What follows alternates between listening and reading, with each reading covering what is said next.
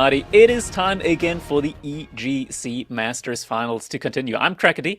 Next to me is Socraton, who's running a little bit late today, but no worries, he'll be here eventually. In the meantime, look at the lobby that we've got ahead of ourselves here today. We're starting off strong and we're going even stronger afterwards. We're starting off with Louis MT up against Vortex. That's already a banger here right off the bat in a best of 5.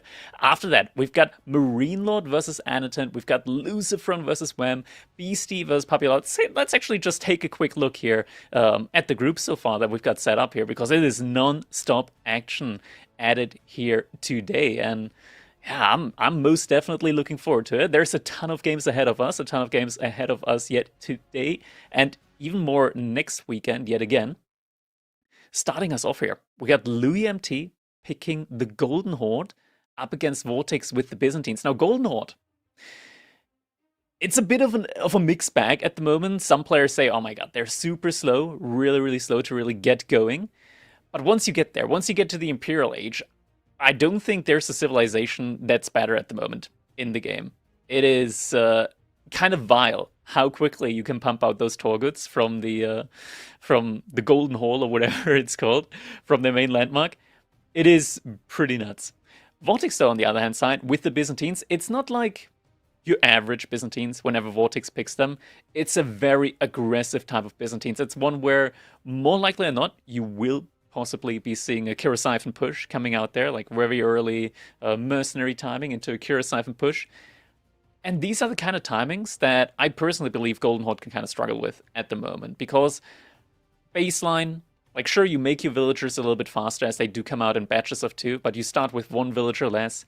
You kind of need map control if you want to maximize the Uvus that you can like put out onto the map for the passive stone income. But whenever you actually want to create units, it's not really as smooth of a transition. It's not really a smooth trickle of units. Instead, every now and then it's like a pump of units because you produce twice as many at the same time for twice the cost, of course, but also it takes twice as long. So it can take a while to get a reasonable army out onto the map. And that's something where Byzantines are kind of like the antithesis to it. I'm sure mercenaries also come out in batches, but they come out so quickly, it's not really too comparable. And you can very quickly get a very large army out with the Byzantines here up against the Golden Horde. So it's going to be an interesting one for sure. Louis, though, he's a master at defense. Vortex, a master of offense.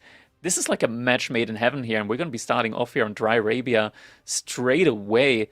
So a very even map right at the beginning.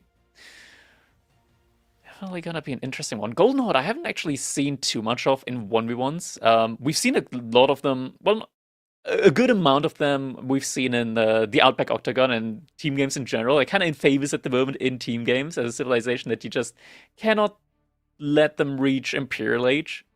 We're going to have to see if Louis can like thread the needle, get himself up to Imperial Age, or maybe he's got something planned even in Castle Age or Feudal Age that can combat the Byzantines here.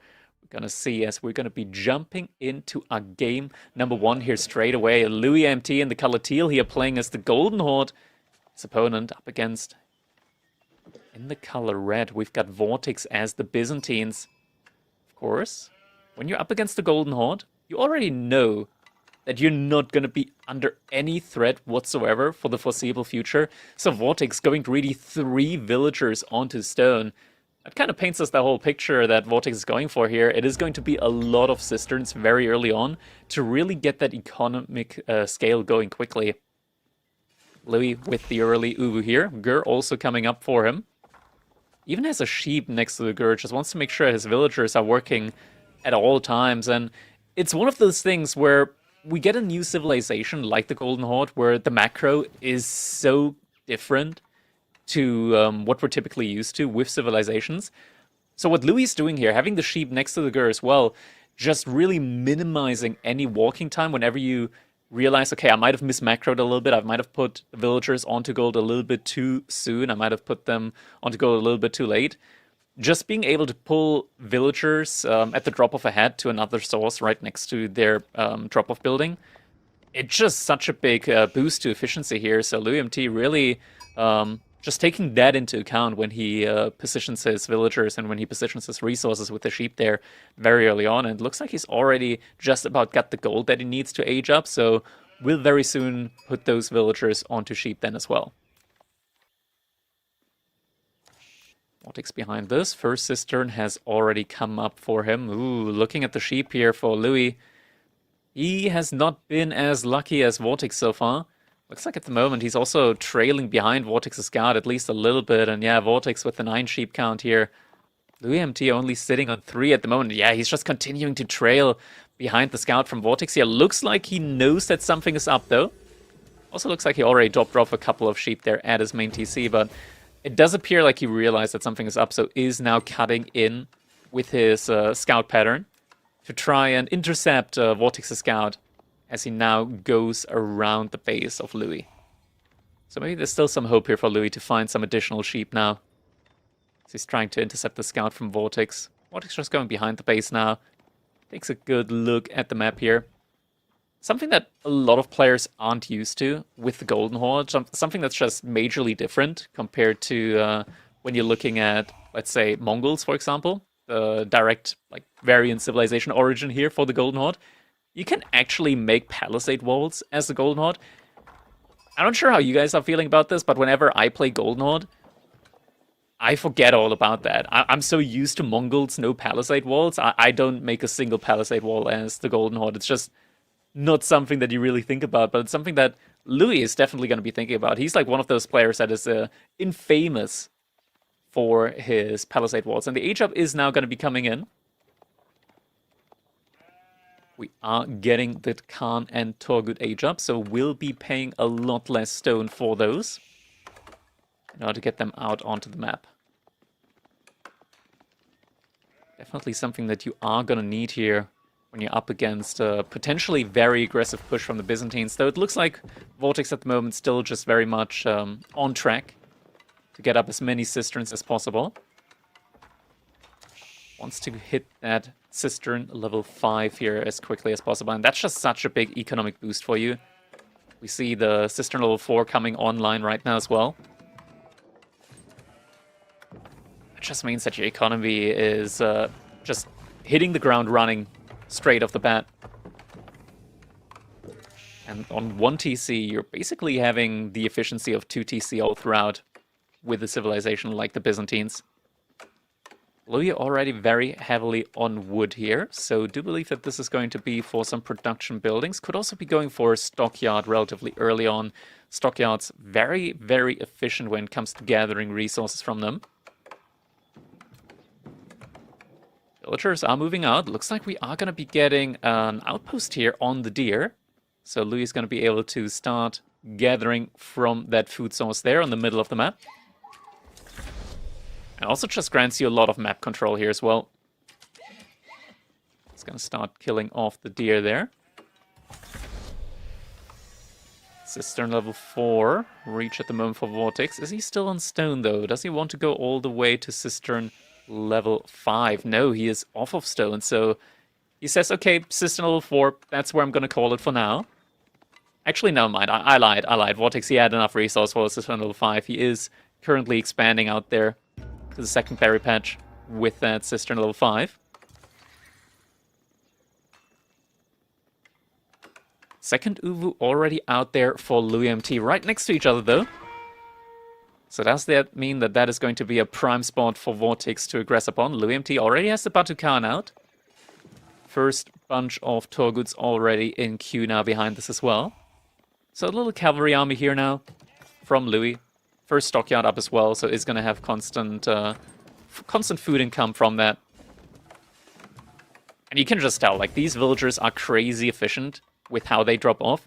They're so efficient, in fact, that when you research wheelbarrow, it only equates to 1 more food per minute. Like, it's less than a 3% boost to food income. Less than 2%, yeah, roughly like 2% boost from wheelbarrow. So it just truly speaks to the baseline efficiency that those villagers have. Batu Khan trying to do some damage here. Villagers trying to body block him. Does manage to get out there alive. Second batch of Torguts now in as well. In queue, that is. Louis, he did add in an archery range, so it could be that we are going to be seeing archers, and that is indeed going to be the play here from him. So first batch of archers now in queue, so normal army composition of cavalry and archers here for Louis early on. Vortex already on 4 Limitani. Mercenary House now also coming in, so Longbowmen definitely on the menu here today. You could also make a case for Javelin Throws, definitely an option. Just because after Javelin Throws you do get the Camel Riders, and Camel Riders are just nice to have in general, like up against a cavalry-oriented civilization like the Golden Horde, which also gets access to Kipchak. But Vortex, he's going to be going for the old and approved Longbowman Mercenary here. Louis also making use of the Falcon, Scouting Falcon from his Scout. Now that is something that you don't get on your Khan with the Golden Horde, but you do still get it on your Scouts.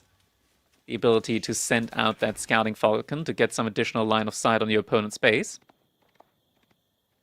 Khan still just roaming around. We don't have one of those reinforced outposts yet there on the deer from Louis. So for the time being, he's just taking his time, scouting his opponent's base. So he will realize if Vortex eventually does move out, and double archery range, pumping out archers, and now also a blacksmith follow-up. Vortex, he's already got 5 longbows out. The second batch already halfway complete at this point as well. Just a ton of military units out here for him. Louis, he's going to really struggle with when it comes to trying to keep up. Like, he already invested so many resources, and he's just barely even when it comes to the military count. When it comes to the ranged military count. Torguds versus Limitani, like, Vortex has the upper hand by a mile at the moment. 25 to 14 military units and the better economy scaling here for Vortex at the moment. This is just a little bit rough at the moment, I want to say, here for Louis. And Vortex, he is going for the aggression now. His military is starting to move out now across the map. Louis, has he started putting out that outpost? Nope, no outpost yet. Yeah, he's gonna have to surrender his position here. There is no way that he's able to fight off against this army. Does have the scout here, so we'll see the army. Actually, he is ready to take the fight.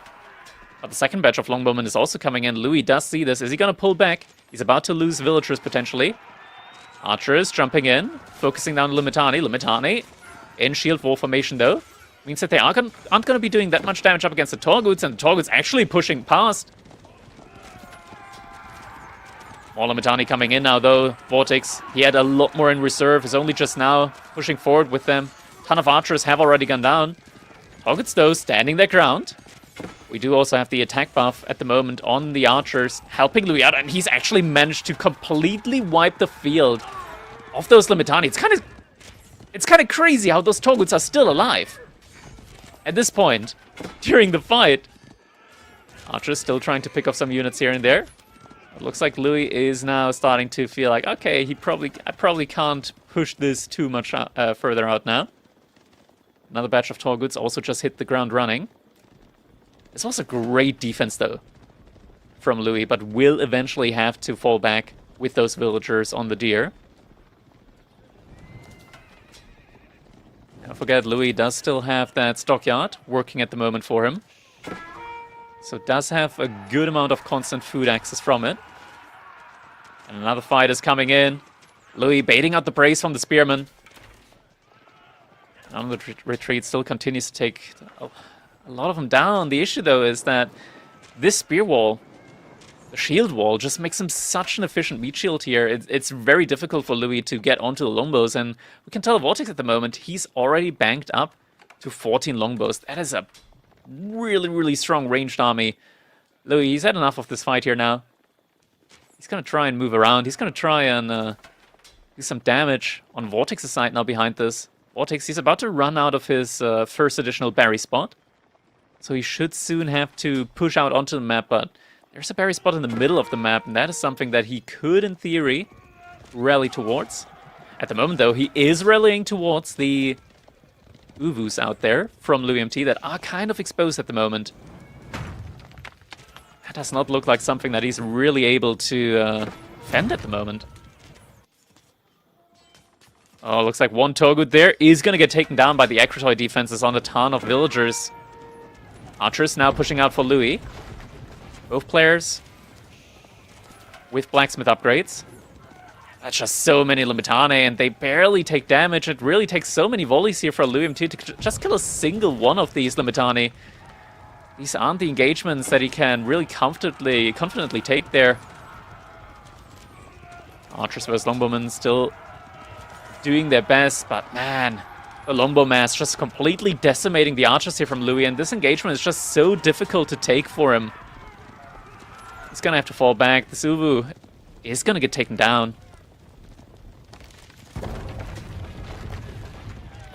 Still more archers in production. Louis, he's not letting up, but he's about to get pushed into his woodline now as the Longbowmen are creeping in deeper and deeper.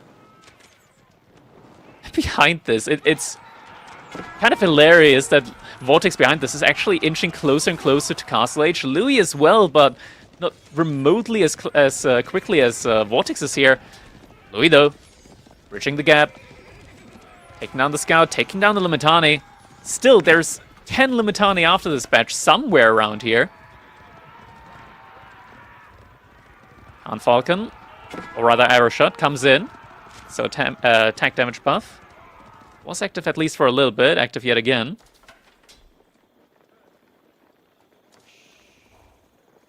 Vortex falling back for the time being. Did just now also move out to the berries in the middle of the map.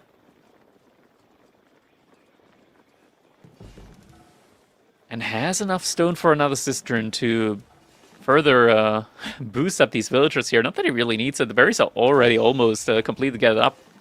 Just with how many villagers he's got here. And we are getting the age up in now. Muscovy Yasak is coming in for Louis MT. So we'll be getting an additional +2 ranged armor on all heavy infantry and cavalry. I believe he already knows that it's unlikely for him, just courtesy of Vortex having the Grand Winery, that's very unlikely for him to be getting pretty much any of the relics here in this game. Because if we take a look at the Grand Winery, it also does get boosted up by the influence of the cistern, so you can get a religious unit within just 15 seconds out of it. At the moment, it's still on Dialecticus, but once you get it up on the conscription upgrade, or rather conscription boost, a monk in 15 seconds as soon as you hit Castle Age, it's very quick. It is very, very quick, and we're immediately getting the monk in. Hasn't switched up yet to conscription, so it is going to take the full 30 seconds here for that first monk to be coming in. But still, just immediately able of, like, to quickly grab up those relics and take him away from Louis. Louis still needing a minute to get to Castle Age, even though he clicked the age up first. It just takes such a long time for the Golden Horde to age up. We do have a barracks in, though, at the moment for Louis, so is going to be getting a Karash in. Vortex already with the first Cataphract out there. Question is, what units do you really make here now as Louis? Just continue with the Torguts? Men-at-Arms don't really do too well up against the Cataphract, so Torguts or Kashyyyks is going to have to be it. Your archers just don't do that well up against the Cataphracts once the Painted Shield upgrade comes in. You're going to be able to reduce that range damage by an additional point. Now the Longbows getting closer to the woodline. Louis, though, very quick reaction, is going to be pulling the villagers away. So won't be losing any villagers there yet again. And yeah, the heavy cavalry is nice and all, but up against the Cataphracts still reign supreme. And we're almost up to +30 longbows at the moment now for Vortex. We have the first couple of Ruse bounty, though. The Ruse tribute units. So a little bit more of a front line for Louis. Still, it pales in comparison to what Vortex is out there at the moment. Second Uvu about to be going down. Louis did sneak out a villager in order to get a third Uvu up. But that's not going to be enough to sustain him. Now Vortex, he's just pushing in. Straight underneath the TC. Villagers trying to make their way past the army here. And Louis, he's not getting the time in that he needs in order to get the veterancy upgrades in on his units. TC helping out a good bit, though. And the longbows are going to have to be microed here, which Vortex is doing. For a moment, it looks like Louis is going to be able to hold, but there's still just such a never-ending stream of units running towards the base here from Louis at the moment. Batukan's still full HP, but there's still some cataphracts here. Tanking up a lot of the damage. And the Longbos have just taken out all of the ranged units from Louis. Now going towards the villagers. Villagers realize, though, only one going down. After all is said and done, this entire dive only resulted in the loss of a single, make that 2 villagers. Could have been a lot more, but Vortex still relentlessly pushing around the sides. And Louis, he's been off food for a while. The food income now completely plummeting. Louis, he believes that maybe now he can get some the Uvus back up again. Not the case, though. Both Uvus getting denied here. 2 more villagers going down the wood line. Now under threat as well. And we're getting to the point where Louis just arguably cannot get back into this game. Now more villagers falling yet again. We see some Kashyyyks as well as some Toggans coming in yet again, trying to save the day. But the Cataphract's still on those villagers. Louis has somewhat stabilized in terms of getting the military numbers in there. But still, the idle time is just heavily influencing him here. It's crazy that after 8 villager losses, Golden Horde is just about even in the villager count. Army value 2-1 at the moment as Vortex is just banking up more and more of the Cataphracts. Now also going back into the Mitanni. There's also about like 10 Longbos just about to hit the field. And just getting them in these big batches every now and then. Just such a large army mass. First wall just now coming in for Louis MT behind this. Is going to give him the option of rallying villagers through the wall and just with a gate able to get some more villagers to safety. Now the Stockyard is coming in. Now we do have some Landsknecht in as well. Are getting taken down very quickly though, so won't be posing too much of a threat. Third relic about to be coming in now for Vortex behind this. Louis, he did send a shaman out, but that one unfortunately did not hit the relic first, so Louis might potentially get 1 relic in. I don't think he's going to be getting 2 in. I think it's going to be a 4-1 relic game here. You have a couple, or at least a single crash in there at the moment, so Louis does have a very good amount of armor on these units. Is it going to be enough though? Vortex going for another push. 10 more Longbos just now making their way across the map. A very big batch of units about to hit the field here. And there it is, the Longbos just now arriving. Louis seeing it. Is this a fight that he can take? It's a fight that he has to take. Longbos yet again getting sniped out by those Longbowmen. The archers just falling so rapidly. At the end of the day, the military force from Louis, it's all going down. Vortex with the Byzantines here is going to be able to win game number 1 up against Louis MT. And looking at the stats here, military value lead actually in favor for Louis for a while. But in the end, like he just didn't have the upgrades in time. Vortex with the much quicker tech up timing there. Even though Louis clicked it first. Looking at the economy count as well. Maybe there was a little bit of idle time in there for Vortex, but still kind of crazy how quickly Louis was able to inflate his economy there up against the Byzantines. But when all is said and done, like the Cistercian scaling, it's just so much economy going your way here. Next up though, we are gonna be moving over to Pigeon's View. It's going to be Louis MT with the Ayyubids here, up against Vortex with the French. So kind of a classic civilization for Vortex here, but also a classic civilization for Louis. As a Chinese player that's played a lot of team games and predominantly comes from the team games before he eventually started playing a lot of 1v1s. Louis, he's got a lot of experience with the Ayyubids. That is like one of the civilizations that the Chinese team gamers have played time and time again. A very comfortable meta pick for them. And definitely not a bad pick when you're up against a civilization like the French. One that I typically really favor the Ayyubids in. Not just because you, of course, like have the camel on knees, but also the dervishes very early on. They just provide you with so much tempo. If the French actually start with a knight, that knight isn't going to be able to kill a villager as long as the dervishes are there. And it's also very, very early camel on east there if you go for the dervishes as a feudal age up with the logistics wing. Once again, we see here Vortex just pushing in relentlessly. 2-1 army value at this point as well. It's one of those situations where I'm not sure if the cow valet, how we like to call it, is accurate. I honestly expected Vortex to have been like a military-wise favored throughout the entire game. So it's also always the question: all units get counted properly. So I'm just gonna, call him out there a little bit.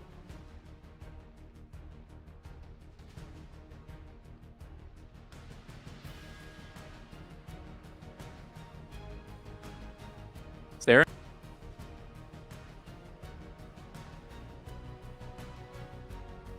This was very far ahead at that point.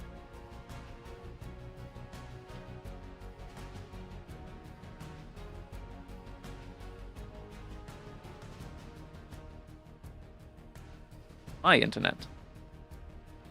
It is the German internet this time around that is lagging behind a little bit. Okay, should be better now, hopefully, though. Alright, going back over to the draft here. Ayyubids versus French. Looking at the other civilizations here available to Louis, he did actually pick the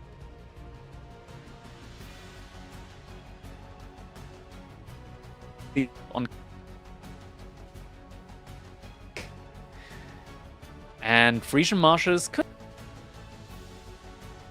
I think, to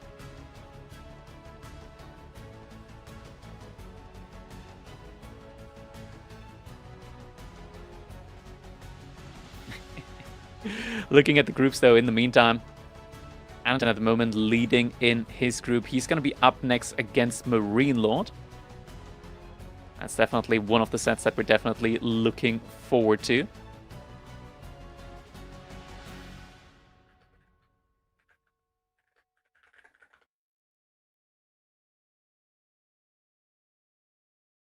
Anton vs. B. That was a set that happened yesterday. It was definitely one of the a very exciting set between them as well. Anton and B, that's like one of those sets that you see all the time whenever KPMM goes through the finals. It's a classic. It's an all-time classic.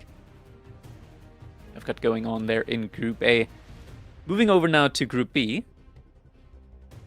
Got Papipon, Demu, and Beastie in that group, so also a very stacked group. Beastie versus Papipon, that is going to be a set that we're going to be looking at today. Demu getting a point off there against Papipon. And he's definitely been looking in... He's been looking in a very good shape at the moment, Demu, I want to say. Papipon also just a very strong player at the moment. Definitely within the top 5. Demu hasn't been in the top 5 for a while, but I think at the moment he's setting himself up for a comeback arc. BC, I don't think we need to introduce him. Definitely like firmly nestled within the top 2 to top 3 of Age of Empires 4 gamers we've got here. So Group B definitely a very stacked group as well. And Group C definitely not slacking in there either. I believe Group C is the one that has Wham in there. But we're moving straight over to Group D, because, things happen. Vortex currently leading in that group.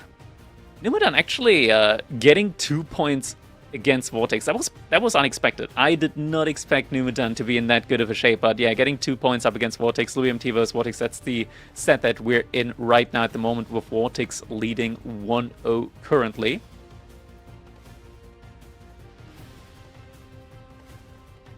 So we're gonna be jumping back to that draft now.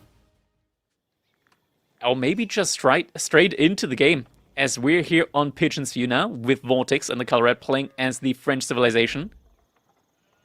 His opponent in the color teal. We've got Louis MT yet again, this time as the Ayyubids.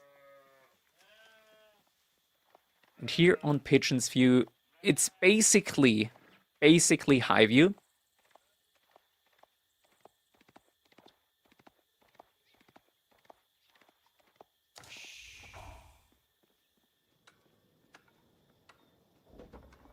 Vote.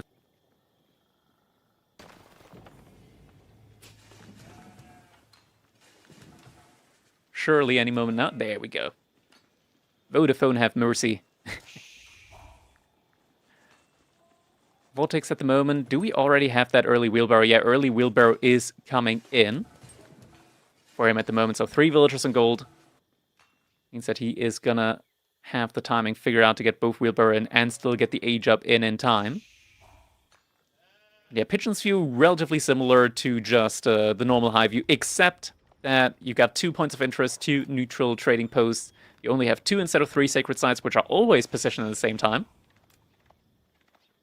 And also 2 additional berry spots. So civilizations like the Ayyubids, or just in general civilizations that do like some resources out on the map with map control, definitely favored here. And it's just such a nice synergy for a civilization like the Ayyubids, which does get plenty of bonuses from those berries.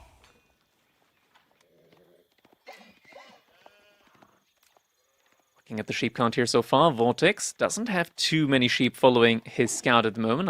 We're gonna have to check out if he already sent a couple back to his TC. Of this time around, it looks like the sheep gods just weren't with Vortex here in this one. Looking over at Louis' sheep count, yeah, that's where they are. That is where they are, and we are indeed going to be getting the Culture Wing logistics in. So 2 dervishes gonna be coming in with the age up. Louis already putting 2 more villagers over on gold. So we're already getting a little bit of a glimpse at the game plan here from Louis. Those 2 villagers that he is sending over to gold just kind of signalize that he isn't gonna be looking for a long feudal age. Instead, he's gonna want to quickly rush this one up to the castle age potentially. And with the Culture Wing logistics, the first knight that arrives from Vortex, it's just going to get out-healed. It is not going to be able to kill a single villager.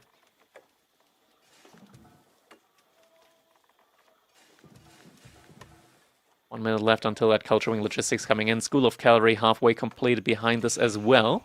Getting that boost there on the military production from the School of Cavalry also means that you're just so quickly able to pump out military units here as the French early on, and especially since you already have that stable right away, you're saving up on 150 wood.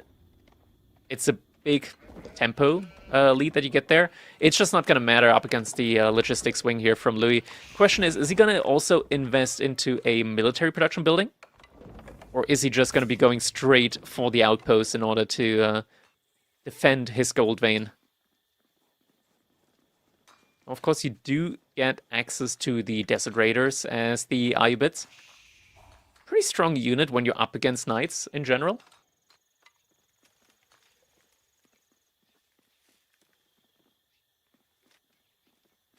But it's not like a... It's still not going to win in a 1v1. Has a ton of melee armor, though. But especially with the Desert Raiders, or rather Dervishes, being able to heal them up time and time again, it's one of those situations where you can take really, really efficient trades up against the French Royal Knights. And we do see the first Royal Knight now in queue for Vortex. Question is, what's the follow-up here? Are we going to be seeing a play into Pro Scouts now? The deer for Louis MT are all in front of his position. In front of his TC. So they're all very easy to steal. We do, of course, have that nerf active at the moment with the Pro Scouts. So whenever you do actually steal the deer, you're gonna be losing out on a lot of food there. And there we go. The knight is making its way over to the gold villagers, and we're just gonna see how strong those dervishes are on the defense there. As the knight, he's trying, okay? He's doing his best.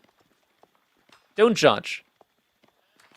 If there were 2 dudes on camels just like screaming at villagers and healing them that way, you would also get upset. Yeah, this is kind of upsetting to watch. Oh, you switch target over to Dervish itself. Now, he is actually out-damaging the healing, but he cannot stand underneath a TC. There was actually a moment here where I feel like if he actually like committed to a charge, like a point-blank charge, he could have taken the Dervish down. But now we're back to the good old knight versus double healer villager.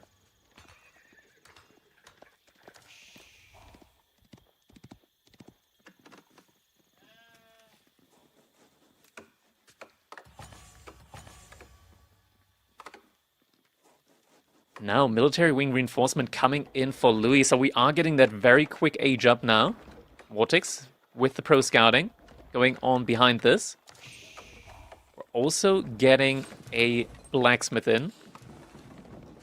Now with the stable, double stable. The military wing reinforcement is such a great age up here now for Louis. It means that he's gonna immediately have some military units as soon as the reinforcement wing finishes up. 3 counter units to the cavalry from Vortex, no less.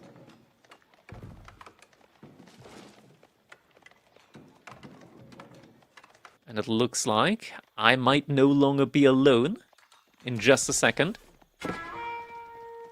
There he is. Socketen, how you doing, man? Getting some support here now in the caster booth. Very much appreciated. Still a minute out for Louis MT to get that reinforcement wing out. Already on 3 knights at the moment for Vortex. Just trying to find some avenues here of being able to do some damage. Stable now also coming in for Louis MT.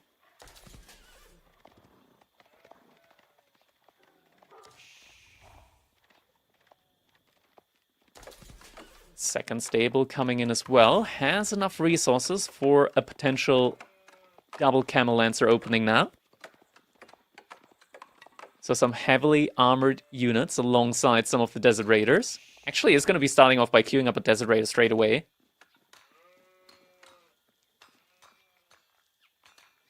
People saying I'm talking to myself, but they just can't hear him yet.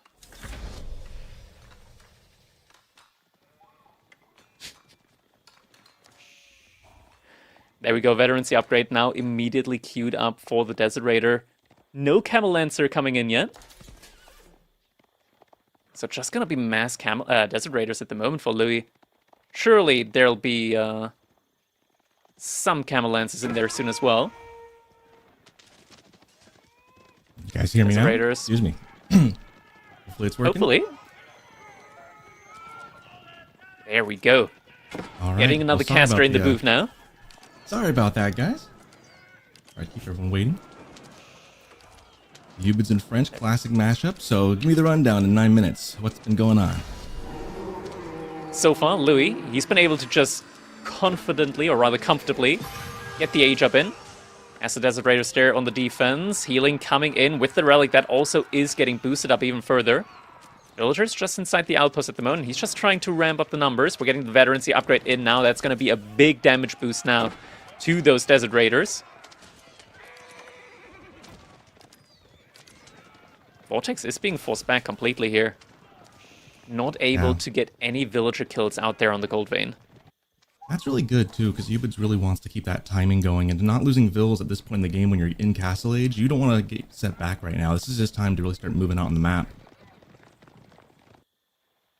Hey, behind this, Louis, he lost his scout, is actively reproducing that one, so just knows the value of getting all of that information out. And still, no queuing up of the Camel Lancers so far, just still continues with the mass Desert Raiders. We should also soon be seeing the next batch coming in from the House of Wisdom for him, so just further ramping up the numbers there. Yeah, that upgrade coming in for the Desert Raiders to make them so much more effective. I mean, they don't do a ton of damage with their range in Feudal Age, but getting that upgrade really makes them, I feel like, it's a big step up in Castle Age. Vortex now also moving out to the boar.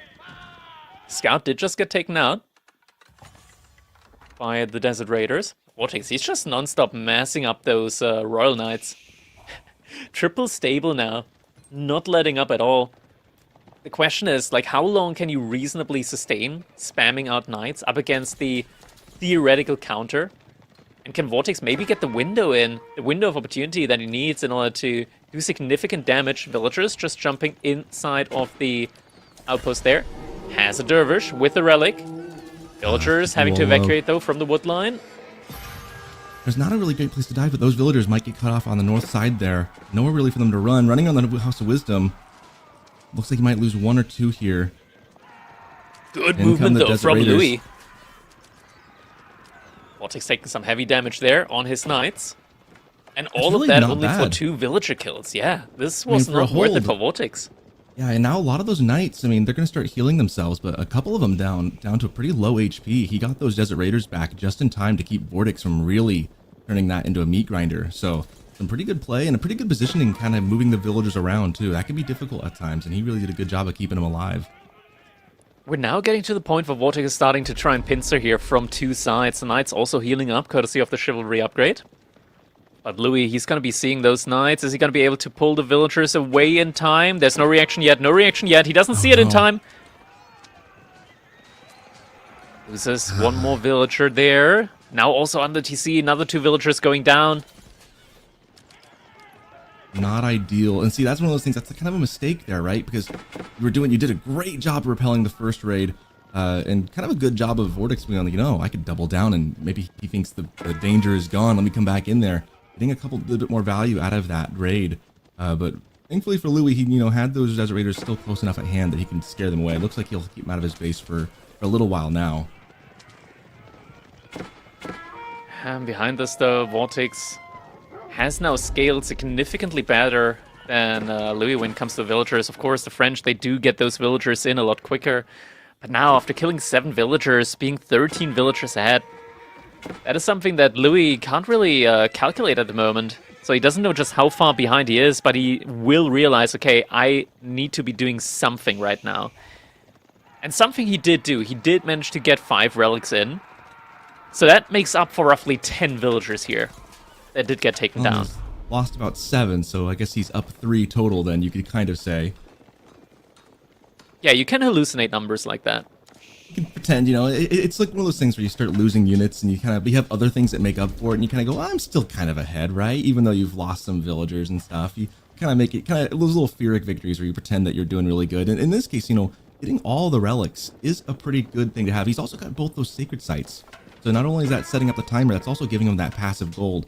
So he's doing really good. I mean, now he's finding out where that Borzat, scaring away the villagers there, slowing down the ego. This is what I think is so dangerous for French going out on the map sometimes when your opponent is in Castle Age and starting to move out, is you need those external food resources to keep your military coming out. And so now Vortex has got this mass of knights, but he doesn't want to lose it here. Fire armor from the House of Wisdom, helping the villagers out here a good bit. They're jumping out now, though. Vortex, is he able to get the point-blank charge in? He is not. Villagers all survive. And no age up inside. Louis been really good at keeping his just his stuff alive for the most part. 7 villager kills, well, it doesn't feel great. Could have been a lot worse, and now he's picking off his first fill on the other side. We see the 2 Desert Raiders getting onto the outside resources on those villagers who now have nowhere to go but run for home. Nowhere to go, indeed, and we're getting to the point now. 34 Desert Raiders, and Desert Raiders, it's a cavalry unit, a ranged cavalry unit at the end of the day. So the scaling can be truly obscene on a unit like that. We've seen it time and time again. Villagers still just getting taken down. We do now have a lot of spearmen. Something interesting about the Desert Raiders is because they actually have very quick attack speed, they're not that bad up against spearmen as well. You can very effectively kite with them. Yeah, you can really kite with them quite well. And it's deceiving, right? That critical mass is kind of hard to get to. I think because Desert Raiders with their bow don't have a very high base damage with that, if I'm not mistaken. It feels like it kind of does a little bit of trickle damage. It takes a while to get that critical mass where suddenly they're one-shotting stuff. It looks like he might have that right here. I mean, he's going to be definitely one-shotting spearmen, and maybe even a couple shots could take down a knight with those volleys. Louis trying his best there to kite, but is actually losing a couple of Desert Raiders there in the process. Still, he just has so many at the moment. He's able to just continuously kite back. They've got such good melee armor as well that they can take a couple hits too. And the numbers for Vortex going down further and further. He needs to make sure that he doesn't lose too much here either, but Vortex can't just keep pushing this non-stop. Eventually, he is going to have to fall back. Well, he's already lost so much here, right? I mean, he's lost so many of those knights. And now, under the TC, the spears have nowhere to go either. And that's going to be it in game 1. Or no, sorry, game... what is this, game 3? Game 2? It's game 2. It's game 2. Game 2. Yeah, sorry about that, guys. I had daylight savings. I'm a victim of it today. But game 2 going to Louis there. Yeah, so the set now evened out yet again in this one. Vortex had the firm military value lead there, but in the end, that technology lead with the Desert Raiders just firmly helping Louis MT out here. And, you know, for all intents and purposes, if we take a look at, you know, he aged up roughly like 8.5 minutes in. The game went to 17 minutes. He, in theory, got like, 9 minutes worth? So he's gotten like 15-ish Desert Raiders in for free. That's a lot of value right there from the age up. There's a lot of value. I really love the way Ayyubids and even I guess Abbasid, but they've not been as dominant of late, play out in that. And that each wing, there's kind of like a floor and a ceiling of how much value you can get out of it. I mean, it's really true for any landmark, right? There's a floor and a ceiling for how much value you get out of that landmark. And those Desert Raiders popping out, it really is, the longer the game goes, the more value you get, and how you use them, of course. We saw that work out here where really, sometimes the Ayyubids can fall victim of the longer the game goes, the worse they get. But in this case, Louis played it in a way that the longer it went, the more value he could get out of those Desert Raiders. If he can keep them alive early, really kind of snowball, and that's exactly what we saw here. Exactly, especially a Desert Raider is just in mass, such a potent unit. You're not even forced necessarily into having them all ranged at the same time as well. You can also turn them into the melee mode, and suddenly you've got like an army composition of frontline and backline all in one with just a single unit. It's a very strong all-rounder. Next up though, we're gonna be moving over to Kawasan, and it is going to be a match between Missing Image and Missing Image files. So I didn't think we'd have any mirrors here, but looks like we do get... Nah, I'm just kidding. I'm guessing this is going to be probably Knights Templar, since Louis is more incentivized of taking Tughlaq Dynasty on Frisian Marshes, so maybe like a Knights Templar versus Shushi game, I would guess, and then Frisian Marshes Vortex can keep Ottomans for that. I could definitely see that happening. And I'm looking at that Pigeon 2 game still. I still have that in my mind, and I'm thinking, man, what a rough matchup. You know, some drafting, when we're looking at this, I mean, having KT for a map like this is going to be really good for Louis. It looks like he's drafted really, really well. Because playing Ayyubids into French is going to always make the Ayyubids player happy. And then going Kawasan, you've got KT in your pocket. I mean, looking at like Vortex, I mean, I guess Zushi he can play. It'll be curious to see how he wants to go about it, because KT is going to be just so good on this map, I think. Historically, we've also seen Mongols being used against KT quite often, so that is also an option here for Vortex. I don't think he's one that would necessarily stray away from what he's used to, so I could see arguments for Vortex picking Mongols here over Shushi on Kawasan to deal with Knights Templar.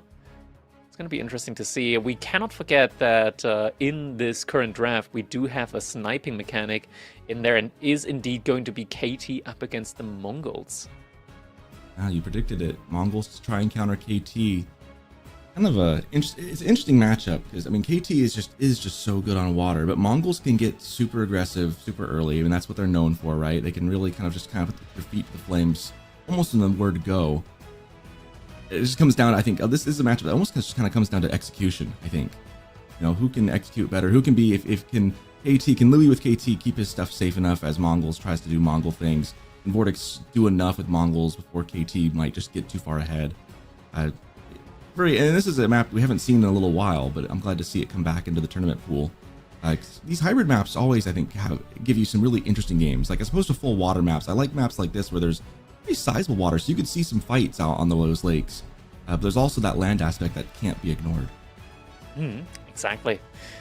A civilization here like KT at the moment, now they did get a good nerf. So now their timing on the docks has been severely delayed. They're no longer as strong when it comes to getting that dock up really, really quickly. And Mongols is very good at exploiting these types of delays. So it could be that we're even getting like a Dark Age barracks here coming out from Vortex to deny the potential move out onto the water from Louis MT once that comes in. Other than that, I'm not 100% sure how Louis is going to play this, whether he's even going to try to go for an immediate dock approach. I think much more likely we're going to be seeing a move into Dark Age Spearmen from Louis MT as well. So just Dark Age Barracks versus Dark Age Barracks for the, what I want to say like first 3 or 4 minutes. I think they're just both going to be hammering Spearmen nonstop. And eventually one of them is going to try and go for a dock. So it's going to be a matter of who's going to blink first then, you think? Who's going to blink and put the dock down, and can they sneak it in at the right time? Yeah, exactly. I think in some situations it might also just be worth, if you're both going for Dark Age Spearmen, to just ignore water for the Dark Age and just try and get an age up in first and then go for water afterwards. I think it's more beneficial for KT rather than Mongols, because they of course also get access to the pilgrims, and they don't have to idle any villagers during the age up. They can't make villagers, but they don't have to idle any. Yeah. Well, we'll see. We got 3 minutes and 45 seconds. We changed gears real quick, and I'm curious. I haven't really gotten to chat with you with the new civs coming out. This is the first tournament really with first real big tournament with these new civs added in. Last time I saw you, we were at King of the Rockies. What has been your favorite of the new DLC civs so far? As far as like playing them, I've gotten in just a couple of games. Cause Vodafone was hindering me time and time a little bit here and there. But I've been able to get a couple of games in. I quite enjoy Sengoku and Macedonians at the moment. Sengoku more than Macedonians, I would say. I think their just unit roster is very unique. Not getting crossbows is a little bit jarring. Like they get the like hand cannoneers instead.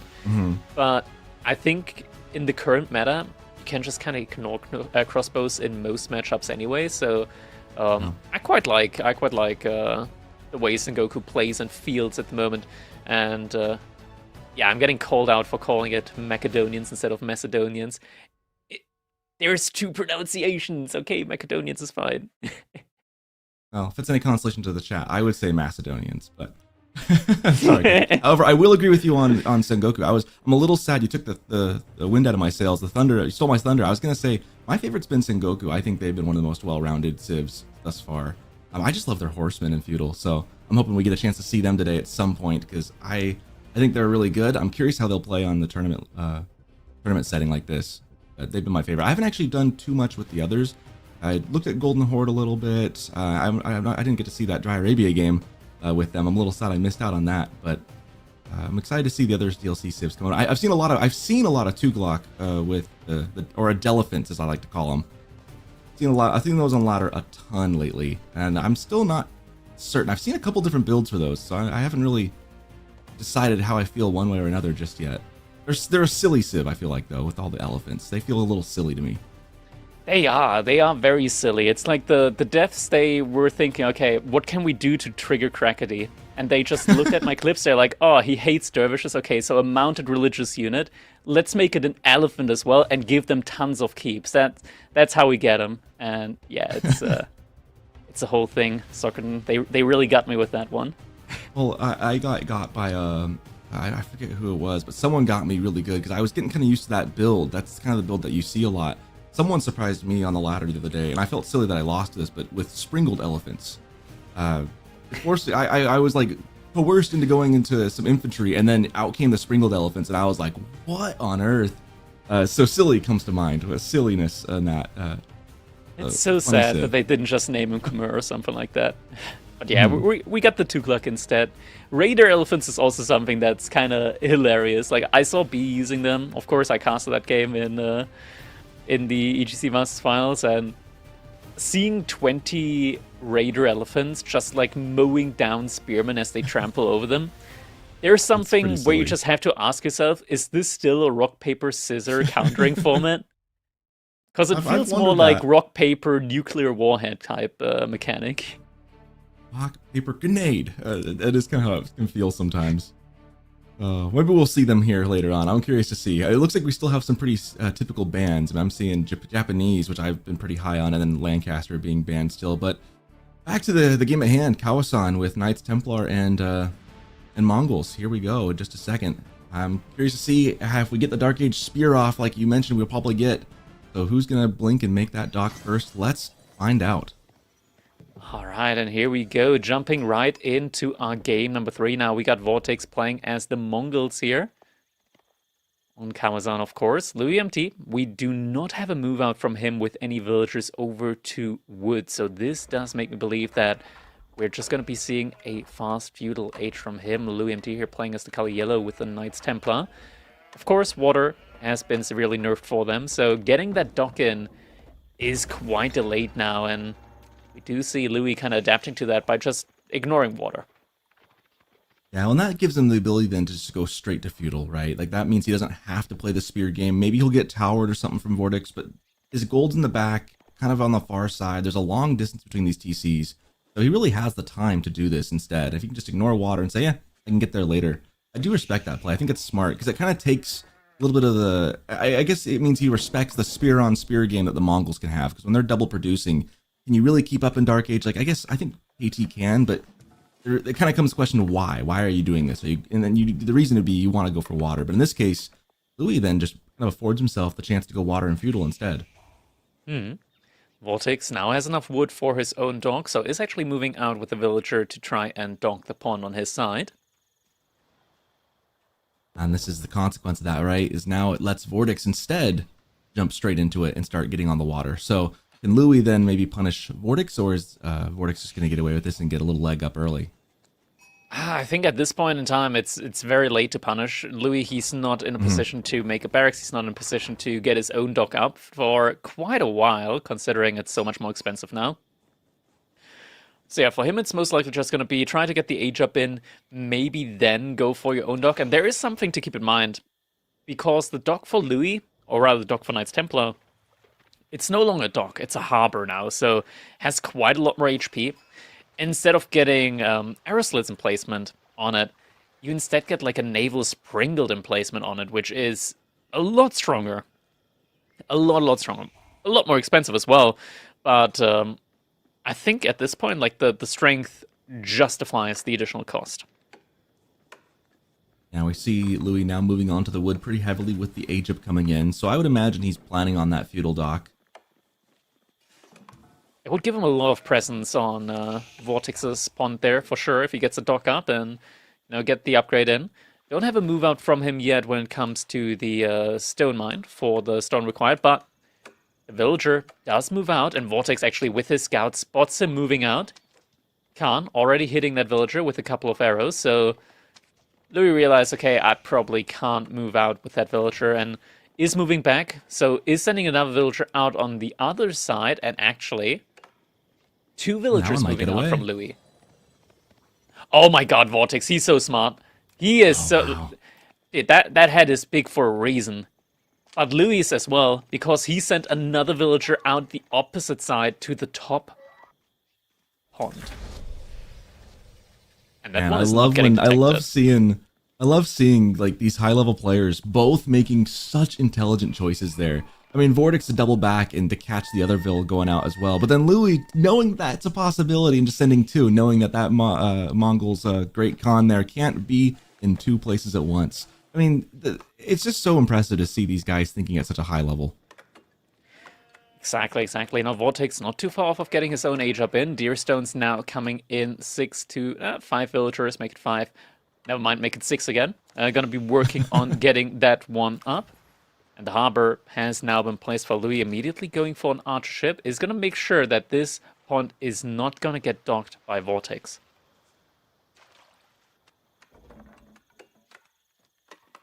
Both players now have established their presence on each of their respective lakes.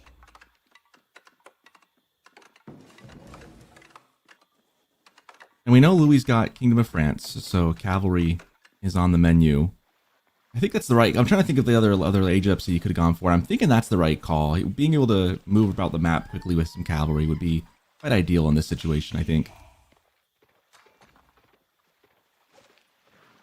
Yeah, could be going for some cavalry. Could be also going for an additional harbor. Yeah, it looks like Louis is investing in that second harbor. So that's quite expensive, Soccerton. Like, the harbor is already 250 wood. That's going to make it 500 wood investment for Louis to get a double dock up on his pawn. So he's going to have to really invest into fishing ships there in order to make up for that big investment. Yeah, and all that right at 5 minutes, too. That's a lot of resources within only 5 minutes of the game to be putting down. He does already have, looks like, the galley going back and forth on his map, or his pond at least. So he's definitely looking to secure that and not let a dock go up. So that's kind of his plan right now is he's securing his, he's let Vortex have his. He'll probably try and do something about that later, but right now he needs, like you said, needs to secure that investment and get his money back after putting that many resources down. Next up, and even with like wall too. Gets a nice little wall up there, just constricting the ability for Vortex to maneuver around. Vortex now investing into some Mangudai here to potentially do some harassment out and about on the map. Also upgrades the ability to pack up his buildings, gives him additional movement speed on the packed up buildings. So the Deerstones is going to be moving around quite quickly, and even more Louis walls coming in here. So very, very much constricting the mobility from the Mangudai if those walls make it up. So do you think he's going to wall the front door as well? I mean, he's got the sides there getting walled up. Do you think he'll wall in the middle and just be completely boxed in? I think it's going to be quite difficult to wall the middle for him. Maybe he can wall in one more side. I think it's already like a big victory for you if you're just able to constrict enough to make the movement predictable. The tower. He puts up the outpost instead. I actually like that call.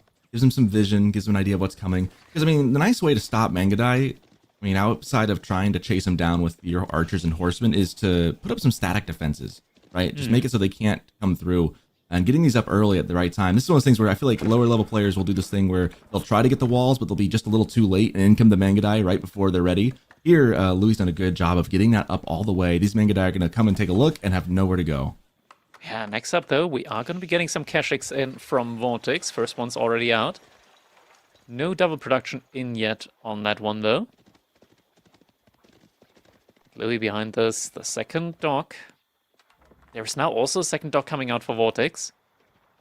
Vortex still firmly ahead when it comes to the overall economy count. And you have to deduct, of course, like 5, or not 5, but like 3 villagers for Louis MT for the age up with the Knights Templar. Vortex still ahead, though, even if you do that. But the bridge is closing the gap there. It always warms my heart when I get to see two players just have the gentleman's agreement of you have your side of water, I've got my side. No need to make things ugly, right? Because water can get so ugly early on, and it's always kind of funny when players like decide, like it's like when the Pro Scout was in meta for a big time there, and you know both sides could just take their own sides and then try and sneak one or two, but they'd always get super aggressive. Sometimes you see on water players get really aggressive, and it's always funny when the reverse is true. Like here, they're both just they've got their own pawns, and that's just that. It makes for a very civil feeling game. Vortex continuously invests into Kashyyyks behind this. Louis also investing into horsemen. The investment, how important is that outpost? Oh, it's very important at the moment. Just completely denying Vortex the ability to enter the base there from Louis and just completely protecting that wood line.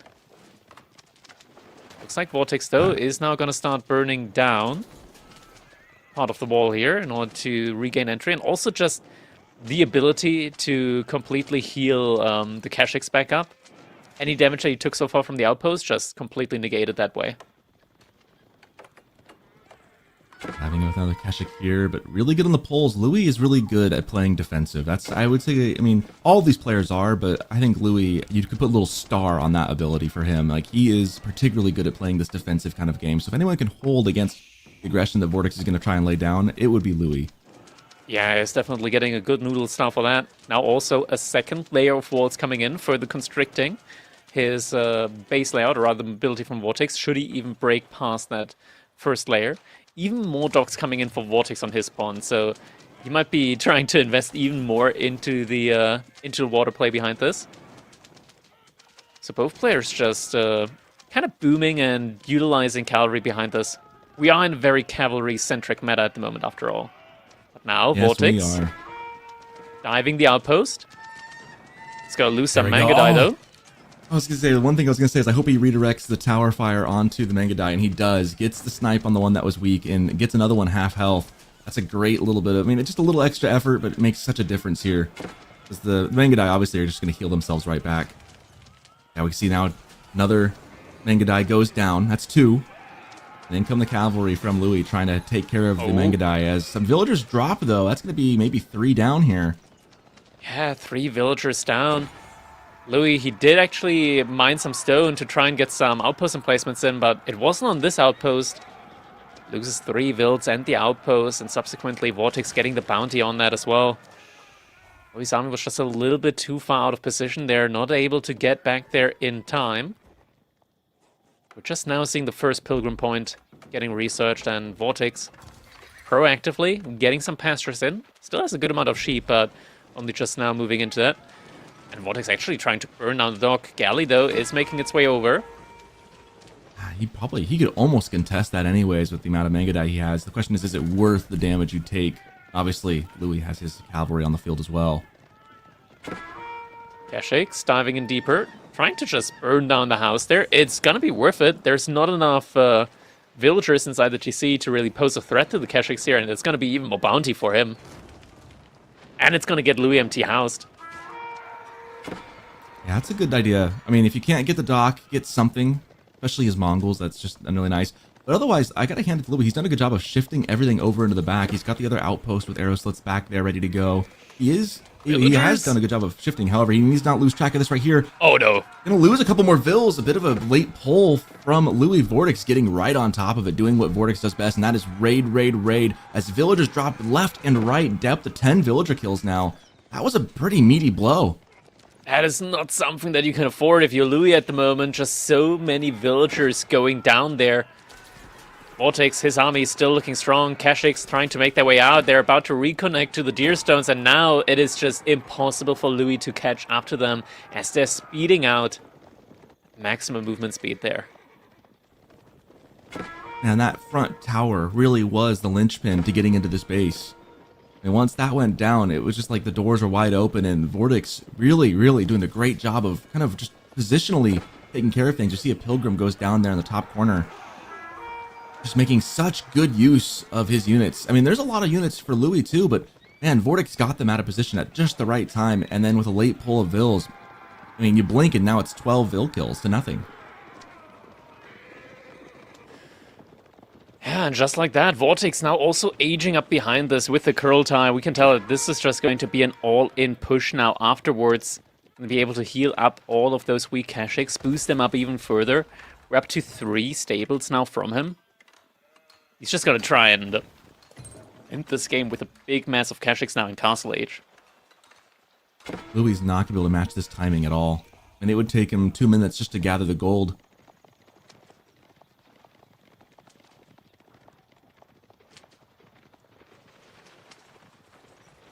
Like, Louis is going to be in a really tricky spot here in just a couple seconds. Like, if he can hold, it'll be great. If he can get some more damage done back, that'd be also really great. He's poking and prodding, but the Kashix are all sitting at home waiting to be healed, so they're ready to meet the cavalry of Louis. There's not a whole lot of the places for him to poke right now. Yeah, not really.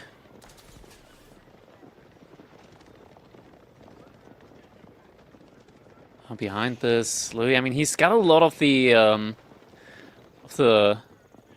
Chevalier here at the moment, and they do boost each other up. There's no real opportunity for him now to reach Castle Age himself. And Vortex, he's moving across. Might get caught off by Louis' army here, but it's just not a fight that Louis can realistically take. Especially if that Kurlatai gets put down, right? Like, maybe in the open field he can make a good trade, but once the Kurlatai comes down and they start fighting underneath it, you really aren't going to want to take the fight. Louis wrapping around looking for damage. He wants to find damage. He knows he's down about 12 villagers. He knows he's taking a hit. He knows he's down in age, so he should have some kind of advantage to press for a little bit. Needs to take a great fight. Has an engagement going on here, trying to get onto the Kashix. No Kurlatai in sight. This would be his best opportunity to get a win on the battlefield. A couple of Kashix go down. But was it enough?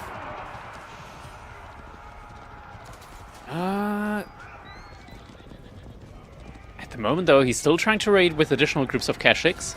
Isn't quite able to take as efficient as fights as he really wants to. Fight now is getting taken, but it's just still so much cavalry here from Louis. Is it going to be enough, though? All the cavalry is very weak at this point in time, so numbers dropping very, very rapidly here. And this isn't an army that Louis can effectively reproduce again. Kurultai firmly positioned inside of Louis' base as well. Next to the deer stones. That's right on the door. That's right where that tower was at. I feel like he took an okay trade out in the open field, but now a lot of those units are really weak and aren't going to be as effective going into raid. Like, they're just going to drop like flies if they do. Meanwhile, those Keshik looking to do some damage and to get under that Kurultai and heal right back up. So, and furthermore, they're just going to cut off and pinch the reinforcements. Louis firmly still hot on the... stuck in feudal age. Yeah, hot on the heel there. And now the Keshiks moving inside of Louis' base. There's just no way of getting them out again. Kurultai further diving in. Right next to the TC now. Villagers trying their best to make... Oh, there's no gate yet. All the villagers die while the gate is being built. This is a rough trade. Meanwhile, losing his units on the other side as well. But Kurultai sitting right next to the town center saying, all your base are belong to us. What can Louis do about this? He's still not taking good enough trades in the battlefield, trying to get onto the villagers of Vortex, but it's 20 Vil kills to 2. That's 10 times the difference. It's just not enough. Louis got a lot of food, but no gold at the moment for him. First pilgrim in a while does connect to the sacred site there. Gets a little bit more gold in yet again, but it's all just flowing more and more into the Chevalier. And every time Louis isn't fighting, the Keshiks are healing up around the Kurultai.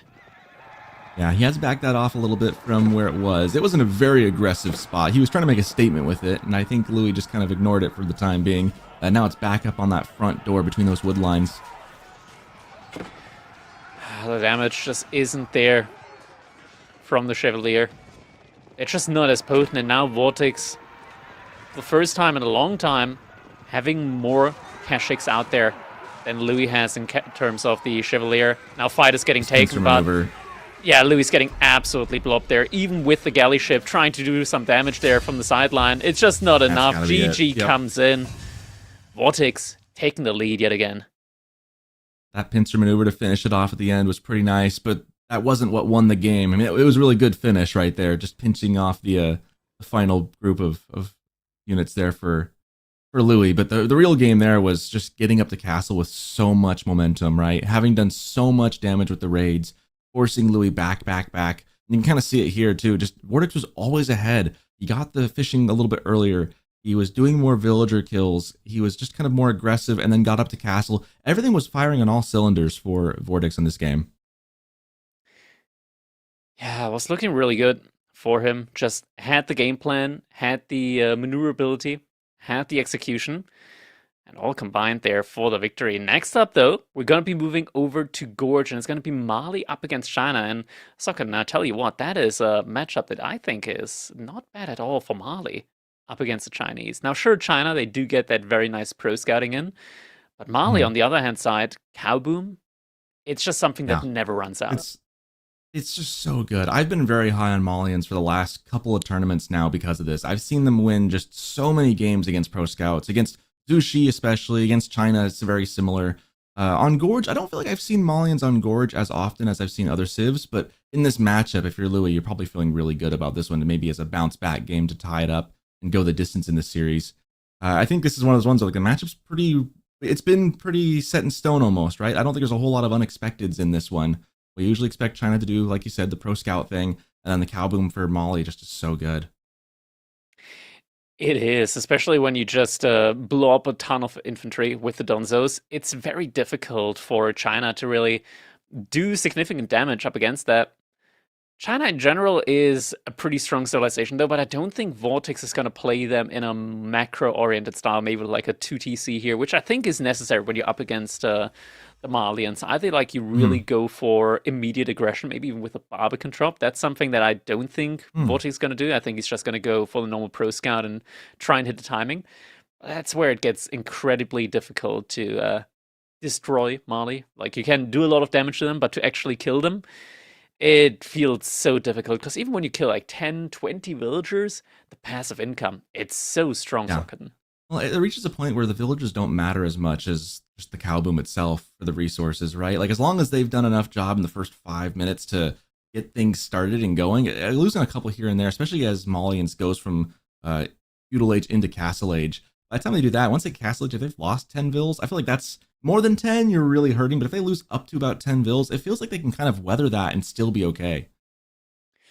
Then, you know, the pro scouts gear run out for China, and then suddenly I think China has a bit easier transition into farms than say Zhu Xi, but that's still a cognizant transition of I have to spend resources and build the granaries, get that going, and that window, it feels like for some civs it feels like it's a small window to do anything, and China just kind of gets it up.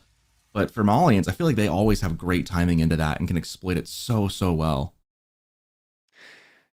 Yeah, I agree. I agree. And China, with the recent nerf to Pro Scout, like they already lose out on like 10% of the food gathered from the deer. And when they take the opponent's deer as well, that's going to be like 30% lost in terms of food from your opponent's side.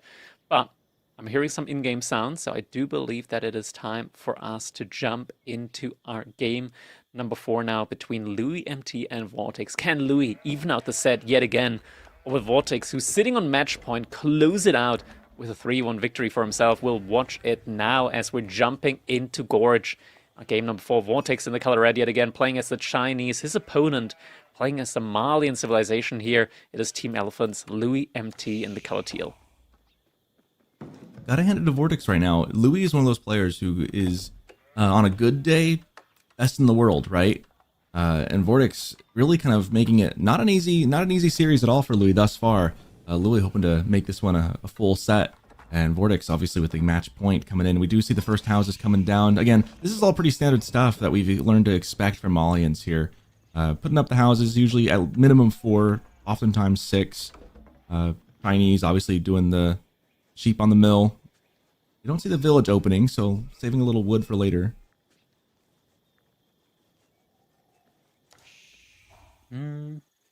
Yeah, no village opening here. It's interesting, especially considering the recent change to the village where it did get buffed up quite a bit. You can now relatively easily just afford the village with China. Vortex not going for it. It makes me wonder, like, I mean, I don't like to criticize players who are leagues and bounds better than I am, like, right? I don't want to criticize, like, but it makes you curious as to what the mindset is. Like, what's the thought process? Has there been a consideration? Because these guys play all the civs, so maybe the minutia of each one maybe kind of can sometimes slip through. Because I was looking at the patch notes for this one, and the village has been essentially buffed. It's easier to go into it. Yeah. So I'm curious as to why not then. Like, there's probably a thought process as to why. I don't know what that would be for Vortex here though. Honestly, in Age of Empires 4, we have so many different civilizations at the moment, and there's just so many changes that impact civilizations immediately. I can also mention, like, even at the highest level, these are the kind of things where you just can't really prep everything. And it's just a matter of, like, minute efficiencies, of course, with the village compared to a normal house. I do mention that we'll most likely see a village coming in instead of a second house for Vortex once he reaches feudal age, potentially. It's not the biggest deal at the end of the day, and it might just be that it's an opening that he's practiced a lot more than, of course, the new opening, since that is much more recent of a change. So there's a lot more of an incentive for him to stick with what he trained with, what he practiced, what he's more comfortable with. It makes a lot of sense. And I think for anyone at home who might be like, sometimes, I mean, a lot of players who are really good at the game but aren't at this level, right, this S tier level, might focus on just a handful of civs and get really into the nitty gritty. These guys play them all. I mean, these guys play every civ. And so I guess to do that, you kind of have to, maybe you don't know, or maybe you don't get into the weeds as much with each build as you would otherwise, which is interesting to see. Like, there might be people who are really, really good at one civ, might know more about it than, say, Vortex. But that said, Vortex, obviously, as an overall player, would be leagues and bounds better than most people in the game, just because he plays them all. So, yeah, it's interesting to see. And I'm curious, I haven't really dived into what changes you'd make with a Chinese build. I just know that was a change, like you said, like that the village is a little easier to get into with the buffs and the changes they've had in the patch notes. Yeah. Now we are already getting the early mill in for the Malians. And I do believe that Louis is pretty big fan of the good old just make 3 cattle and then pump out military for a while type gameplay from Malians. Which is very strong at the moment. Just getting the 3 cattle in, that's almost enough to sustain your TC, villager production-wise. And it just boosts up your income very, very early on. And something that you can afford immediately, just courtesy of the passive gold gathered up so far from your pit mine and the Mansa quarry, as soon as you hit feudal age. I didn't realize that it takes 3 cows to continuously make your PC churn out villagers. That's not never quite, not quite. I've never thought about it. It's almost there. It. It's like halfway there. Okay. Yeah. I've never really given a thought as to how many cows would need to be just sustaining the TC. That's one of the things. Maybe I should have thought of that, but I've never really given that a whole lot of thought. I gotta make sure that I speak in estimates, else I'm getting called out by Baltune as spreading misinformation. So it's 24 food per cattle that you're getting, and you need like 150 food per minute in order to continuously produce from TC. So the cattle gets you like 66% there. Okay. So it'd be like what, 5 cows, 6 cows, 5 cows, 4 cows to get right in that continuous ballpark. TC production then? Okay. Yeah. See, the cows, of course, they also get affected. I've never thought about. Yeah, the cows also get affected by the by horticulture, like the food upgrades that you get from them. By the cattle range, so, yeah. Yeah, it's a good amount of food that you're getting there. So 75 at the moment here from these cattle per minute. So it's exactly halfway there. And then, of course, with eco upgrades, that efficiency rises even more. I don't know if it was Puppy Paw or Wham or one of the other guys when we were at King of the Rockies. One of them was saying something to the effect of that we don't really know the numbers. And I thought it was so fascinating to hear. They're like, yeah, we don't really know the numbers. It's a feel. Like, we don't know the exact, this amount of like cattle give you this amount of food per minute. Like, it's a feel. And they'll do the math like once, kind of know that the build works, and then just kind of move on. And is that scout blocking the build of the pit mine? I think it is. Yeah, it is at the moment. Yeah, so Vortex effectively blocking that right now. Louis does. Okay, Louis does have. Yeah, Louis does have warrior scouts now, so he's trying to also harass a little bit there with his scout. I'm still in shock about that scout. I'm thinking about that right now, Kirak. I'm like, I didn't realize you could stand on the footprint of the gold pit mine. I'm like, I'm learning stuff. I'm learning so many new things in this game. I didn't even know I didn't know that. Goodness. Fun fact: That's you were hilarious. able to do that with sheep before as well. They fixed that, No, but you're still really? able to do that with deer. When you go pro scouts and you drop a deer right next to gold, that also blocks it. Oh, that is devious. That is devious. Sofa Warrior is scout, you can see the damage. forcing. That's Sofa, yeah, excuse me. Sofa's That's a lot of damage. Wow. Yeah, they've been buffed a while ago, so their damage is absolutely vile. Double stable into an archer range, so Louis already setting himself up for the favored Malian army composition, which is just Sofa and archers.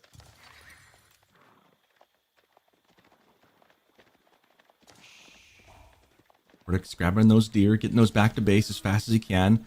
That's going to be slowed down by these Sofa, though. I mean, really, I'm looking at those 2 far packs all the way to the corner. I don't know that Vortex is going to have an easy time of getting those. Yeah, now he already got the first pack in, which is quite a lot of food. Now Vortex, he's got the income that he needs in order to really pump out a lot of military units. Louis, though, his income also not looking shabby at all. He does have the double cattle ranch working for him at the moment, so basically an additional 150 food per minute. So is TC pretty much producing for free.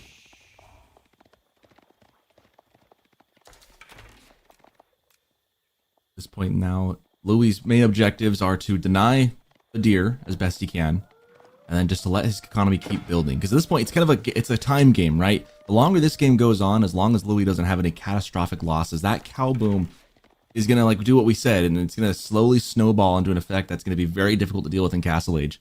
Vortex obviously a bit more about the tempo right now. Do something. He really wants to get going with that pro scout, get the deer food in, really kind of propel him from there. I'm curious how he wants to go about this, because I feel like time and time again we see Zushi, China, a couple other Sibs push into Malians as they go castle, and it's not enough. The Castle Age comes up anyways, and then they just start flooding the earth with units. So what is Vortex going to do that's going to be enough to delay Louis? Is he going to give him catastrophic losses, or is he going to tear down a couple pit mines, do enough damage to slow down, maybe hit the cow boom a little bit early, or he's gonna go, because obviously you can't really out eco Malians, it feels like. Yeah, out-eco Malians, it's one of those things where it is incredibly difficult, and I think Vortex is realizing that, so he is leaning heavily into the all-in feudal age play here at the moment. He's just passively getting a lot of gold from the taxes, that is helping him out as well. I think you could make a case for just going for a little bit of market usage as well with China in this matchup. Like, there's two tested ways that you can actually play this, which is all-in feudal age, or you play 2 TC. If you just play 1 TC and tech up, you're not going to be able to win it based off of that. Because Mali is a civilization that's not afraid of you getting a tech advantage. At the moment, Louis, lots of Sofa just posturing around that pit mine here. Vortex about to take that, burn that one. So is now on fire. Archers from Louis trying to take down the spearman behind this. And this is the fight at the moment, I think. It is great micro, but at the same time, I think this fight isn't something that Vortex can really take at the moment, just courtesy of the strength here from the Sofa. I think if Louis really starts to commit to this fight, there's a very reasonable chance that he's going to end up winning it. Yeah, and that's why I think Vortex's micro has been really on point, because he needs it at this point to keep this army going. Those archers, however, dwindling down for Louis. He's got a good, healthy spear number, and the archers aren't able to do as much to him anymore. I think he's been able to position himself just right and keep the micro up and keep this fight on his side. That was dangerous, but he's done a decent job here. Behind this, he's losing a lot of infrastructure, about to get housed now. I think this is the moment in time where he starts to really want to take a fight. We are getting to that point now, still just feigning aggression every single time. And Vortex behind us, he just cut production for a little bit. And now might be able to hit an H-up soon. Never mind, starts reinvesting into units yet again. Starter steps here from Louis, still microing to try and take down the spearman behind this. Vortex also very much microing, and now the fight is getting taken finally. The archers, though, getting sniped down very, very quickly. Units here from Louis, they're a little bit stuck there on the pathing. Not the most effective of engagement, but we do see the spearmen getting cleaned up slowly but surely. I think the pathing just wasn't good enough from Louis. The Sofas weren't able to all engage at the same time. The house is blocking them a little bit too much. That was a great engagement for him, and I think he was patient with it, right? And that's going to be it, and Louis taps out. Wins the engagement, wins the game, and we finally, I mean, I feel like for one of the first times in a long time, I've seen Malians fall to feudal pressure. Yeah, enough pressure coming in, and Louis throws in the towel, just doesn't have enough units there. Did lose just a little bit too much in the fight, wasn't able to get the second pit mine out, so no additional scaling there for him. And the food income for Vortex was just good enough with the Pro Scouts to be able to completely outmass Louis here. I think it's one of those situations where, yes, Sofa play is nice and it's something that you can just continuously scale into as soon as you hit Castle Age. Against a civilization like the Chinese in this situation, maybe going for the classic Dunzo Javelin Thrower army composition could have been a little bit more efficient for him to be taking these trades, because we saw that was like one of the main issues there. Whenever Louis tried to snipe out the spearmen, his archers did suffer at the hand of Vortex's archer mass. You know, I'm wondering if Louis might have been a victim of this map. I was kind of surprised. I mean, the matchup doesn't surprise me, going Malians into Chinese. I think I mentioned too before this game, you don't see Malians on Gorge as often as you see it on other maps, in my opinion. And the way he got denied on that gold pit into the corner, I mean, that really kind of that delayed and denied so much from Louis there. Vortex being able to just park the scout on that might have had some huge consequences, because I don't think this fight goes quite the way it goes. I don't think the units are the same. I think the passive gold would have been higher for Louis had he gotten that second pit mine. So maybe that fight wouldn't have happened the way it did if it not been for that silly pesky scout sitting on the gold in the corner. I mean, that's what a small little play that has such huge implications later down the line. Yeah, huge implications indeed, but this means that Vortex did manage out to win out this set against Louis MT, setting himself up nicely inside of his group here. Next up, though, we've got another set coming in, and it is going to be a banger. I'm definitely looking forward to that one because the next set is going to be Marine Lord up against Annatant in another best of 5. Good. We're just going to be taking a quick break though, as players are about to get ready, draft their set, and yeah, we'll be right back. So don't go anywhere, grab yourself some popcorn, and we'll be right back with Marine Lord versus Annatant in just a little bit.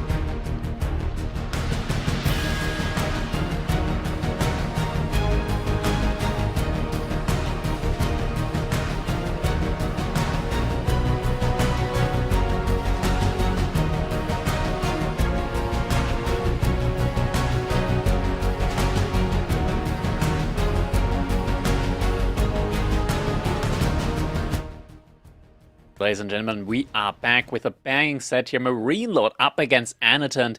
Pigeon's View is going to be the opening game here, and we see Ayyubids up against the Mongols from Anatan. So, once again, Ayyubids find their way into Pigeon's View. This time, though, not up against the French, but against the Mongols from Anatan. Interesting one, to say the least. Yeah, not as favored for Ayyubids as the French matchup would be. This one, I was just kind of thinking about it. Like, I don't know which one I favor of the two. I know that when I play on ladder, I don't mind seeing Mongols as an Ayyubids player, but at the same time, like, Ayyubids can definitely lose to Mongols too. So it's going to come down to a number of things, and it's going to be kind of how Mongols wants to play it and how Ayyubids wants to play it, because Ayyubids could obviously go for a fast castle play, go for the Desert Raiders. Mongols could get really aggressive early if they can find that forward gold, maybe, or they could play for more of a feudal or more of a castle game themselves. I'm really curious to see how this will plan out. I think, again, spawn comes to mind a lot on this. Like, does the Ayyubids have a really vulnerable gold? Because if they do in the front, I imagine Anatan's going to get real aggressive with it really early. If they don't, then I think there's some other options Anatan can kind of find and go with. But to be seen, I guess, here in a couple minutes. What do you make of the matchup? I think it's very difficult to approach as the Mongols, because you can't just go for mass Mangudai as the Desert Raiders. The debuff is so strong on them that Desert Raiders just completely nullify a Mangudai play in the first place. Like, they trade out really well against them. Both units are relatively expensive, pound for pound. I think tower rushing also isn't the most optimal here as the Mongols, mainly for the reason that if the Ayyubids age up with the logistics wing and they get the free dervishes with it, it is very, very easy for them to just burn down the outpost. Incredibly easy for them to just burn down the outpost. Or they could also just go to another gold, and if your spearmen just rally after, like villagers with dervish healing support can just take any fight up against spears. Yeah, there's a reason I like Ayyubids as a civ in general. They've got a lot of stuff in the toolbox to deal with stuff like this. And so that's kind of why I think part of it, again, might come to the spawn. Like, maybe Anatan tries to get a little more aggressive. Maybe not a tower rush per se, but maybe he gets aggressive in Feudal Age if the gold is forward. And if not, then the question is like, how does he poke and prod? Because Ayyubids, I feel like, with the tempo that they can generate so quickly and early, and in the hands of Marine Lord nonetheless, this is it could be any kind of matchup, and this would not be easy, right, when it's Marine Lord behind it. I'm really curious to see how Anatan approaches this, because Ayyubids is a difficult problem to solve with those camels. I mean, like you said, the 20% debuff with the camel unease, that applies to the Mangudai, that applies to the Keshiks, two units that Mongols really, really enjoy. The Mongols is a cavalry civ in every sense of the word. Difficult to work around when you've got camels on the other side. Yeah, camels, they kind of throw a wrench into a lot of plans here from the Mongols. Now, we do, of course, have a couple of other avenues for the Mongols that they could go into. So Fast Imperial is something that we haven't seen in quite a while from them. Mainly because there's a new kid on the block with the Golden Horde that's just much more favored when it comes to going for that Fast Imperial age. But Mongols, they can still do it, and you get a lot of nice momentum from it. It's always the risk, though, of potentially opening yourself up for an all-in from the opponent, and there's just no civilization that can push quite as easily as the Ayyubids with the Manjaniks, where those flaming rocks that are coming in, they just decimate everything. They don't discriminate between buildings or units. You get, especially once you get more than like 2 of them on the field, you get like 3 of those. I mean, it's quite the investment, but if you can field 3 of those things with the fire blasts, and they're just mowing down everything. I mean, it's like firebombing Tokyo. Like, there's just so much you can do with that. It just raises the ground, raises the buildings. There's nothing you can do. It's an investment though, and it takes time. So that's kind of it's tough. This is I almost say a tough matchup for Mongols. There's no easy solution. You really got to kind of play to what you have, and against Marine Lord nonetheless. I mean, Marine Lord almost always the favorite in almost every match he plays. It's gonna be a different one. It should be a good matchup. I mean, these Anatan, it'll definitely be up for the challenge, but it will not be an easy one. Yeah, it won't be an easy one indeed, but we're jumping right into it now. Marine Lord here with the Ayyubids. Anatan in the color yellow playing as the Mongols. What do we have here opening, or rather spawn-wise? Anatan, he's very far away from his Uvu. Not something that you really enjoy seeing when you're playing as the Mongols, but don't need to be too fearful as you're up against the Ayyubids. They're not a civilization that really goes for any Dark Age aggression, so you don't have to worry too much about your Uwu getting burnt down anytime soon. No, you're not too worried about that. And on the bright side, if you want to look at the bright side of things, that oval being forward means if you start producing from there, it's a shorter distance to get to the base. That's a fast production queue then for getting into Marine Lord's base. Yeah, indeed. Always got to look at the positives there. Well, it's hard to when you're playing against Marine Lord, right? Like you're gonna be looking for every little positive you can get because he is just no pushover by any sense of the word. If anything, he's the exact opposite of that. That's true, but at this point, like Anaton's used to getting like playing against Marine Lord. Like they also practice a lot against each other, and it looks like Anaton is actually going for the barracks opening here up against Marine Lord. The gold, though, is relatively far in the back. I'm not sure for Anaton if this is really gonna work out for him here.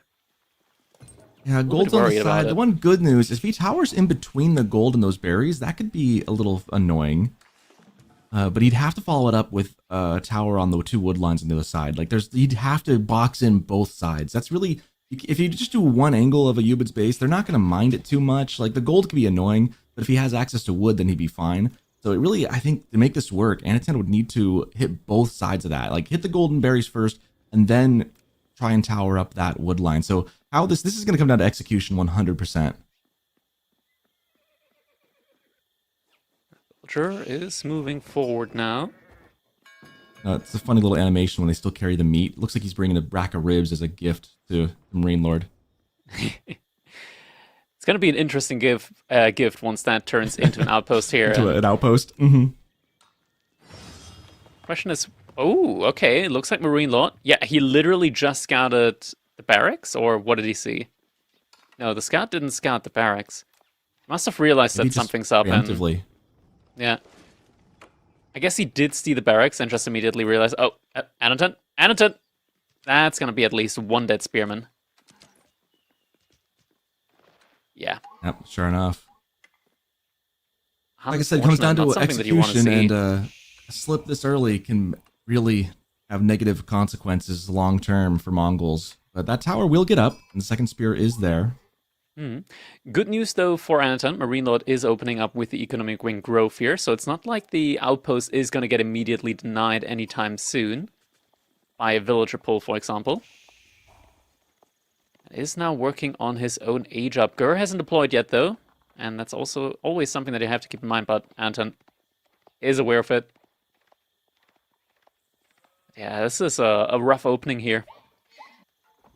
I really hope he wraps around and starts pressuring that wood, because having both of those wood lines in the same spot means if you sneak a tower in between them, or on either side of them, if you can kind of, get him off the wood, it's all in one location. And sometimes people really like having that wood in the front to kind of shield them, but if you get pushed up there and you can't get on wood, you need that wood to produce units in feudal.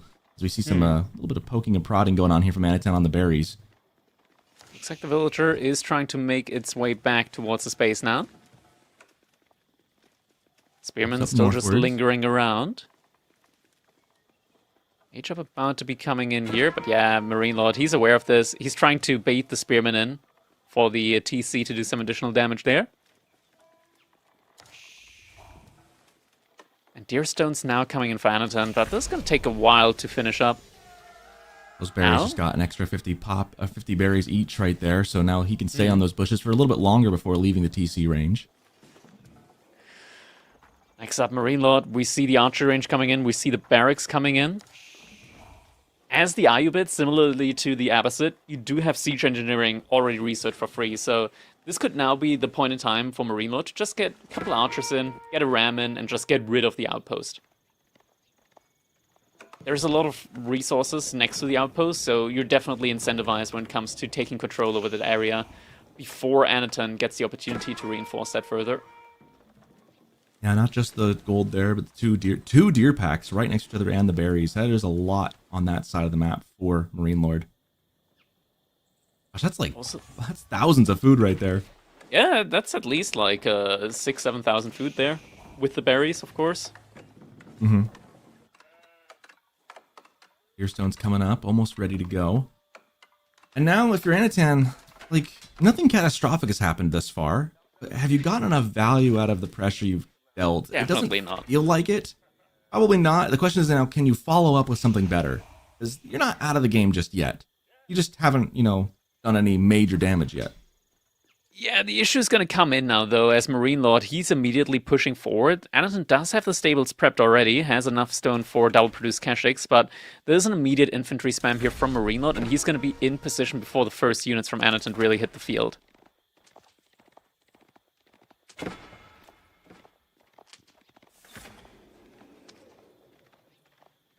Already onto the Ovo. There are the spearmen starting to pull out his torch. Yeah, it'd be a while before that mass can take it down, but sitting on the production, though, is already super huge, too. That makes it just so hard to rally. So hard to get a mass you need to deal with this. And it's not a lot of units yet, but the flood is happening. We do have Keshiks in the queue. Scout also in position to block a charge. The Keshiks do come in. Keshiks do arrive, but there's already 5 spearmen on the field. Spearmen from Anatun also making their way onto the berries yet again. This time around, though, he might actually kill a villager. Yeah, gets a villager kill. At least a little bit of value gained then. Marine Lord's still +2, though. He is, but still, it did hurt him, of course, losing a villager. Yes. And mean, every little bit counts. Yeah. Looking for the positives. That's right. That's got to be the mantra. I forgot. You got to be looking on the positives here. You have to in these situations. But yeah, Anatun, he's got the more mobile army at the moment, and he did manage to sneak a villager kill. He's also forcing Marine Lord to bunch up his units before he sends the reinforcements out. So this kind of opens up like these little pockets of opportunities for Anatun to potentially try and take a fight in his base. The issue scaling-wise is that he just doesn't have enough military to even win against one of these groups of Marine Lord's army at the moment. And now Marine Lord's pulling the army to reconvene in the middle, and once those two meet up, that is going to be... Oh, Anatun needs to be careful, doesn't want to get hit by a spearman. Anatun, like, he is going to be very hard-pressed to take any positive engagements against this army now. Yeah, the mass at which... the speed at which Marine Lord has gotten this mass has been quite staggering. I mean, he's just been pumping out the infantry. Anatun, obviously slows himself down by doing the Dark Age pressure a little bit, and so that really gave Marine Lord a window that he's taken full advantage of to get on the field and take the presence of military on the map. And we see the Ovo now below half health, down to about a third of its health left. Will be going down. Not much that Anatun can do about it. Yeah, Uvu is down, confirmed.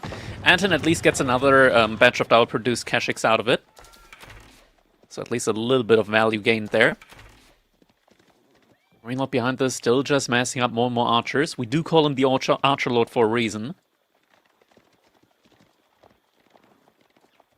And is trying to catch up some of those Keshiks. Look at the macro from Marine Lord. He's just spending every ounce that he has just perfectly. Also just making sure that he's sending the reinforcements to the correct positions to make it pretty much impossible for Anatun to get any really beneficial raids in. Anton's still just trying to mass up units. Army value is somewhat similar, but the units from Anatun, they're invested into different spots, and now the attack is coming in from Marine Lord. Villagers from Anatun on the gold vein. Are they looking at the moment? Spearman is getting taken out. Some idle time force on the wood line now. At the same time, gold villagers from Anatun. Oh, 2 actually did get taken down. 3 got taken down. Never mind, actually. Only 2 got taken down by Marine Lord there. Anatun also able to pick off a couple of villagers, though. Or at least 1 more villager. 1 to 2 more. So all in all, still very even between them, but Anton's still far away from a point where he can really start taking any fights in. Makes it very difficult for him at the moment to find his spot, find his groove in the game. Yeah, it's unfortunate that he lost those 2 vills, because otherwise he'd have been doing a really good job of raiding back. I feel like that was actually a very rare, albeit small, slip by Marine Lord, dropping those vills on his wood line the way he did, and those spears with him. But of course, Anatun losing 2 of his own kind of negates that gain a little bit.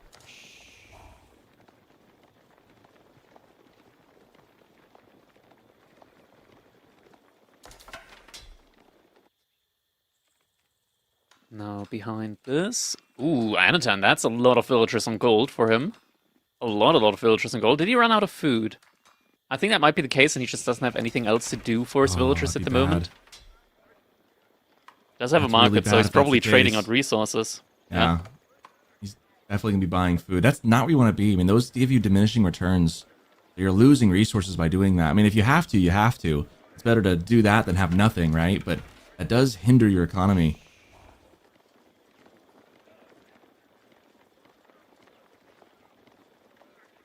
It's like the calm before the storm, you know, where both sides are massing up.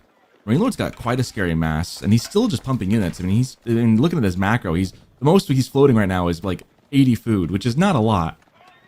Yeah. Little additional raid coming in, but Marine Lord, he's on top of the game here with his army positioning. All the reinforcements are coming in. The Keshiks a little bit late to realize. Anton losing 2 of them here, make that 3. Keshiks that are going down. Keshik number's been halved now.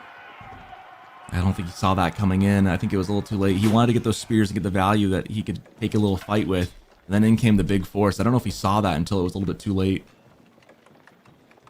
Shoes now behind this. Marine Lord finally gotten access to gold. He's been playing without any economy upgrades this entire time. Anton, though, likewise, hasn't gotten any of the economy upgrades in, so it's a little bit of a situation where Anton, yeah, he did shut Marine Lord off of all economy upgrades, but he didn't grab them himself, so he didn't really get any real advantage in there. Yeah, he's effectively just slowed the game down for both sides, right? Mind you, behind this, of course, the Golden Age does work in favor of Marine Lord scaling. And with more villagers on top of that, it's a rough position to be in, for sure.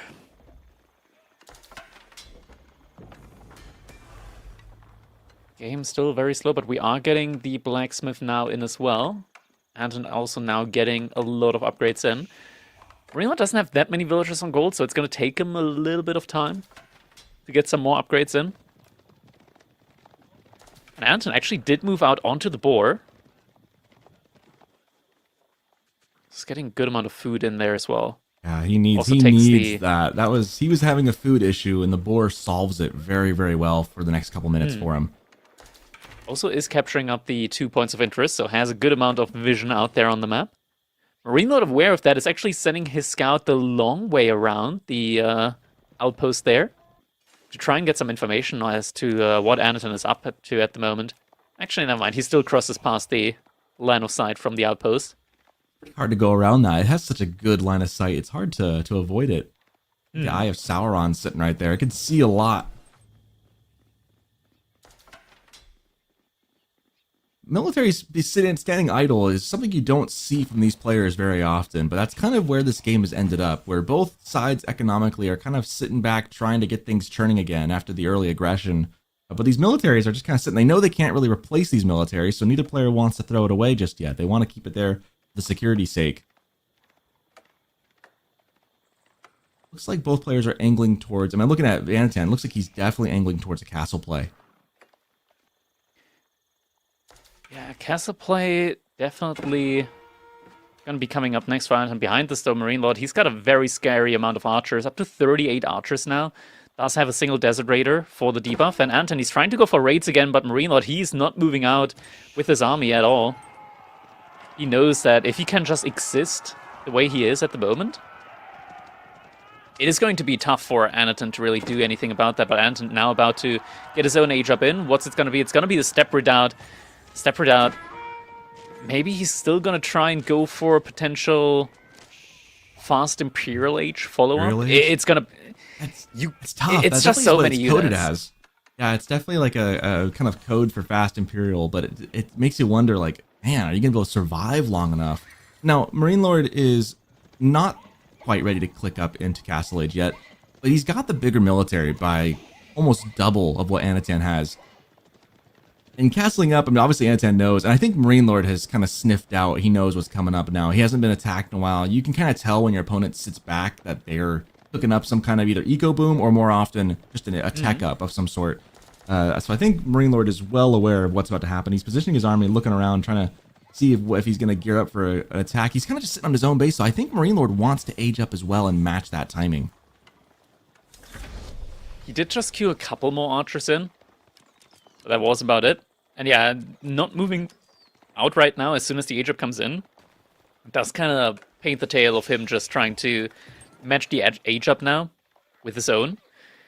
This actually is buying Anatern quite a lot of time now, and we are getting the Culture Wing logistics in. Castle Age upgrades also coming in on all of the units. And Marine Lord can't rush his age up in. It's going to be 2 minutes before that comes in. So there is a potential timing. The issue is just that Marine Lord, he's got such a big mass in terms of units that he has. I am not sure if Anatern can really take the fights yet.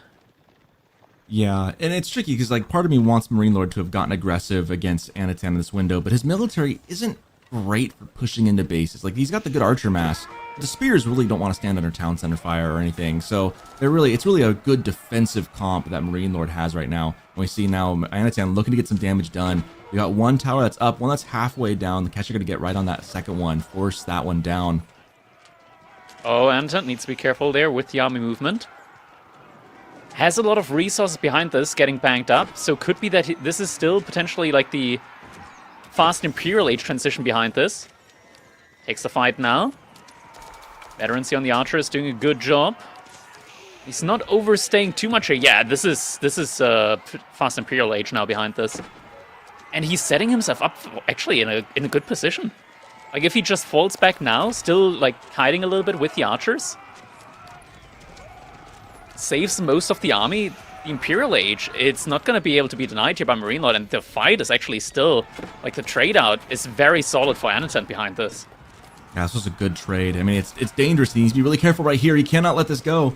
Takes a little bit more than he needed to on that one, but he's doing a great job of taking a fairly even trade, and this just slows Marine Lord down, keeps him in his base, which is exactly what Anatan wants if he wants to go for this fast Imperial play. He's got enough to go basically castle again. He needs to double that to be able to go into an Imperial, well, and more than double that. I don't know. Oh, he's doubling down again. Enough resources. He's investing into military, but if he just cancels this, he can almost go up. Got some villager kills as well. He's redistributing resource again. Canceled some of the units. He's like right on the verge of like wanting to go all in and then hitting that. He wants to go Imperial, but he's it's sitting so there going, difficult to call, but I think he's doing it. I genuinely think right now that the position for Anatan is really, really good. Yeah, at this point, like, I think he can go for it. I think he was trying to whittle that mass down. I think there was enough of a mass from Marine Lord that was spooky to Anatan that you didn't really want that in your base. I think he needed to whittle it down to enough, or about where we see right here, where this mass is not going to threaten you right now. Like all it is archers. They're not going to do much in your base if you go Imperial. He needed to whittle it down enough that he felt comfortable doing exactly what we see here, and that's pulling back. He's still got enough catchings and stuff to take that fight if he would wanted to, and now he's going to have his path paved in gold into the Imperial Age. Yeah, we're about to be seeing the age up coming in now. Just a little bit more food required. And he does have the berries right there. He is gathering with a lot of villagers, and there we go. Age up should be coming in any second now. And liftoff. Kaganate Palace coming in all the way in the back of his base there. Marine Lord, he's getting some camel lances in, but doesn't feel like it's quite enough to cause immediate worry for Anatan. He lost most of his archers. He lost most of his spearmen.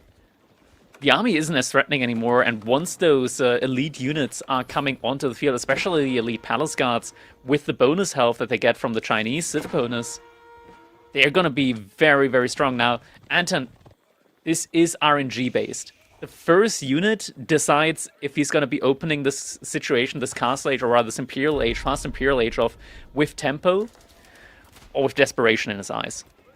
I really love this because it's so fun. Basically, you get to go spin that wheel. And that's basically what he gets to do, is he gets to see what he gets and play with what he has. And it's a fun landmark. It gives him a nest of bees to start off. I wish I had like a little defensive one. Yeah. Wish I had like a Price is Right little ding counter to like ding ding ding ding. Here you go. You get a nest of bees. It doesn't allow the immediate move out, but it does mean that you're gonna be very easily defensive of your base. And yeah, Marine Lord, he did see the age up and he's moving forward. So with the nest of bees, he can very easily defend. Is Marine Lord gonna go for the forward? Yeah, he is. Yeah, this is a great position for Anatan. Like this has worked out so well for him so far. And the nest of bees is actually, I think, a really good thing to get right now. Does he have military academy? Very important, because it's like the one upgrade that can make your. Oh, he doesn't have it yet. Military Academy, that's the upgrade that you need with the Kaganate. It just boosts it up to the max. Getting some cavalry archers in next. It's going to be a spicy timing now. Yeah, that nest of bees, getting that, I mean, that you're right, getting that upgrade would be massive, and I think it's a plus 33% production speed, which will apply, and that applies straight to it. Massive. He really needs that to get those free units churning. He denies the Sacred Site here on the north. I like that, getting those units on there, trying to take out one of the Dervish. At this point now, Marine Lord's doing some, I guess you could call it damage here. He's massing up units is what he's doing as he does this. He's taking out the peripheral structures. Those aren't really going to do any damage. Now comes the point of attack, and the nest of bees immediately getting a good shot off, and this is just such a good spot if Anakin can hold here. Nest of bees, another shot comes in. But the Dervish able to heal up a lot. We got a cannon emplacement! No way, he got that in time. That's gonna help out a ton. Villagers also burning down that ram. Nest of Bees is getting focused down, will get taken down, but the cannon emplacement holding the line here. Spectacularly. Perfect timing. One cannon, it's all it takes, and the Dervish can't stand and out-heal that. It was out-healing the Nest of Bees fairly well, but it cannot deal with the cannon emplacement, and that's going to force Marine Lord back. He's going to start up a tower there, or nope, he's going to cancel it. He's going to loop around, try and put one on the other side. And now he's got to find a way to contain Anatan long enough for him to either do damage or match the timing. Neither of which is easy for Ayyubids. Oh, he's going for a Siege Workshop? I mean, he's got archers that could make Manjaniques. Getting some Mangudai in next after Warrior Monks. So far, not the most fortunate army rolls, I want to say, for Anatan. It could have been Hui Pows each time, so, I mean... It could have been worse, but, like, it being worse is... That would be a lot more unfortunate as well.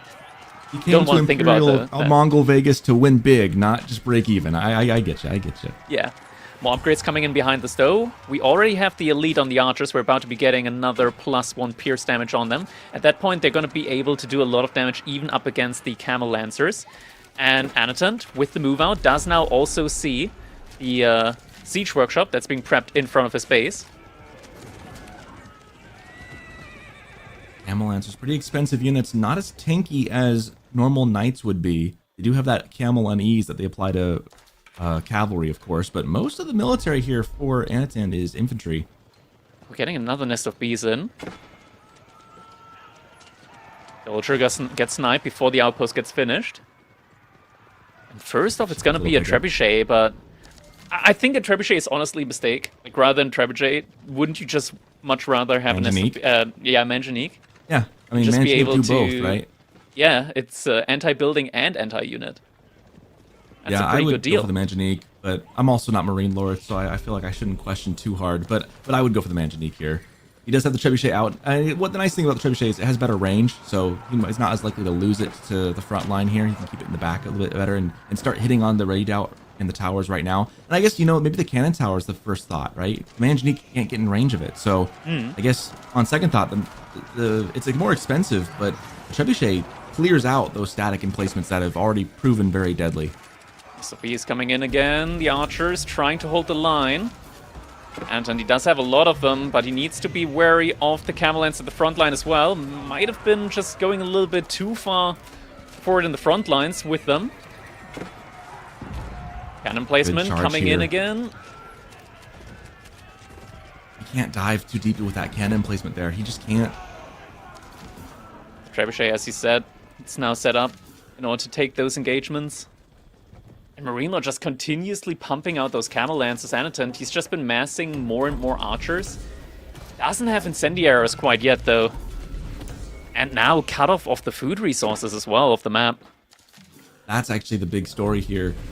The Cognate Palace is not going to give him enough units to sustain this. That's just a little extra icing on top. He needs food, and he needs it badly. I don't think he's got a full transition into pastures yet. Oh, not at all. I would be surprised if he had more than 2 pastures next to his TC. If any. Or any. Yeah, this could be critical for Anatan. Losing food.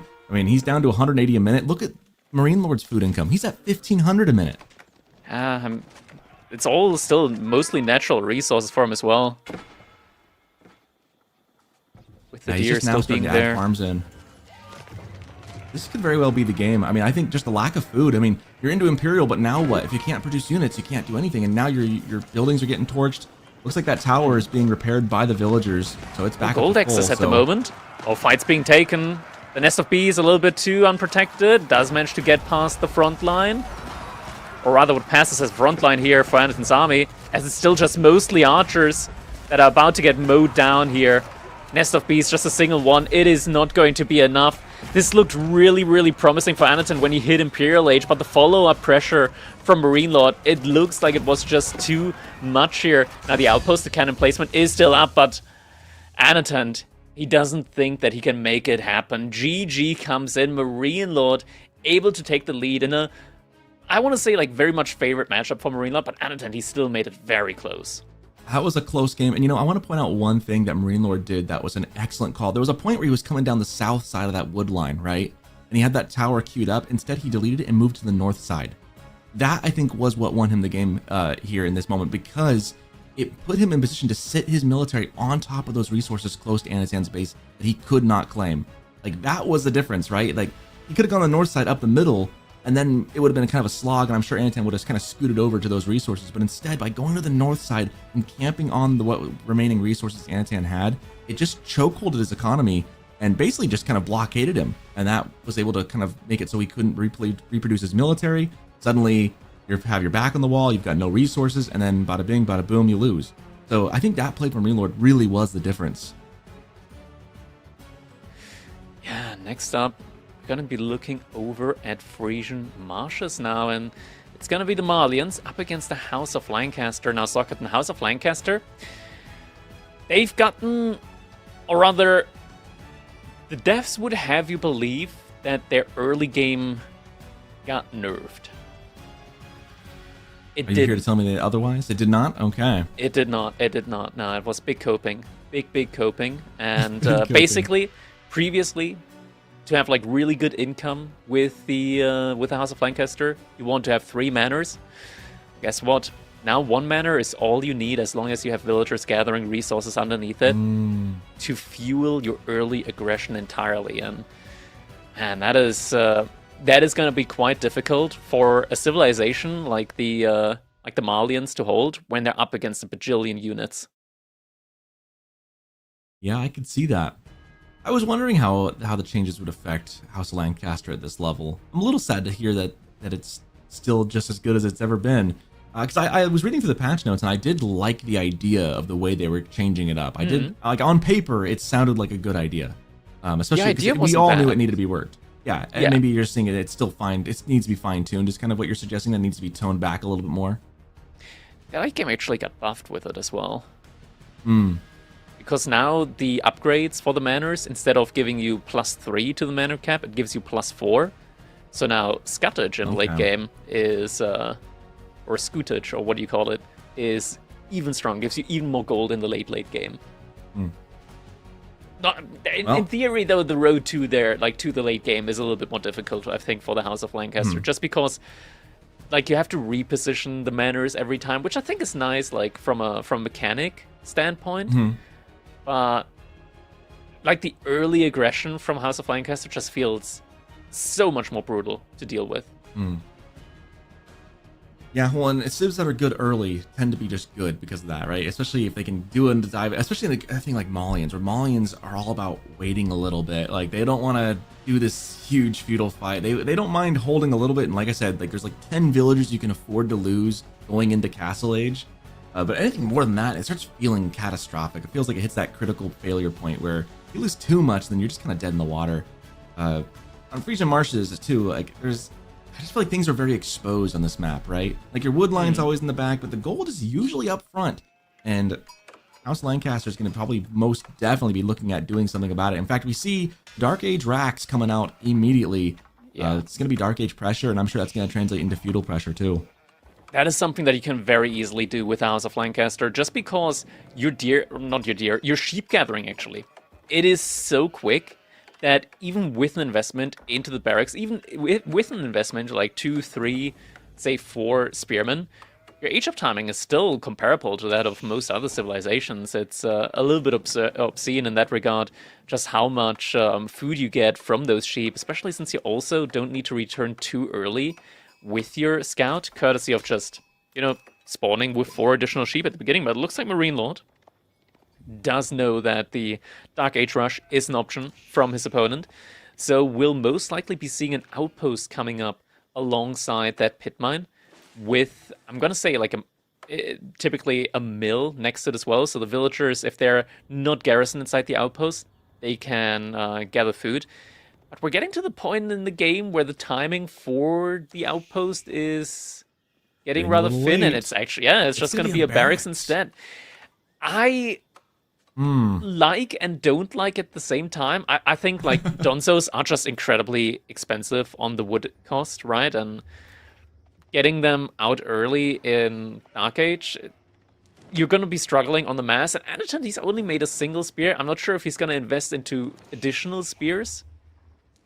But if he just goes into a feudal age play now from this point, he's going to be like miles ahead of Marine Lord. And actually, Marine Lord did scout this one out, but Anatan is going for dog play behind this. That is interesting. It's amazing how much reaction you can get out of one spear.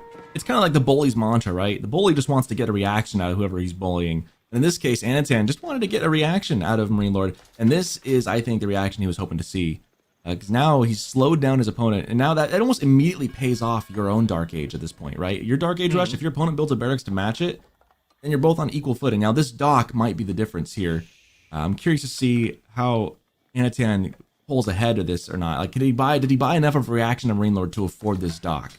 And now the Donzos move out in the field, and they're definitely not something you want to have on your dock either. And I bet Marine Lord's probably thinking along those lines of there's probably something on the water. He knows what the map this is. He knows what Anatan probably wants to do.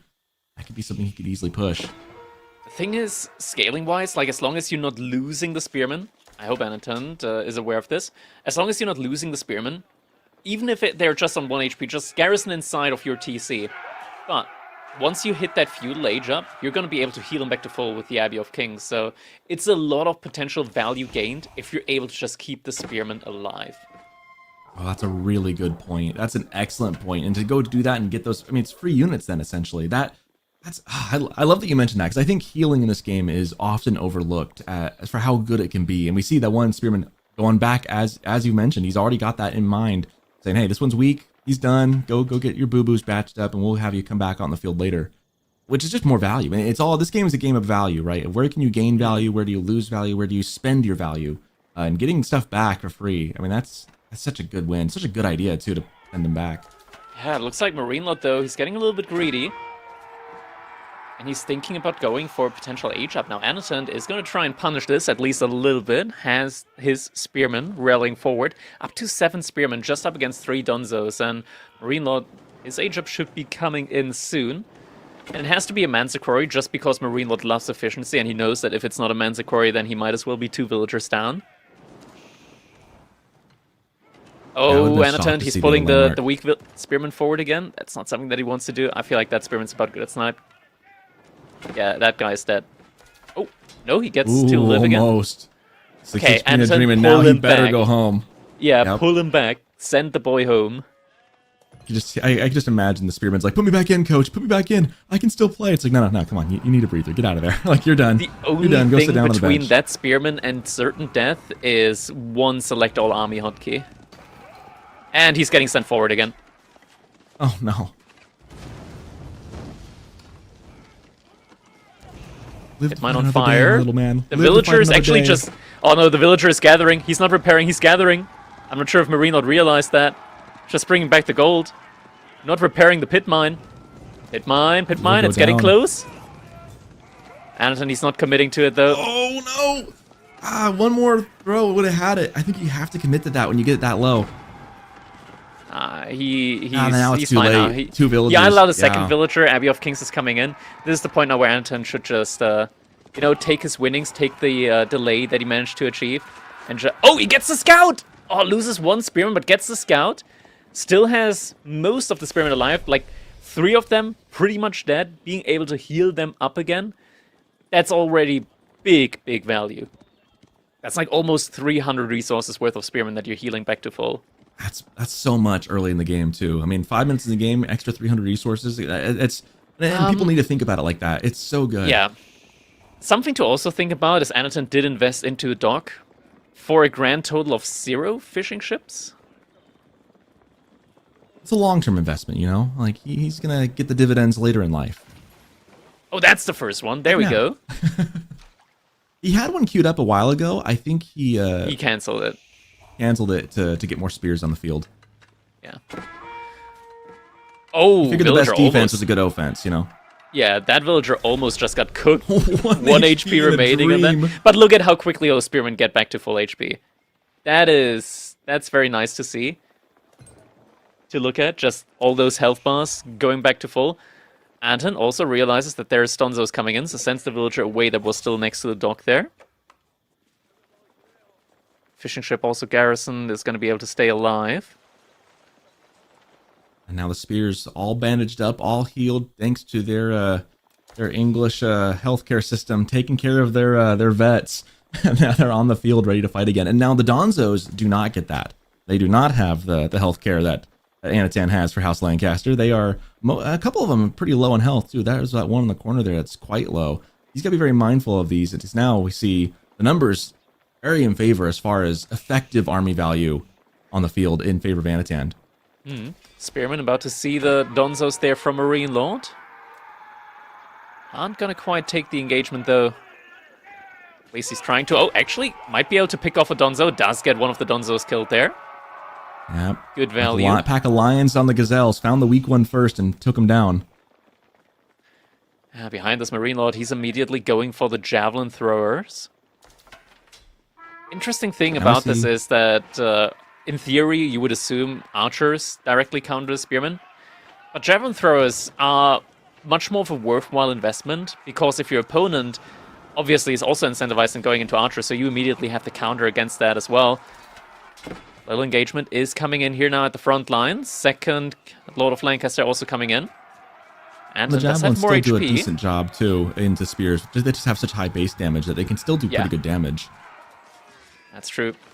Attack speed is rather low on them, but yeah, I mean, the fight here that's being taken is an effective one for Anatan. For the time being. Does reduce the amount of Donzos here by quite a bit, and that means that maybe instead of going for, archers straight off the bat, he could also just skip the archers and go for Hobbler straight away. And the pit mine, this time around, is getting taken down. Took a couple It's gonna need times, to get but he gets it on the replaced. second go around. Yeah. Spearmen, yet again, have been battered up. Battered and bruised, but could just, bathe a little bit in the glory that is the Abbey of Kings. To regain their former health. Well, and the good thing about all this is that Marine Lord hasn't had time or the resources to invest in the cow boom yet. Yeah.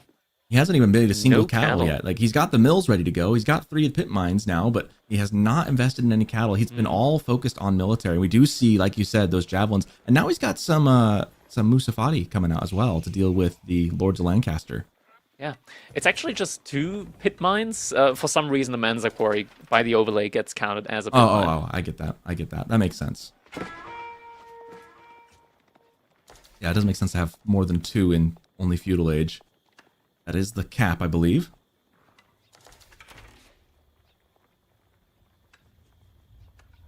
He's moved out on the deer. I mean, he is hungry for food. In fact, he has made cattle. He's using them to eat, though. He is using villagers on them. He is not invested at all. And I think it's just a matter of the wood. He needs the wood for units. Anton, does he have... He does have 1 manor, so is effectively getting a lot of resources in from that. Question is this manor... Yeah, it's an effective manor over there. So it's getting most of the villagers' worth of resources. Actually not quite covering the wood line. Might be something that he's going to have to replace at some point in the future.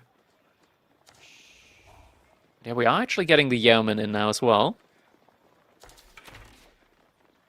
Marine Lord already reading that, though. He's going to have the javelin throwers ready to go. And I think I like that comp just a little bit better. I mean, the only difference, though, being is the Lord's Lancaster.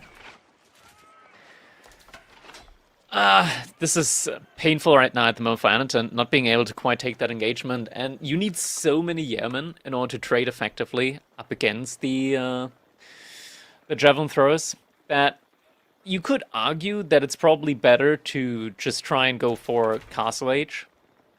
Because then at least you're army like a Yeoman are going to trade a lot better against the javelin throwers with the additional Yeah, upgrades. This comp for Malians, going javelin throwers and then the Donzo, is just so difficult to deal with. It's so prickly, right? It's you get in with the archers trying to counter the Donzos, which are already really good spear units, and the javelins just meet you. And then if you try and get archers to deal with, or a horseman to try and deal with the javelin throwers, you're just met with those Donzos again, who have the ranged attack to start out as well. It's a difficult comp to work around, and the answer really is go for some heavy units. Get up with the cast lead, get the tech up. But of course, Marine Lord's already thinking that way as well, and has a couple of those Musafati hoping to get on top of the Lord's Lancaster should they come in range. We see the first Sofa, it looks like, as well on the field from Marine Lord. He's really kind of going for a very, very eclectic composition here.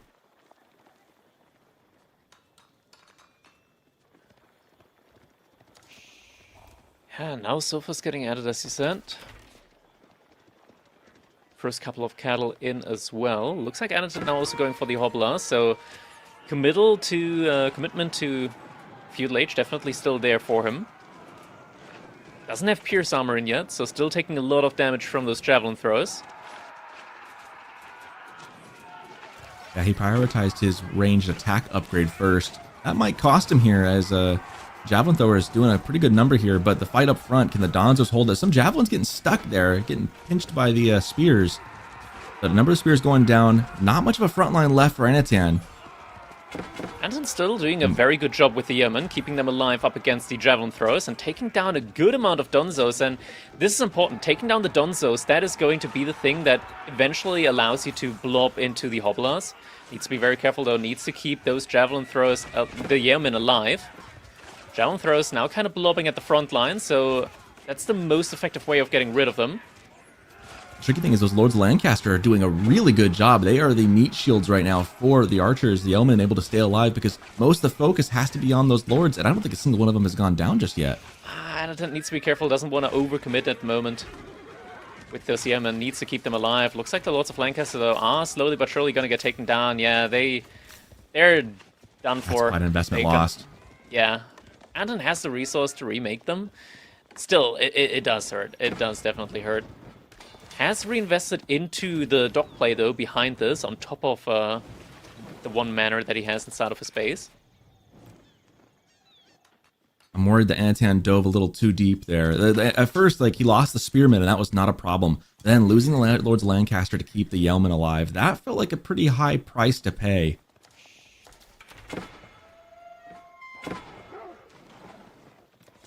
Hobbler, that's not going to be enough to deal with the Sofa. Has an archer ship there now as well.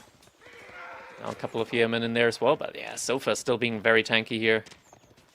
Yeah, Hobblers aren't really meant for this stand and fight against other cavalry kind of engagements. That's not what they're really good for. If they're like the opposite of the Yari for Sengoku Daimyo, right? Like they're kind of the opposite of that. Like as far as cav on cav, they are not great for that. They're much more of a hit and run. Let's hit the villagers and maybe hit some archers and get out of town. They just don't have enough. Damn it! They don't have enough meat on their bones to stand and fight like that. And then he hasn't started re-adding Spearmen again. Is adding in the Lords of Lancaster though. Marine Lord for the time being, he's been eating cattle. He hasn't effectively gathered enough cattle in the ranches yet to really benefit from it. It's only starting to do so now. First couple of cattle now out that haven't been eaten yet. That's a good thing for Anatan long term too. That means the cow boom is going to be that much more delayed, right? And so yeah, Marine Lord's had food and is in the game, and he's got 1,000 food a minute coming in. He is using villagers to do that. He's not getting the benefit of having villagers work on other resources at the same time. So Anatan, looking to go castle here in just a couple seconds. That's going to be a little bit for Marine Lord to match. Yeah, this of course also hurts him when it comes to, sure, the gather rate is really great from the cattle with the villagers, but it's also a big investment. Having to pay 90 gold for that kind of puts a dampener on the gather rate there. King's College coming up for Anatan. I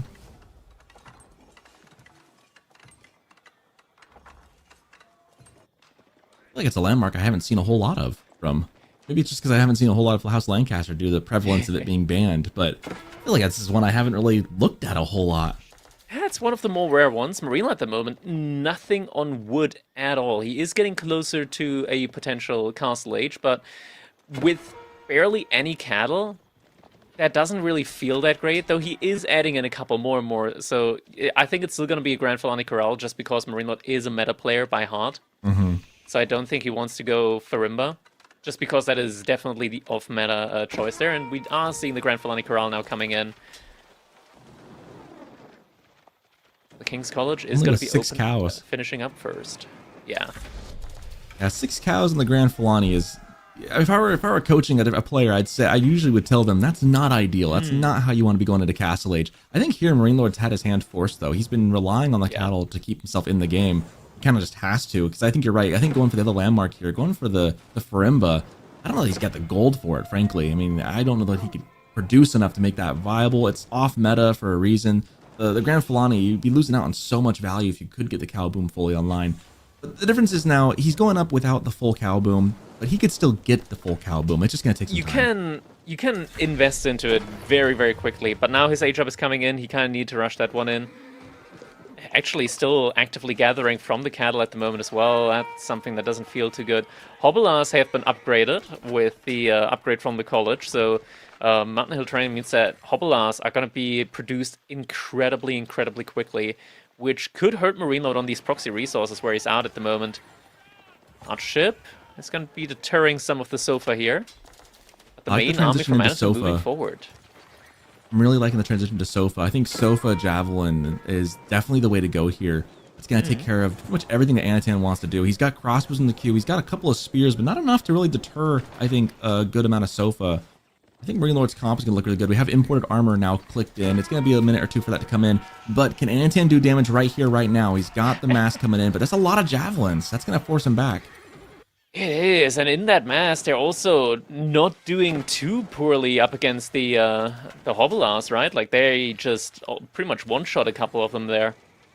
So Anatan, he's got to wait for more of the Hobelas to be coming in. Now, the Hillfort training does mean that he's going to be getting them out really, really quickly, and the charge is going to be absolutely devastating, especially against ranged units. Can he get a charge off, though, against the front line that is there? He definitely needs some more spearmen with his army there as well. Taking out the fishing economy, I think that's actually a really good call, because right now, Anatan is banking in the food. He's got double the food income that Marine Lord has right now. That's, again, evidence that the cow boom hasn't been fully online yet. He's got 11 of 20 now, though, so he's getting there. He is getting there. But the eco for Anatan has been churning this entire time on the water. Yeah, it's definitely been living the dream on water so far, but look at the charge damage coming in. Two of these... of the jump thrower just getting ripped through immediately. Anton just keeps moving in now, keeps moving forward, actively sniping out the Donzos behind this, allowing the Hobelas to now dive in deeper. And Marine Lord, yeah, this is going to be looking kind of tough now for Marine Lord to keep Anton out of his economy. Most of his units that many aren't in the Hobelas base. in yet. Most of his Sofa are out on the map. They were doing the raiding, and now they're needed back at home, and they're rushing across the map right now, but they're going to be too late to do anything. This mass is going to finally start dwindling down a little bit, but it's just so much damage dealt by Anatan here. 63 to like 11, and that is going to be the game. We have an even split series right now, 1-1. Very, very nice timing push there from Anatan. Marine Lord never getting those cattle numbers up means that now Anatan, he's even out the set. He's got a point on the board, and everything is back to being even between the two. Yeah, that was a really, really nice play there. I want to quickly take a look. Can we take a look at the resource gathered graph there? Just to check that one out quickly, see how the scaling came in there. I didn't want that one. I don't want the economy count. I want the nice resources gathered. You can look at the bar if you want. You got total resources gathered. There's a bar. It was in favor of Anatan. Yeah, we can take a look at the statistics here. You. The timeline, not this one. The timeline. Resources gathered, please. Sacred timeline. Give me the sacred timeline. Yes, yes. Okay. Oh my God, Mali! How it's crazy that Marine Lord kept up income-wise with that. You know, the difference is if he'd had a cow boom, he'd be ahead, right? Like that's the difference. That's why Malians is so good. Is if they get the cow boom, it's like a get ahead ticket for free. Like, here you go, you just get to jump ahead in line. There you go. Keeping that in check really was a difference, and that's given that Anatan has been on water. He's been adding in fishing ships. Yeah, I That's mean, incredible. if he That's didn't so add those tight. fishing ships, yeah, if he didn't add those fishing ships, he would have been way, way lower on the resource gather chart here in the end. And yeah, definitely makes a pretty big difference there as well. That is Yonbar so coming in tight. with the 5 gifted subs. Thank you very much. Very much appreciated. Helping EGC bring you guys all of these premium tournaments. And now, And what a good game this was. It's not often you Yeah. see Malians fall. Lancaster, and I wouldn't necessarily say it was because Lancaster was overly good in Feudal Age either. I feel like it was just a really very hard fought game from Anatan. Marine Lord did not make this one easy, and it really, I think part of it being the sofa being out of position there at the end, just gave just enough of a window for Anatan to push in at the right time. I mean, there's a little bit of luck involved in the game. I won't say that every win is due to luck, but you got to get lucky somewhere to beat a player like Marine Lord. You got to have something go your way. And every player has things go their way and not their way in a game. I think Anatan did a great job of capitalizing when something went his way here. Got that window, had the opportunity, and seized it. Just pounced on it at the right time. yeah. Next up, though, we're going to be moving over to Kalogger, and it is going to be Chinese from Marine Lord up against the French from Anatan. And this is an interesting matchup, I want to say, because in my own opinion, before the pro scouting meta from the Chinese, French absolutely kind of just annihilated China for the most part, especially on 1TC, because China just couldn't keep up with the mobility of the knights. And eventually, there has to be a granary, a farm transition, a food transition. And that always breaks the neck from China. With Pro Scout, the matchup has become a lot more messy and muddled up. I think on a map like Kalogger, with dog play as well, I think French gets a lot of benefits from it as well, which further supports the knight play. I think that this is a pretty even one, but I would still say, just as an ex-China main,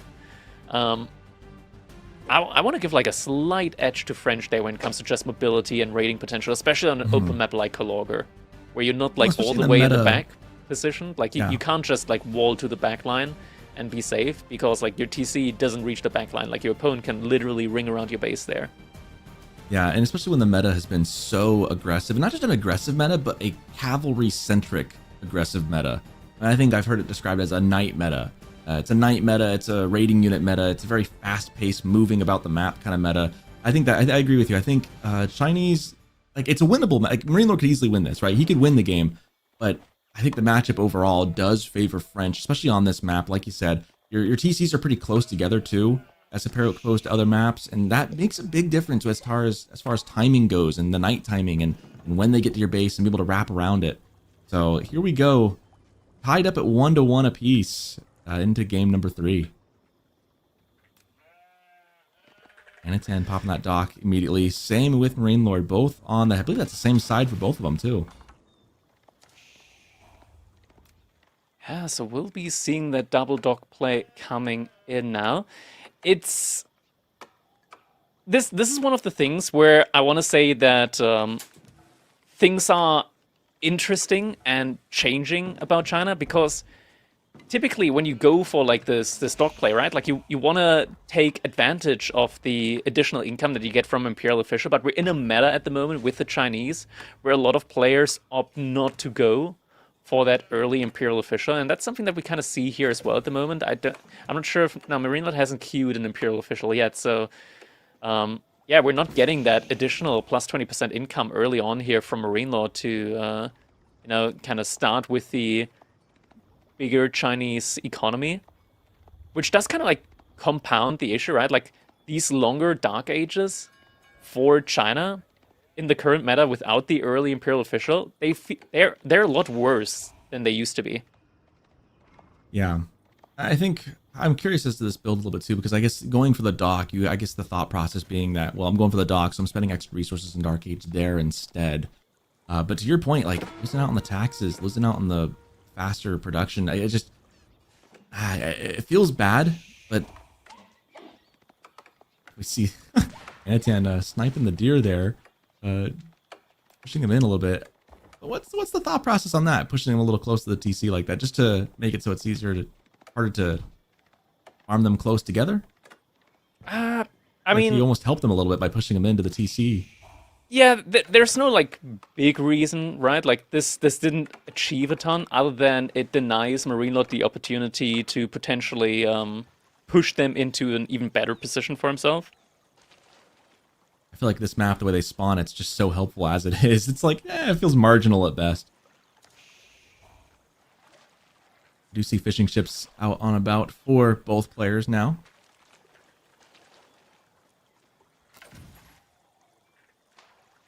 This map is such an interesting combination of water and land, in that land units and naval units have never been so close together, right? Being that they can walk all over the shallow water. I think it's kind of funny that these big ships can actually float on these little streams. It feels kind of silly to see sometimes. But it makes for some really interesting interactions when these fights start happening. Yeah, for sure. I mean, Marinelord, he's really going for this long Dark Age here right now. Hasn't really started gathering any gold at all yet. We don't even have the first mining camp coming in for him. At the very least, he is now gathering wood from a wood line with a lumber camp, so he is at least hoarding up some taxes there that can be collected later down the line. But Anatan is going to be much quicker to his own age up behind this, and this kind of feels like Marinelord is going for a second dock here in Dark Age relatively soon with just how much wood he's been banking up. Also, big shout out to PM303. Thank you very much for the gifted subs. Once again, helping EGC bring you guys all of these amazing S-tier tournaments. Very much appreciated. The second dock, I'm thinking through this. Going against French, you're going to have knights in the field. How are you going to protect these docks? You're delaying yourself even further from aging up. Now, gonna be the worth scaling... it, or are you going to blow up in your face? The scaling is nice, but yeah, the thought process behind going for the no IO opener is that you're gonna be like one villager ahead compared to normal. But you're missing out on so many resources just baseline here from just dropping off with the Imperial Official. Especially on the wood line, right? Like 20% wood, that's definitely nothing to sneeze at early on here in the game. So it's gonna take quite a while for that additional villager that you get per se to pay off. Like you're gonna be looking at like 5-6 minutes ish, especially with the way that we've been, or rather Marinelord has been delaying this age up now to get a payoff window there. Imperial Academy is now being rushed up. School of Cavalry about to complete. Anatan also getting his own dock up next to Marinelord's dock, so immediately opening himself up there for an aggressive position on that little river there. That is, wow, that is right there in front of him. There's a lot of fish right there in that little group as well. Looks like I can't even count how many different spots of fish that is. 3, 4? It's 3. He had right there. Actually, no, right mind, that's a fourth one. Yeah, that's a 3 fourth and then the one right next there. to it. Yeah, so 4. Definitely a lucrative spot there as far as food goes, and immediately units in the queue. We got warships coming out for both sides. Anton opting for the archer ship, Marinelord going for the Hulk, or rather warship straight away. First Knight already in production as well behind all of this. Archer ship does produce quicker than the warship, but warship definitely going to be able to counter this one out. Ooh, gets 2 shots off. Cheeky little wall there. It's very funny to build a wall to block the ships. Some of the interactions in this game are kind of silly when you think about it. We don't think about it too often, but they are kind of silly when you look at it at its face. Warcock comes out. And now this is a good position for that demo ship from Anatan to come in. Just needs to position it to spawn on the other side. If he's able to get the distraction in. Marinelord hasn't moved back yet. Critical moment there on the dock. And... wait, how did that do no damage? Okay. We well, missed the that explosion. happened. Wow, we looked away for a moment. You blink. That's the tricky thing with water. You blink and you miss it sometimes. And miss it in that moment we did. Second demo ship is making its way out. Anton needs to protect that one. It's trying to do damage to the archer ship, but doesn't quite get the connections in. There's just so Knight little is being room to repelled. maneuver. Yeah. Slowly but surely, the dock is getting taken down. Fishing ship also needs to be careful.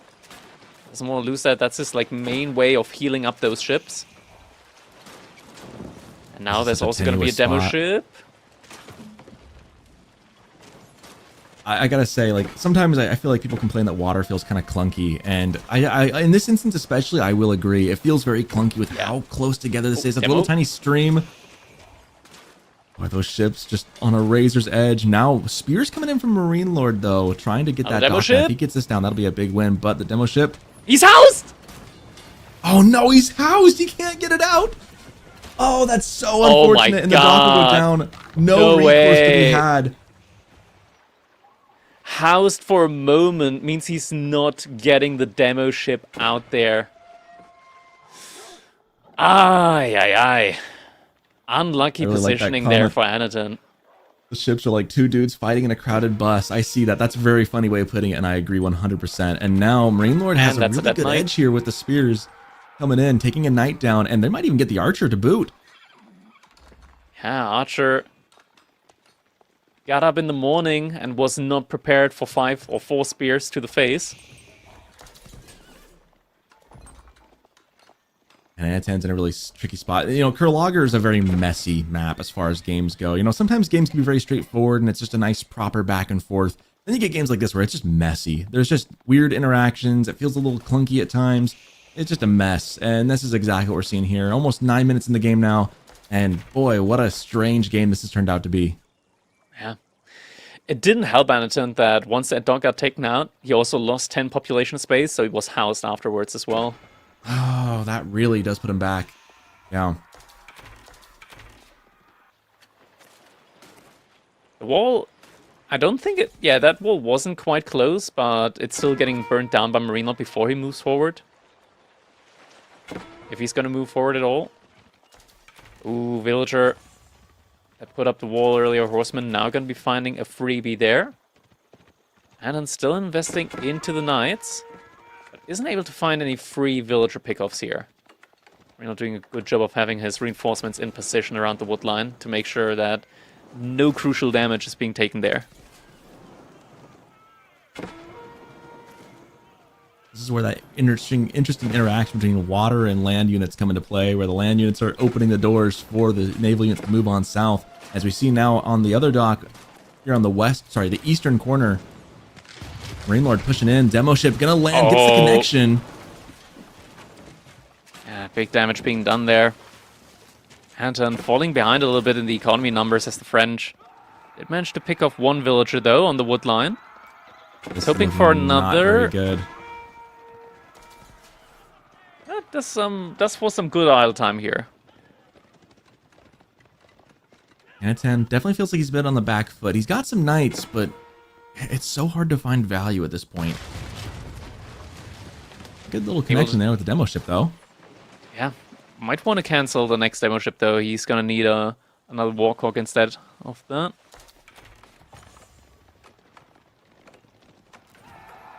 Marine Lord, ever the good defensive player, right in the right spot to deal with these knights. Gonna shoo them away.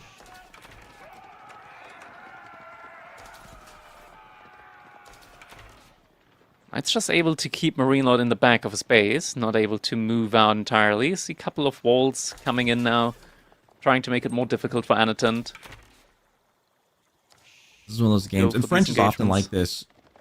French games are often like this, where there's just a lot happening on different points in the map. But when you had the hybrid aspect of this, where there's boats fighting as well, it just really compounds that fact. And that's what I mean when I say this game's messy. There's just so many little skirmishes happening in so many little places. It's hard for even these players to keep up on every little detail of what's going on in this map. It is, it very much is. Now Marine Lord behind this. Looks like he is trying to go for the eventual castle age. Ooh, big catch there by Marine Lord, able to take down a knight and keep the others low on health as well. Anatant, though, he's got a good amount of archers, and being able to have the same amount of knights as Marine Lord has in terms of horsemen means that if there was a fight going on right now, Anatant would certainly be winning that one. I feel like at least personally for me, I think the micro with archers and knights is a lot easier than with spearmen, horsemen. And now Anaton able to take down a good couple of fishing ships here with those knights. This is so good. That's how he gets back in. That's how he really gets into this game. Needs to be careful though. Demo ship coming in. He can snipe it with the archers. And does. Good placement of the units right there. But horsemen trying to respond in kind here on the gold instead. The knights though in position to repel the horsemen. And now chivalry also coming in behind this. Imp Academy coming in though. Of massing up here and getting into a good spot where he's got a good enough stuff. He can hold on to what he has. This is a tenuous game for both sides, where it feels like a slip could really be disastrous. I think Anaton needs to be careful, but I think he's in a decent spot. We do, however, see the Imperial Palace coming up for Marine Lord. Yeah, Marine Lord, he's just now sending a ton more villagers over to gold, so it could be that now we're getting a transition into knights behind all of this. Anaton, sure, he's got a lot of knights on his own, but is that going to be enough against Castle Age knights with the added supervision speed coming in from Marine Lord? Up to 3 stables, so these knights are coming out like rocket fast. There's going to be a timing here for Anaton to do a lot of damage. He's going to need to do so. Now, with the age up finished, Anaton, this is his moment now to do some damage. 3 knights already in queue. Keeps pumping out more knights on his own side. Warships moving down with the fishing ships. Anaton looking at that, maybe hoping maybe that's the damage he wants to get done. Question is it though, at the end of the day? Marine Lord, 3 knights aren't going to be enough against the amount that Anaton has here. Anaton needs to really bring out his A-game when it comes to the micro up against the spearmen, and needs to make sure his archers are not going to be out of position here at any given point in time.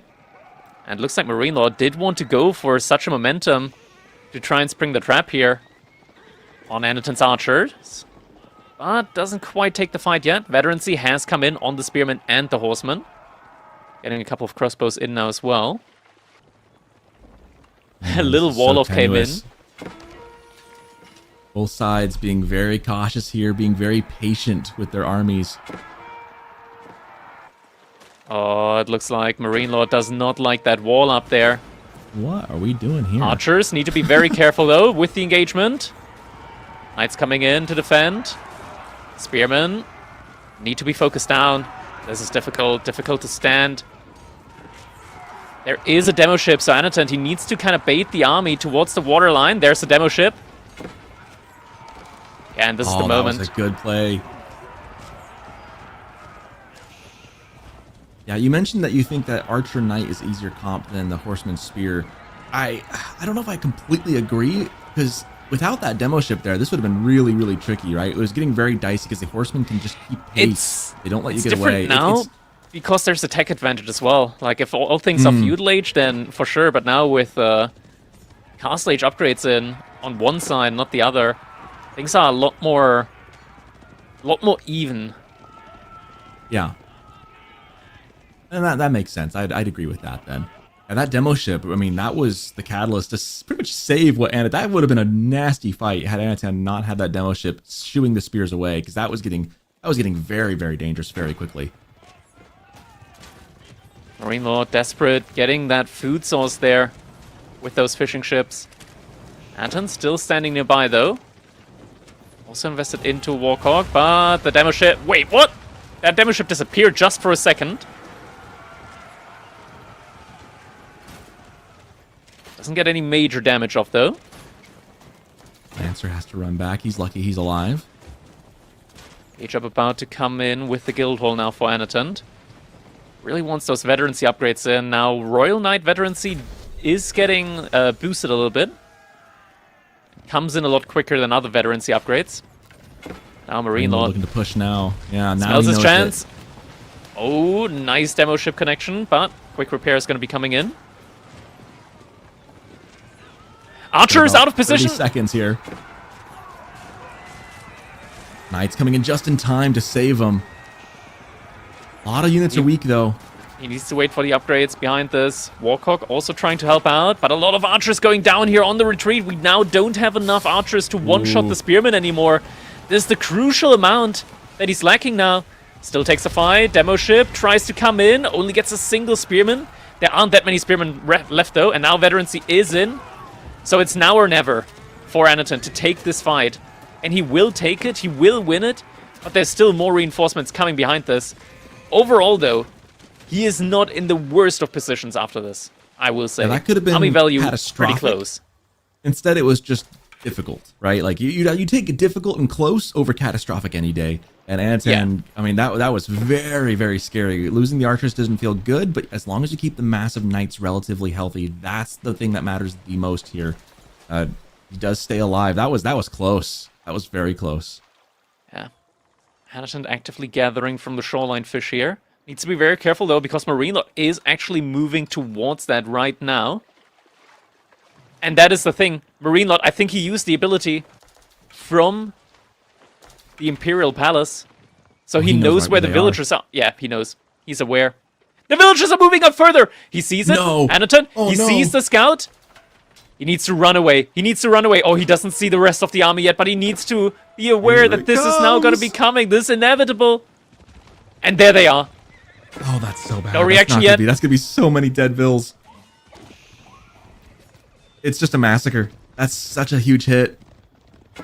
It is indeed. Anaton, he's still not too far behind when it comes to the villagers, as the shoreline are about to run out now. Archers trying their best to help those poor villagers, but there's just no way that all of them are going to get out alive. Instead, a lot of them will fall. That was a really big... Did a wolf just get that vill too? Man. Anaton Yeah, taking shots Gaia left is and against right. him. Gaia's against him. More Lancers on his vills. This... See, now that was not difficult. That might have been catastrophic. It definitely hurt him a lot, and most of Anaton's vill kills is in the forms of fishing ships, not on land.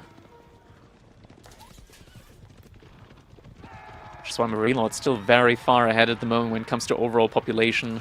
Tang Dynasty, no Song Dynasty yet. These knights, ooh, they might potentially get a couple of vills. Ah, he can't commit to I that. don't think they see him. I don't think he can even see him. There's no scout with that group, so he doesn't have a lot of vision anyways. That's a couple of the lancers on the Lancers. retreat. We're getting closer to a potential keep from Anaton behind this. That would definitely help him a lot here. Twofold, right? Discount With French, is obviously the massive, discount, yeah. and then if he places in a good spot, it might help secure what's left of his somewhat battered economy at this point. Barbican of the Sun now coming in for Marine Lord. So he aggroed the boar onto the villagers. Did he realize that he aggroed the boar? One villager. Boy, Two villagers. Oh no. Oh no. Marine Lord today's No. game is brought to you by the letter B, as in boar. for the And Gaia Barbican. is taking shots. The Barbican. Many lives lost to wildlife in this game. Oh my god, 3 villagers. Suddenly the boar equalized the villager count. And the keep is can't going up in the believe that. middle. Anaton securing the large gold vein in the middle with this means that he's not immediately getting the big discount though. No, but I think long term this is the right call. You can, because then if you, as you do put production on that, right, you're gonna have a Yeah. forward up base to produce, so you have shorter rush time to the enemy's base, and this gold I think is crucial. It's just so crucial right now. And he And does also have the guild hall food as here. well, but yeah, Oh, the it- food being next to it, there's a Can he lot get of the resources deer here. though? Like it's right next to the dock from Marine Lord, so Marine Lord sees this. I think he could get the close ones. He would definitely like to get those further ones scooted in. Regardless, there's enough here to make that keep, I think, very much worth it. And then long term, even though he's not getting bonus production now, I think it sets him up in the future very nicely. Yeah, fooding up for both players is kind of low at the moment. If he Oh, doesn't Marine lose all the Lord bills right here, though. loses Losing 3. even more. He's able to take down a couple here and there of the military units at the very least. Waldo doesn't get anything, but Anton now also securing Defends the some vills. relics. Yeah. That was, I think, a defensive to keep the vills there safe. But man, these mistakes are starting to compound. Anaton's still in this game, but goodness, a Guildhall lot looking of like? little bits. Marine going for his granary transition behind this. Guildhall currently sitting at 1,000 food, and Looking pretty Anton good. has a lot of villagers in the middle on the large gold vein. Can we take a look at his base? Does he have a second keep up? Because he had some stone and now he doesn't. Yeah, okay, there's a second keep coming Second up. one. So There we finally go. we'll be able to get that big discount on the military unit, something that he desperately needs. I think we just had another activation of the Imperial Palace from Marine Lord because he's straight up going towards the deer and the boar on Anton's side, where the East villagers side, were. yep, right there. There's a tower here, so 5 of them can hold, and the knights coming straight there to their defense. These mostly should stay alive. If he can get on them, though, there was 1 or 2 down. Not enough knights to deal with these lancers, though. He's gonna have to get out of there. Thankfully, the tower's holding on to some, but these lancers can just villagers turn not around and moving? focus it down. And that's exactly what they'll do. Yeah, the rest of the knights need to be mobilized now. Villagers need to jump out. Need to give him a little bit of a ring around the rosy there. But the remaining knights should be able to deter Marine Lord now from pushing the issue Good there. defense there. A good defense, given the cards he was dealt in that instance. Yeah. 3-1 relic split right now. So Marine Lord's getting a little bit of passive gold out of that. He's also got a sacred About to be site, 4 to looks 1. like, under his command. Marine Yeah, Lord he's just got the picked 4th up one in hand the now. 4th relic. But Anton's about to be able to click in. Yeah, that's his win condition right now, and he's got the center of the map as his. There's a lot of resources, a lot of Forward. gold. I'm curious, where does he put his? There's- I mean, Red There's Palace an at, interesting you think? spot. There's an interesting spot forward next to the wood line. Okay, he's putting it Ooh, like right up- next to the gold as well. Actually, So it's not this even Red gold Palace. Oh, it is is Red Palace. giga safe. I don't hate it. I think he could have gotten a little more aggressive with it, but I don't hate this choice. It is also on those berries. Yeah. I think he should also potentially go for a second TC now behind this. Marine Lord, he's already got a first trebuchet up. Marine gonna Lord want to Song really- Dynasty as well. Oh, Relic's getting denied. That monk just disappeared. He just like fell through the earth. He's fallen and he can't get up. Trebuchet already on the field here from Marine Lord. He's already looking to focus down the keep. Red Palace is going to compound that, make it a little more difficult. Yeah, Though only I a think single. it's in Good. I think it's in Anton's favor to take a fight up the middle on those keeps. I think he wants things all in the center, and then he can split his own knights to go raiding on the sides. I think keeping things centralized is going to be good for Anton here, because he's going to start getting Arbitrier out later, and those are going to start shredding. The spears aren't going to do much here for Marine Lord. So I think centralizing this is actually good for French. Yeah. Anton, I feel like he needs some bombards at the moment. Marine Lord, he's also just been forced to really heavily invest into these trebuchets, and trebuchets are expensive, man. They're incredibly, incredibly expensive, and investing into 3 of them, that's like a keep and a half, almost. Actually, pretty much exactly a keep and a half. So Anton, he can stomach repairing that for a while. Looks like we are about to be getting a Great Wall Gatehouse, and now Great Wall Gatehouse has been nerfed, pretty much neutered. Like it's a lot worse than it used to be. It now has normal Nest of Bees on top of it. Before, it used to be like supercharged Nest of Bees. Yeah, it was crazy good. It was absolutely absurd. And now it's like, yeah, it's a defensive spot. It's you can dive it now. Before that, it used to be anything that dives just dies. It's a really interesting landmark, though. I think it's the only landmark that I'm aware of. You have to build something first to be able to build it. That No and other also landmark has it's you the build like a wall to make it. yeah, it's also the only landmark that infantry or just in general non-siege units cannot hit. Oh, but Anton, he's standing here now. He's not letting Marine Lord build it. Oh, so First Nest of good. Bees Such coming in. Great positioning. Elite upgrades are in for Anton. Is this a fight that he wants to take, even with the home advantage, even with the siege coming in? Fight's being taken. Those knights are so beefy. They're going to be able to stand and fight, Oh, he's even winning against the this. spears. He is winning this. Anton with the French up against the Chinese. The farm transition has been finished up, but Marine Lord getting caught right when he wants to age up to the next age. He is getting decimated now inside of the base. Keep not right next to the farm income. It is There goes not Nest of protecting Bees. the food economy. The archers are out shooting the Nest of Bees at this point. This is catastrophic. This is not where Marine Lord wanted to be. Standing the army right on top of the gatehouse. Marine Lord was running past it, saw it, and immediately, Anatan saw it and immediately pivoted towards it, setting up his military right here. And now, even the archers are enough to take out the trebuchets. That's so much value that Marine Lord has lost in a very tight game. Suddenly, Anatan's looking really, really strong. And now Anatan, he can just sit here for the time being, take down villagers.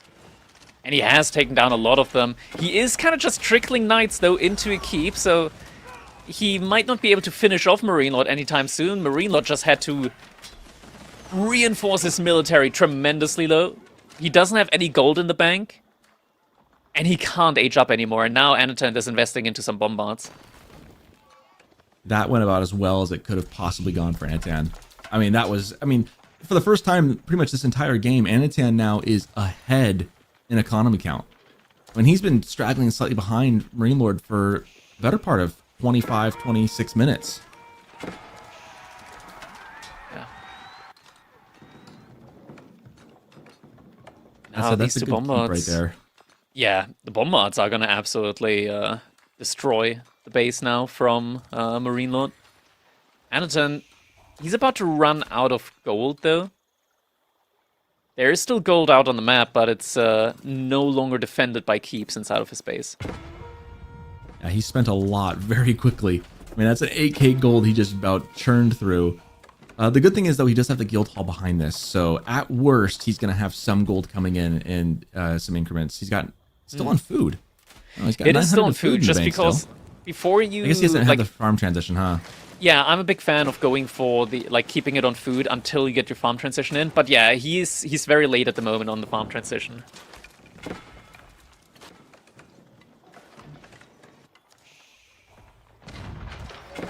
Well, he hasn't had to, right? There's been just so much food on the map. There still is more, but that is going to become a concern here. These We are the do raids. see Imperial Palace strikes once again as horsemen getting on top, and there's nothing to defend these villagers. This is the reason why up against China, you just can never blindly move out the villagers. You always need to have something there to protect them. And in this case, Anatan, he's losing a lot of villagers yet again. Villager count equalized. Knights are coming in to try and save, but yeah, this is painful. Now the military might be a little bit out of position. So the bombards, are they actually getting sniped? Is Anatan aware of this? The bombards are safe. I got the archers there still. And the keeps Man, and just like that, Marine Lord has edged out the eco lead again. This has been such a back and forth game. Both these players are just really making this one tight. I have been very impressed. I mean, we've gone back and forth so many times already. Yeah, this time the keep is going to be going down for good. Just a little bit. Knights now raiding the back line, so Marine Lord, he's going to have to send the army there as well to try and deal with that. But Knights can just leave before they collapse with the infantry. Yeah, we're starting to see the differences between having an Imperial Age army versus just a castle one, and that these Knights just feel unstoppable. Idling out there again. And yet again, Marine Lord sending the horsemen back again to the gold. And they're going to make another He's connection. got no other option. He really can't afford to take a head-on fight right now. He just can't. Yeah. So his only recourse then is to keep hitting the eco and hoping that it slows down Anatan enough. Anatan still has gold to spare. More knights coming in. Is the guild hall still packed? Behind all of this. Could very well be. Yeah, almost two. He just took it he's out. cashed out. Exactly here. Took it out. Immediately queues up 6 more knights. And also gets incendiaries in.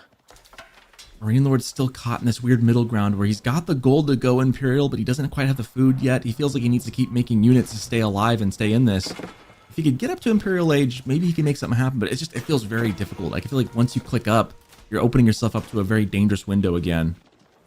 The issue as well is that the Great Wall Gatehouse, it's no longer that strong against bombards. Like, it used to be that it almost one-shot bombards. Now, with the nerfs, it doesn't one-shot them anymore. It doesn't, no.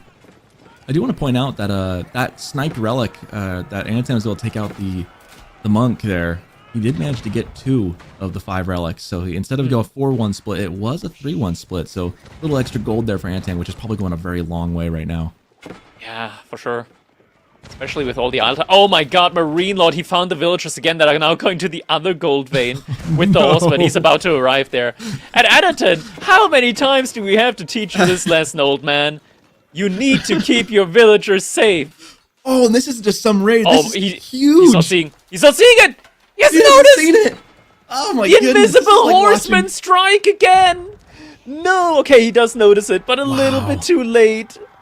Almost 20 villagers just lost their lives. Goodness.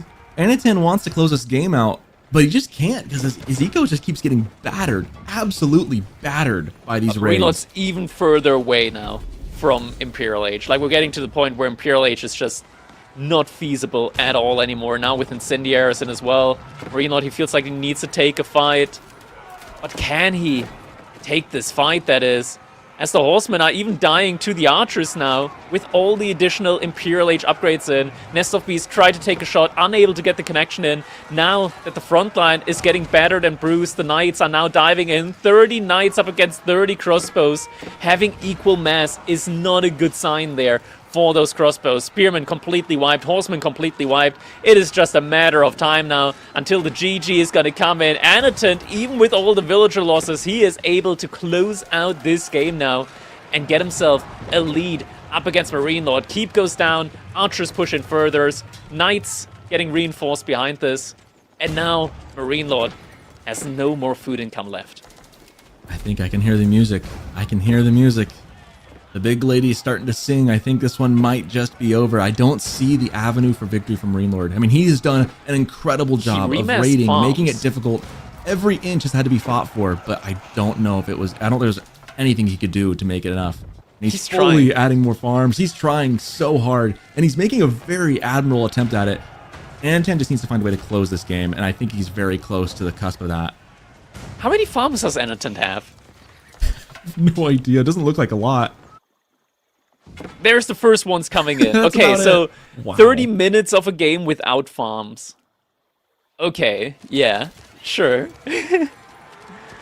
Just Guildhall things, I guess.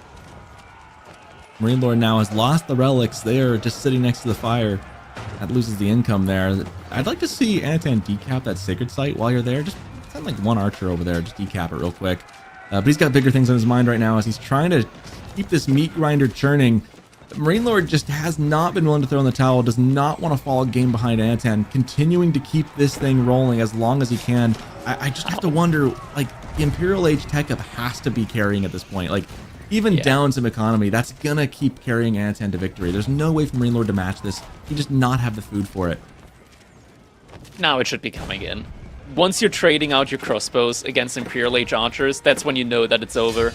And there it is. GG comes in. Anatant able to take the lead against Marine Lord. That was an incredible slog back and forth. There was some precarious moments there for Anatan. Like, there were definitely moments where I thought it might have been it. Marine Lord just ever vigilant at putting the fire to Anatan's feet, but Anatan able to sneak that age up, able to take the control of the center, that center spot on the map with so many resources, really I think was the difference here, propelling him into the late game with a much stronger footing than Marine Lord could afford to have. I'm gonna have to ask this again. Vodka, do we still have the opportunity of seeing that glorious resources gather graph in game? It's too late. Unfortunate. I always love to see like these little spikes that you see from the guild hall in the resources gather graph. It kind of, I don't know, it tickles a very specific itch for me. I mean, look at the economy count back and forth there from about the 15 minute, really from the 13th minute on all the way to about the 33rd minute. Just back and forth and back and forth. I mean, on the water, on the ground with the raids, this was just a very messy, hectic game. And oftentimes you don't expect messy games like this to go to Imperial, but then sometimes they do, and it's just such a meat grinder of a game. But really well played. Really both sides of this matchup did a really good job. I think just the strength of French Knights, I think we got to see that on display here and why that's the better unit. We just see why French tends to be, maybe like you said in the beginning, slightly favored in this matchup because they're just that much more difficult to deal with. Yeah, it's also the issue of China, just their farming economy being incredibly centralized. So there's always the clear goal to attack.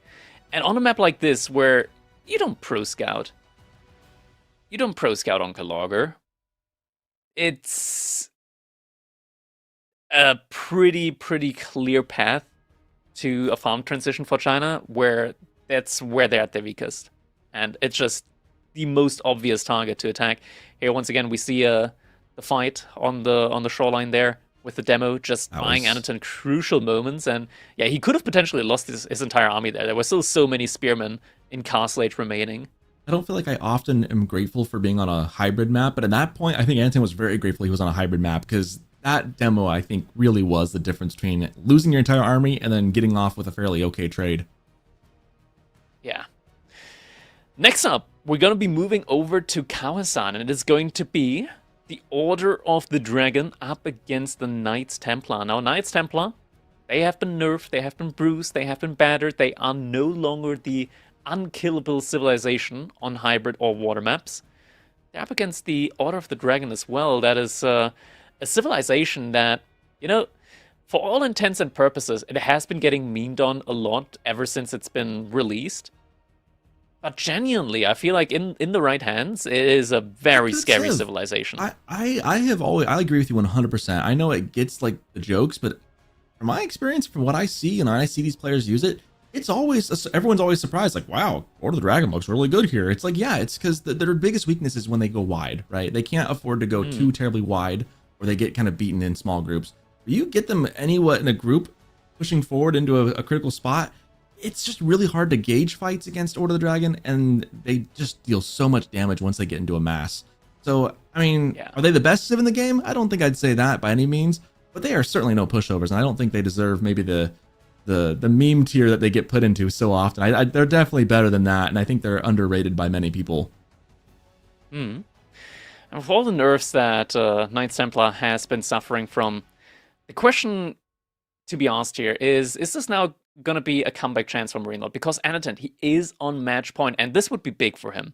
If he's able to defeat Marine Lord in the group phase, that is going to set him up for success in the oncoming games, especially because he already beat B in his group. Winning both sets in his group, that is going to be very good for him. Yeah, especially since B is no easy opponent as well for Marine Lord, potentially. I want to say, like, historically, they've been going back and forth, and B has had some very good sets against Marine Lord as well. It's always difficult to judge B's performance, just because the dude is, he's a maverick. He's a father, he's a pro Age of Mythology player, he's a pro Age of Empires 4 player. I wouldn't be surprised. Also, what was the other, like, kind of like sci-fi game that's out there? Like RTS game? Fringe the game. I don't mean StarCraft 2, but like there's a zero space. I think he's also playing that at a high level, and yeah, he's playing all of those. He's playing all of those at a high level. It's kind of insane. It's kind of like the dude does it all. So it's always very difficult to judge his level in any one of these particular games. Yeah. Well, and Anatan, I mean, having Marine Lord on match point, this is not a spot Marine Lord finds himself very often at all, especially in the group stage. I mean, this is just not where Marine Lord ends up a lot. He does not drop very many series ever. And to be up 2-1, like, you're in a really good spot. At worst, you end up going the distance. Now, I'm curious as to, like, the psyche of these players. And we saw Marine Lord just a month ago in person playing in Denver, and I mean, that dude's cool as a rock. I mean, he can play with the flu and still win the whole tournament. We saw him do that. This guy, he's really good at playing in adverse conditions. So, like, you're up a game, you can't let it go to your head, but you've got a potentially pretty decent matchup here. Obviously, Knights Templar are not as dominant as it once was, but it's still not a pushover either. I mean, we talked about their potential on Kamasan, right? Just with the stronger docks, with the harbors, with the emplacements. They're definitely not a civilization to be trifled with there at all. Yeah. We'll see how this pans out here as we get ready to dive into game number 4. Feels weird to say, but Marine Lord down a game to Anatan right now. And if Anatan can win a series against Marine Lord here now, that would, I think, man, his confidence moving forward would just be through the roof, I imagine. Yeah. This time around, we're getting an opening unlike the one that we saw in the last iteration of Kawasan here, where we had Knights Templar coming in for Louis MT. This time, Anatan, he is moving out straight away for those pawns, and Marine Lord opening us up here with a Dark Age barracks. So, Gilded Spearmen could be on the menu here, and most certainly are going to be. As the first one should be just about queued up now. There we go. That one is now in queue. And the scout also did see that villager from Anatan. I'm not sure if he also gave him a couple of laugh taps, as that villager is already a little bit Looks weaker. like it, Might have yeah. also just found a wolf. That could also be the case. And there it is. Harbor now coming up, but Marine Lord immediately with those spearmen. Also just knowing the position of that dock. That's going to be a tough one for Anatan to hold. And he didn't see the barracks Oh, yet. did you not see it? I mean, you gotta still expect it, right? You have to be expecting that from Horde of the Dragon. Do you? Maybe. Maybe. I feel like you Probably. gotta respect it a Potentially. little bit. I mean, this is a pretty far away. I mean, I'm curious why he built this thing so far away instead of on that bottom corner. Most likely because he wanted to hide it. He does see the spearmen approaching now, though. Well, it'll take a while for that to go down, but still, the more spears that keep Yeah, coming, the we got harbor- another in the queue. The harbor has a lot of health, so it's going to take a while to burn down. Now, the Gilded Spearman does do additional damage, and Anatan actually just canceling the ship. That's... Ooh, that feels pretty bad. I mean, I guess it makes sense to So the- cancel the ship because you don't want to compound your Yeah. losses here. You're cutting your losses short and going, okay, I clearly am losing this. That still feels bad because, like, those docks, like you said, they cost extra resources. I mean, those are not cheap, especially 1 minute, 2 minutes into the game. That's a heavy investment you're still losing. The question is, what is Anatan doing next? Because he hasn't produced the barracks. He is actually sending another villager out to the next pond. Does he want... Are you really telling me that he's dropping 2 harbors without a single fishing ship in between? Like, by the time the first harbor gets burned down, he's just gonna move on to the next. This is... They're so expensive, Soccerton. 500 wood down the drain. Oh man, there's cutting your losses, cutting the line and taking it, and then there's doubling down on the other side. And you know, if it works, we'll call him a genius, right? If it doesn't, we'll sit here and criticize. So, I mean, it's one of those things where when you're going to play this higher stakes kind of game, like, you got to win to make it prove it the point. If you don't, then it's just, well, that's unfortunate. The nice thing for Anatan is he's got a game he can throw away here. If he needs to throw this game away, like, you know, it's not you who has the back on the ropes. You know, it's Marine Lord. So, but you still don't want to have to go the distance. You'd rather just win it out here right now. It actually takes quite a while for that harbor to even they're get tanky. set on fire. That's the nice thing about How them much being health so do expensive. they If have? they're going to be Do they have, expensive, like, they might as fire well armor? have the. Does it probably does Yeah. it? It might. It Can costs we stone to select build it? Like, a normal dock has, like, what, 1,500? So this has 2,200. Actually does does have have 2 two. fire armor. Yeah. How much damage There's do some those? fire armor in there. How much damage do gilded spears do with torch damage? I don't actually know. They do, like, 18. 18. So they're doing 16 a pop. It's only 16. Oh my god, Marine Lord with the Order of the Dragon pick. Did he anticipate this in order to get maximum torch damage out against the harbors? That's crazy. That second one does have fishing ships on it now. Now those spears, do they look to the other lake or do they go into the base? There's the scout. I don't know if Marine Lord has seen the other pond just yet, and I don't know if he knows it's He's there. about Otherwise, to. I imagine he's probably He's going to find out assuming. soon. Yeah. I'm looking at Anatan's resources. Like, is he going to get enough value out of this second dock before it gets torched? He is aging up right now, so I guess the answer is probably yes. If he's going to need to get a ship, he cannot afford to lose both of these docks, though. He really needs to keep this one up. Economically, he's a good bit ahead at the moment, right? Like, being 4 villagers ahead at the moment, that's pretty good. Oh, Marine Lord. Hello? Marine Lord, hello. Shivs come out? Anatan? Maybe garrison some more villagers, Anatan?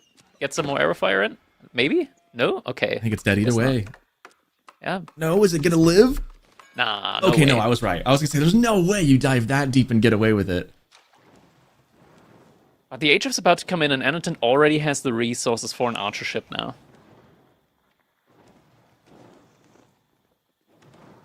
And there's no villager from Marine Lord coming out to dock. Actually, never mind. He's going for the first pawn. And Anatan's, he's going back. Anaton is going back with another villager to put a dock in the first pond. Kills the He's wolf on the not way, done too. yet. Do we see villagers on stone next? Guy's got some nerves, man. That's for sure. The nerves of steel coming out and doing this and just braving the lake again. Well, you know, high risk, high reward, right? Yeah. Archer ship almost ready to pop out. That'll keep this dock alive. Sometimes you lose some, sometimes you lose some more. You know, all things considered, I feel like this has worked out pretty okay for Anatan. I mean, having Marine Lord dive your base inadvertently like that definitely helped kind of negate the loss of the first dock. And the spearmen Going for are round going two. for a dive yet again. Ooh, a little cheeky small wall right there. I kind of like that idea. He deletes it, doesn't need it, but he was ready. I mean, quick on the draw, though, for Anatan. Ready to bring that up when he needed it. All right. I'm getting some interesting fun facts from production here on the side. So if this... if Anaton wins this game, this is going to be the first set against Marine Lord that he's won after 11 sets in a row of losses. Yeah, Marine Lord has an 83% win rate by games against Anatan. This would be huge. And you know, boy, it's when you take down like what is most people would say is the best in the world. That's again the confidence that Anatan must have. Even just getting this far into the series, he's got to be feeling pretty good about himself. Yeah, and we're now at a point in the game where Knights Templar is on water with the harbors, right? So that's like the hardest part to get to. Ooh, but he might be about to lose his archer ship. Ooh, Yeah, that one's not going to dangerous. stay alive. And the spear gets away with low health as well. He does have an archer chasing down, but the sprinkled ship might be causing some problems. Oh, we're about to be seeing Sockerton. We're about to be seeing sprinkled emplacements. Ooh, here we go. We've yet to see this tech. He's getting the stone for it. Demo ship coming in. Decides not to. The healing is a little bit too strong here for it at the moment, but Marine Lord also going for the sprinkled ship. Not the sprinkled ship, the demo ship. Oh no! And the connection's coming not like in. This, not like this! Not like this! Ah! And it the did go demo's for the just sitting explosion as there well. still. Oh my god, was so close. What There are we was a doing? second. There was a second where he could have gone for it. Does he have enough? Does he have enough stone yet? Yeah, he does. It's queued up. It's queued up. On which Oh, one? that's an archer ship. Oh no. Did he oh, queue it up no. on the other one? He queued it up on this one, but I'm Oh yeah, I doubtful. see that there. I'm a little bit doubtful. He wants to repair it. It's gonna be a close one. close. The harbor It's gonna with be the close. the harbor with all the bonus health though. Okay, we're about to see. Did the devs dice roll the damage stat on the spring? Okay, it's not that strong. Actually, it attacks kind of fast, doesn't it? Oh yeah, it does attack pretty fast. Maybe it is a little bit dice rolly. Yeah, okay, it's doing a good amount of damage. Holy. Yeah, it's doing a pretty good job there. That'll Yeah, push him back for that's pretty sure. good. That's pretty good damage-wise. Yeah, okay, One that's... more. Oh, okay, the healing though. The healing And the though. demo. Here comes the demo. At least forces Oh, him not back as a much little value. bit. He needed a sprinkled ship there. Unfortunate. Looks like the dock is eventually still going to be going down. As strong as that emplacement is. I have no idea what else is going on the map. I'm just looking purely at this Yeah, right now. we're invested at this point. Laser focused right now on This this. is everything we This care is about. For science. It's for science. Yeah. And now cancelled the ship. They want to go for on this side, so eventually is going to just surrender control over this pond. There's 2 guild horsemen out, and Anaton still reinforcing archers. Is now also adding in spearmen, so is going to have all the answers that he needs. But Marine Lord behind this, almost even villager count, and with the Archon and with the, just baseline faster gathering all of the Dragon villagers, this might not be the most ideal spot for Anaton yet. Yeah, I got him. Those are gilded villagers too, so the numbers. I mean, they both are fishing now, but I feel like Marine Lord's got a bit more of a presence on his island or his lake than Anatan has on his. Horsemen looking for a dive aren't going to get really anything here. Just enough mass from Anatan to fend those away. It also helps a lot that Anatan has the Knights Hospitaller, so the villagers also with a little bit of bonus health and movement speed aren't going to be too easy to pick off, but the archers... This could be dangerous. Good amount of damage coming in. Anatan, good micro. Pulls back the weak archers there. In the end, doesn't end up losing too many of them. Might lose 2 more. Not the worst. 1 gilded horseman. I feel like it's a pretty even trade. I don't feel like you're too upset by that. Definitely not. Marine now also adding in some gilded archers. Gilded archers, I want to say, like, in Feudal Age, they feel really bad. Like, their attack speed only really comes to fruition in, like, very static fights, but at high level, like, you need to micro back and forth with them, you need to kite. And that's just not the strength of the gilded archers. Their attack speed is just a little bit too quick. So you lose out on a lot of DPS when you move them. The game is slowing down just a little bit. We are going to have some pressure from Anatan here. But now that the water has been kind of determined, they each take their respective pawns. However, these villagers on the deer might be kind of exposed. It looks like Marine Lord does see that coming in, so won't lose anything here. Instead, a horseman going to get on top of the archers. This is a bit dicey, actually. I'm not sure that Anatan wants to take too much of a dive. He's got to get those archers taken away, though. Spear gets onto the horseman. Another horseman comes out. This is going to be a bit of a wash of a trade, but those archers really don't want to stand and fight to that. Thankfully for them, the horsemen head back to base. Gotta be careful not to push too deep here. Able to take out 2 archers, but loses like 5 to 6 on his own side. Not It's sure still a fine-ish trade. Yeah, it could be worse. Like, the thing is, Knights Templar, they're kind of busted when it comes to having the economy set up for just mass archer production. So losing archers on your side, who cares? He did get the idle time, at least. He's forced at least the objective of, like, if he was going for like a limited objective of just force off the food, he's done that. And so Marine Lord, not able to take those deer, is pretty much entirely reliant on whatever food he has left into the town center and then the fishing. So there's that little win for him. Oh, the scout is trying to get some line of sight on the wood line. Almost able to find it there as well. Through. That would hurt him quite a bit. Now the archer is in position. If he gets just a glimpse, he's going to be able to start taking down some villagers. And there he goes. Have a choke point here. Needs to get those spears up front. The archers are the ones that are in front. The horsemen on top of him. He needs to get the spears there instead. Villagers running behind. Spearman not in position. The archer count just got decimated very quickly. Also killing the archers on Marine Lord's side, though. But the spearmen, they're still just chasing after villagers at this point. Not what they want to be doing. But Anatan, behind this, is just rallying forward more and more archers. Sure, he just lost an unnecessary amount of archers. But all the archers that he lost are already back in production. But this wasn't enough. worth it. I don't know if he didn't kill a single villager. That wasn't good. That wasn't worth it. You do not feel bonita after that one. Yeah, a bunch of wounded villagers, but they're gilded villagers. So what do they care? They can take a boo-boo. They don't mind.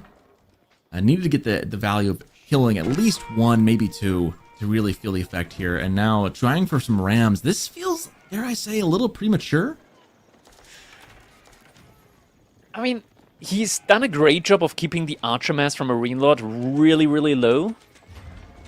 But at the same time, Marine Lord's done a great job of keeping the spearman count very, very low. So, yeah. Anatan behind this, though, he is getting closer and closer to the age up. So this is the famous ram.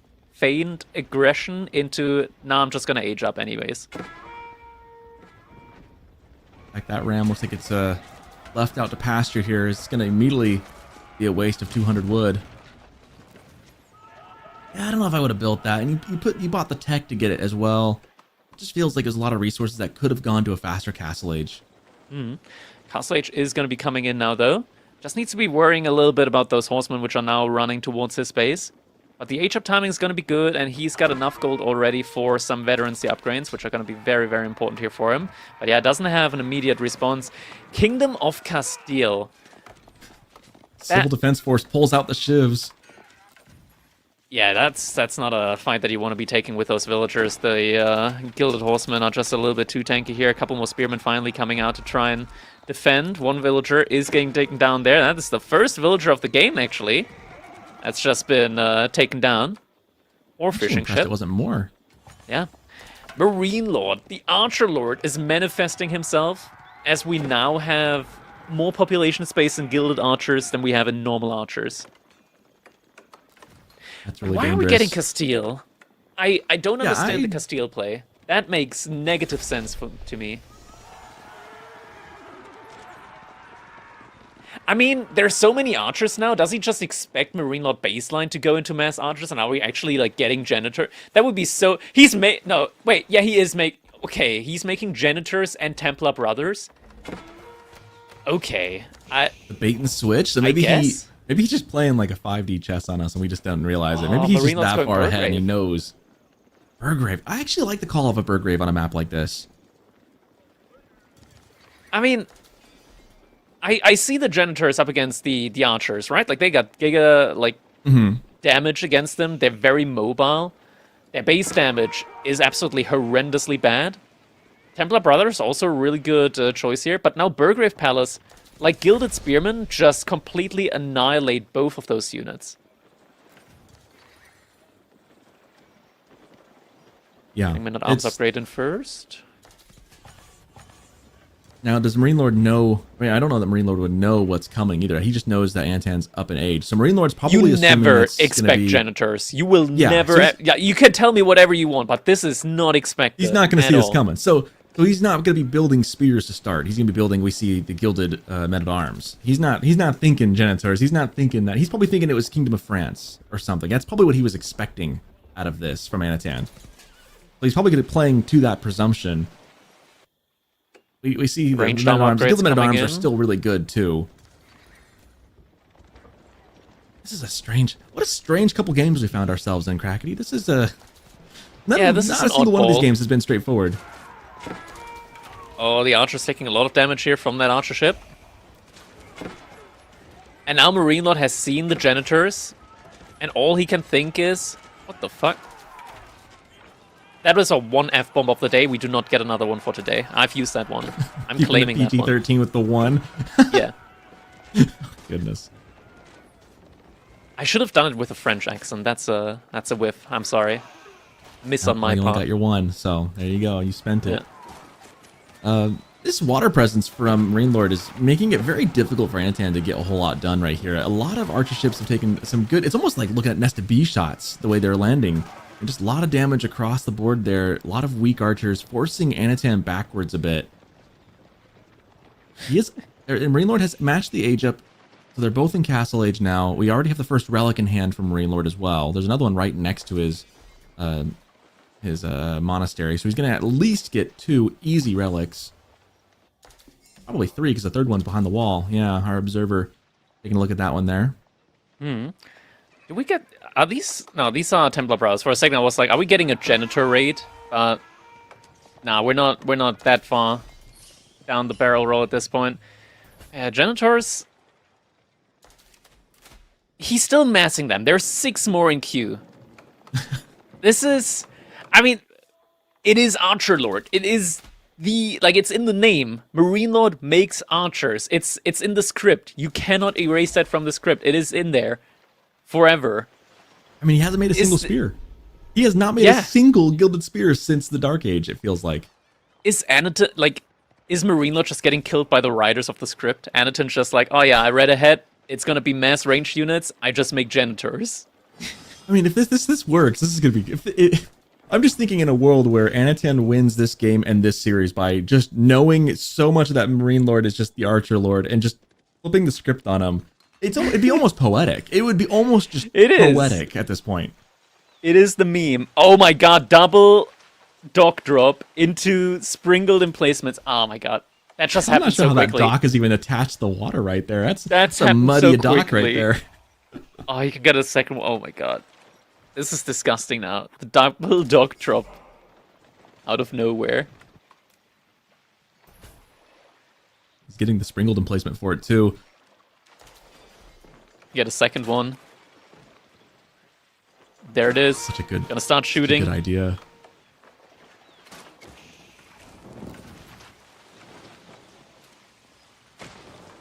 Range on that. Connections being a lot made. of Marine range, Lord yeah. now pushing forward with his own army, though. Needs to be very We're just careful. transfixed by it. But at the same time, raid coming in. Marine Lord needs to idle out his entire economy here. Wow, this is a great play. And, you know, his military is completely out of position for this. Is Anaton doing this? The next fight is going to be I don't wanna game say it. deciding. It is so close. It is actually so hard to call just because, like, we don't have experience with Janitors. We don't know if, because of their, like, long attack animation, they're just going to be really bad in the fight when push comes to shove. And Anaton is losing a good amount of Templar brothers here, actually. Not a good way to, like, be pre-engagement here, especially with Marine Lord's army value being a little bit ahead of Anaton's.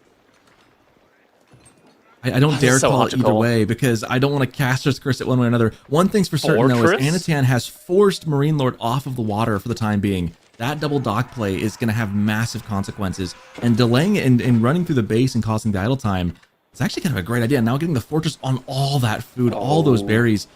Anatan's in a really, I don't know, I'm not going to Caster Curse it and you know, ruin it, but Anatan is in a very good spot at the moment. Objectively about to ruin Marine Lord's food income. Marine Lord, he's not going to be able to comfortably take the fish in the middle now. He has to contest this. Couple of demo ships coming in. No connections, Third one though. almost gets a connection, but doesn't. I mean, still, you're forcing him back, though. He doesn't feel comfortable in the middle of the pond. That's the Trolling win fish right are getting there. depleted. Oh, demo ship, demo ship, demo ship. It's getting closer. It's not committing. The repair. The mass ship repair. And a fight is being taken in the middle, though. Where the keep is, the fortress is, that is actually buffing up the units. Anaton's even getting the upgrade for the additional armor on his units as well. He's already got the bonus range on the Janitors. And I don't know, like I think they're overkilling these units. I feel like they kind of have like the javelin thrower issue where it feels like the animation's slow. They've got a slow attack speed. Yeah. You need to split them in groups to get, I think, the most value out of that, which seems like very micro-intensive. Need some Springles at this point in time, I feel like, as well. Marine Lord, he's just continuously investing into men-at-arms now. Anton already on 18 crossbows, but these are all of the Dragon men-at-arms, so it's kind of difficult to judge. Villagers moving forward to take the wood line? Is he all out of wood in his base? He must be all out of wood. Does he want to Elsbach? Look at the resources. Does he want to Elsbach? Oh, drop? yeah. I think he's looking for a fast imp. I think you're right. That is... This game is crazy between these two players. I'll say that much. It has not disappointed at all yet at this point in time. And the Janitors, they're so efficient. But there it is. Elsbach Palace drop in the middle in order to secure the wood line. That is a desperation Elsbach right there. I don't even know what I'm watching anymore. This is just on a whole nother level. In come the flood of units. And he can still deny this. Game. The Janitor could start He's moving the forward. villagers if he wanted to. Janitors with so little damage, probably better off just still using them against the range units. The archers, He's though. got range units, and he will. Age of Denied. Wow. Anaton, is he doing it? His first victorious set against Marine Lord, potentially in the making here. I'm still not willing to call it until I see it. I'm not willing to call it until I see it. Archer's dealing damage on both sides. He might be holding this. I think he might have spoken just a word too soon. Arms. And the healing, a bunch of prelates behind this healing up the men-at-arms. Marine Lord's holding. Marine Lord is holding. And he can now go for the Elsbach. The Elsbach doesn't really secure anything, but he's keeping himself in the game. Wow, the front line. He's in a great position, though, to just siege down that Elsbach immediately. The best trebuchets in the game. Anatan's able to match this available timing, though. Tonight's Templar. He is got 2,500 gold in the bank. He is trading up. There it comes. Yep, you see him trading right now for the food to go into Imperial Age. This game is going on for a lot longer than you thought, I think. In the Kingdom of Poland, clicked up. Here we go, Imperial Age on... Goodness, I can't believe this. That was a really scary hold. The Janitors, I think I've decided I don't think they're that good of a unit. I mean, as if it was a question before. I think we've discovered they're do okay. So clunky. They're just clunky. I think they're overkilling. They weren't overkilling that much against the I guess gilded they're gilded. That's true. Yeah, so they didn't overkill that much, but just there's so much time between the attacks, and They got kind of pushed into the front there as well. They're really clunky maneuverability wise, and yeah, it's I'm not a big fan. They got the same issue as sergeants do, where really good unit, but it's just not fun to play with them. Like you just don't feel engaged at all when you try and like kite with them. Mm-hmm. It's like the game plays against you. Double wall on the side here from Marine Lord, keeping those horsemen out. Immediately has another one. There's a gap in that wall, though. There's a way in, but instead, Anatan's going to try and burn it down. There's enough units there that I don't think he's going to be able to get through.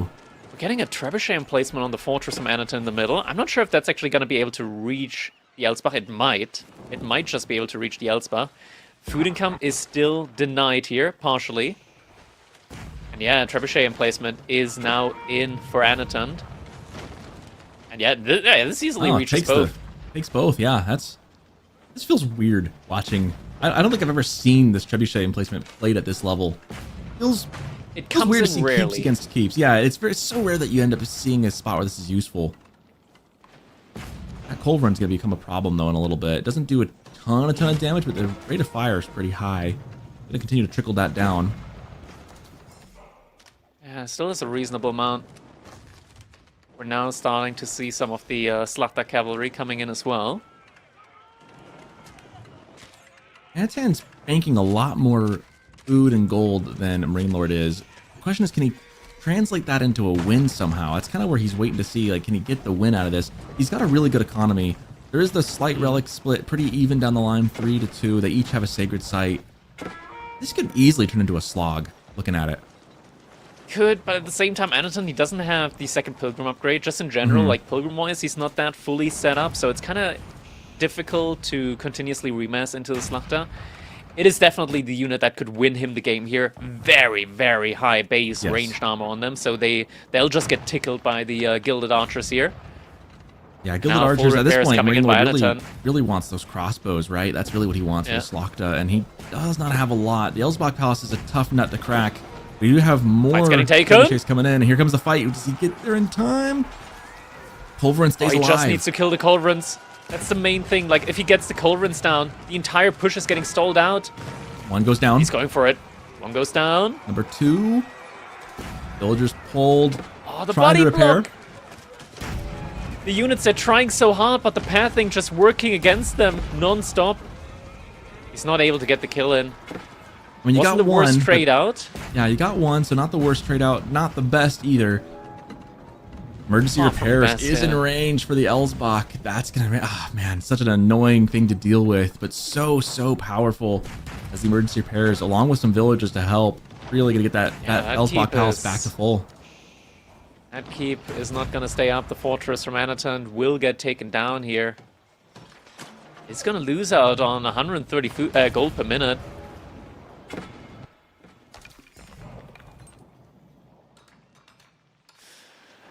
Rainlord, he is desperately clawing at this game for a way back in, and I think he might have just found it now.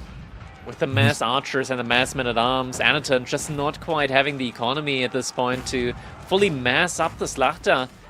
If we were at like 20 Slachta, that would be a great case for Anatan to win this game now. But with the lack of military mass, now Marine Lord securing the middle food, the berry spawn there with another keep on his own side, and now also setting himself up for a siege on the water from Anatan. He's about to lose his food. That's going to be a death blow. You know, it's tricky. When you have the exact same number of units as Order of the Dragon, you got a problem on your hands, because when you can see the population count, it's the count of the population is 106 to 61. Obviously, there's not 106 military units on there because of Order of the Dragon number shenanigans there. But when you have equal numbers, I mean, that really is reflective of the value of this military. I mean, you could look at the army value, 12,000 to 8,000. I mean, that's quite a disparity there. Yeah, certainly is. Behind this, Marine Lord, got a lot of resource in the bank. We're now also getting elite army tactics in, elite on the spearmen about to be coming in, and now going into more additional Slachta. Feels like it's just a little bit too delayed. Fishing ships being idled, another harbor is getting put up now behind this. I think Marine Lord has secured himself here. It feels like he it was close. There was a danger. I think the Genitor, had they been more effective, could have really dealt a bad. Had they been more effective as units, I think they could have done a lot more. I think the fact that they weren't gave Marine Lord just enough time to kind of hold, get into the Imperial Age. It feels like the pendulum's starting to swing. But if Anatin can take a good fight here, he can maybe get things back on track. He needs to get some big wins here as he pushes in with his units. Is it going to be enough, these units buffed up, though, by the prelates. Inspired military units out there at front side. Crossbows trying their best. But now with the keep there, Anton doesn't feel confident in taking that fight. Fall back for the time being. More slaughter being messed up.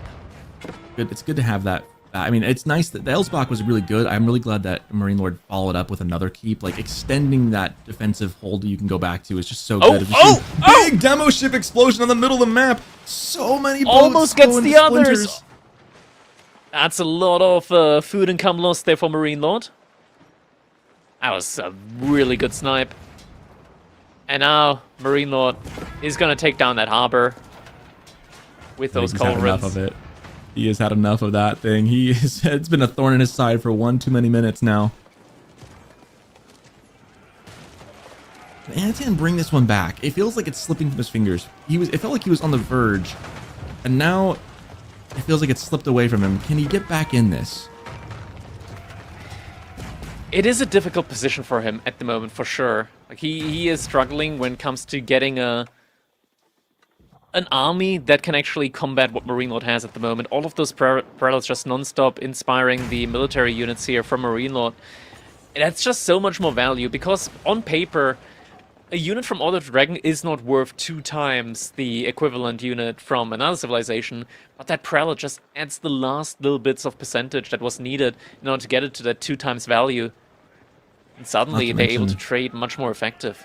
Not to mention the healing they do in between fights as well, just getting even more value back. Because one thing is, Marine Lord doesn't have a Regnitz, right? So he's got 2 of the relics. They aren't Regnitz relics, so he's not getting a whole lot of value. But he does have that Aachen Chapel, and he is Order of the Dragon. So it's an interesting spot we find ourselves. It's hard to gauge this economy when we're so used to seeing it in other configurations, like with the Regnitz or with other ways.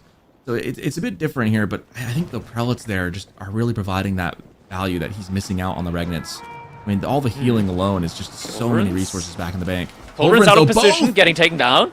It's sniped. Is this a fight that's being taken now? Not quite there yet. We're about to be getting Bloodlines in. Yeah, Bloodlines about to be coming in. Oh, and Bloodlines, yep. Oh, Wolf? Wolf? He's going for it. He's going for it. Ah, okay. Close. Wolf is not getting the kill. Not getting the play of the game here. Gaia has not been nice to either of these players in this series. Not at all. Fortress is being put up now at the front side. But now with Bloodlines, there's a fight that Anatin can take. Mass crossbows have also been upgraded by Anatin with some unique upgrades, so doing some additional damage on them as well. It's a lot of Genitors. A little bit of an almost surround coming in. Fight's being taken. The hand cannoneers from the Order of the Dragon just roaring. As they're attacking non-stop. This is a good fight. I think the Janitors are taking down the hand cannoneers, or trying to. Actually doing very decent damage up against them. I don't think they've been elited up yet. I'm not 100% sure. They don't look elite. But then again, Janitors are a mean unit. It's hard to make them look strong. I mean, as long as they're focus firing the hand cannoneers, that's actually really good value. They are not elite Janitors. Yeah, that was a very good fight. That was a good fight. It brings Anatin back into it, but now he's got to follow it up with something really good. And ideally, following it up with somehow reclaiming map control. He needs some more fortresses, and he probably needs a second upgrade on the Pilgrims. It's a lot of gold per minute. Especially now that the gold vein has been exhausted for him here. He could drop a fortress forward there. Could be a good spot. And then get the gold. That's tricky. Those men-at-arms are on the prowl. I don't know if he'd be able to get that up in time. He'd have to send some units over there to reinforce it. Springled Tower doing some passive work on the fishing. He does send the knights over.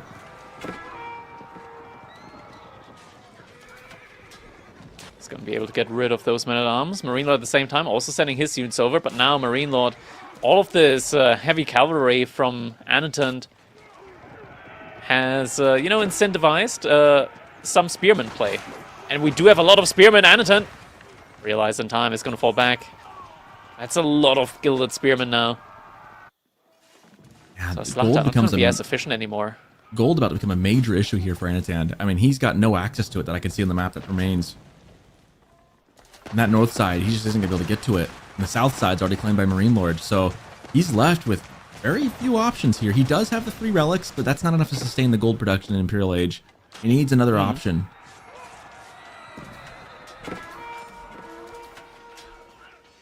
This feels like a desperation fortress coming up. Diving onto the fortress. It's needed just to scale a little bit more and also try and get some control over the gold. Now that the fortress is up, is it actually going to be standing here? There's a moment where Anatund needs to focus. Oh, he's trading out keep for keep. I'm kind of impressed by the fire rate that these what are they called? Hand cannoneers have. Those things are just like machine gunning. Yeah, those things are crazy fast. I'm guessing that's from the buff from the prelates. That's a noticeable difference in speed, though. Fortress still destined to be going down here. A lot of vills in that fortress, too. That's a lot of... Oh my god. Down. 4 trebuchets, 4 Knights Templar trebuchets. It is so beautiful seeing those flaming rocks getting flung across such a large distance. Anthony tried to repair the keep, lost ton villagers for that.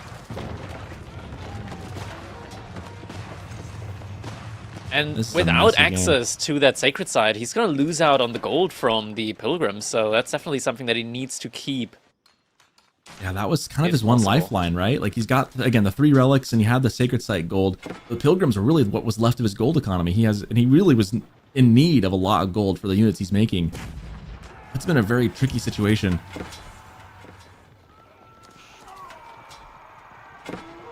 Well, you know, depending on how Marine Lord plays this, he can make that second sacred site almost a win condition if he could hold on to it. It's kind of far away, so I don't know if he'd be able to hold it. He could. He definitely could hold it. Put a keep on there. He could try and hold on to it if he wanted it. It'd be tricky. It'd be tricky. But you could try and spread out your opponent. He's got a lot of resources in the bank. He's close to 200 pop. He just hasn't been able to really get a lot of use out of it. He's been setting himself up for a long game here, getting the upgrades needed for his archers. Now the mass trebuchet play. There's a lot of vills right there too. He's trying to take away the gold and the sacred site there from Marine Lord. That's another avenue for him to get the pilgrims going. Both players are taking each other's gold away from each other, although I think Marine Lord's gotten a lot more use out of his. Well, I say that, but there's that bottom gold he hasn't gotten to either, so yeah, they're being very tit for tat here, back and forth. But the center of the map's still under control by Anatan, even though he doesn't have to keep anymore. Sacred Site's no longer captured for Anatan on his side on the northeast. But those, is that 5 trebuchets I see? Or 4 still? It's 4. It's 4 trebuchets, but they're firing a lot of shots. Yeah, they are. Now, with this many archers, Anatan, he's going to have a great answer up against the big mass of spearmen that Marine Lord has transitioned into. Oh, the trebuchets. Uh-oh. Not like danger. this. That's Not a like big this. investment. Oh, it's so many resources down the drain. And they're so slow. Okay. At least the trebuchets are discounted for the Knights Templar. That's true. He didn't pay full price for it. Still. So, you know, the more you lose, the more you save. Yeah. Sure. That's one way. Look at the positive still, I see. He can just get a trebuchet emplacement on that keep and you know, take control that way. Amazing. It's like a pilgrim still made it through somehow. I don't know how it got through that, but it did. We do see Marine Lord doing exactly what I said and going for the capture, making that, he can make that a win condition. It's so far from the base, but his military is good. Now, usually, it's kind of interesting. Usually when Order of the Dragon goes wide, it get a little less effective, but it feels like Anatan's having a hard time just getting any kind of a counter to these units. He's having a hard time taking good fights. Yeah, and like Marine Lord's doing a great job of just like dividing him here and there with these infantry blobs. And spearmen are just so cheap to afford And you see it here again, like every time Anatan gets pulled to one side, Marine Lord starts attacking on the other side. And these fortresses are expensive as well. Anatan invested a lot into them. He's gonna lose another one here now.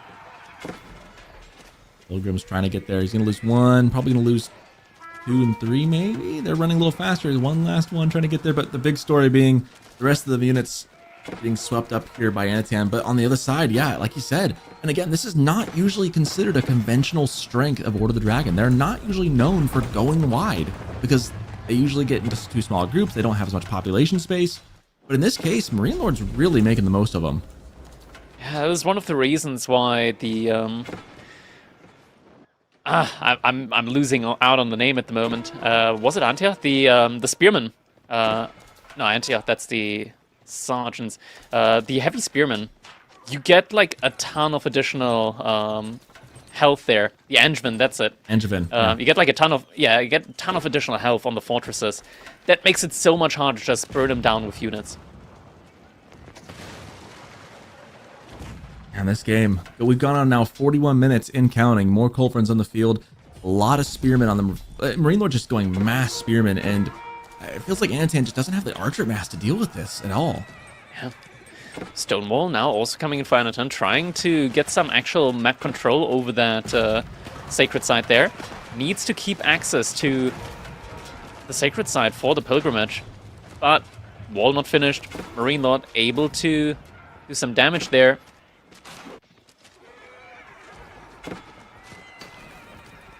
Archers finding himself underneath a keep, not able to really do too much there.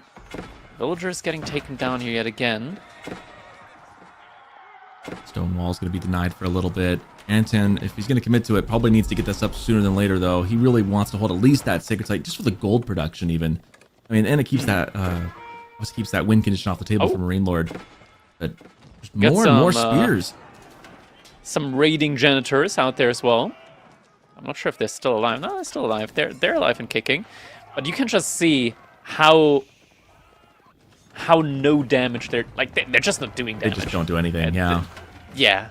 It's a unit that exists in the game for the sole purpose of doing damage to ranged units. It cannot do anything else. While javelin throwers without the horse can also do decent damage to other units, javelin throwers with horse cannot.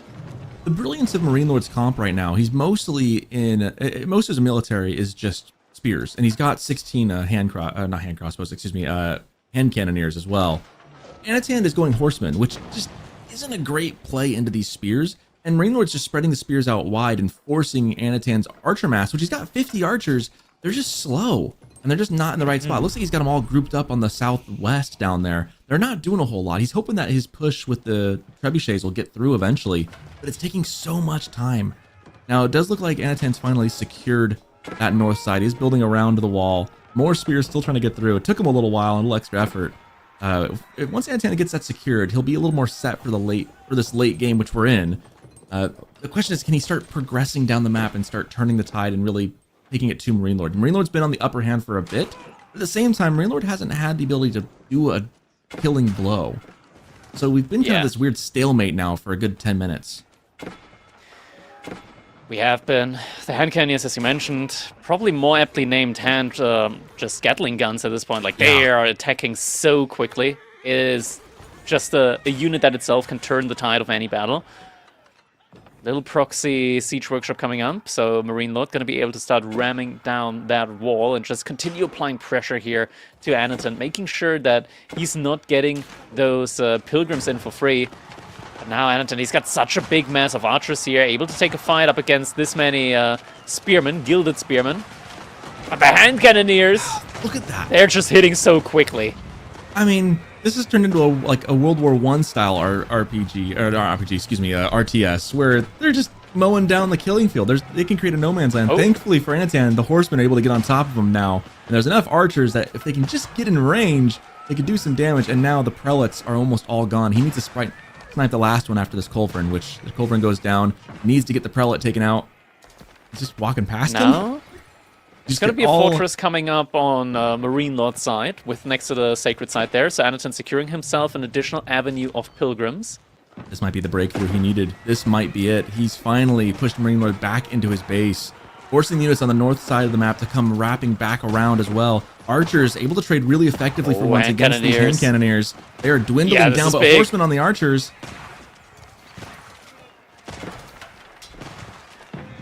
Archers are going to go down, but just losing out the hand cannoneer mass here, that is damage that is absolutely worthwhile. Like, you don't mind losing 60 archers as Knights Templar if it means that you're able to kill that. I say that, what's the wood situation for Anaton's side looking like? How many woodlands does he still have? Can't be a lot. Maybe he does mind. He's got, oh, that's the north side. Outside. Okay, so that doesn't okay, he's got some. Half a woodland. There are some bushels left, yeah. There's enough, though. There's enough. But it's the side that he's losing control over, though, so it's... Goodness, and every time you start thinking that maybe the breakthrough will happen, Marine Lord finally gets those reinforcements from the north back over in time, dealing with the horseman on horseman. He should win. I say that, should win this fight, but Anatan getting on some raids now, getting onto the villagers. This is such a difficult position at the moment for either of these players to close it out. I think at this point, Anatan, he needs to start transitioning back into crossbows again, just because it doesn't spend wood. You're still getting some pilgrims over towards that sacred side on the right-hand side, but that's about to be locked out by Marine Lord. And Marine Lord, he is not letting up at all. Both players taking losses after losses here in this single game. It is a constant back and forth. Look at the worker kills. Or rather, just a little wall being put up. Yeah, the worker kills. It tells a story of just how insisting these players have been so far on just not throwing in the towel, because they've always seen this threat of being able to stay in the game, and they've been executing so well on that as well. Looks like the Elsbach is getting sieged down though this time again. We're back up to 4 trebuchets. It's actually outpacing the emergency repairs. No villagers to help this time. Fortress back in the middle of the map. Double sacred sites captured. Marine Lords mustering another defense. And the trebuchets might be in danger. Look at the gold count from Marine Lord. He has no gold coming anymore. I think this might be over. That's the difference. Is his gold veins have been expunged, and now he's starting to feel it. He's got food coming in, but even then, the food income for Anatan is just so much better. The tricky thing is, I think Marine Lord is probably the better defender out of the two. Like, he's just really good at doing this. So he's going to make Anatan fight for every inch, just like in that last game on Kurlager. It's just going to be every single inch is going to be fought for tooth and nail. But it looks like Anatan does have the advantage here.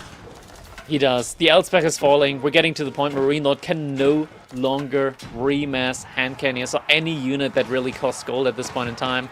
It is just horsemen and spearmen. And even in that regard, he's fallen behind the income from Anatan by a lot. And at this point in the game, there's just no civilization quite like the Knights Templar when it comes to gold income sustained in the late game. Mm-hmm. I mean, it was close. There were so many moments. I mean, we thought Anatan had it on the initial push on the Elsbach, and then Marine Lord made it a really difficult 20 minutes. But now Anatan has recouped the losses, it seems, is dealing more damage, is forcing Marine Lord all across the map. And once you start raiding wide like this, the Dragon just cannot keep up he's the getting mass. the relics. He's about to get the relics from Marine Lord. That'll just be, lemon juice into the wound. Squirt the lemon. You gotta give credit to Marine Lord here. He's just refusing to die still. Like, he's making this as painful as possible. He is definitely trying to keep in this one, but at this point, Anatan, he set himself up for this in the late game. We're now moving back into Slachta. And that is like the perfect unit up against a civilization like the Order of the Dragon. And there he just the relics. He stole them. Grand Theft Relic. And the stone wall is up there as well. This has to hurt so much if you're Marine Lord now at this point in the game. He knows what's coming. He knows that it's inevitable at this point. And Anatan is setting himself up for a clean victory now in this game number 4. I say clean. It wasn't clean. It was this not was anything messy but. all the way through. Marine Lord, he did not want to give this win over to Anatan, but Anatan, he craved it like nothing else. Trebuchet's moving up forward yet again. Forward Fortress also coming in. That's going to be 130 additional gold per minute now for Anatan as well with the Pilgrims. It's taken 12 series to finally get his first win against Marine Lord, but Anatan is going to walk away with a win. Despite the 80 some odd % win rate that Marine Lord has had against Anatan game to game, after 11 losses in series to series, Anatan looking like he's going to take this one. It's just going to be a matter of time. But again, though, Marine Lord's like not going to just give it up. He is going to fight tooth and nail to the very bitter end. It does feel like it's going to be inevitable, though. But I say that, Marine Lord's still trying. Yeah, taking a set of Marine Lord, that is such a big accomplishment here for Anatan. Like, because even in the top 5, there aren't many people that can say, oh yeah, they can take a game or just a set of Marine Lord. It is such a difficult thing because he's just been so persistent in every single series and so consistent with his performance. He is going for a big rally through, though. Has a ton of spearmen, more units coming behind this. Rams in as well. Is going to be able to potentially take down this fortress. Are we gonna, the backline is Marine Lord going to survive and make us eat our words and keep going again for the second time this game? I mean, once Anatan starts making more archers, he can maybe hold on, because there's not enough hand cannons to really do this. But those spears are just so dangerous. Maybe going to the Genitors was a little bit of a... Or not Genitors, yeah, maybe the Slokta. Maybe going to Slokta was a bit premature. Getting off your comp. Yeah, Marine Lord's pushing into the base and trying to go for broke and keep this game going. He has no gold to his name, though. He has no gold to speak of. It takes quite a while to get through these spearmen. But Anatan is effectively taking them down quicker than Marine Lord can reproduce them. But he is actually losing out on that fortress. Actually, on both of the fortresses. The forward fortress also did not go up. Marine Lord just so efficient at the defense there. If he starts getting that food eco up, which he's trying to do in the corner, he can start pumping spears for a very long time and make this very drawn out and protracted. He's going for a raid around needs a way to close this game. Anatan needs to get back to 200 of 200 pop. Marine Lord actually has more population at the moment than he does. All that gold coming in. The archers, they're trying to counter, but the spearmen just take so much damage before they go down.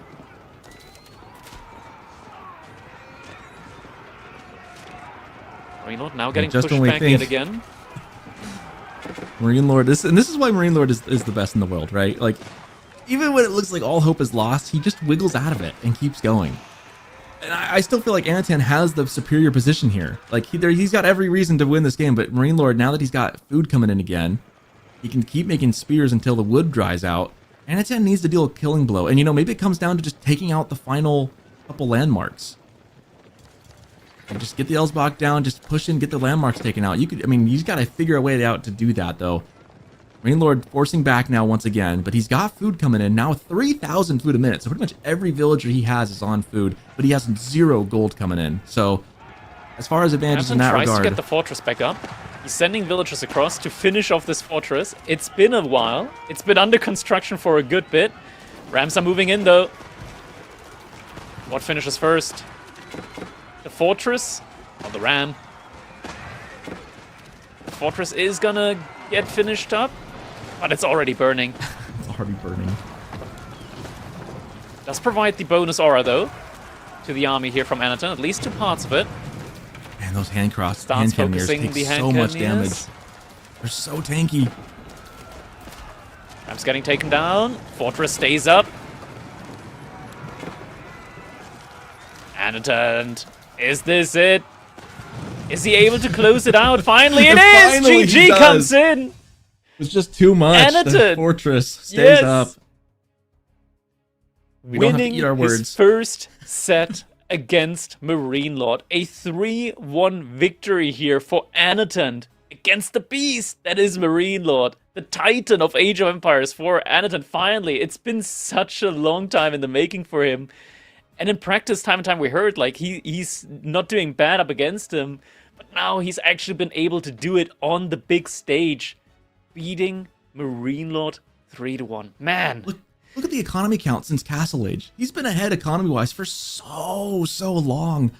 I feel like he just maybe just kept overextending, or maybe he just couldn't find the killing blow, or maybe Order of the Dragon just really is that good, guys. And especially in the hands of someone like Marine Lord, who is, I think, proved himself to be more than a formidable opponent. Anatan finally gets the win. Man, that was Marine Lord made that anything but easy, right? Like, that was one of the most difficult fought wins I think I've ever seen. And we're gonna see the resources gathered right just for you. There we see it. Yeah, just was a little, just had more coming in for a majority of the game, and eventually scaling. that wins. Very clean line. line. Some clean scaling there between them. I think, like, honestly, Knights Templar has to be like one of the best civilizations late game, even though they don't get access to gunpowder units. Just the passive trickle of gold with some of the strongest cavalry in the game, it's just a very strong combination. The issue, of course, is getting there. It is not easy with the civilization to get there, to get into that spot. But once you do get there, they do feel fulfilled in that sense. And what a series. So many scrappy games, too. Goodness, these were just slog after slog. This one took about 50 some odd minutes, almost an hour back and forth on this map. Mm-hmm. You know, there were multiple points where we thought Anatan had it, right? And that it was like, okay, here it comes. And then Marine Lord just ever persistent, ever like a barnacle stuck on the edge, just holding on, and then actually almost flipping the script multiple times against Anatan. I mean, this push right here looked really promising, but Marine Lord survives and struggled on, right? And made it so difficult to the point where we were wondering maybe Anatan was losing it. And it was probably on the cusp at a couple points. What a back and forth series. It has been, but Sokkerton, can you believe it that this was only the second set of the day? We still have two more sets ahead of us. Because the next one, it is going to be Lucifron versus Wham. And then the last set of the day, Beastie versus Puppy Paw. Definitely some exciting sets to look forward to. After this one, though, I think we deserve just a short break. Yeah, we're going to take a short break. Give us 5 minutes. We're gonna refresh, like grab some refreshments as well, as should you, because next up we've got the Spanish brother versus the Canadian brother, Lucifron, up against Wham 01 here on EGC TV. With that, we're gonna take a short break, 5 minutes. You better be here as we're jumping into a set number 3 of the day. See you in a bit.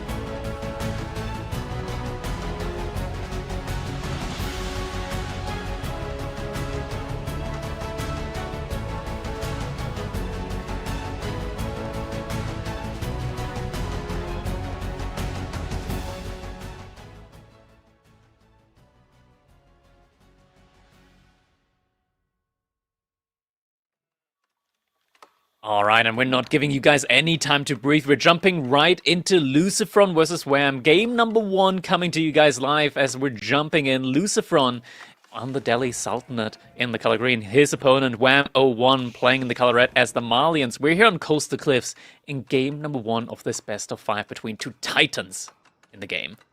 Yeah, we were just saying in the break coming into this that today has been just already a very exciting day of games, and with more coming. This has been one of the most fun lineups in a single day that I've seen in a bit. Just a lot of fun stuff, and we can see already underway Wham with a full set of houses on that pit mine, and meanwhile Dome of the Faith coming up for Lucifron as the Green Delhi. Exactly, Dome of Faith coming up, Manza Quarry for Wham, so no surprises here on the age up. Everything's looking normal here so far. Looking at the sheep count, that's going to be the main differentiating factor here between the two. Looks like Lucifron got a very good amount of sheep here. 14 still alive, 2 carcasses. On the other hand side, Wham.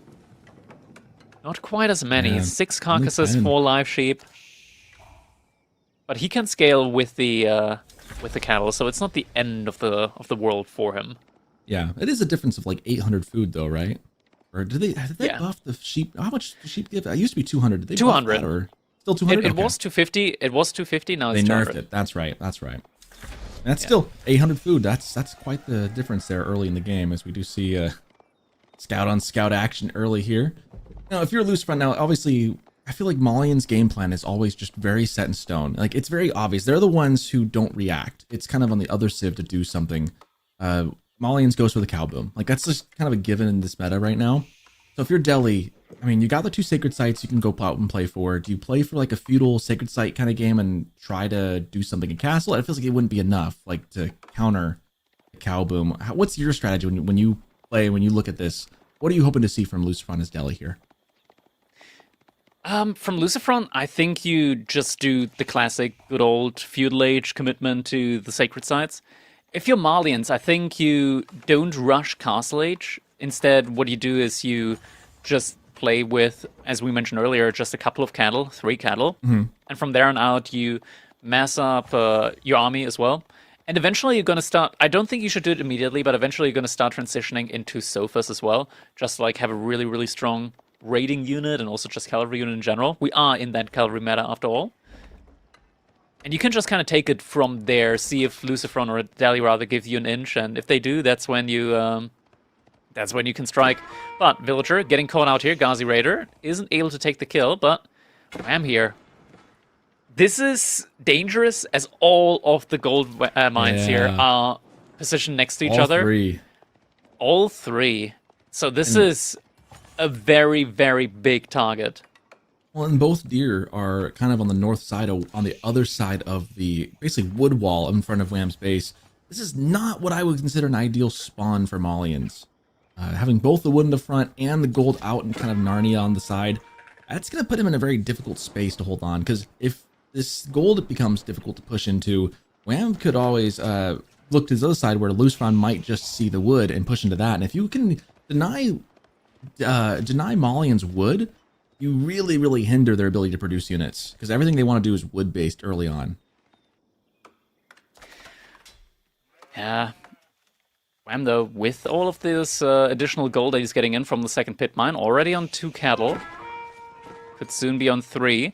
Ghazi Raider trading out here up against the Donzos, and Lucifron, he knows his micro well. Able to get some good damage in, and this damage, it's gonna stick. But he does lose a Ghazi Raider. This is why Donzo are so good. Is like, yeah, they're spears, but they're spears that little bit of extra. And it's that little bit of extra, even if you might go right and you have the calculus right for like a heavy spear or like a Limitane kind of play, like that's kind of the vibe he's playing it. They just chuck their spear at the end, and it's like, well, even though you did the right thing, you probably didn't forget, but you just kind of forget in the very moment that, yeah, they can also chuck those things for a little bit of extra at the end, and that really worked out for Wham. Oh, getting a... Why is he taking the boar? Neither of these civilizations are going to end up taking the boar. Okay, well, boar is getting lamed in a game where neither of the 2 civilizations can really take it. Yeah. You know that thing where we say, like, you know, not every single like player like knows all the stats of every single thing. I feel like this one seems like an obvious one. Maybe he just wanted to get rid of it for his own purposes. Maybe he didn't want to get it pulled on his villagers or something later in the game. I don't know. But maybe they just forgot that Malians don't get to use the boar. I don't know. I feel like I could see a high level player maybe having a lapse there and be like, oh wait, yeah, they don't need this. Still, I need to see. It's just something that you're probably used to, you know, killing the boar there. Might as well. Now it can't get pulled on your villagers or your scholar or anything else. However, this could be tenuous for Wham here. Doesn't lose any vills. Able to hold the position. Gets another Ghazi Raider low. And with the Lance Throw almost off cooldown, might be able to finish off another Ghazi Raider there, potentially. Oh, isn't targeting the right one. So doesn't get that kill in. Lucky break for Lucifron. He still needs to be mindful, though. That one's basically one shot away. Double sacred sites have been captured up. Wham might be able to TCAP one of the sacred sites. Is now also moving in order to try and do some damage there to the economy from Lucifron with a couple of Sofa. Lucidonzo that was trying to decap. So sacred sites are gonna stay in Lucifron's possession for the time being. Already up to 9 scholars at the moment. That is quite a lot.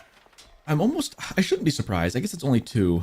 I'm not terribly surprised. If he made more, I'd have been really surprised. But I think the idea to go for 2 Sofa early on here is really heads up play by Wham, knowing that he can then start poking and prodding Delhi back. And of course, if he ever finds Delhi on those back food resources, that could be a huge blow. At the same time, though, Delhi, eventually they will be getting that Pro Scouts in, halfway researched at the moment. So there's always a chance if Delhi are able to just sit in their base long enough until that upgrade does come in, they'll be able to sit in their base for even longer.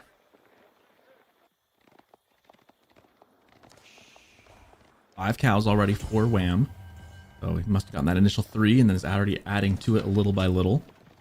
And you know, for the most part, the pit mine has been fine back there. It hasn't been a point of contention. I think Wham's done a good job of keeping the military in the middle of the field, not in the back of his base. That's one thing as Malians, you don't really want to be defending. You can if you have to, but it's nicer to be on the field contesting those sacred sites than back at home holding on to those pit mines. Wham hasn't finished off the houses around the pit mine there. And the second pit mine.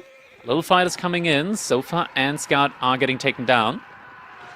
Lucifer at the moment on the 1-1-1 army composition. Wham doesn't really have enough numbers for a very solidly balanced army composition. And the javelin throwers, oh my god, 1 charge immediately. 2 javelin throwers are going to go down.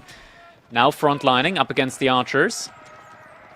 The Donzos, unable to catch up to the Ghazi Raiders, are now going to have to retreat. Wham on the retreat though, sniping out a couple of archers every now and then. But this is not a good trade out for him at the end of the day, and the Ghazi Raiders still yet again trying to go for potential additional snipes here. Looks like one of the Ghazi Raiders is getting caught out, loses some health, and there's a lot of very weak Ghazi Raiders there as well. Wham is turning around, he's taking the fight. Gonzos didn't have a lot of health either though, so they can't quite hold. There's only one that has decent health. Okay, 2 more coming in the reserve. Not a lot of health for either side. Both sides getting absolutely battered. And, you know, it's interesting to me when you see players make small slips like that, because we all do it, especially lower on the ladder. You make a lot more of those, right? These high-level players, they make mistakes from time to time too. They're just a lot smaller and they're a little less frequent. I think Wham did do a good job, even though he slipped those 4 javelin throws right into the Ghazi's grips. He did a good job of backing up enough and not letting it become disastrous, even if it wasn't a great trade overall. Credit to Lucifron, man. He pushed in pretty hard well there as well and did some good damage. I mean, he took advantage. I mean, a little slip like that and taking advantage of it and getting those picks quickly really kind of slows down what Malians wants to do to contest your sacred sites.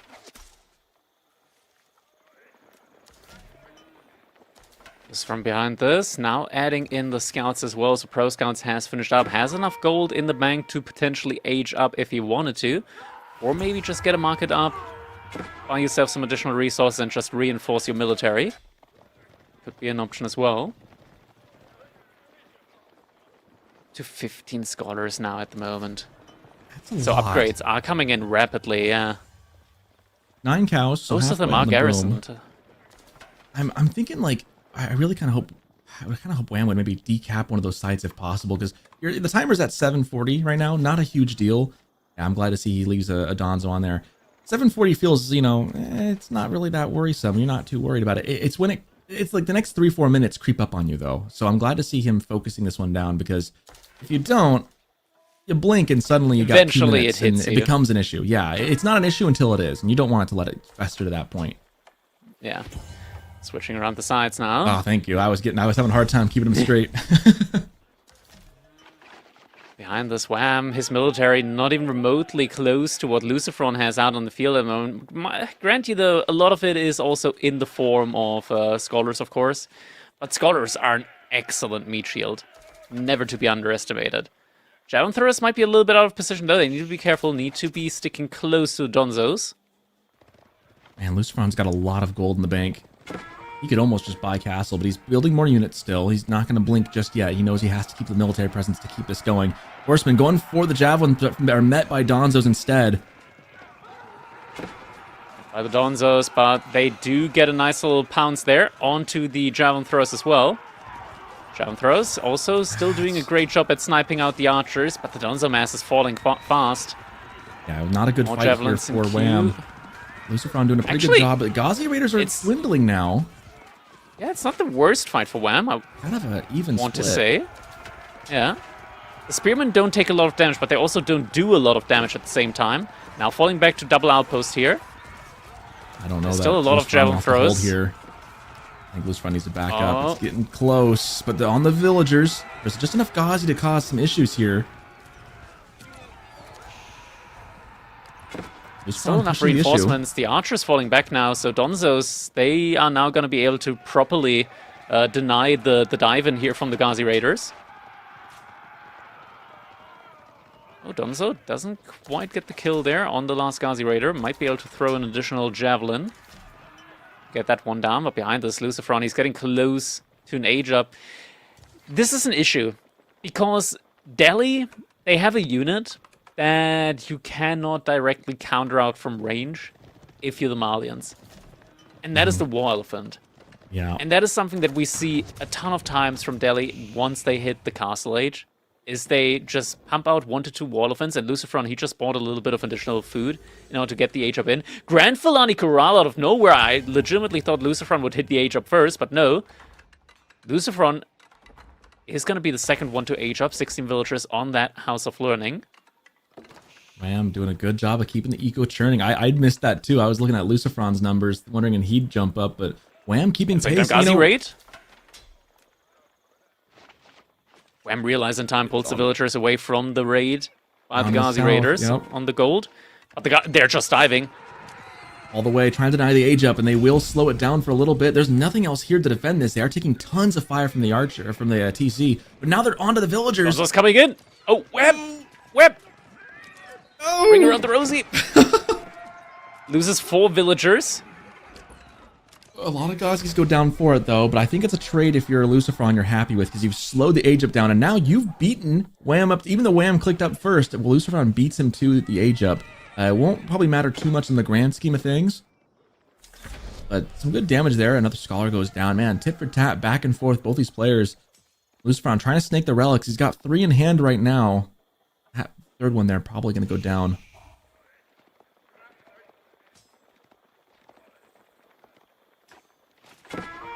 Throwers saying, please don't take that relic away. And that's going to require at least 1 more Scholar to finish the job.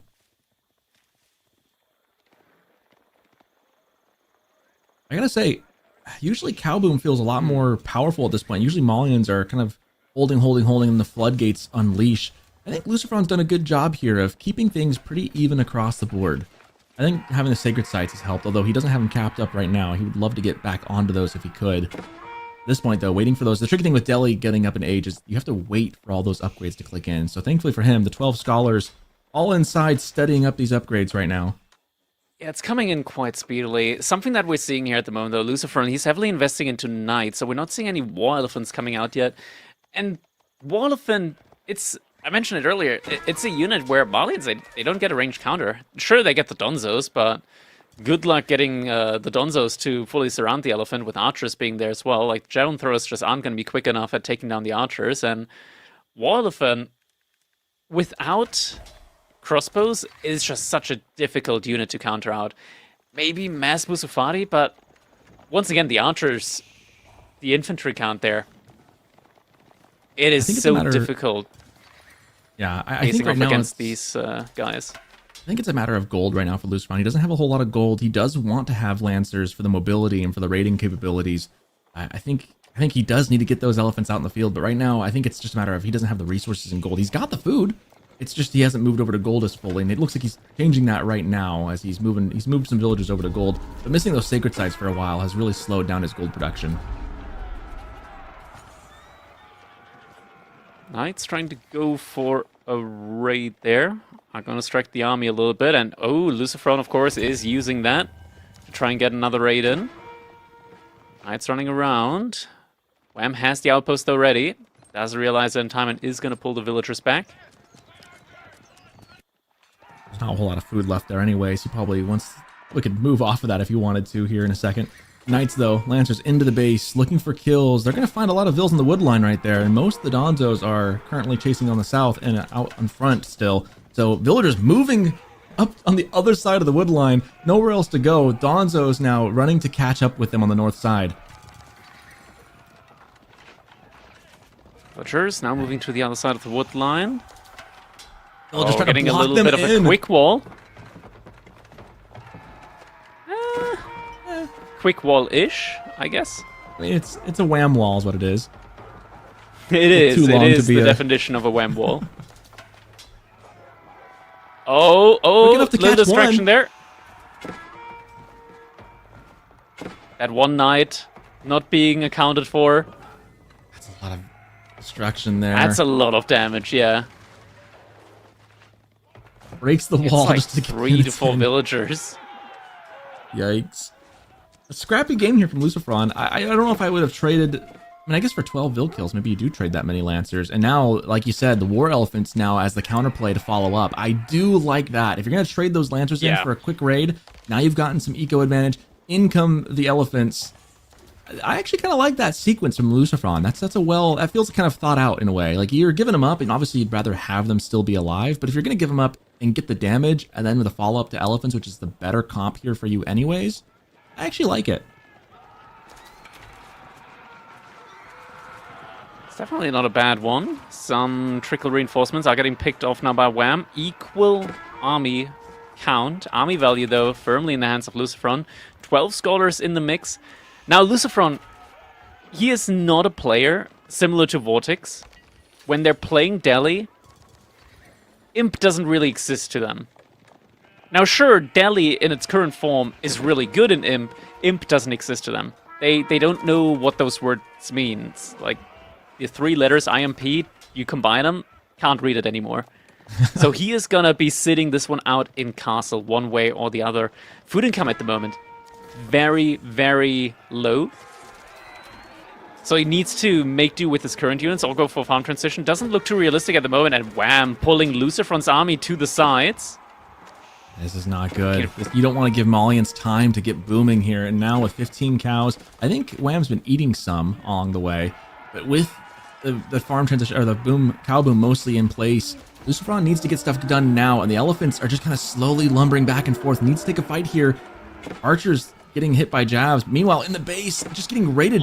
Sofa for Wham, proving incredibly effective here. Yeah, and Luciferon, he killed a lot of villagers, but now it's the time for Wham to also kill some villagers here. Mahoots, I believe, is already in for Luciferon, so the elephants are a little bit faster than they would otherwise be. But not fast Actually, enough. no, it's still. not in. Mahout's not in yet. The archers trading out against the archers and javelin throwers from Wham.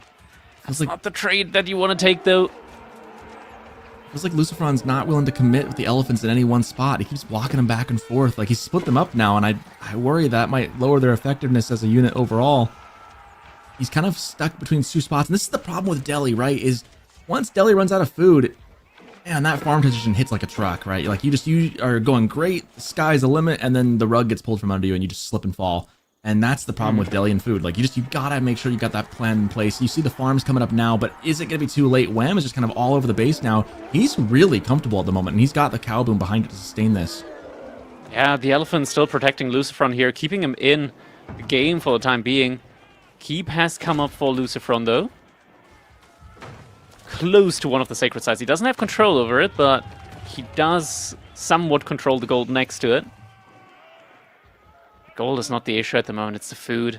Wham just continuously investing into military units, and now we're getting to the point where 5 elephants, as strong as they are not going to be enough against this many Malian units. It feels like the lack of food in the farm transition really... Like, I mean, he's putting all this stuff into farms. Meanwhile, Wham is taking that same amount of resources and putting it into more units. It's just going to snowball from there. It feels like one of those things where you go castle, you're feeling great. I think Lucifron just kind of missed the timing there. He had the follow-up, he needed to do something with it, but I think the lack of food behind this is just... It's just going to spell his doom here. If he can sustain and stay alive for a couple minutes, maybe get a keep up, maybe start popping out more villagers. We do see the keep right there, but if he doesn't... I can't afford to keep losing villagers like this. He needs to be building a lead economically, not falling behind. Yeah. 5 elephants, but now Wham also investing into Trebuchet. Also has a lot of food still floating for himself, so still more and more units are going to be coming in. Could also be thinking about Imperial Age at some point, but truly doesn't need it at the moment. Well, Malians don't have a lot to gain from Imperial Age. Not as much as maybe some other civs. At this point, I think you'd almost be better off doubling down. More villagers just caught out. They're just too far away from the keep, and that's going to be a destruction. That's the death There's stroke. no coming back from that. With the Trebuchet in as well. Lucifron losing 10, 20 villagers in the blink of an eye. The elephants, they're so slow. Mahout's not quite in yet. I mean, if the elephants can just Lucifron, go on a rampage, maybe he can He make wants up at the least difference. one more fight. And he's still got 5 elephants out there. Like, it's worth at least a stab. If you can wipe this military off and then get into his base, 5 elephants could do quite a bit. Is it going to be enough?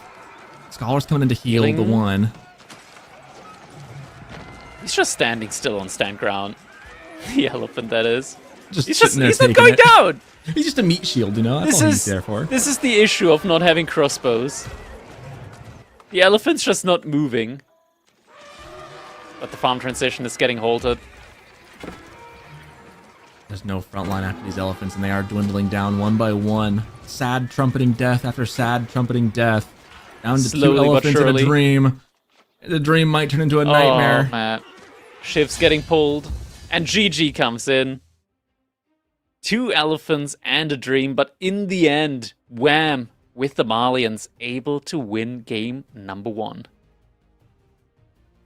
Oof, rough one there for Lucifron. Started out pretty good. I mean, I think he was tit for tat for most of that. You can see the military value was pretty in his favor. It was pretty much that transition into Castle Age. And this is tale as old as time with Malians. They get into Castle Age and suddenly the windows open and everything starts flooding out. Like, and that's just kind of how Malians operate. And you can see it there in the military value graph. Like, that really is there. You can see in the economy count that even despite some attacks and some losses of vills, the cow boom just carries through that.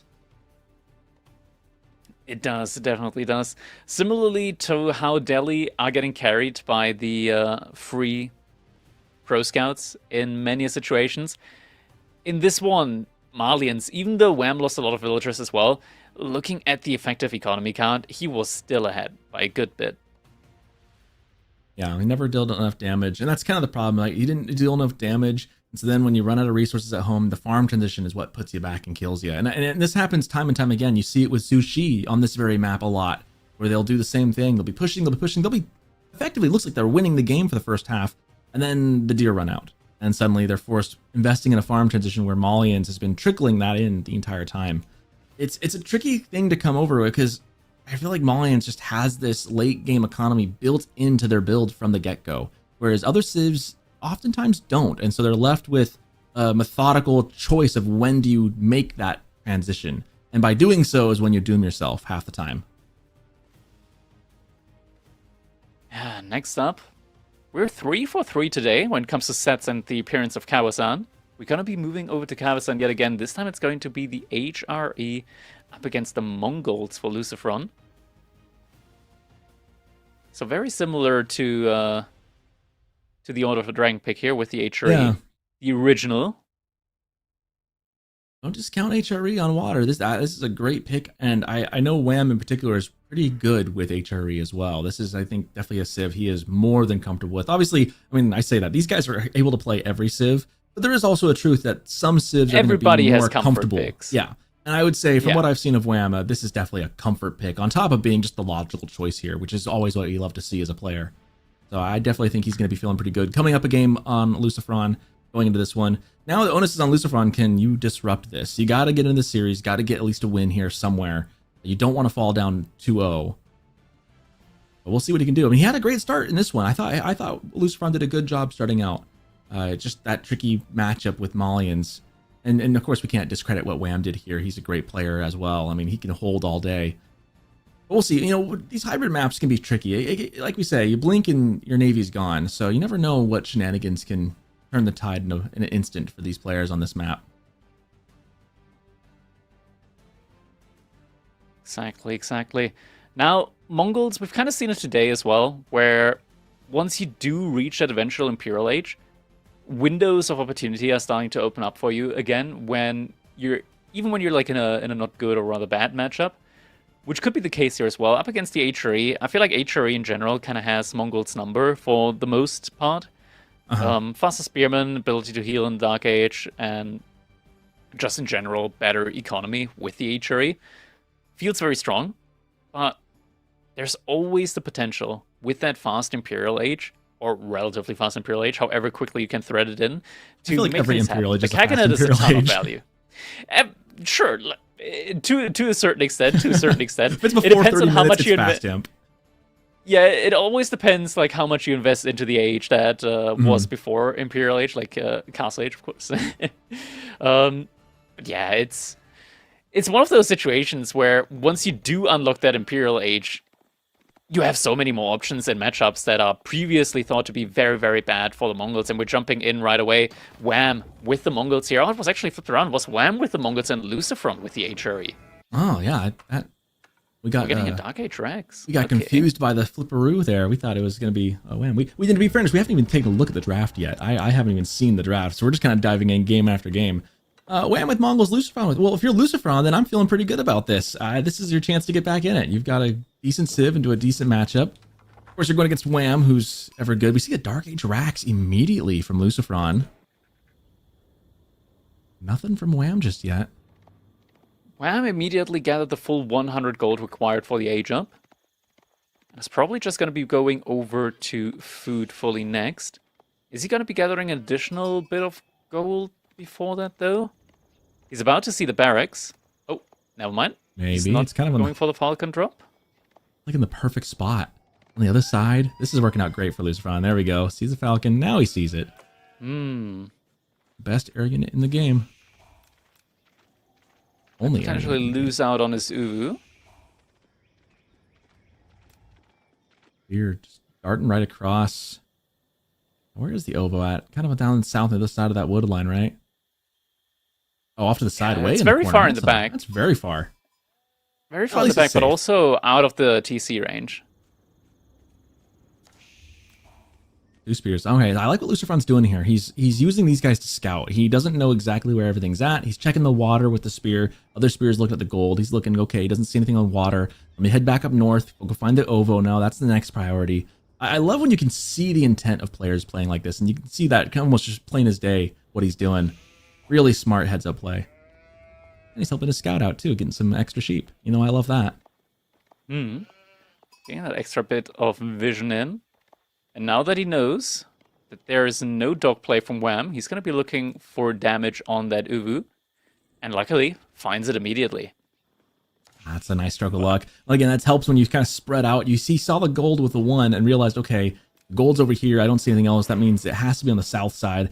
And I kind of look for it, and then he finds it over here. Again, it's just really good scouting from Lucifron. Good awareness of how the maps generate, kind of knowing where resources should spawn. Very well played by Lucifron there.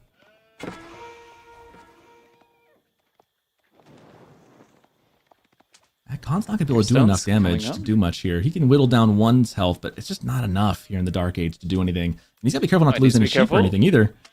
Yeah, best to just drop off the sheep at this point, and he will do so. So now can just focus on taking down the spearman. As you mentioned, it's going to take a while, but every little bit counts, right? Just a little bit of damage now. Being said, once you get some units in, they're going to fall all the quicker. Doc is now coming in for Lucifron, the upper pond. Not sure on the timing on that, though. He already has the food just about that he needs for the A job. Now he needs to move out to gold. Curious if that Ovo is actually going to go down or not. The Khan did pretty good damage over some sustained firing against the one. He's going to chase that spear down. That might buy enough time for the other spear to take it down. It's going to be close. But then again, still at 60-something% of its health. Not enough torch damage. It's going to take some time. We'll see if that goes down or not. At either rate, it probably will make Wham have to repair it at some point. But the other spear, and this is the nice thing about having more spears in Dark Age, seeing the dock immediately able to deny that on the spot, saying, "No, thank you, sir. This pond is currently taken. You do not have a fishing license. Please walk away." Dock is getting denied there. Wham now with the A job. What's his call going to be for the first unit? He is rushing out forward with the villagers, actually to the Ubu. Wants to immediately get that building position up there, right next to it for that double production. Needs to be careful though. Might be the case that the spearman could hurt one of the villagers there as he's trying to get that building up. And is it an archery range? It is an archery range. So double produced archers are going to be coming in now. Instead, the spearmen are going to have to retreat for the time being. Minework Palace coming in. Ooh, spicy choice here from Luciferon. You'd expect... I mean, I feel like the rule of thumb is always expect the Aachen Chapel, but are pleasantly surprised when you see the Minework. He's definitely going to be looking to do some... is he going to go into Horseman, do you think, then, here? I mean, he's already forced out the archery range. Horseman would make sense. We're getting the Minework Palace in, so Luciferons immediately has the option of just further upgrading Horseman. We're now seeing triple villagers moving out, and don't forget, Wham with the Mongols, of course, he does already have passive stone income. So an emplacement for a dock, definitely an option here for him, and he's dropping it right next to the dock from Luciferon. Very aggressive position. Mangadai also in queue. Yeah, that was my other question with the archer range, is if he's going to go for Mangadai. I think it's all the more reason to go for some Horsemen if you're Luciferon then. I mean, they don't... it's a tough counter, but they do kind of soft counter the Mangadai. You just got to catch up to them. Here's getting on these villagers here. He's going to force some of them back, but Archer's already in play now. Wham, securing his spot. Queued. The Mangadai are going to finish him off. Gonna be able to cause some annoyances with that.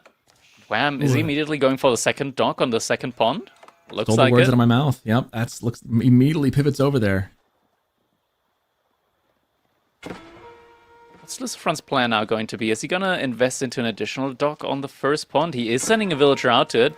Very dangerous though, as the Mangadai are gonna be able to pick units off quite easily. I like this little half wall here, especially with Mangadai on the field now. Like, such a small investment. And I know some players really don't like using walls early in the game. They feel like it's just kind of annoying, but it really is such a good advantage. And one of the things I think of, I mean, this wouldn't be Wham, it'd be Puppy Paw. I remember him saying that you just got to do the annoying things sometimes to win. The walling up in the right spots, that's just, if it wins and it works, do it. Like, there's no reason not to. It's a necessary evil. It's a necessary evil. You got to do it. And I like this little these half walls. The value you get for like 30 wood is just enormous. The thing is, if it's annoying your opponent, then you're doing something right. You're doing something right. Exactly. And you know, the best compliment I could give a player ever is that they're annoying to play with. Like, if I tell you on the ladder I respectfully don't want to see you again, that's a good thing. That means you've made my life difficult on the ladder and I don't want to play against you anymore. And that's exactly what you got to do to win games. That is true. That is true. Boy, they're really butting up into those trees, trying to get the extra range, trying to get onto those villagers, doing some trickle damage. Really squeezed into the wood line, trying to do as much as they can. Noville's going to go down from that, though. Prelate able to out-heal any damage they receive.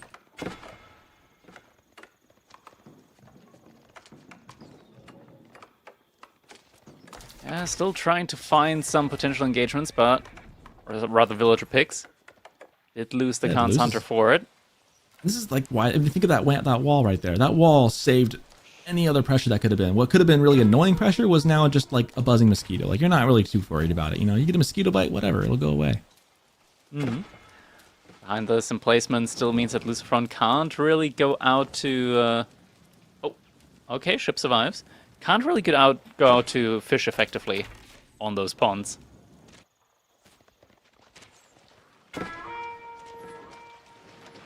At the same time, Wham also not able to fish in peace on the other pond.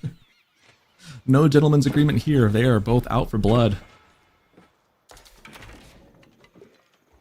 And what the effect that this is having is it's kind of slowing the game down a little bit, right? There's not a lot that they can do. They're trying to contest water, both of them. We do see the swingled ship now coming out with the Keshik on the other side, picking off a villager. That's a good little win for Wham. He's going to be able to, I think, take over this spot here.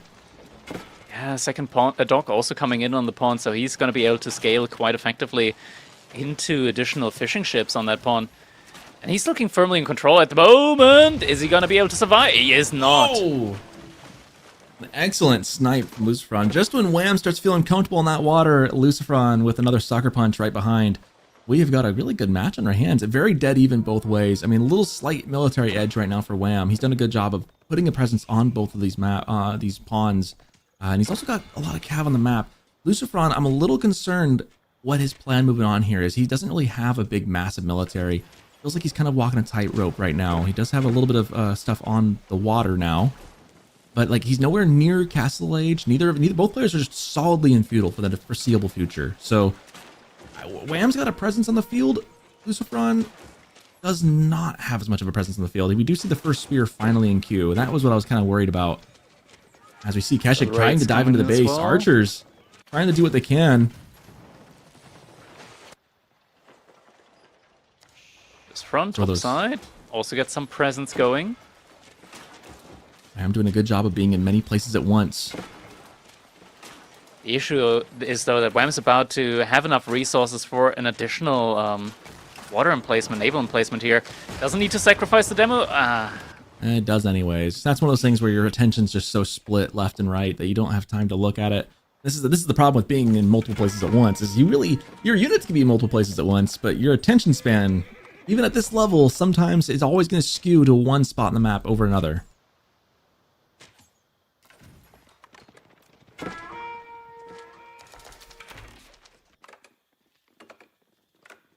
I feel like we're waiting to see who's going to blink first. This? Yeah, is anyone going to make a play for Castle? I'm looking at Lucifron. He's got some gold built up. Is he going to reinvest it, or is he going to let that start compiling and maybe play for Castle? Both players just really want to start investing into fishing ships here to scale in the economy. But they just can't really get that. Both are just hindering each other on both of these ponds. But Wham's doing it most effectively, courtesy of those emplacements, naval emplacements. He's doing a good job of using his land units as well to help fight on the water. I mean, he's been using the Mengadai with the Khan's Hunter as well, getting some extra range, getting onto that. He's already used that a couple times to help win the water fights here and there, and to kind of take off some of Wham's ships some of Lucifron's ships from the surface fleet. Done a good job.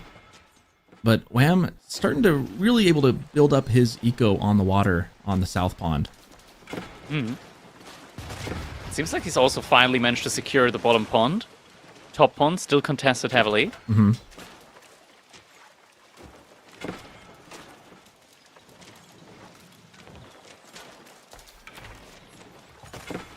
Archer ship just trying to avoid the shots, but just way too outnumbered. And now Lucifron now has that land presence. At first I was a little worried that it was all Wham. Now Lucifron maybe finally able to do something, and here we see the ram, and this is the difference. He doesn't have any way of getting onto the water on the South Pond right now. And to take over, but if he can deny the fishing and deny any further production with a ram, that could be much to his benefit and much to Wham's detriment. And now the ram's coming in, just about completed. Lucifron's got a very good infantry army here, and this is one of the strong points of the HRE. Other civilizations, in order to stay mobile, they have to go for cavalry, but the HRE infantry is also a very mobile one, courtesy of the bonus movement speed.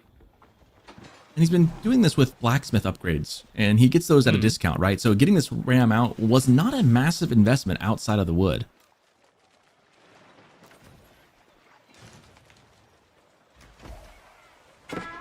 Butcher might get picked off, but ships are there to defend.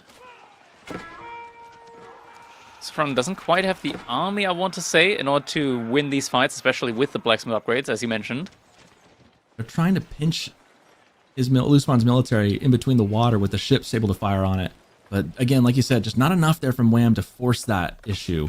The dock, however, will go down. Lucifron is going to manage to take that down to ashes. But it looks like, I believe Wham has another dock on the side, if I'm not mistaken.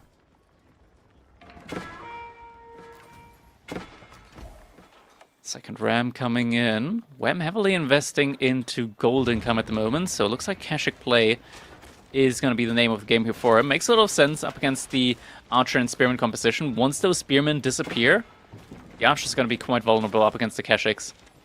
Yeah, and Lucifron only has 10 of those. Not too many to worry about. And 21 Archers with more on the way.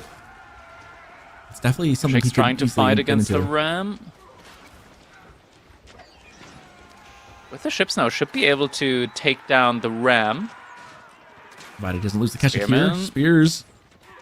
Archer ship making it was tight. a little bit asleep at the steering wheel. Kashiks taking a lot of damage here. Lucifron doing a really good job of making Wham's units feel uncomfortable.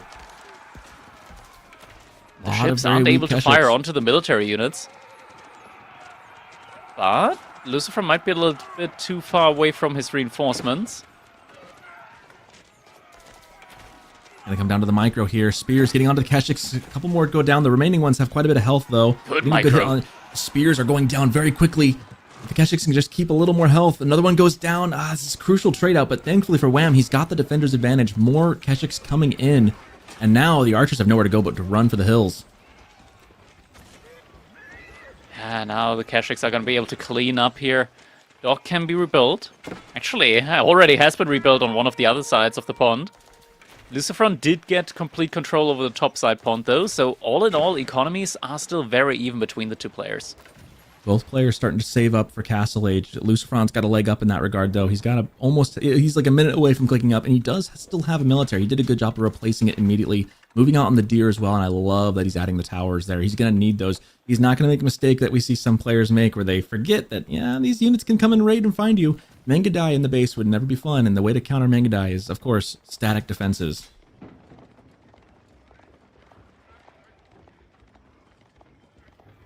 Of course, we don't have any Mangadai on the field at the moment, but the point stands. Yeah.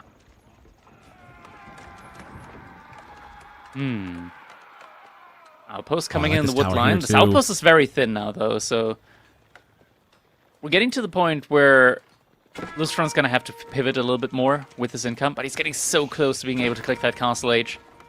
Question is, what is he going for Castle Age? Because, genuinely, this might sound like a little bit of a meme. I really enjoy Burgrave at the moment with the I plus agree. 50% charge damage. I 100% agree, actually. And I think on hybrid maps, Burgrave is... I think on full land maps, I think it's a little harder to justify. On a hybrid map where you still have your water, and you still have the food to produce men-at-arms, the only thing is, can you get on a gold vein? But I agree with you 100%. I think the Burgrave, in this instance, being able to flood out men-at-arms, getting the value quickly out of that is massive. And against this composition, it would actually do really well against Wham. It might be necessary here, just with how aggressive Wham is pushing this one in now. So there's the outpost here, villagers jumping inside. Could be using emergency repair on that one outpost. No, it is going to be Arachnids after all. Chooses the meta play for it. And it's not as fun, you know. I still think the Burger Rush is more fun. And I'm a sucker for the fun option. I agree, especially since it's one of those things that gives you the option of just blobbing a single unit and taking down a more balanced army composition with it, with just a If I single could type just- of unit. It's so fun to, again, it being annoying, right? Like your opponents can be like, what the heck, this is too easy. Like he's just A-moving one unit type of unit. It's like, I love that. That's just good It's fun winning unfair games. Simplify it. Simplify the game as best you can. This is the meta choice, however. It is the long term. This is the better landmark. If you get all the relics, it's a better long term investment. I will still contend the Burgrave in this situation could, one, work, and two, be very fun. However, the one thing we got to reconsider again is the gold. Lucifron does not currently have a really good gold vein, and all the gold is to the north. So I guess maybe his thought process being, I don't want to get stuck being unable to use that Burgrave, because then it's just a waste of space.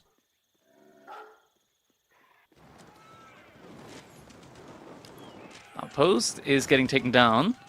What's hiding inside? Probably a villager. Nope, that was an archer. It does make its way out alive, though. Wham behind this is now also able to click up as well. Step out, probably going to be coming in for him, surely. Yep, step out it is. Take another quick look at that deer pack on the south of Lucifron's base. Just south of this a little bit here. If you look at it, there's a deer that's on the very far side. That villager going a long way for that one deer on the other side of that wood line. Feels kind of bad. It wanted to point that out. It is, but it's not the worst, right? Because at least you carry more from the deer, so it's could be worse. It's just fun to point out the little things that feel kind of unoptimal and feel bad. That one would be, I'd be steaming a little bit, but what can you do? You just gotta take it anyways. Meanwhile, Wham diving into the base. Archers now with the veterancy. And Wham, he cancels the stepper down and goes for the Kurultai instead. Ooh, interesting. I think he was thinking maybe a fast imp kind of play, and now it looks like he's going to just commit to the castle game, knowing that he's got a good military now, doesn't want to lose this. Laying down the Kurultai, which again is kind of the meta choice, but there's also, I mean, we've seen the Stepper Doubt do pretty good. The Stepper Doubt is the meta choice if you want a fast Imperial. You want to go fast Imperial, yes. Yeah.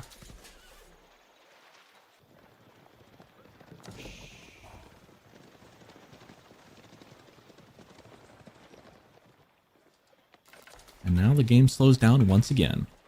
As both players get into Castle Age. Ooh, we got the Relic in the dock. I always forget that HRE can do that. Yeah, able to get a little bit more attack speed on the ships as well with it.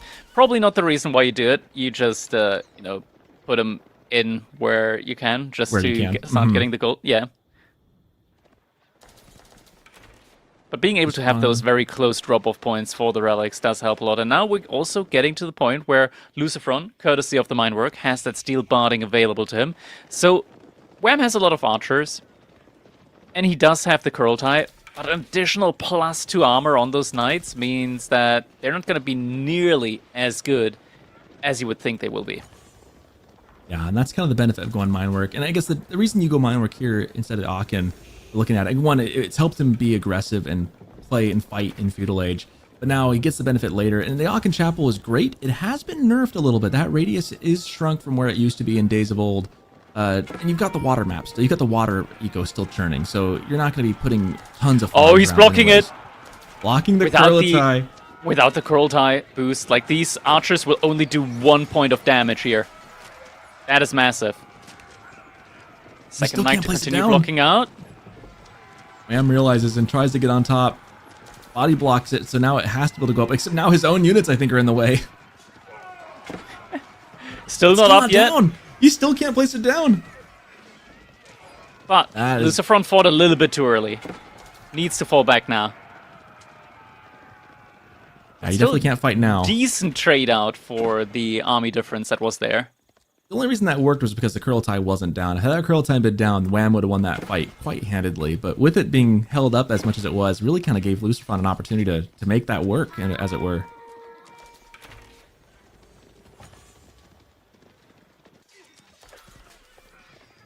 Knight trying to get in there and do some raiding.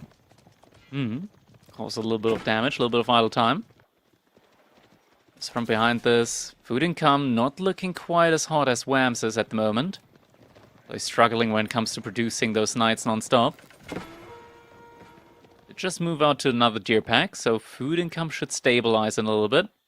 Wham, he is thoroughly invested now into mass crossbows and Kashyyyks. He pulled everything off of wood. Yeah, if there's ever an idea of going for a fast imp play, Wham has discarded it entirely in favor of the Castle Age. And he is going to double and triple down on it. We've got lots of units coming out. That said, Lucifron's got a good mass of archers. He is trying to get that knight count up as well. The tricky thing is he going to be able to... I feel like looking at the comps, I kind of like Wham's comp a little bit better, I think, overall. It's just a little trickier for Lucifron to get any value out of his. His crossbows are just a problem. Yeah, they're the one thing that's able to take down the knights, even with the additional armor. Archers, though, trying to snipe down the crossbows. Got a couple good volleys in, but now the knight's trying to get on top of them. Awkward pathing here. Now a moment, though. Lucifron can take a fight. Kurultai deploying. Little walls helping Lucifron again, ever so slightly, just making things difficult to get around. I think it's actually hurting him a bit here, this wall. I think both could be true here, actually, too. Because at the same time, Wham's having a hard time getting the Keshik on top of it. If you can get those Keshik into a choke point, that's always going to be good. But yeah, to your point too, like kind of blocking his own units from getting back to the base.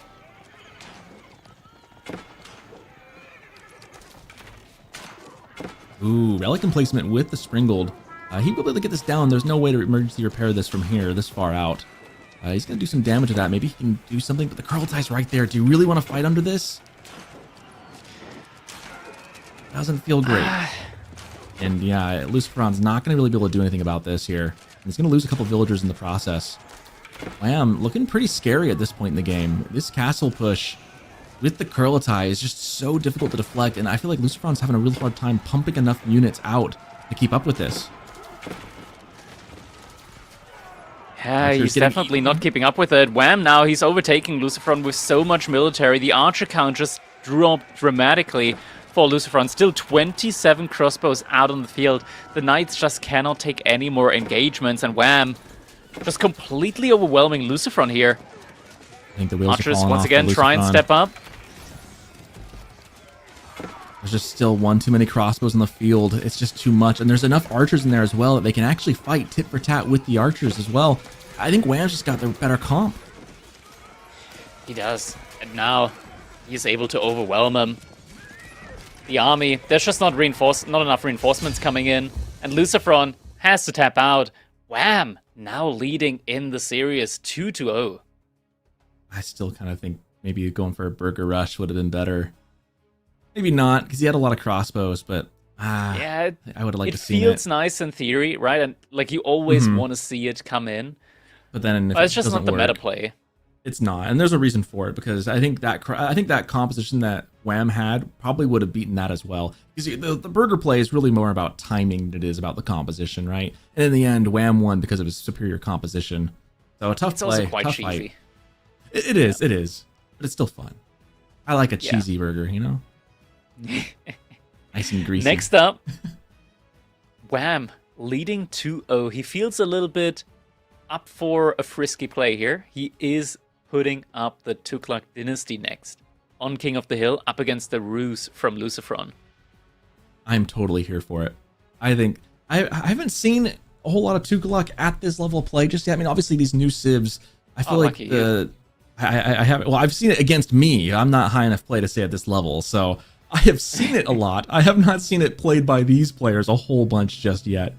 I'm excited to see. The fun thing with new DLC civs, and I say this a lot about every new civ that comes into play, is that some of these civs have been around a long time. Oftentimes the meta gets it's very clear what the meta and what they can do is. Like obviously there's always, I think, strats out there you can discover for old civs, but for the most part, they're figured out. When you add in these new civilizations, though, it's always fun to see the unexpected. Like, we don't know what we don't know when it comes to these civilizations and what builds exist, what things are going to emerge. And so I'm always excited when these top players start pulling these things out. And they've been practicing and hiding things because it's so novel and so fresh. It makes me really excited to see what we got in plan for Wham. My guess is we're going to see healer elephants, but I've seen firsthand how dangerous springled elephants could be, too. So you never know. This civ is a wacky one. It's silly, as I like to put it. Yeah, I mean, there's some silly interactions in general, right? Like being able to make keeps in the feudal age and having a keep that spawns military units on a map like King of the Hill. Oof. It feels like there might be a little bit of a synergy with the map. I'm just saying, there might be some synergies there. Yep. Having religious units the second you hit Castle Age might be a synergy. Yeah. And, King of the Hill's a funny one to see on in a tournament setting like this. We haven't seen it in a while. It's because, as much as I like to say that Tughlaq is a silly civ, I think King of the Hill is a little bit of a silly map. Like, you take silliness that goes on. I like it. I mean, I like the map. I do. It can be kind of silly, though. It's a professional map. It is well suited. It's fully grown up. It's wearing a suit. It's wearing a tie. Okay, we're jumping in game number 3 now. Here we go. Luciferon versus Wham. Yeah, potential match point now for Wham 01 here. Up 2-0 against Luciferon. So this is it for Luciferon. If he doesn't win this game, he's going to be losing the set. And with that, it's not going to be set up too well in the group phase. Yeah, I mean, obviously Wham coming into this tournament is almost for most matchups he faces, he's going to be a favorite, and there's a reason. He's a very good player, but with a new Civ, so Lucifron with the old standby of Roos, which Roos is still a good Civ in its own right as well. He's got the 2 hunting cabins right off the bat. We'll see if he can maybe cook something up against the novelty of the Tughlaq dynasty. The Delephants, as I like to call them. Ooh, we're actually getting some Dark Age Tughlaq action here. Spearmen moving out. It's always weird when you see Spearmen up against Roos, but you can make it work here just because the hunting cabins are outside the range of the TC. Not the sheep. Yeah, this map in particular might open that up. Again, those hunting cabins are very flammable and very outside of the TC range, like you mentioned. It is a long walk distance, though, to get around this big old mountain. Does take a while, yeah.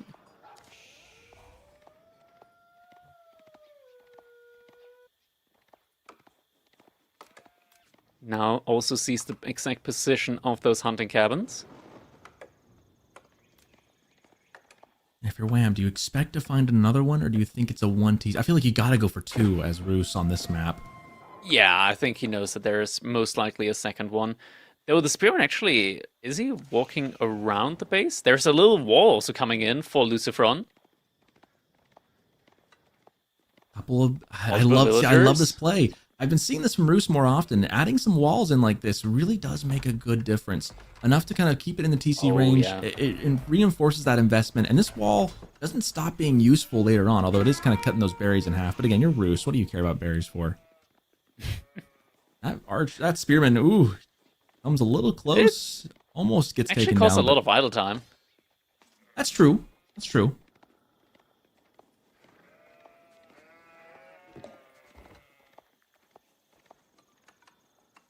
There's the outpost. Yeah.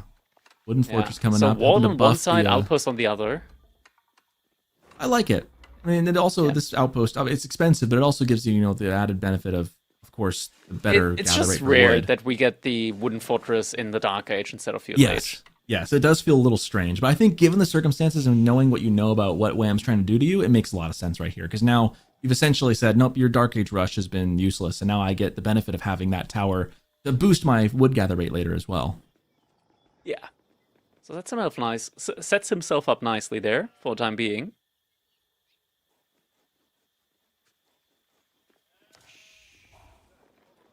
Some of the Faith coming up for Wham. I don't think there's any huge surprise there. Oh, we're getting some forward walls in from Wham as well. That's interesting. The infantry walls at the front line.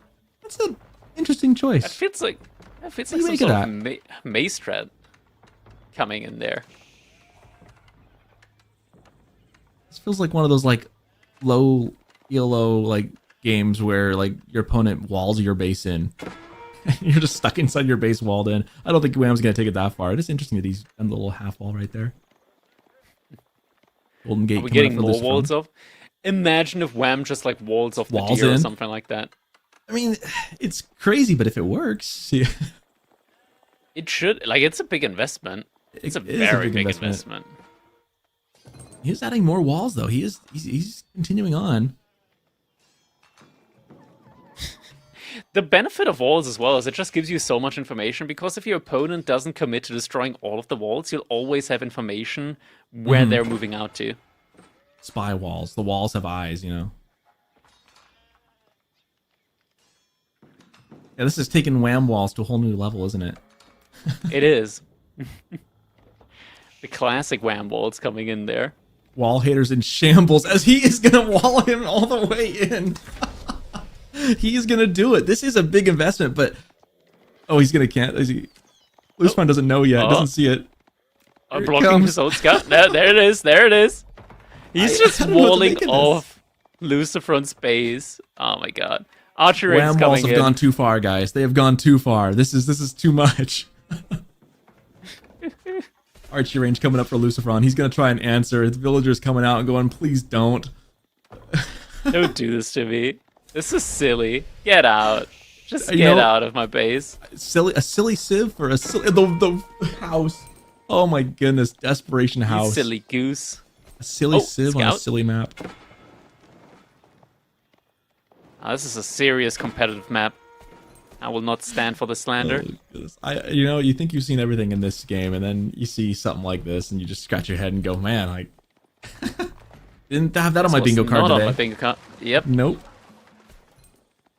Lucifron doing enough Pro to deny Scouts. that for the time being, though. Archer Yeah. being pesky. But still, like, it's already very annoying now for Lucifron, right? Like the scouting, or not scouting, but like unit pathing for him in order to like go straight towards Wham's base. It is impacted severely. So far. That's the only way up the mountain on that side. I mean, if Wham keeps... Gosh, if Wham can keep walling that side up, the mountain is his. That's actually a thought I've never even considered, though, just walling my opponent off of the mountain. He's going Castle Age. Wham. He's so close to getting to Castle Age now as well. Blink and you'll miss it. This hasn't slowed him down at all. No, it's only slowed down Lucifron so far. Lucifron's so far away from Castle Age. What's gonna be, like, what's he gonna go for? Is he going for Compound? I think Compound probably makes more sense then. Like, I'm gonna be honest, I don't think the upgrades from House of Learning for Tuklak are interesting. Yeah. I'm one of the defenders. Or worth it, yeah, sure. Let's put it like that.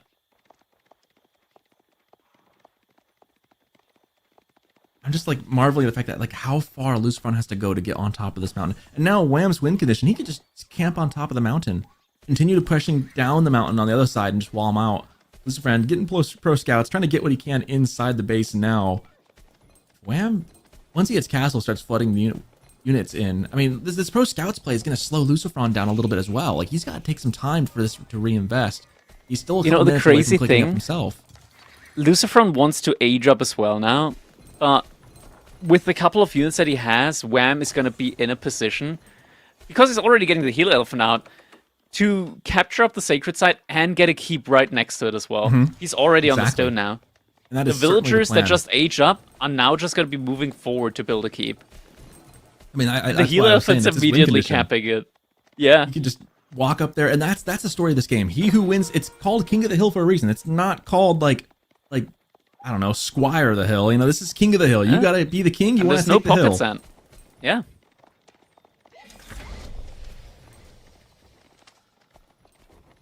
And I'm just thinking now, like, those spears. The brilliant part of this is that they forced a reaction to Lucifron, right? Wham's purpose was never to get in there and burn those hunting cabins. He just wanted the reaction like he was going to. Can we check the spearmen? Did they get upgraded to hardened, or was that the veterans the upgrade on them? Okay, it was the hardened upgrade. Just because, like, the upgrades for Tuklak Dynasty, they take 5 seconds. So, blink it and you miss it. That might have also been the veterancy upgrade that could have just come in on them. That's how quickly those come in. Trade House now coming for Lucifron, so very quick follow-up, very nicely positioned in the corner, as is tradition on this map. You have to check. I haven't seen that landmark in that corner like that before, actually. So I don't play this map very often. The scaling has been severely impacted. I think it's only going to be like 200, maybe 220 gold a minute. Not as much as like in times of old when it would have probably been off the charts. Oh, he's going back for the wall with the healer elephant this time. I love this with the healer elephant. This is just, oh man. You know, this Civ is just the definition of silly to me. I'm just happy that the wolf is there. Craziness like this. It's disgusting. He's got no way to get onto the mountain. Like, he's completely boxed in. And now these are palisade walls. They're not stone walls, but when you've got to keep up on top as well, Wham's got this. Like, I don't want to say he's got this in the bag. I don't want to say this is a foregone conclusion, but this is looking really, this is really going to plan. Wham had an idea, and it's working thus far. This is looking like one of the games of all time. One of the games of all time. Just one of them. Wham walls have gone too far. This is just a wham wall to a whole new level. I mean, goodness. I'm running out of ways to describe it, but it's just in the way this map is spawned as well, and the way he moved his troops. I mean, obviously there's still a way for Lucifron to get through as of right now, but the distance he's got to travel to get there does impact his ability to field his army and get them effective. Yeah. We haven't had a governor come in yet for Wham, or did we? Can we check the keep? Is there a governor? Because I don't see any of the Amir warriors, so it could have been... Okay, there's no governor. Because he could also go for the governor for faster TC production, he could go for the governor for cheaper tax. He's got all the options in the world there for him. Lucifron going into some knights right now, trying to get some things up. He is in Castle Age as well. I'm hoping to try and contest this, but will it be too late? I mean, as far as like Sacred Site victory timer, we still got 9 minutes to go, so this is not over by any sense of the word. And those walls aren't all the way complete either, so until they are, they're just kind of standing there. The ones in the north, though, are slowing down Lucifron, as we've said. Getting some of the Shahihi walls in on that fortress. That's one that's going to be a lot more tanky now. Getting closer and closer to the actual strength of a keep. Right, on the gold, getting pushed away by a spear, too. I think, Lancers, sorry, the Knights onto the Elephant, but with the keep right there, yeah, like, they don't really want to stand and fight. In fact, man, those Knights took quite a beating just getting one scout.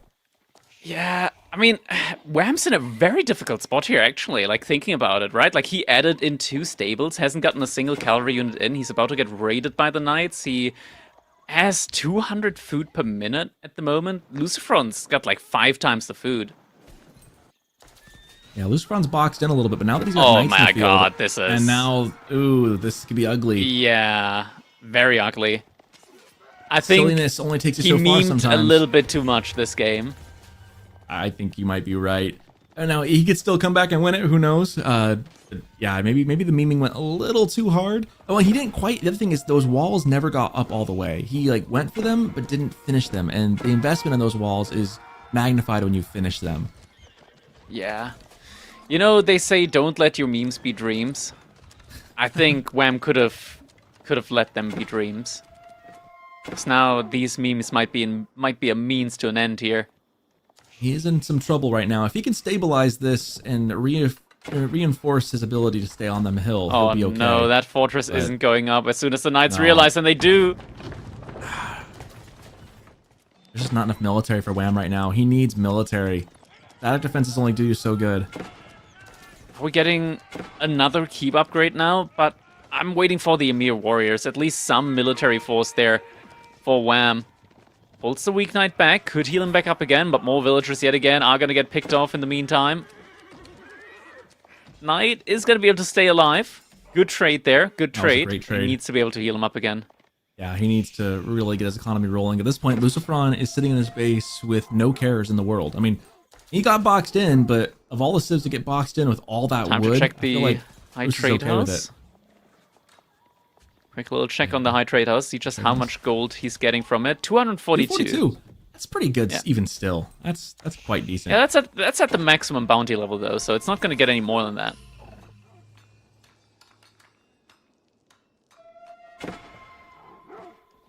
And Wham stabilizing here a little bit, but there's still a lot of knights prowling on the field. Walls that he put up are mostly crumbling down now. Now, at this point, you're playing for the sacred victory, right? You got 6 minutes. You need to reinforce that up on top, and that How is do you your hold pretty much that now? only. Well, now you use healer elephants, and you get lots of, I think, crossbows and knights, as much as you can. You see he's already got a couple crossbows. He's got a couple knights. He needs to keep scaling as much as he can, add the elephants when possible, keep his stuff alive and healed, and try not to let his economy get wrecked again, because that's something he can't afford. As you see, that's exactly what Lucifron's looking to do. Oh. Trebuchet was a little bit overambitious. Wooden Fortress now coming in as well. And he's got to take Getting out another the siege. Tuplabot Fortress in, yeah. It's not that many units here on the defense. Just a couple of crossbows, couple of spearmen. Knights are chasing after the knights from Lucifron. Are going to be able to take him down. Villager pull, but the crossbows now also being there. And are we getting Emir warriors? We are getting Emir warriors in now, but the keep is already halfway down. Oh, and there's crossbows already on for Lucifron, so that's going to be tricky to use those. How They're do we just going to shred see- through them. How do we see the governor on the first keep? Because I'm quite sure that there's a governor in that. I just don't know which one. Can we select them with the hotkey? Isn't it the type of flag? Is it? Yeah, it is. It is. It shows an anvil. I don't know what to do with that information. There's I an don't anvil. either, but there you go. There's something there. Actually, Okay, hover so the it's little the anvil thing anvil on the bottom governor. there, on that too. Oh wait, we can hover over the anvil next to it, yeah, well, next to the C icon. There's the there it is. There you go. Look at me go. Reduces the cost of research. Okay, so it is the resource one. Kudos to So the that's devs the for giving anvil us some one. way to look at that. Wham still under a lot of pressure now. 4 minutes Tries to and a hold half. that keep. Yeah, 1 he's got minute some on the Amir sacred site. warriors, but This can get down to the wire. I mean, Wham needs to do a it little feels like more, it's but forever away. It does feel like it's forever away. It's, as long as those trebuchets are there, this is going to be problematic. If Wham could get those off the field, he'd be in a much better spot. Do the Amir Problem warriors is- just disappear? Like, do they get Thanos snap whenever the keep goes down? Where they spawn from? I wonder. I think they just lose the buff probably on them. So they're gonna be Interesting. super slow.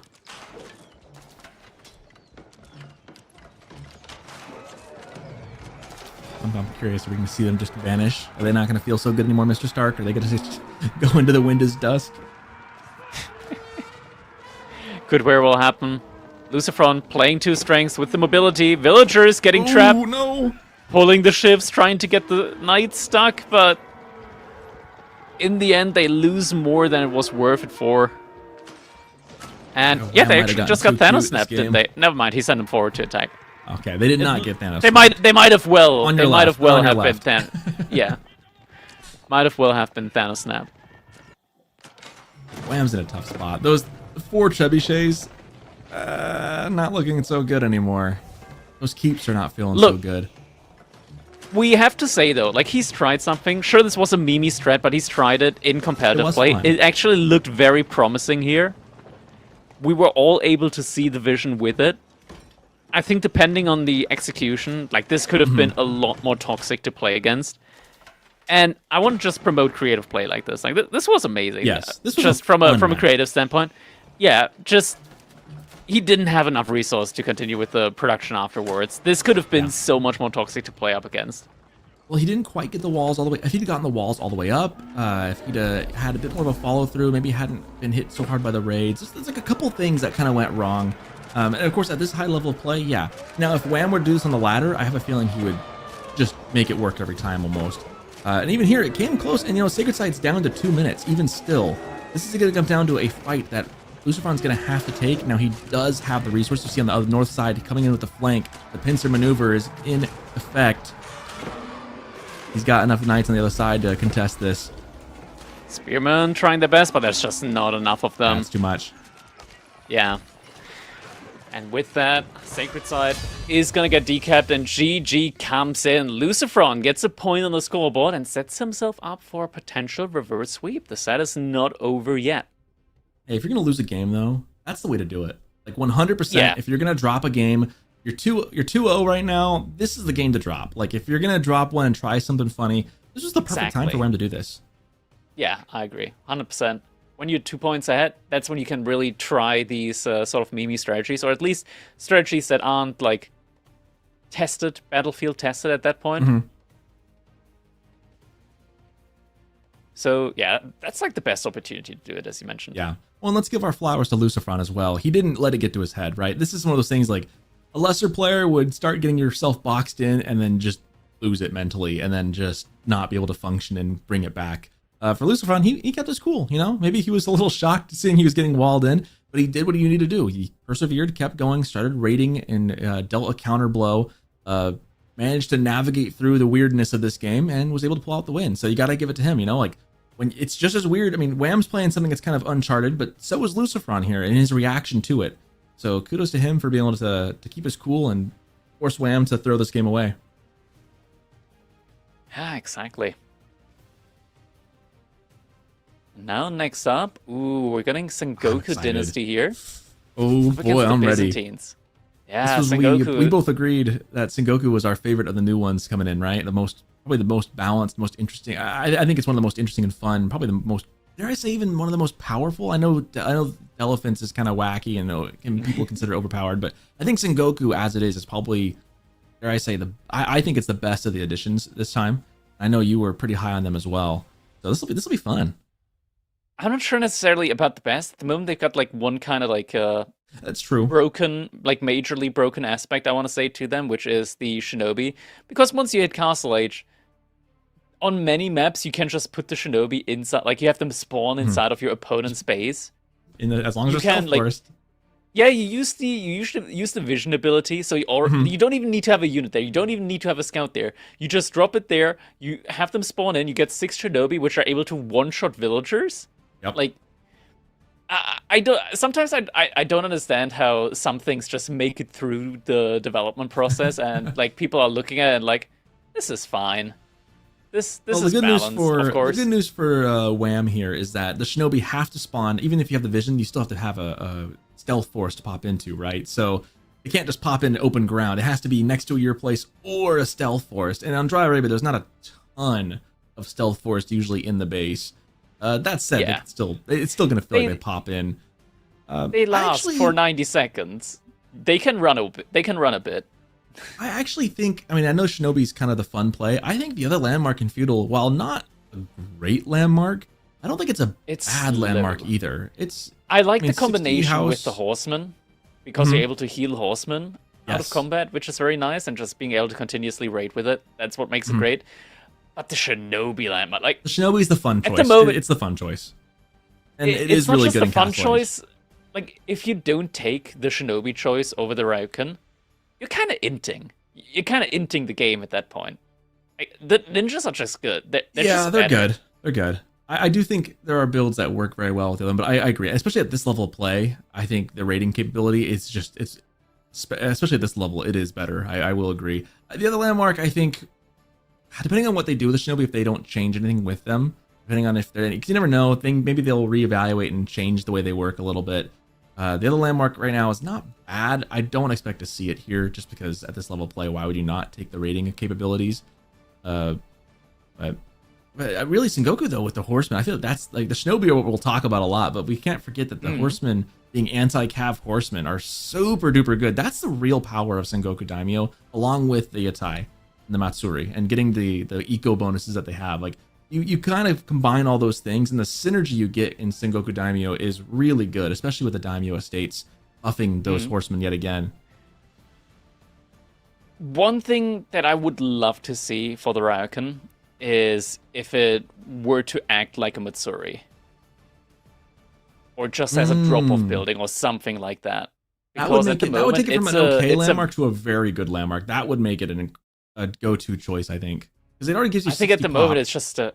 Yeah, it's just a very weird landmark at the moment, I feel It's like. like a weird Tower of Victory meets an extra bunch of housing. It's a strange landmark in the way it works like that.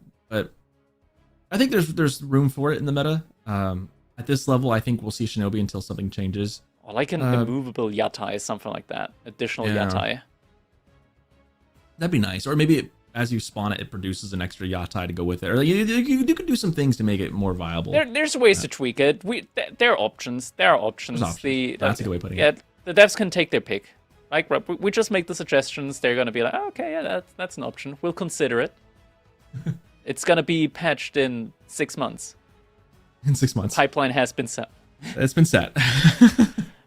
Well, as it is right now, I do think Sengoku Daimyo is a very fun civ to watch and to play. I think there's a lot of fun things. I don't think it's very fun to go against. I think it's very frustrating to play against for a multitude of reasons. And those same reasons are why it's so fun to play with. Going into Byzantines, I feel like, again, with these new matchups coming in, how do you think Byzantines should respond to what Sengoku Daimyo can do? The thing is, Byzantines, their base strategy, right? It works in pretty much every matchup. You just, That's true. boom. Yeah, it's up to the enemy to do something against you. The Byzantines, they do their thing. They get the cisterns up, they're going to continue scale, they get the mercenaries in, and yeah, it's just happy camping for them for the most part. It is truly, like, pretty much always up to the opponent's civilization to do something up against the Byzantines, because once that Golden Horn Tower comes in, you're just getting so many mercenaries in that it's very easy for them to flood units out, and we're about to see just exactly how that one is going to work out. We're jumping into game number 4 now between Wham and Lucifron. And Lucifron is playing as a Sengoku dynasty here. Wham with the Byzantines. How many villagers is he sending out to stone? Oh, that's a Spanish Matsuri right there. Heavy 2 on the stone there. People that There's a know couple the different- memes are gonna know what I'm talking about when I call it a Spanish Matsuri, because there's just not enough space between the Matsuri and the TC to fit farms in. Feels bad. That feels really bad. was going to mention there's a couple different ways. There's two. I've seen two prevalent builds with Sengoku Daimyo, and it depends on where you put the Matsuri to start. I've seen one where you plop it down on the gold, and then the other where you plop it down on the wood. So there's a couple different ways you can go up in age with it, but usually the outcome is kind of similar either way. You're going for, like, as far as how you get there, it depends on what you want to do and how you want to go about it. But in the end, you're going to end up popping out the Yatai. Sorry, yeah, it's the Yatai. You're going to get the Yatai, send that over to either the Vor or whatever the best resources is, and you're going to start going for this eco game very early with that, but then you're probably almost always, I've noticed that Sengoku Daimyo, the comp can adjust, but in that comp, you're almost always going to find horsemen. Now, whether or not you go Yumi Ashigaru to go with it, or you go for instead spearmen, is dependent on the civ you go against. If you're going against like a knight civ, you're hoping to make spearmen. Going against archer heavy civ like Byzantines, I'm curious what you'll go with here. I feel like Yumi Ashigaru would probably be the choice, but again, they also can make longbows, and they can make, of course, they could go for javelin throwers as well. So I'm curious if Wham or if Lucifron instead decides to go for just straight horsemen instead. I don't know. I know the horseman's probably the play either way though. Yumi are one of the best units to make, the Yumi Ashigaru, up against a unit like the Lumbermen. You have a lot more movement speed, and Lumbermen are quite slow by comparison. And Yumi are very, very easy to mass up. And against a civilization like the Byzantines, which also love spamming a ton of spearmen out, like the Limitani.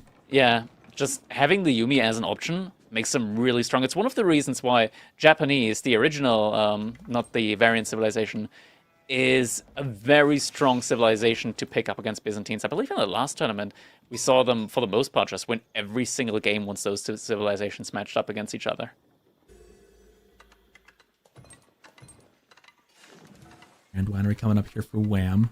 Yeah, I would definitely, I think that's a really good comp for Sengoku Daimyo. And I think when you start planning the Daimyo estates, you prioritize, I think it's the Oda clan, which is going to be the archers, the Yumi Ashigaru, getting that buff. Because when you get that and you get the blacksmith upgrades, those upgrades really take Yumi Ashigaru from being kind of weak archers to actually really good archers. And that could be all the difference in a matchup like this.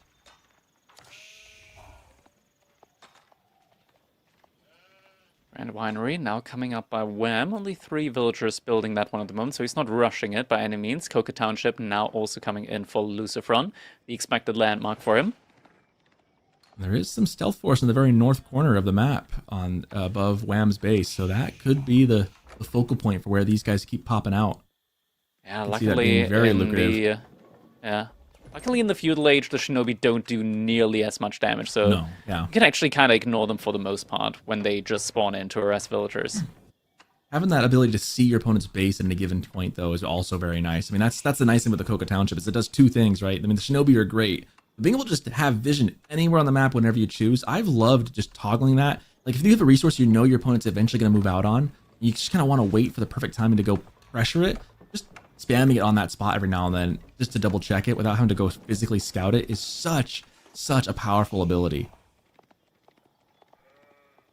Both scouts still having a lot of sheep trailing behind them. Lucifron did find a couple more, though. We know what the trade also already out on the deer. I'm wondering if we can take a look at the trade neutral market there, as far as there's one in the corner right next to Wham's base. He could plop up a not that one. That's Lucifron's base. We want the north one. There we go. We're getting wall elephants. Huh. I mean, it's good to know. It's close to the base. Yeah, you can get wall elephants from the Golden Horn Tower. Like maybe just a couple here and there. See that? Could be pretty good. That could come into play. You often don't see it come into play, but when it's in your base, like the option's there. You're saying there's a chance. That's a potential. Looks like Tawara and Takazaiku coming in for Lucifron. Looks like he's getting both of those upgrades, which I think is very standard for Sengoku to get those, increase the berry rate gather. It's very strong, just to be able to chew through these berries quite quickly. Fastest gather rate in the game, pretty much, once you get all 3. Yeah. First Shinobi on the field. Spawning... Why would you not just spawn them in the Stealth Forest further up? I'm guessing he didn't want to waste the line of sight ability. Okay, fair enough. And they're alive for 90 seconds. You can run a little bit with them. That's true. That's true. I feel like I've always been very skittish with it because I know they have like a short time, but that's plenty of time to get across the map. It really is.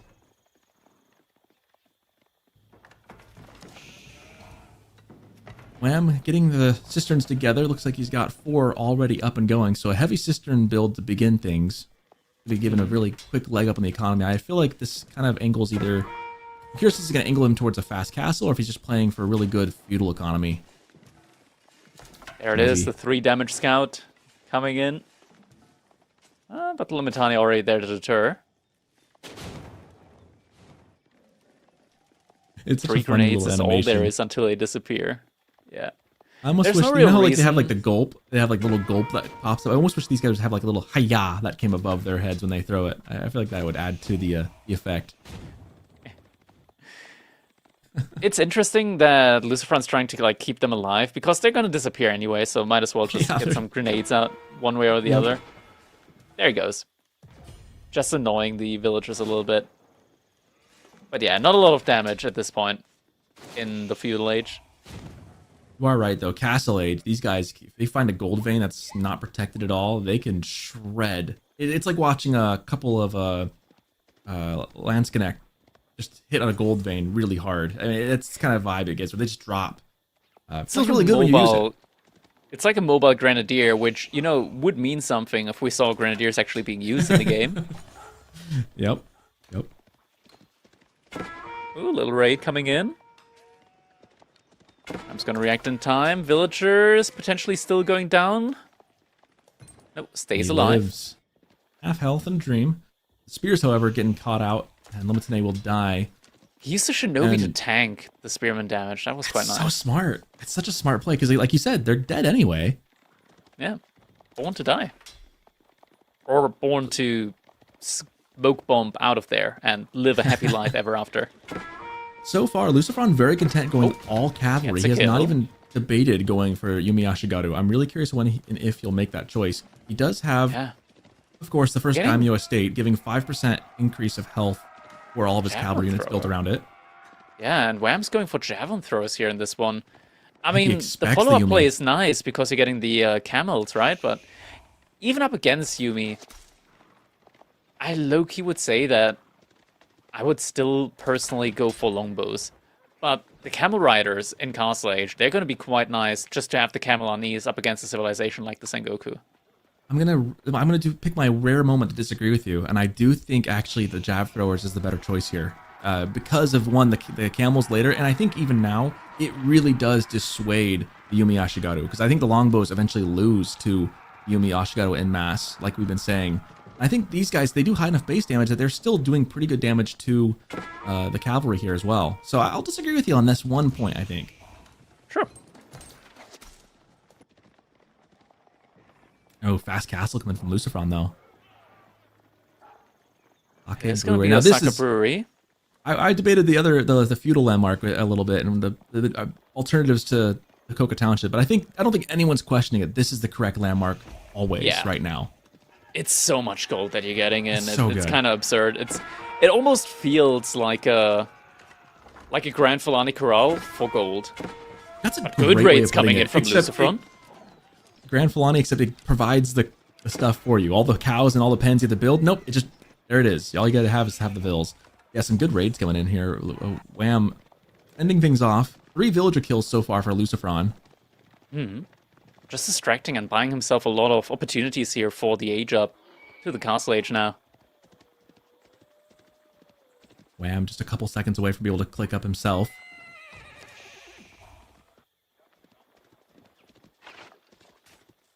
Look how much damage Pro's those finding jabs one of do. the Yari. Decent considering they don't have any blacksmith upgrades yet. Mm-hmm. Neither Yeah, it takes a are lot there of any them, in on Lucifron's side though. Oh, another raid. No, it isn't time. Wham doing a good job of being very quick, but he's got to have his head on a swivel. They're hitting from all sides, but credit where credit's due. He's been quick on the draw. Level 5 cisterns Power now now for coming Wham. in. There's a random house there. Oh, this is good. You know, these Yutai, it's good to kill them whenever you can, but if you can catch them before they give the trader over to the Matsuri, that's so much extra value you're denying because you're slowing down the increase of the gather rate that provides. And so now all that time spent preparing that trader to go deliver to the Matsuri is gone. Another villager gets picked off. Could be another. He's getting the kill. That is so much value. And the Limitani cheer as one of their own gets taken down. Yeah, 5 villager kills, and you've lost your daimyo as well as a couple of your horsemen. We already have 5 mounted samurai. Yeah, that's true. I guess now you're switching into mounted sams at this point. Shinobi here to defend. That's another value that we haven't talked about with the Shinobi, is that they make for a good defensive units as well in an emergency. They just provide a little bit extra time to get your units back in position. Shinobi, yet again, slowing down the units, giving ample of opportunity for the mounted samurai to take some good trades, but now it's a little bit too many of these Limitani. Upgrades also coming in behind this. So there we go. Upgrades on the gem throwers and now Limitani as well. Lucifron, he's been having great success so far with these raids. He needs to keep this up though, and eventually needs to transition into another kind of unit, because just mass Limitani, once that painted shield upgrade comes in, they're going to be able to start somewhat keeping up with the knights.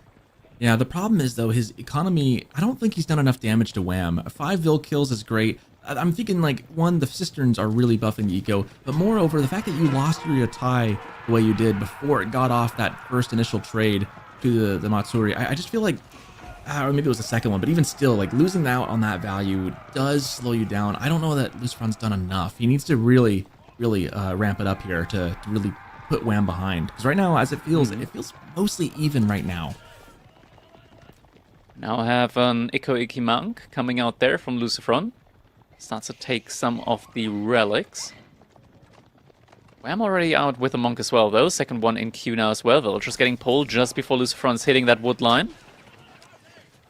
Javelin throw's not too scary, though. Cataphract now as well, able to put up a nice front line there. Yeah, that's actually a lot of mounted samurai going down. And now the follow-up with the other units from the other side. Oh, the pinch. Excellent. Oh, Lucifron's able to get out, though. That could have been much worse. And another raid! Oh. Make that 3 more villagers down. And another raid! Okay, no villagers down. This guy, samurai fall. He's, Lucifron's known for this, right? He is an aggressive raiding player. This is his MO. This is his calling card. We're seeing it on display. But give credit to Wham as well. He was quick on the draw to keep stuff alive. Only down 7 villagers after all that is actually very impressive. But Lucifron showed us why he was known for it. Yeah, this guy looks like he kills villagers in his spare time. Wait, can we check out Lucifron's Psycho Brewery? Are there only 4 of the field? Shouldn't there be 5? There's only 4. 1, 2, 3, 4. Oh, the market's blocking it! Oh, that feels bad. Is it? It might be. It doesn't look like it should, but... There's only 4 instead of 5. And I think he has perfectly positioned his buildings to block. Well, the good news for him is that he is getting the bonus from Matsuri there on that, so it's making up for it a little bit. Interesting, though. Yeah, this is a famed Spanish base layout. I mean, we know it from the HRE whenever Lucifron and Vortex pick HRE. They've got some interesting ideas for how a base should look like. Kind of reminds me of like what people said, or someone at King of the Rockies was saying, like, we just don't think about the numbers. Sometimes they just don't think about the base that much, and they just place it. And as long as it's mostly there, you're good, right? Close works in this game, I guess. There's more important things to focus on. For example, killing villagers with raids. And there it is. Shinobi coming out. Slow comes in. And that is going to be 2 cataphracts that are trying to charge for their life. And actually, the charge saves one of them. Still a good pickup either way from this one there. Hello. Oh, the monk can stay in. He's not getting converted. The monk can't get converted. Religious units can't get converted, but he chose to fall back either way. That was a muscle memory response, just being safe either way. But yeah, that's a religious unit. He knows his theology. He's not about to switch. Cataphract does finally go down. We're now up to 4 camel riders. There's a scary number of mounted samurai on the field, but the camels do help. So take those those mounted samurai and cut that by about a fifth. It's effectively what's happening here. Oh my god, Shinobi, the slow allows him to disengage from the fight. There's a lot more Yumi archers coming in as reinforcements. I feel like Lucifron needs a lot more way to deal with these spears, because I don't think those Sams want to take the fight. Right now, the composition is much better for Wham. Yeah, he just needs a lot more of these Yumi archers. It's like 30 of them in order to take any reasonable engagement. This is why I really like the choice to go for the javelins, is because it just makes it way harder to deal with those spears. I mean, the longbows would have been difficult too, but now you've got something to counter the horsemen. And at this point in the game, I really feel like this composition is very, very good for Wham. He does now, Lucifron does have a lot of mounted samurai, but he doesn't really want to take an engagement head on with this massive Whams. Yeah, the Camel Riders also just a significant debuff coming in. Yeah. Wham also continues adding in more of them. Not sure if it's active or just from the Golden Horn Tower. It looks like it's from the Golden Horn Tower. So has been getting some good lucky spawns in from it yet. I'd like to see an elephant now, just for fun, you know? I say that actually it wouldn't be a terrible choice here. I feel like I could tank a lot of the damage the mounted Sams put out. Be too slow. Yeah, I mean, it's too slow. one of the best anti-cavalry in the game. Shinobi, oh, getting the slow in. And if one unit is slowed, all units are. A couple of them do get taken down. Shinobi, got one more grenade in them. Big fight here. Mounted Samurai. They are. You can see the purple debuff effect on them, but there's still a bunch of them. They're right on top of Limitane, though. Do they have enough to tank through that? Yumi Ashigaru trying to get onto Limitane. They're trying to pick him off, but there's a lot of jabs on the back line still picking him off one by one. I don't know that Lucifron's got enough to handle this. It's not looking like it at the moment. There's a lot more Yumi archers in queue, but Wham is relentlessly pushing forward. The Limitani not letting up. The Yumi numbers getting taken down more and more as the javelin thrower is also just continuously firing behind all of this. Wham on top of the game here with his micro, just continuously stepping up with those javelin throws, trying to make sure that every single volley is going to be one archer getting taken down. Couple of units splitting off. Lucifron might try to go for some raids or needs to protect his villagers on the berries, as there's also some raids now coming in from Wham as he's equalized the villager count. A single cataphract. It only takes one. And for all that talk about the Shinobi, they've been used in the fights. I don't know that they've been as effective as Lucifron would have liked. Now, even his boar, he's trying to keep the Yatai alive, but the entire force of Wham bearing down upon this boar and the Yatai and the villagers next to it. This is looking untenable for Lucifron long term. Yeah, 5 more villagers going down potentially here now from that outpost. Villagers actually making it out alive somehow. We're getting Shinobi spawning in yet again. And they're just building a house. You don't want to be building a house while you're under fire. Oh, Sams are on top of the jabs. This could be it here for Lucifron to get back in this. That's a huge pickup. The Yumi Ashigaru able to take out a lot of the Limitane, and now feels like things almost equalized out here. Wham still has, I think, the more difficult comp for Lucifron to deal with. A lot of jabs went down, though. That buys Lucifron a little bit of time, but now I start worrying about his food long term. Like, the map is very in control of Wham right now, or Wham is very in control of the map, as I should say. Lucifron needs to capitalize, though. I think he took a good trade right there, but his food is just getting hit on all sides. Sure, having to run yet again. Yeah, Lucifron's been hurt quite badly. Wham.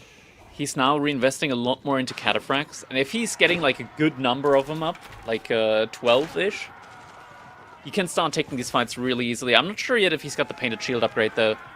Could help him even more. And does Lucifron have the +1 damage upgrade yet on his Yumi Ashigaru? That's going to be another interesting thing to look at. This is the point where you start kind of wishing you had the Ryoikin right now, because right now you have no way of really healing. I'm only if you had the Ryoikin, you would have died 10 minutes ago. You would have died. I know. But at this point, you kind of go, I wish I could have it as well, right? You wish you could do like the Chinese thing and play both of them, because you'd like to have those bonuses to be able to heal your units right now. Because a lot of those samurai are very, very low HP.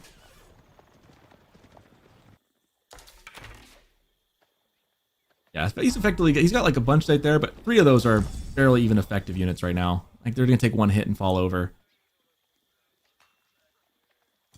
Meanwhile, Wham is pretty much sitting on full cisterns. I think he's at level 5 cisterns right now.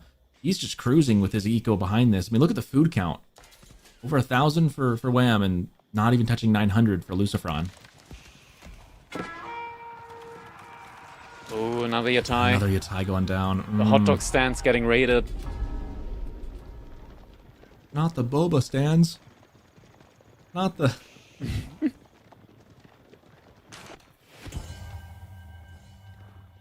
And the raids are continuing. Wham now up on 14 cataphracts. Can we select one of them? Does he have the painted shield upgrade yet? Please tell me he's got the painted shield upgrade. He does not have the painted shield upgrade.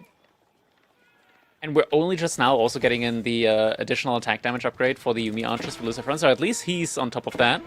Getting that upgrade in. Still more raids going on.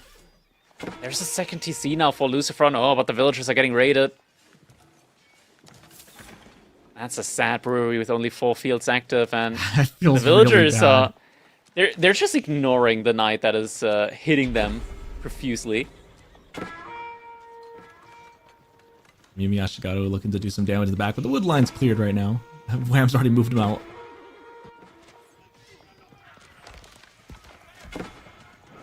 I mean, it's kind of amazing to me that at this point it's dead even military, dead even economy numbers, but it feels like Wham is just so far ahead, and I think you can kind of see it in the army value.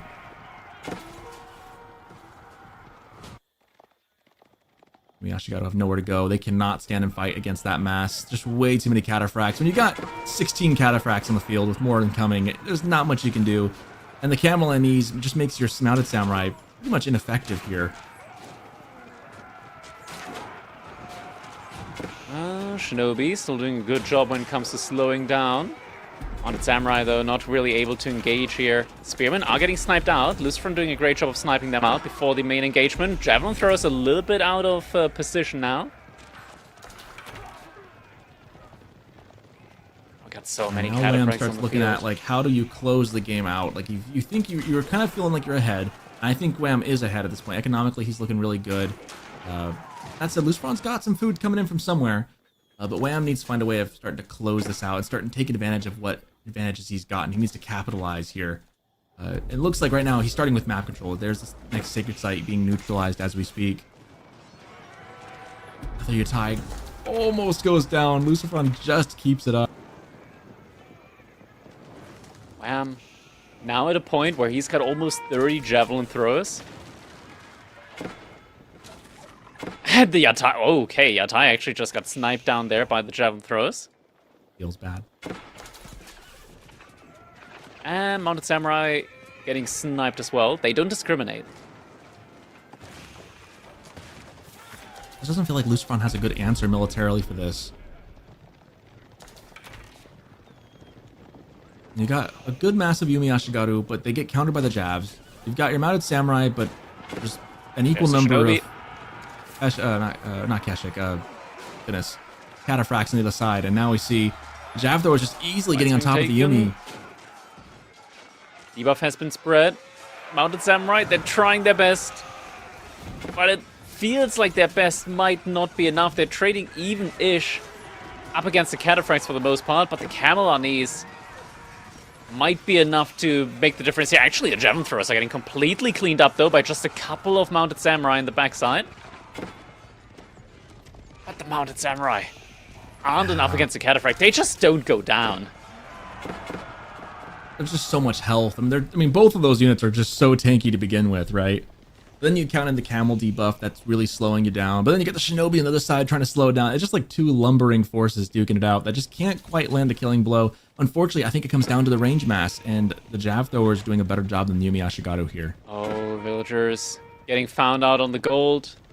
This was Lucifron's lifeline when it comes to being able to continuously mass these Mounted Samurai. And now they've got no way left to run. The second TC has kind of paid off for itself at this point in time. Lucifron's trying his best to keep them alive. Mounted Samurai coming to the rescue. They're all low health already. Yeah, it's going to be a bit of a wash for trade there. And Javelin Thrower is still picking off the stragglers there. Doesn't look good for Lucifron. He is running out of military, 52 to 10. He just has having a hard time keeping up anything on the field. Feels like Wham might have closed this game down. I think his eco is just so far superior. He's done so much damage. Even though both sides have done a lot of raids, I think the cisterns are really, really carrying Wham far and away better than the Yatai. Because the Matsuri just isn't, there's not enough farms around it for it to really be effective as a resource that generates you extra. Meanwhile, for Wham, he's got all those cisterns buffing up his eco all across the board. Now switching into Spearman. But Wham at this point, he's going for the dive. He knows his position. He just cleaned up the entire military force. Frags just now being put up. And without enough income, there's just no way for Lucifron to come back in this one now. Wham. He's gonna stay inside of the base. No way he's getting cleaned up. A couple of raiding Mounted Samurai, but it's not enough. GG comes in. Wham. Able to win the set 3-1 here against Lucifron. Yeah, pretty clean game right there. It just kind of came down to Wham was able to defend really well at first, take the punches, and then the counter punches that he gave back really just decimated Lucifron's economy.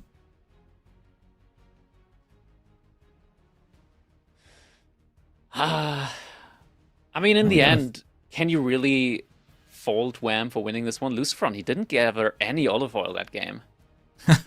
Clearly, I mean, 7,000 to nothing. Like, what was Lucifron thinking? No. Wait, hot dog stands don't generate olive oil? They don't? Damn. Not worth it. Well, it was tricky because I feel like early game, Lucifron was doing a pretty good job of raiding all across the board. I think he just was losing a little too much as he did. And I think the Javs did a really good job of cleaning up and keeping the amount of Yumi Ashigaru to a really reasonable number. And once Lucifron started losing those outside resources, it just... it's really tough to recover from that, right? When meanwhile, Wham is slowly trickling in the olive groves, and his eco is just kind of snowballing as it goes. But then again, these fights too, I mean, the camel unease, I think the composition was just better for Wham. Yeah, it's just also like being able to have like a 1-1-1 army composition with Limitani, Javelin Throwers, like a frontline, backline, and anti-cavalry in there as well.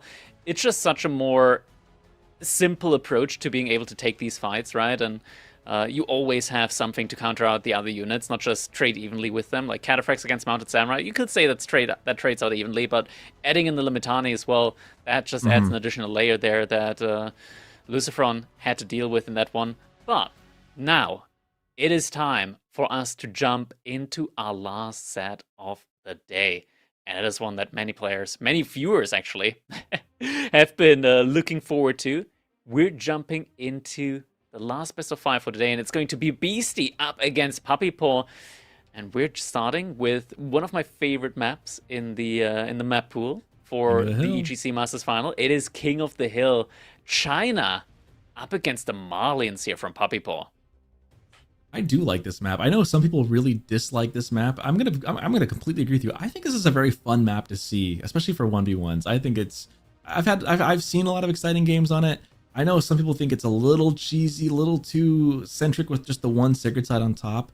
I know some civs can really take advantage of it, but I've always enjoyed watching the games on this one. A lot of fun. But we've seen Chinese into Malians a lot. Malians is interesting to me because I feel like the pit mines, you got usually probably one close to your base, and you could have one either on one of the wings or you're left with the gold on the hill. So if you're looking at this matchup, what do you expect to see from these two players and how they play it? Knowing BC, I'm not sure if he's gonna commit to like the typical pro scout into fast castle, or whether he is looking to play it in a more feudal age aggressive way. The thing is, knowing Puppy Paw, he's fine either way. Like whether there's going to be fast castle, whether there's going to be like a balls to the wall, all in feudal age type play from the Chinese. Puppy Paw and Wham both are Malian connoisseurs. Like they play that civilization a lot. They've got a very specific style as to how they want to like take fights and how they want to macro with that civilization, and it's incredibly strong in their hands. And I think I've said it before, I'll say it again. I think Malians is a very strong civilization up against the Chinese, just in general when it comes to their kit of the units that they do produce. I favor them a lot. and I would favor them here as well, especially when the gold is spawning. Like, there's a good chance for the gold to spawn like behind the base in the corner. Very in the hard to corner. attack. Yeah. Yeah. I definitely agree with you. I haven't seen, I mean, again, this is like, I know this matchup and I've seen this matchup a lot, and I would definitely agree with your assessment, like 100%. I think I've been very high on Malians, again, for the last couple tournaments for pretty much the reasons you've explained, especially into like Zushi and into China.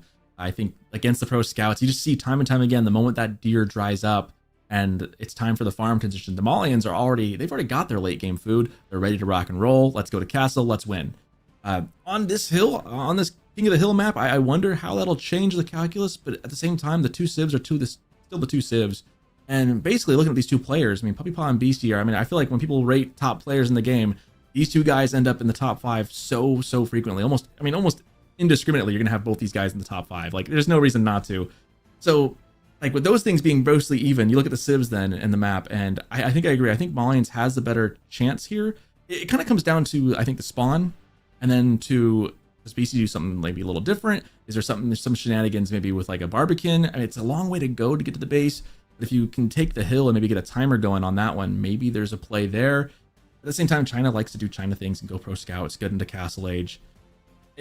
It's curious. I'm curious to see how BC is going to approach this. I think it's kind of on BC to see what he does different as opposed to what Puppy Paw wants to do. Because I think you said it right.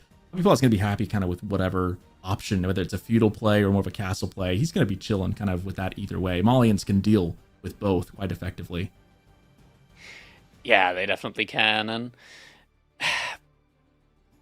just looking at it though, like King of the Hill, there are synergies. We've talked about it when it came to the Tuklak. Like there are synergies with Civilizations and King of the Hill.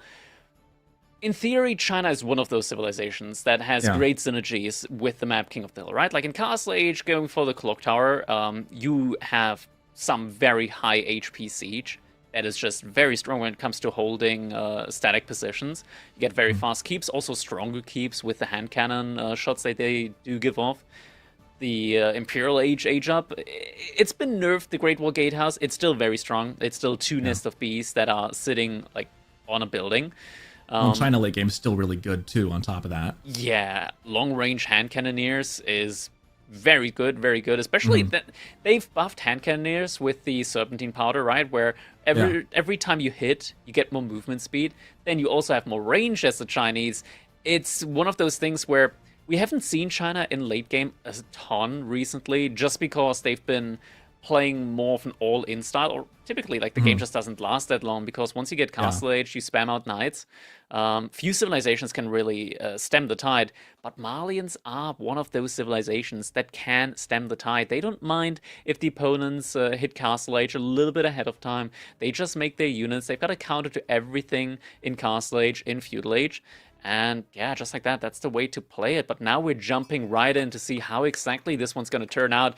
Game number 1 between Puppy Paw in the color red playing as the Malians, Beastie in the color yellow playing as the Chinese here in King of the Hill. Yeah, we talk about Chinese being such a great Imperial Age civ, and they're one of the best in Imperial Age, right? There are a couple civs come to mind that are really good late game. And Chinese is usually one of the ones that gets floated up to the very top. I will say, I don't think that's the case for Malians in Imperial Age, though. So if this game somehow... I mean, the tricky thing, again, biggest caveat, huge asterisk. If this game goes to an Imperial Age, I think oftentimes, if everything else was equal, Chinese is going to look really good in Imperial Age. The tricky thing is, like you said, Malians is really good at stemming the tide in Castle Age. And that's usually where that's, I think, almost always where they win it. I don't think their Imperial Age is a whole lot to write home to grandma about. But again, can China get to that point? And obviously, I don't think players go into this game wanting to go Imperial Age right off the bat. They're probably going to look to win it a little earlier than that and keep this a little faster pace. So we'll see what Beastie does here. Yeah, we'll see indeed.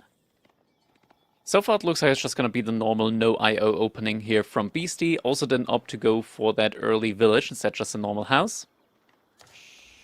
Puppy Paw already fully set himself up around that pit mine. Has a lot of houses up there, so generating a ton of gold already passively. And did Puppy Paw actually opt for chopping down a second straggler tree, or is he only going for the 6-house opener? That's something to look for if we can take a look at his base. And we've got the 6 houses. Yeah, okay, 6 so only houses. chose to chop down that one straggler tree. That's pretty standard, I'd say. We've seen it time and time again, players just also going for the second straggler tree, just to add in even more houses. It's a little bit of additional gold that you have to play with, and just allows you to get the 3 cattle in and an eco upgrade potentially as well.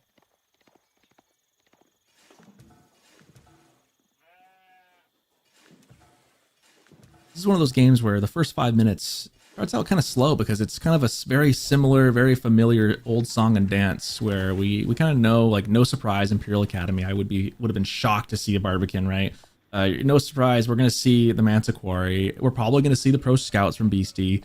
Puppy Paw's probably going to do some, feudal shenanigans, maybe with adding some cows in. Like, we know what to kind of expect for the first couple minutes. I'm curious where we start deviating from those expectations on this map.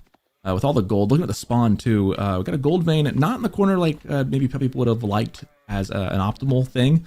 Beastie got his gold in the corner, but gold on either side of the TC for Puppy, so we could put one on either. And then the next thing is, I'm looking at the hill itself and the way it's spawned. The gold for these players it feels like it's kind of far away, so a third pit mine is going to be difficult for Puppy Paw to get into hold. We're looking at that one up top right there, yeah, maybe that one on the bottom. And then he's got the one on the very tippy top on either side of the sacred site. So it'll be interesting to see how that third one comes into play in Castle Age. But for the time being, we got the one on either side, north and south, for Puppy Paw.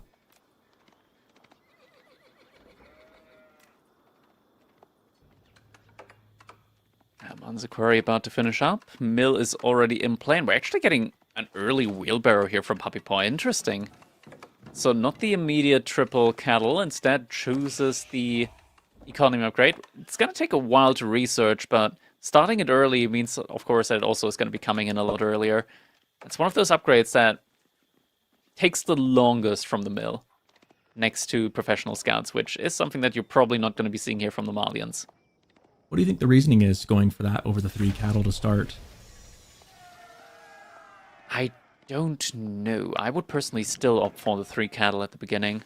Maybe he thinks that he can get both in, just get the wheelbarrow in first. Even then, I would typically prefer horticulture because horticulture also affects the cattle.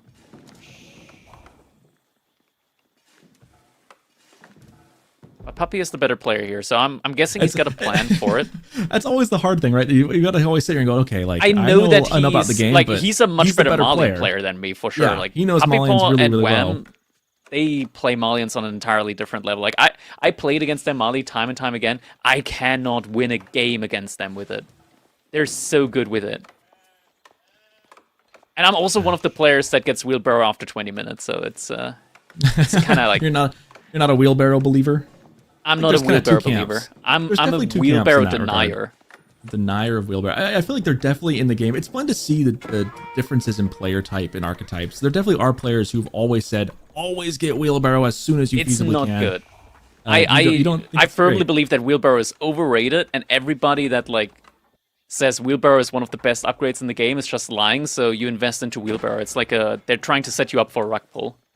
See, I'm gonna ride the fence and not give a huge opinion one way or another. I'm gonna say I think it can be. I think it's better than you're saying it is. I also don't think it's the end all be all. So I think it depends on what you're gonna do, right? If you're planning on moving out on the map at all, I think it's worth the value just to get the movement speed and to help you avoid some raids and to run back to your base. But at the same time, I'll agree with you in the sense that it's not like the greatest upgrade of all time. Like, there's definitely other things that might be more important in the situation. Wheelbarrow's pretty good. I can't wait till 20 minutes to get wheelbarrow. That's just too late. Warrior Scout being really annoying over here for Beastie. Puppy Paw just being a Vista little would agree with me. Vista would agree with you. See, to me, I kind of go, people who say that, I usually kind of go, okay, is it just because you forgot to get wheelbarrow for 20 minutes and you're just justifying it? Like, that's... We'll never Hell know. yeah, I don't need blacksmith upgrades. That's just a waste of money, right? It's like, I don't need those. Yeah. Just because I didn't totally If forget you to get build the wheelbarrow blacksmith and you for 10 win a minutes. game, that's just luck. It's just... Oh. Never change, Crackety. Never change. The first cow sitting out there for Puppy Paw, but he does not have a pen for it yet. Just sitting there unhoused, as it were.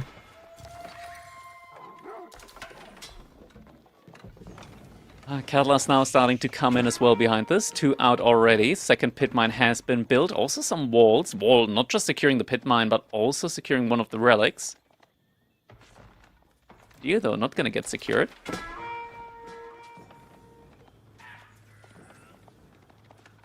And, ooh, scout gets sniped. Ooh, nice little pick up there. I mean, that slows down the pro scouts, right? Mm-hmm. It's interesting that Puppypaw invested so much into the warrior scouts, considering that he isn't going for the pro scouts play in the first place. Yeah. It's like purely a denial tactic. I mean, he also was pestering those villagers in the back. It is interesting, though.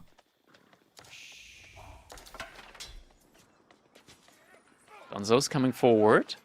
BC starts to add in his own archers, and this is what I like to refer to as the Puppypaw and Wham way to play Malians. You just don't stop making infantry units. Just never stop. This wall is going to prove a little difficult for Puppy to continue raiding in there. He's not going to have a whole lot of places to go. He's going to kind of skirt around. The spear's going to get a couple last second jabs. That one going to be away with a... Oh, nope. I was going to say, maybe he gets away from the TC in time, but no. He gets shot dead right where he stands. And now we see in here, we got the good number of cows coming right up. Cow boom underway. So far, this has been a really... I mean, outside of the fact that Puppy's produced a lot of infantry units, this has been a very familiar song and dance again. We're kind of seeing the same old meta play out here. So far, yes. Javelin throw is now also coming in.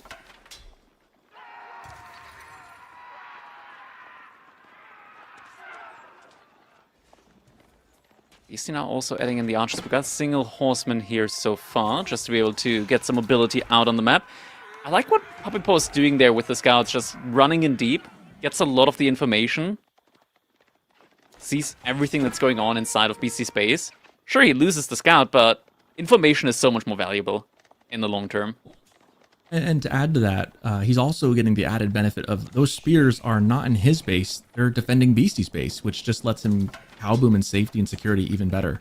Yeah, 11 cattle already out now, so he's able to keep up with the pro scout income at the moment from Beastie. That's very important because the income is not going to get lower for Malians. It is eventually going to get lower for the Chinese. Some spear on spear action here. Looks like Puppypaw's spears will die. And now we're starting to see Beastie move out across the map a little bit more. Units kind of flooding over the hill, down towards the base of Puppypaw. We're going to be looking at maybe one of those pit mines. Looks like this one in the south is where he's angling most towards right now. He's moving towards that pit mine. Does Puppypaw have enough to deal with that? He is adding in some sofas now as well.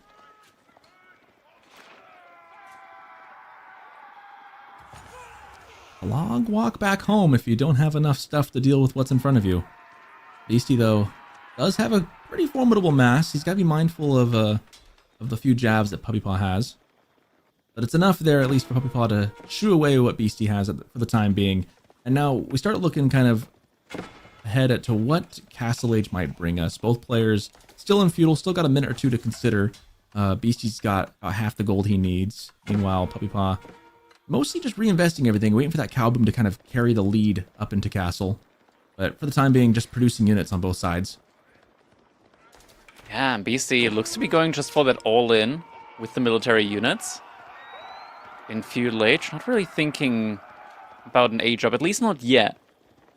Looks like he first wants to achieve at least a little bit more pressure in the feudal age. The issue is, of course, Puppypaw, his cow boom already almost complete. That's the Just problem so with much this value kind of tricking. play. It just feels like by the time you get a big enough mass to actually do much, Malians are just online. Little raid there, one sofa, able to take down one villager here. Is one sofa worth one bill? Eventually. 11 minutes in? Eventually? Okay. Yeah. If you think about it, like you think of a villager as 40 resources a minute. Takes it so many minutes for it to make it valuable, worth it. Yeah, okay. In okay. 5 minutes, it's going to be worth it. That's a good way of looking at it. Okay. like I know that intrinsically, but sometimes you just like the initial trade-off. And you're right, everything in this game really is a battle of resources traded and expended, right? Like when you're gonna get the reinvestment in that, when are you gonna get the payback for your investment in somewhere else? It's an interesting way to look at it. Ooh, Sofa though, that is not a return on investment if Puppy Paw throws those into the spears. Yeah, he's missing a couple limbs. Still healthy, though.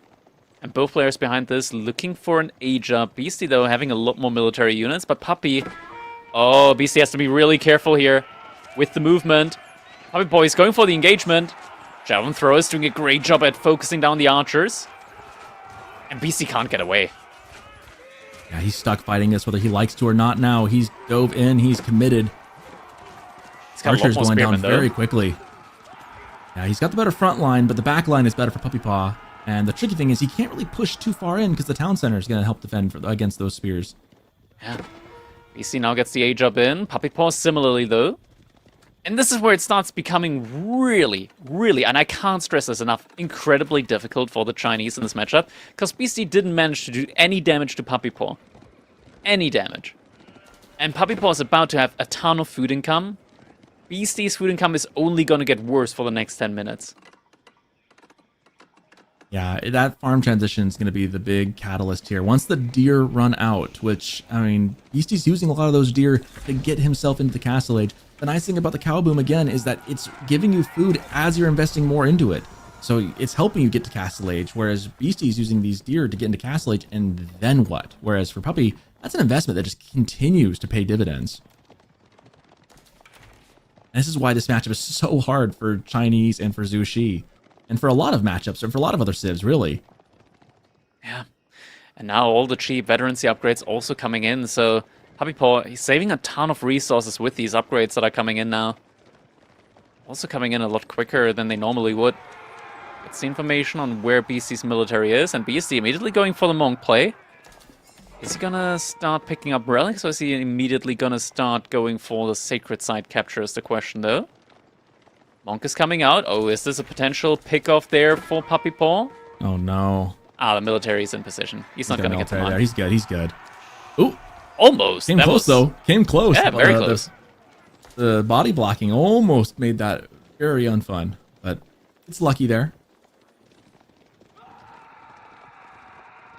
So far, I should say still running around. Unlucky. Puppy Paw actively eating from the cattle there. Needs to bridge the gap a little bit for those villagers.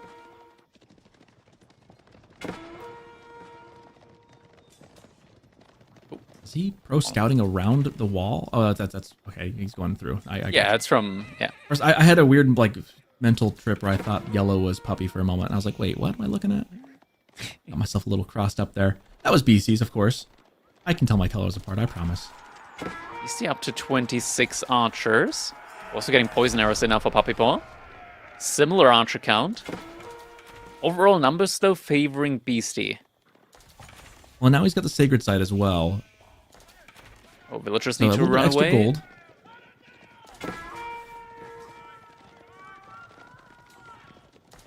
mean, if you're Beastie, do you decide to put maybe the Barbican up top at some point? Go into Song Dynasty? He's already got the middle captured. He could also start just sending a couple of villagers over to stone, but yeah, Barbican in the middle, that's definitely an option here for him. We're now at the point where he's kind of run out of the deer on his side. He might still get in a couple every now and then. He is actually actively producing scouts. That's a very good move. Because typically what we see players do is they just sort of stop making scouts at one point when they've been picked up, and they just kind of don't go for these deer eventually. But BC did reinvest into that, so he is eventually still going to get another spike of food income in. Which is, I mean, that could be the difference, right? Sometimes delaying that a little bit, it sounds almost counterintuitive to say, but if you can force yourself to manage with a little bit less throughout this, and maybe force yourself to start trickling some farms in instead of having to do a full committed transition, that can maybe help ease that transition a little bit. You don't want it to be like a light switch. You want it to be like a sunrise as far as farm transitioning. Fight's being taken. Javelin throws, just kind of a meat shield here. They don't take that much damage from the spearmen or from the archers. They will eventually get taken down, but now the spearmen also been cleaned up. That means the Sofas, they got a clear target now. Those poison arrows do a lot of damage. This is a tough fight for Beastie. Spearman Got some removed. lancers coming in. And thankfully for him, the Donzos are gone, so they can at least stand and fight. But again, the poison arrow is doing a lot of residual damage. BC's gonna have to fall back. He also doesn't have full control of the middle yet. There's no keep there. Barbican of the Sun just now getting dropped, but honestly, a Might be a bit Barbican, late. it's not that imposing of a landmark. Not in Castle Age, no. And not when you got a massive sofa like this coming on your heels. This is really tricky for Beastie. He needs to hold. I don't know if he's gonna have enough units for this. This is very, very precarious. He's gonna try and hope to distract them a little bit if he can. Move them away from the Barbican as best he could. He's continuously Sofa numbers messing up going the down. archers, but archers don't do damage against Sofa. The additional armor from the imported armor is just too much. Barbican finishes up, villagers jumping inside. Hopes to get Sofa at numbers least are a down. little bit more buffer. It's just continuous Sofa production. He can't kill the Sofas quickly enough. Now he's just standing on the sacred side, getting the decap in 100%. This feels pretty bad. And this is, we've seen this again, tale as old as time here. Malians doing what Malians do best. If you don't find a way to slow them down or outboom them, they just do this. And it can be kind of frustrating because it's like, what can you do? Like the Civ is, I agree with you. This Civ is so good. It's very hard to deal with in this kind of matchup. 100%. Decap has come through. Beastie took most of the relics behind this. But there's... That's a good plus. It is a good plus. The issue is that Malians, in theory, is 20 villagers with the pit mines, make it like 28, 29-ish villagers ahead of you still. Yeah. I'm wondering if maybe going for the clockwork, astronomical clock tower would have been better. The nest of Typically- bees to take care of the archers. I feel like that might have been the better play here. Yeah, typically it's the one way China can win on 1TC up against Malians, because eventually the food's gonna run out, so you just start making siege instead. Yeah, I feel like that. Well, I'm a little surprised that he went for the landmark he did. I'm curious as to the idea or what the thought process behind it would be, because it feels like he needs something to deal. Well, maybe he just didn't expect to see mass archers though. I mean, that's also a thing. Like, you kind of expect Sofa. You don't necessarily expect mass archers from Malians when they've got javelins and Donzo and Sofa. So maybe it was just a really good read from Puppy Paw. Yeah, villagers now getting taken down. I feel like the Imperial Palace on this map is a little bit of a trap, because there aren't that many like roads to your base, that many ways to get into your base in order to like raid. So the bonus like line of sight isn't that strong anyways, and the vision on your opponent's villagers, especially against the Malians, kind of doesn't matter because they're just going to cow boom anyways and they're going to be safe. Villagers, actually, like the one Sofa here. Oh, it's so much damage. Yeah. 20 kills to 4. I think this game is just over at this point. It doesn't look doable at this point for a comeback. There is an nest of bees coming in now, though. And siege in the As hands my dad of would Beastie. say, might be a day late and a dollar short, though. Although, I mean, if he gets these archers too far away from the Sofa, maybe he could do something here. They're diving pretty deep. I don't know that Puppy Paw Oh, has more good vision of villagers that. on the berries getting found out. Oh, that's just too much. That will low, not gonna happen. I mean, maybe if that Just went off. 27 to 5. I feel like there's just not a lot you can do, especially when the cow boom now the is full Sofa. effect at this point. Yeah. Tough game. Tough game against a really tough matchup, I think. Yeah. That is a rough one. More nest of bees coming in, up to 3 now. Is able to force Puppy Paw out of his base for now. At a 15 villager lead with the cow boom as well. 400 to almost 2,000 food per minute. That's the real story right there. 2,000 to 400 food is just insane. The disparity is just... nobody, no matter how good of a player they are, could overcome a difference like that. Doesn't matter who would take over the reins at this point or who or what. No one can overcome this kind of an edge, I think. Barring the fact that maybe Puppy Paw could just completely fall asleep at the wheel or something, you know? Maybe he just completely sits on his hands for a minute or two. But as it looks right now, Puppy Paw continues to close us out. Oh, Yeah, as long as he doesn't do anything catastrophic, like dive into the Wololo halfway through. Again, BC BC noted making for the his engagement difficult. excellent. Yeah, BC is an excellent defensive player. Oh, we that's should the wrap have it around. be known, but yeah, like we were saying, it's just too much. And he could drag it out as long as he wanted to there, but I think he's a good enough player to know, like, yeah, GG's, we'll go next. And so that's how our puppy takes game 1 there. That's one of the difficult things when you're playing as the Chinese there as well, right? Like, it's one of the stronger picks, so losing with an arguably very strong pick kind of sets you up for a rough draft from this point onward. But he still has a good draft, even after like losing with Chinese. Like, BC's got a pretty good draft. Yeah. You know, sometimes, again, we've been diving into the last couple games we kind of dove into. We didn't really get into the weeds of the draft as much. And it really is such a massive, massive part of tournament play, is drafting well and getting good matchups. Because at this level of play, the matchups do matter. I mean, a really exceptional player can overcome a bad matchup. And we do see that, of course, all the time. But at the same time, if you've got 2 players who are vying to be one of the best players, if not the best player in the world, the matchups matter. They do. And getting favorable matchups makes your life just that much more easy. And in this case, I think Puppy Pod did have the better Civ in this matchup and utilized it in that way. And the spawn was good for him too. It wasn't a bad spawn or anything. Was just able to play the game the way he wanted to play it. And there's just not a whole lot that Beastie could have done outside of what he did. I mean, maybe you try an out eco, maybe you try like a 2TC thing and try to out boom what Puppy does. But again, then he just changes his game plan to match. So a tough loss, but thankfully that's why it's not a 1-game series, right? That's why we play multiple to see who comes out on top. Exactly, and next up is going to be Kalogr. We're getting Mongols in for Beastie up against the Delhi from Puppy Paw. That's an interesting one, mainly because Kalogr, there's a lot of raiding opportunities. There's not that much food out on, or not out on the map, but like inside of your base. So players are kind of forced to move out a little bit. That's not something that Delhi is really used to. Moving out on the map for food, that is something for the poorer civilizations that, you know, don't get Pro Scout for free. This is what we're talking about too, about like matchups. Like this seems like a Mongol favorite matchup on this map in particular, right? Like the ability to force, again, Delhi, everyone knows that Delhi's weak spot is its food. Like you can starve them a little bit. Right after about 10, 12 minutes, they start starving. It's going to get really hard for them because they're so good at pumping the units.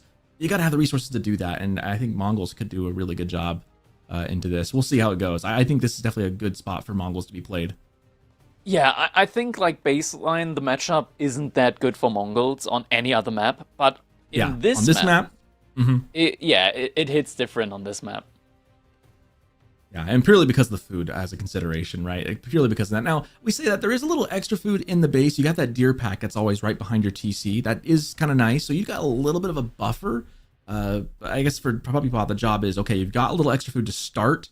You've got to be aware of like the 10, 12 minute mark when that starts drying up. What's your plan? Are you going to be able to secure the food well enough? Do you play for water? Do you do something like, how do you go about that? That's going to be the crux of this game coming up. Exactly. I mean, with the opportunity here, if you got a nice build for the Delhi on water, it can be very strong for them as well. Delhi is one of those civilizations that you can't play Dark Age aggro against on these hybrid maps because their fishing ships, they shoot arrow. They shoot arrows, and they also have more health, so it takes a little bit longer to take them down. You can counter repair, of course. You do damage to spearmen, and yeah, just being able to have like sort of having like military on water in the Dark Age, it's quite strong. It's quite strong. There's also some interesting like play around the water because they made it so that the first dock that you place immediately spawns a scholar similar to a mosque. So if you got good macro, there's some excellent opportunities there. We're jumping in now to our game number 2 between Beastie and Puppy Paw here on Kalogr. And looks like Beastie immediately went for the TC placement. Has a nice TC placement, actually, next to the gold, next to the stone. That's pretty good. And the 2 stragglers right there on top of it. Right? I mean, that's a nice spot. I wonder how much, like, going for Delhi seems like a interesting pick on this map, given the resources. And there is a lot of food on the map. So I think that's like a plus for why you'd go Delhi. I'm looking at those civs that Puppy Paw had, and I'm not sure what civ I'd prefer more for him on this one as well. So it's always interesting to think about the draft and the choices and what they think of going into these tournaments. as to how they're going to play the draft and how they respond to it. It's one of those things, it's hard to really get into the weeds on it without knowing the workings of their minds, though.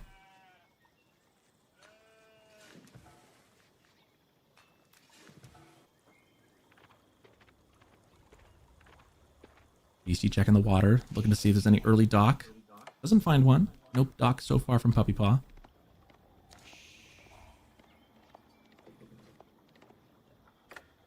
He's not on that side. Looks like it's going to be the other side. Oh, are we still there, Crackety? We still there? Back Hello? again. Oh, you're back. Oh, good. Yep, dock is on the north side instead of the south side. Beastie will probably find it eventually, but check the south side first. Didn't find anything. Kind of a nice little spot right there in the middle with all those 4 or 5 fishing nodes. Yeah, so that's a good amount of food income now coming in as well, courtesy of those fishing ships. And am I deceiving me, or when did that fix come in? Looks like the fishing ships don't get counted as military anymore. They get portrayed as military, but not being shown as military. They're being shown as economy units. Progress. Good change. Good change. Thank you, devs. That's the kind of improvement we like to see in this game. Caster UI getting updates. I'm all for that. And yeah, BC just going to be going for that fast feudal age. Question is, what is going to be the follow-up after that? Is he going to be going immediately for a Mangudai play, potentially?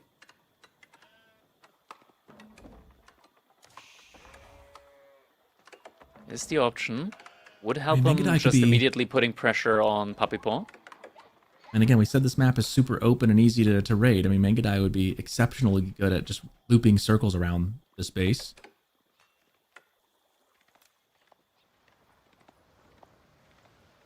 And just in general, being able to put on a lot of pressure. Puppy Paw did also invest into a mosque next to the dock, so is getting that efficient production upgrade in now as well.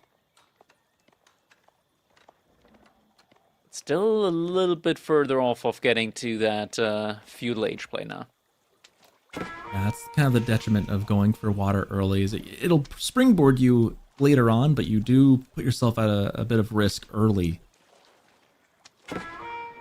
This villager needs to get... Actually, he doesn't need to get pulled back. There's a scholar inside of the dock, so that could always just get pulled in order to, you know, do a little bit of healing there.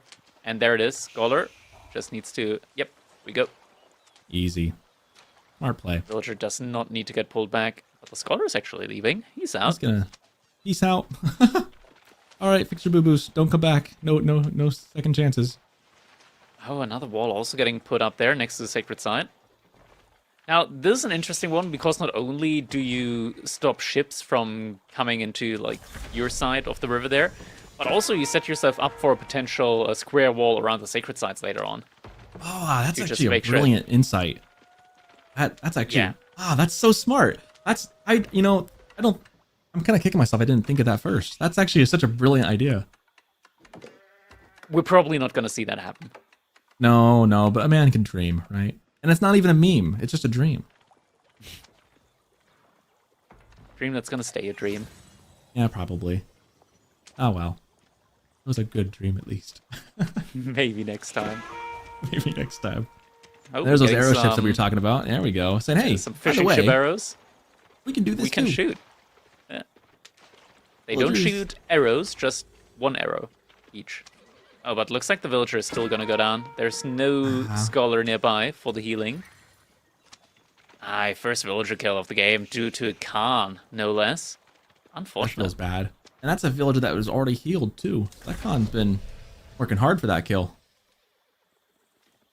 Age up has now come in. Beastie indeed did go for the Mangudai. And the Deerstone's already moving forward. Scout is going to be able to get out alive, not getting taken down. Textiles is being researched now as well, so Puppy Paw is going to realize that raiding opportunities are going to be there for Beastie. Tries to minimize any potential damage avenues for that.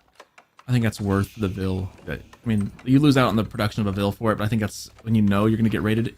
Better to lose production of one Vil than to lose many Vils. And I like the little short wall here. Again, this is how you stop these kind of annoying raids, the small walls and the static defenses. Because right now they're going to do circles around your base. Eventually you can close that off. And I think, you know, Puppy Paw's going to need to do that because Beastie's going to be relentless here. Yeah, we're now also seeing the stables coming in, so Gazi Raiders on the menu. There's deer stones. They're very aggressive deer stones right in yeah, your base. just scouting. Puppy Paw isn't letting that one get up though. Oh, never mind. Now he is. Or maybe he will. Very aggressive stance from Beastie, posturing here, saying, "Hey, I'm out for blood. You got a game off me once, but I'm done. I'm here for blood. I'm here to try and win this one." Very aggressive. And again, this is like, we were worried about Delhi being boxed in here. It just feels a little too easy with that wrap around behind the wood line. And Puppy Paw, taking the damage. He always has to idle the villagers just a little bit whenever those Mangudai come in. Has to respect it, else he might lose villagers for it. Beastie behind this has added in a single Kashik, so as a front line, does have that available to him. More Kashiks now coming in as well, and might be getting the next villager kill. Yep, one villager kill is coming in. At the same time, also a villager kill on the other side, though. Takes down the villager on the river. That's a good tit for tat. That's exactly what Puppy Paw needs to do. You can't let Beastie get too far ahead of you, or he'll run away with the whole thing. But again, relentless, like I said, he's just going to keep coming back for more and more. He's going to keep him with the deer stones right there. Gosh, really making things tough for Puppy on the defensive side, but gets a vill of his own, like you said, so that will help. And he does have the water. He's definitely ahead economy-wise right now. Yeah, for the time being, does have a nice eco lead there. Gazi Raiders need to be careful, though. Can take that 1v1 up against the archer ship. Gonna need to run back, get some healing in. And yet again, villagers gonna be able to survive. This is very off topic, but I kind of wish you could shoot down the Khan's bird. You should have like 10 HP. You should be allowed to shoot it down if you have like a ranged unit. That'd be fun. That'd be a fun interaction. It's always nice for the Gazi Raiders just being able to fall back and heal up again. If these were normal horsemen, like that would be kind of like end of the line for them. They've lost their limbs. They're just like sitting in the saddle at that point in time. Another raid coming in. Not finding any damage immediately. Power of healing units. I mean, being able to get infinite value out of your units like that if you choose to do the micro for it. So good. It's close right here. Another one goes down. They were too busy patching up the boo-boos. They let one of the civilians die, and now there's enough of them, though. They can kind of outpace. Of course, the Mangudai are going to keep sniping down. Eventually, it becomes not very tenable, but... Oh, this is pain. Yeah, it's rough. It's rough, because movement speed that those Mongols get sometimes is so tricky to deal with. That's, again, why static defenses are kind of the best option, is you can't ever catch up to Mangudai that are determined to run away from you. The issue as well is that Puppy Paw, he doesn't have a blacksmith, so he doesn't have the +1 pierce armor. And now wrap around on the... Oh, it's just sneaking out there. Not a care in the world. Landmark just walking right behind your base. Just passing through. It could have been a great catch there. For Puppy Paw, potentially. Yeah, not quite enough units to get the surround, it seems. More Kashiks coming in behind this. No immediate move out yet. Oh, finds the villagers, but Puppy Paw realizes in time, pulls them back towards the TC. Sacred Side actually captured up. Finally, Puppy Paw might be getting some passive gold income. Start getting some more scholars out onto the map. Yeah, he desperately needs it. And his macro's been really good otherwise. I mean, he needs more resources, but he's been spending it as fast as he's been getting it. So he's been making the most of every bit he gets. Looks like this time the deer stones might be getting taken down. Puppy Paw still without a blacksmith, unable to get that pierce armor upgrade in. Against the Mangudai for the time being, still going to be able to do a great amount of damage up against them. Gazi Raiders in the back of Beastie's base, looking around on the bottom river, looking for some kind of damage to be done. Beastie's aware of it, though, and is sending units you can see on the map. They're going to find a fishing ship. It's going to hide away just in time. Oh, no, they got it, though, in time. It collapses inside the dock. Typically, that's where you would be able to repair it, but not coming in this time around. Deerstone's just the dry dock, trudging on through. Oh, man. Slowest car I've ever seen. If I were driving behind that car, I'd be getting very upset. I'd be like... Fishing ship. Road rage. Yeah, that fishing ship reminded me of Pirates of the Caribbean. Just barely making it back to harbor, but still sinking. Still sinking, yep. Speaking of just barely making it back to harbor, those deer stones just slowly moving around. That's a very funny sight to see. And the Ghazi Raider is still around, looking for additional raiding opportunities. As the name implies. There's one archer ship there for Puppy Paw. Is it going to be enough to deter Beastie from going for the aggressive here? Doesn't look like it. Oh, never mind. There's also the fishing ships being pulled for the aggro. Pew, pew, pew. Just little shots, but it's enough. Same time, archer ships also coming in on Beastie's side. Ghazi Raiders have to be careful. Beastie behind this, though, looking for an age up.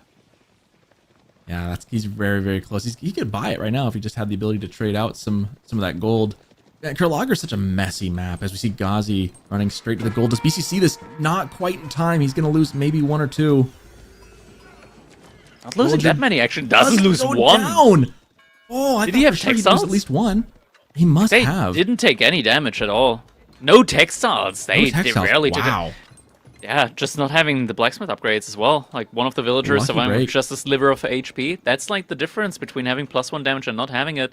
Stepper down coming in, double stables coming up as well. We gonna see a fast imp play here, do you think? Nah, I think he's just gonna full send it with Kashix. Yeah. Goes for another attempt of aggression. I mean, he's got 500 gold already in the bank as well. He doesn't nearly have the food, though, so... There's the option on the table at any rate. Kashik doing pretty good. Now, this is a tricky thing where Ghazi Raiders, they get the bonus to heavy units, but when you've got Kashik that are healing on you as well, it feels like it's kind of a wash as far as who's better. Yeah. At any rate, Castle Age Kashik would definitely take care of them. Sometimes we think that, but then when the actual fight happens, the Ghazi Raiders always do way better than people expect. It's true. That's true. They're not something to be sneezed at. I feel like the numbers, though, look pretty good for Beastie. They're not looking bad. Puppy Paw is just spread out, is what it really is. He's got more units. They're just spread out. If you were to gather all 29 of those and send them in one spot, it'd be pretty good for him. Ghazi Raiders making their way back to the base. Could get healed up a little bit. Puppy Paw out on the resources on the map. Needs to be careful. I think Puppy Paw is looking to go castle for himself here in a second. Yeah, most definitely. Resource getting accrued behind this. Needs to be careful on the gold, though. Villagers need to pull back. They haven't pulled back. There we go. This might be just a little bit too late. And Beastie is jumping on the opportunity. Couple of dropped villagers there. It's 5-2, so mostly even. And again, Puppy Paw, for a while there, was ahead on the fishing eco. And now it looks like Beastie has kind of covered that ground himself. We do see fight being taken. Kashik's taking the fight here against the Ghazis. And like you said, they do pretty good. He's walled in! Against these still. The quick wall! The quick wall! Oh my goodness, they're trapped. Nowhere to go. And the body block up God, front. This Puppy Boy, he's cleaning him up! And oh my God. Perfect. Perfect. I'm going to start calling you Lisan Al-Gaib because you called it. The Ghazi do a lot better than expected. And to be fair, I said the same thing when as soon as you gathered all 26 of those together, being able to body block with the quick wall, a huge, huge blow right as Beastie hits into Castle Age. That was massive. Now Puppy Paw in a good spot. Beastie, though, the king of raiding, is moving out, and raid he will. He's about to find, what is that, a dock and villagers or a dock and fishing ships, depending on what it is. Might be a good damage avenue or not. Oh, he is finding the villagers on the berries. That is a good damage avenue for sure. Gets a charge in. Puppy Paw immediately realizes, though, pulls the villager away. Does have textiles, so no villager going down, at least not immediately. Ghazi Raider there to defend. They're just watching for the time being, though. A bit sadistic. Puppy Paw needs to be careful. There's demo ships in queue. Demo ships in queue.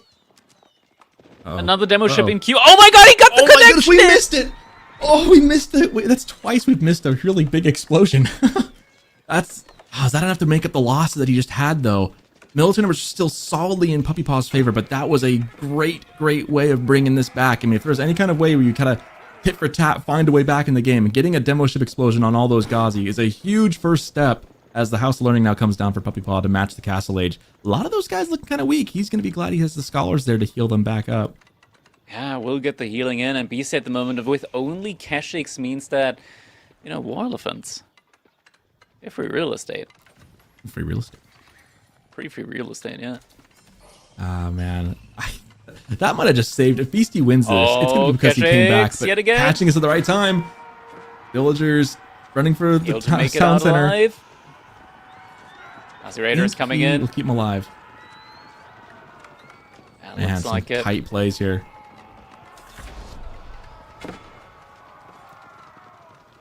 Yukon rises. Behind this, Beastie. What's the next plan here? He kind of stopped producing. Is he trying to get crossbows in, or is he just YOLO? He looks really close to a fast imp, like I was saying. He's got the gold for it. He just needs the food. Oh, villagers need to evacuate here. More Ghazi raids coming in. They're just not killing the Keshiks fast enough. Now with the age up, potential of elephants. Potential elephants and upgraded Ghazi. They just can't kill him quickly enough. I'll say that won't be the case here in a little bit once they get upgraded into Castle Age.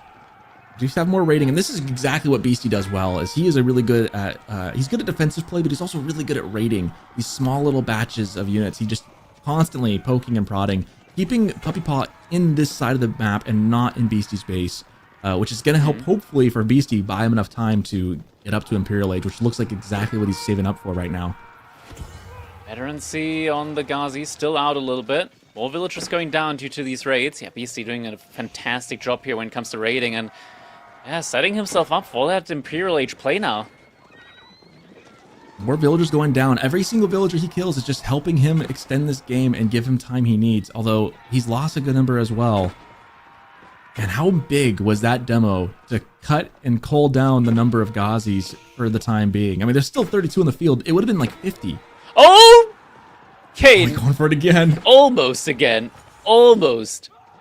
Puppy Paw saying, fool me once, shame on you, or fool me twice, shame on me. Will not be fooled twice on that one, at least not today, not right this second.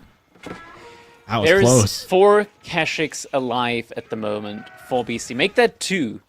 34 Ghazi Raiders. Can Beastie still just raw dog the fast Imperial Age follow-up? It's gonna get seen. It's spotted. It's not. It is so There's spotted. No way. There, yeah, it can't be, right? There's no way this goes up. I mean, he's got 26 villagers on it. In come the Ghazis from across the map, fighting towards it. Instead, these ones are gonna go for the ships right there. Deal some damage while they can. Even if he gets into Imperial Age, I don't know that big damage. the Cognate Palace is gonna give him enough to survive an onslaught of 30+ Ghazi Raiders. Yeah, that is the issue. It's not going up. It is not going up. The greed was just a... Okay, come on. What is this? Outback Octagon 4? What is with these outposts here? But there's Knights follow-up now as well. Already 9 Knights in. The Scholars also getting picked up. Losing the Keshiks in that surround was just such a huge swing of value. Even though he got the demo ship off and kind of cut some of the Ghazis back, he needs it was to just too finish easy for Puppy Paw to get more. He's going to try and finish it. I don't know that it's going to go up. It's still got such a long way to go. He can stay forever with the Scholar healing underneath the TC. There's an outpost in the immediate vicinity. Beastie's pulling the villagers, but there's just no way for this age up to finish off. 5 Keshiks. The pathing isn't doing them any favors now. BC tried. He really tried getting that age up in. But at the end of the day, it is just not enough. The outpost in now as well. Ring around the Rosie, around the outpost, around the TC. Actually, so many sprinkled centers. Oh I think Puppy needs to retreat a little bit and just burn down the age up, because right now these emplacements are kind of cooking him alive. Honestly, there's a lot of sprinkled emplacements. It's just raining It's hellfire down. More villagers come from the outside, coming back in. Repair comes in as well. What are we watching? Destruction by Springles from the looks of it. Puppy Paw. No way. Oh no, yeah, okay, suddenly Suddenly? Just like that, you're telling me there's a chance. No way, Yeah, man. I no said earlier, way. Beastie is an incredibly good defensive player. When you couple that with, let me just toss everything I have under all the sprinkled towers. Now, again, he may get into Imperial Age. Where does he go from here, though? 0 food per minute, 0 wood per minute, almost no gold outside of the relics per minute. But he has a Where dream. does he go from here? He's got conviction. He's got a game plan. Can he make In the it wise happen? words of Crackety, don't let your memes be dreams.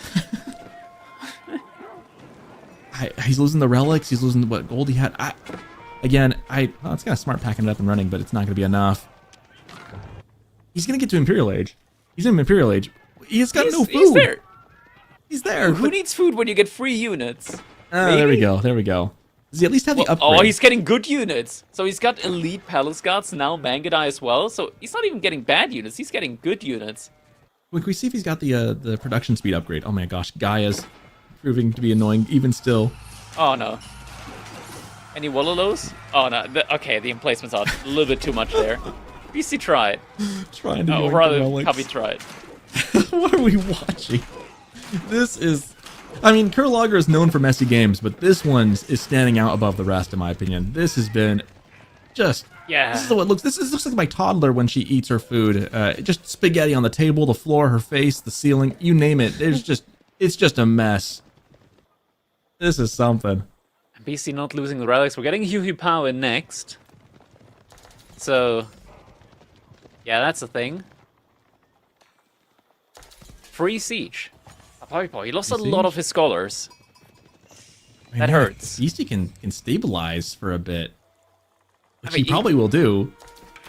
He's in a good spot Open game. now. This is a good spot. It is. I mean, it was like disastrous. And then Puppy decided to throw everything under those sprinkled towers, of which there were a lot. Wow. Yeah. And this is why you don't throw the towel in until you're absolutely dead, right? Because you never know. If you can just hold, maybe your opponent will make a mistake. The Maybe Kaganate he'll can make things happen in the worst of ways. This is... Second sacred site about to be taken. And Puppy Boy's got a ton of knights.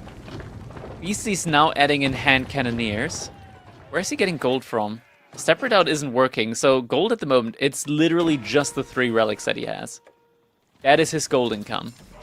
He's using it for hand cannoneers. Makes sense. Ultimate credit to Beastie here for holding on to this point. Sorry, Yeah. keep going.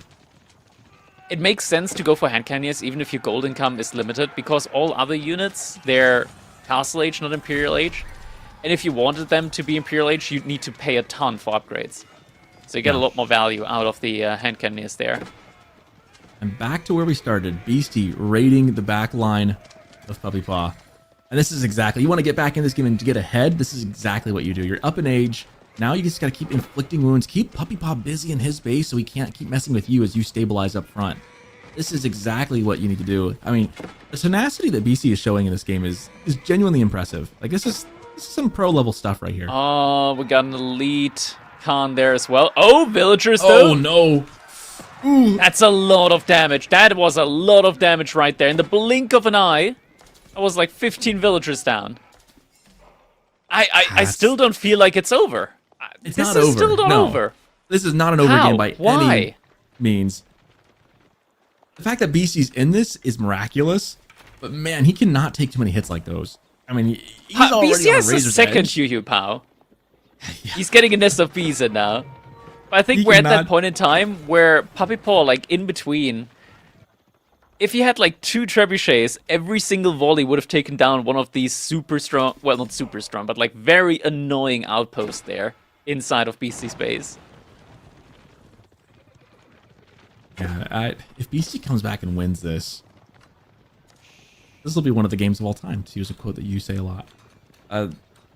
Goodness. He cannot, I will say, he cannot afford to drop another bunch of village. Oh, Yeah. he's going for it. He can't afford to keep He's doing committing. that. Can you commit to this, though? There's so many spearmen. They're not A lot of spears. Imperial Age, but... No, I think Puppy's throwing a little bit. Maybe? Maybe not? Maybe? He's got some archers behind Maybe. there helping out. I think he's okay. Nah, he's throwing. That was... I don't think that was a good trade. It's 3 units. Yeah, that's true. And the idle time's nice. Got a couple more kills. 53 to 20 villager kills. This is such a rough game. Piper, he's still taking food around the map, but Beastie is doing a great job of actively trying to look for raids. Running out Got of some food on the units water. on the... Coming Oh, in for now a raid with again. cannon placement. The these cannon are all placement's gonna very... keep that secure. Yeah, he needs to heal up those knights. That is so much they cannot value stay. that you can gain from healing them up. The one thing that Puppy Paw really still has going for him is he's got really good map control. But man, Beastie, it's still wide open for Beastie to keep picking off vills after vills. The house always wins for the Delhi. That's a good way to Cheapest of deny the outposts. Mangadai. Yeah, that's the kind of thing that's a Mongol killer, where they can't get into your base and raid. If you can just hide them in the house really quickly, that's one of the fun abilities I really enjoy of Delhi. It's just such a fun, unique defensive strat they have. Are we getting a third Hu Pao next? Okay, it's gonna be more Mangadai.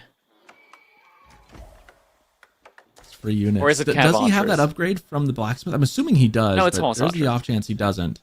Yeah, it's not where Mangadai, his it's gonna be blacksmith is horse at. archers, so we're He does, cosplaying as okay. Roos now. He has gotten the upgrade, which is Yeah. partly probably really helping him out here. It's necessary. Now, is that going to be a keep here? No, it's not a keep. Piper, what happened to his stone, if he ever had stone? I'm not sure if he had stone. But another raid coming in. This time a lot more villagers go down than last time. And Beastie, he just can't seem to get over 40 villagers. And still, his military count is climbing higher and higher. That's insane. The question is, how many times can he do this though before the wheels finally pop off and he crashes and burns? Like how long can Beastie keep this up? As long as the Kaghanate Palace stands. They're saying he can Puppy. have like 0 villagers, and as long as that Kaghanate Palace is behind all those towers and pumping, he's good. It feels like at the moment we're now getting Roost Knights in as well. It's true. It does feel like that right now. I'll give you that. It does Yeah. feel like it. Looks like we're also getting potentially keeps in next. Puppy Paw, we now got a very solid amount of archers. The Nest of Bees, though, already has Imperial Age upgrades. If there's a second Nest of Bees, he can start one-shotting the archers. I'd like to see Puppy Paw build another dock instead of this long-distance fishing he's got going on. He really needs to look at long-term food solutions. I don't know if he's got a huge farm transition. He's out in the field on berries. He needs to start thinking about long-term, like, is he going to have enough food? He's got 1,400 a minute right now, but you don't want to be caught. Okay, stuck in Puppy's H3. preparing for the all-in. Puppy's preparing for the all-in keep drop. The issue is there's already 2 Hu Paos. He's down in Slight age, issue. and that's starting to matter now. Upgrades are mostly all in now for Beastie. He's down in age. He's got the better eco and the better economy technically, but it's a big military mass from Beastie. This is starting to look pretty okay for Beastie. He's up to 41 or 52 military, and that's He's around to turn Imperial Age. around.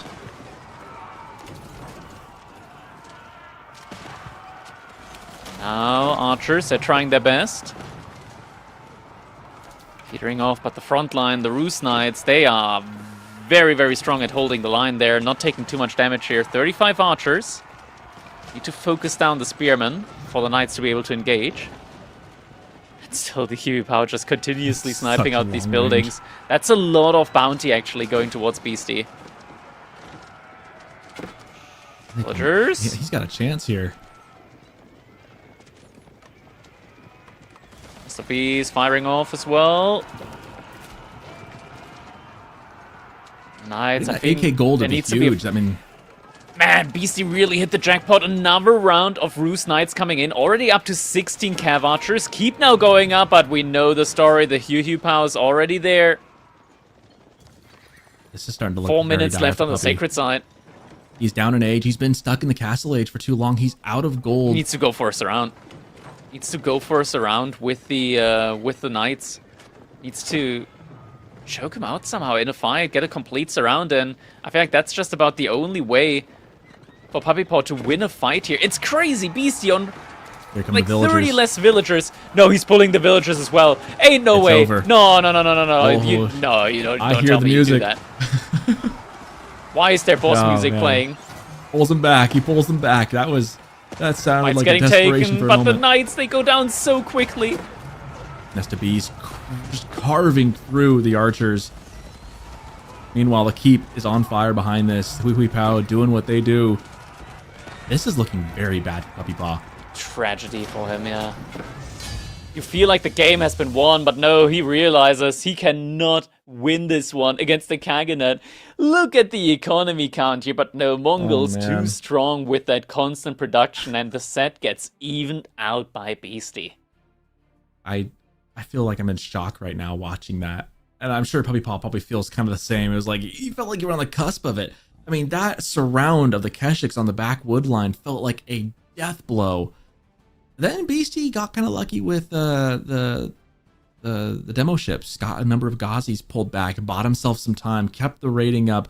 Cognate Palace finally goes burr. And then by just holding in sheer tenacity, give Beastie his flowers, he has tied this series 1-1. Yeah, Puppy Paw potentially feeling a little bit scammed after that one, but in the end, I mean, the results is all that matters. But next up, we're going to be moving over to Frisian Marshes, and it's Tuklak Dynasty coming in here for Puppy Paw Beastie with the House of Lancaster. If you had to pick two civs that are like the most disliked to play against, would these two be the top of the list? Tuglok and House Lancaster? Are these people's I like just least saw favorite one to of see them. on ladder? At least one of them, you think?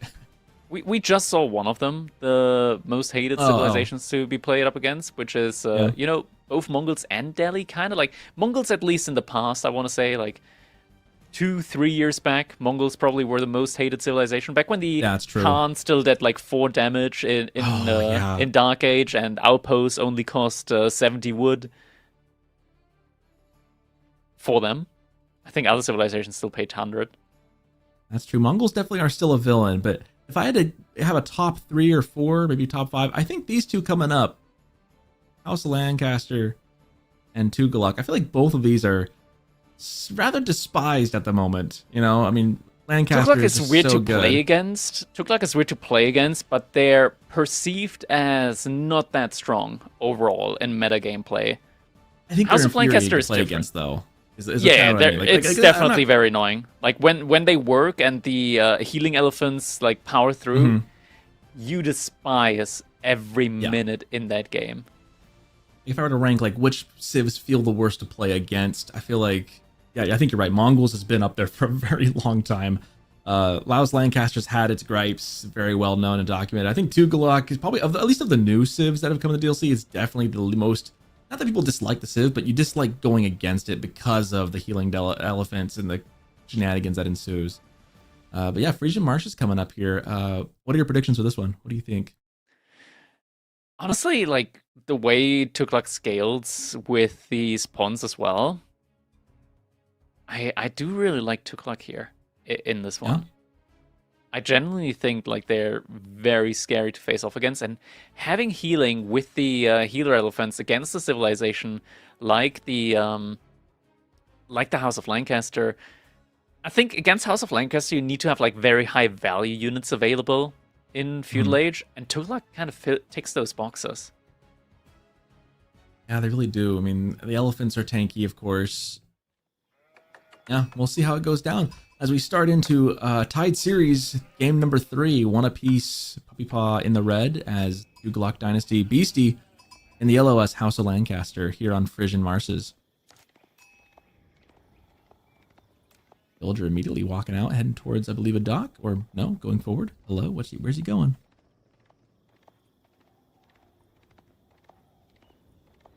Going to that dock. Okay, he was trying to get oriented, trying to figure out where are the water at? Where's the water at? Found It's it. the closest one, yeah. Yeah. Nice spot there as well. It's interesting to me how some maps, while we have a minute here before things get really crazy, some maps always have the same like rotation orientation and the same like permutation. So for instance, like Golden Heights, the pond is always in the east, right? Always. Then you get maps like Frisian Marshes where you don't know which orientation you're looking at. It could be any 4 direction.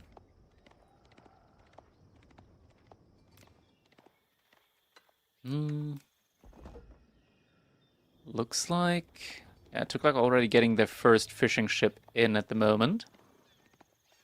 He's about to queue up his first. There we go. Yep. Pretty even so far between the two. I don't know. To an extent, I kind of like favor the way the Tuklak macro kind of works, especially early on, just because you already have that worker elephant, and it's just so nice being able to have that one right next to a straggler tree and having like maximum efficiency. Yeah. Straight off the bat. I remember the first time going against them, I had read the patch notes and understood like what the Civ could do, but I hadn't internalized the fact that like if they wanted to, they could send those elephants out to go gather more sheep. And so the first time I went out, I ended up riding behind one of the elephants that had taken all the sheep away from me, and I was like, wait a minute, what? I didn't realize that. I didn't think about it. They're a moving mill. They can capture sheep. I was very irate, needless to say. I feel like it's happening less and less as people just use the elephant more as just a drop-off building as intended.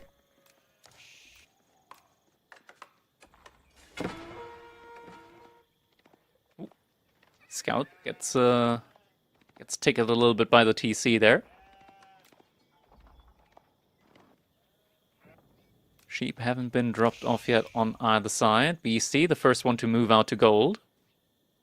Hasn't done so quite yet. I think he wants to play this as optimally as possible around the usage of the work elephant. He doesn't want to invest into an additional elephant. So he's just gonna keep most of his villagers on wood. Does he actually have any villagers on food at the moment? Or is he just getting all of his income from the fishing at the moment? Actually, he does go for a second work elephant and is now moving over to gold. Just delayed it a little bit, probably to get the extra fishing ship or two.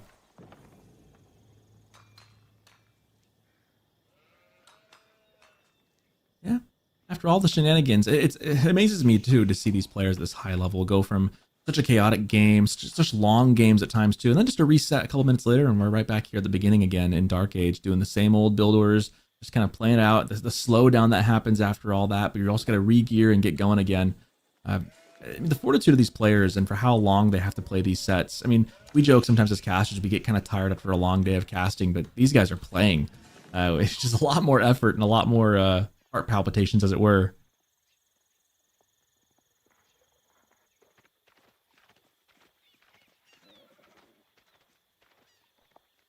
Now behind this, we're already on a good amount of fishing ships so far. Abbey of Kings going to be first coming in for BC now. People are very close to being able to age up now as well.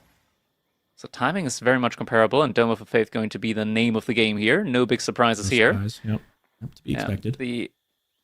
It's kind of annoying that the Tower of Victory for the Tuklak only counts for elephants.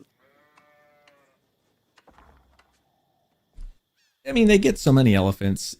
The problem with they that don't get tower is it does shoehorn you into pretty much making only elephants, or it'll be as close to that comp as you can get. I've seen some builds that utilize it. I do think Dome of the Faith definitely is the standard for a reason. I mean, it's either having access to healer elephants or not having access to it. Yeah.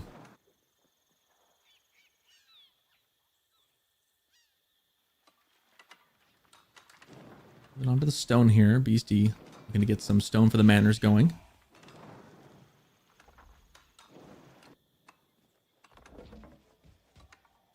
So if you're Beastie, what kind of comp? I mean, what kind of, how are you angling to play this into Tuklak?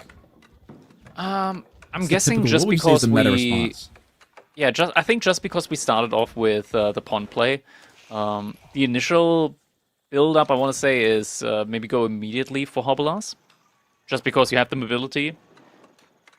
You have the ability with the Hobelas to immediately put pressure on those stocks. That's the way I would personally see it, and then down the line you add in additional spearmen as well. Go for like a spearman Hobela, and further down the line, just the airmen as well, but in that order. Both players are now up in age, so the feudal age begins, and it feels like, well, now we play the game. Takes about 6 minutes to get there, but here we are. Things about to happen now. We are getting a stable in for Puppy Paws, so Raider Elephants could be up on the table. Yeah, we've seen them come in before, and with the additional food income from the fishing, it's much more affordable to mass up a lot of them. And they do kind of shred the Hobblars as well. Yeah, I don't know that Hobblars would be very good into those. A unit, I mean, if you want a horseman unit that can deal with them, go for the Sengoku Daimyo and go for the horsemen that they have. They do really well into Raider Elephants, but yeah, Hobblars for House Lancaster, not going to be great into that. Probably much more apt just to go raid.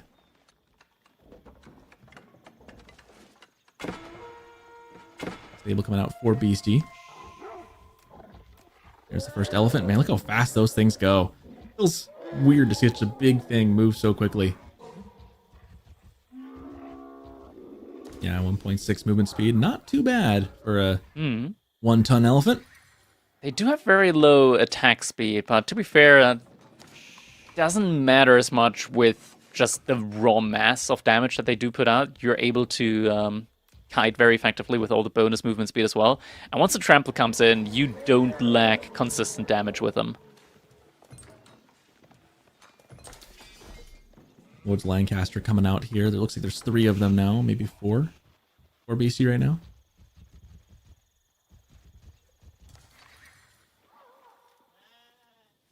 Like we're have the calm before the storm. We're just like waiting for everything to clash here in a second. Woods Lancaster chasing down the clashing scout. At some point now. Things Puppy Paw has the heal elephant. Beastie, whenever he wants to heal up units, he has to run all the way back to his Abbey of Kings. Puppy Paw, he can have the healing out mobile. And Hobblars, they don't do damage to heal elephants. Look at the melee armor the heal elephant has.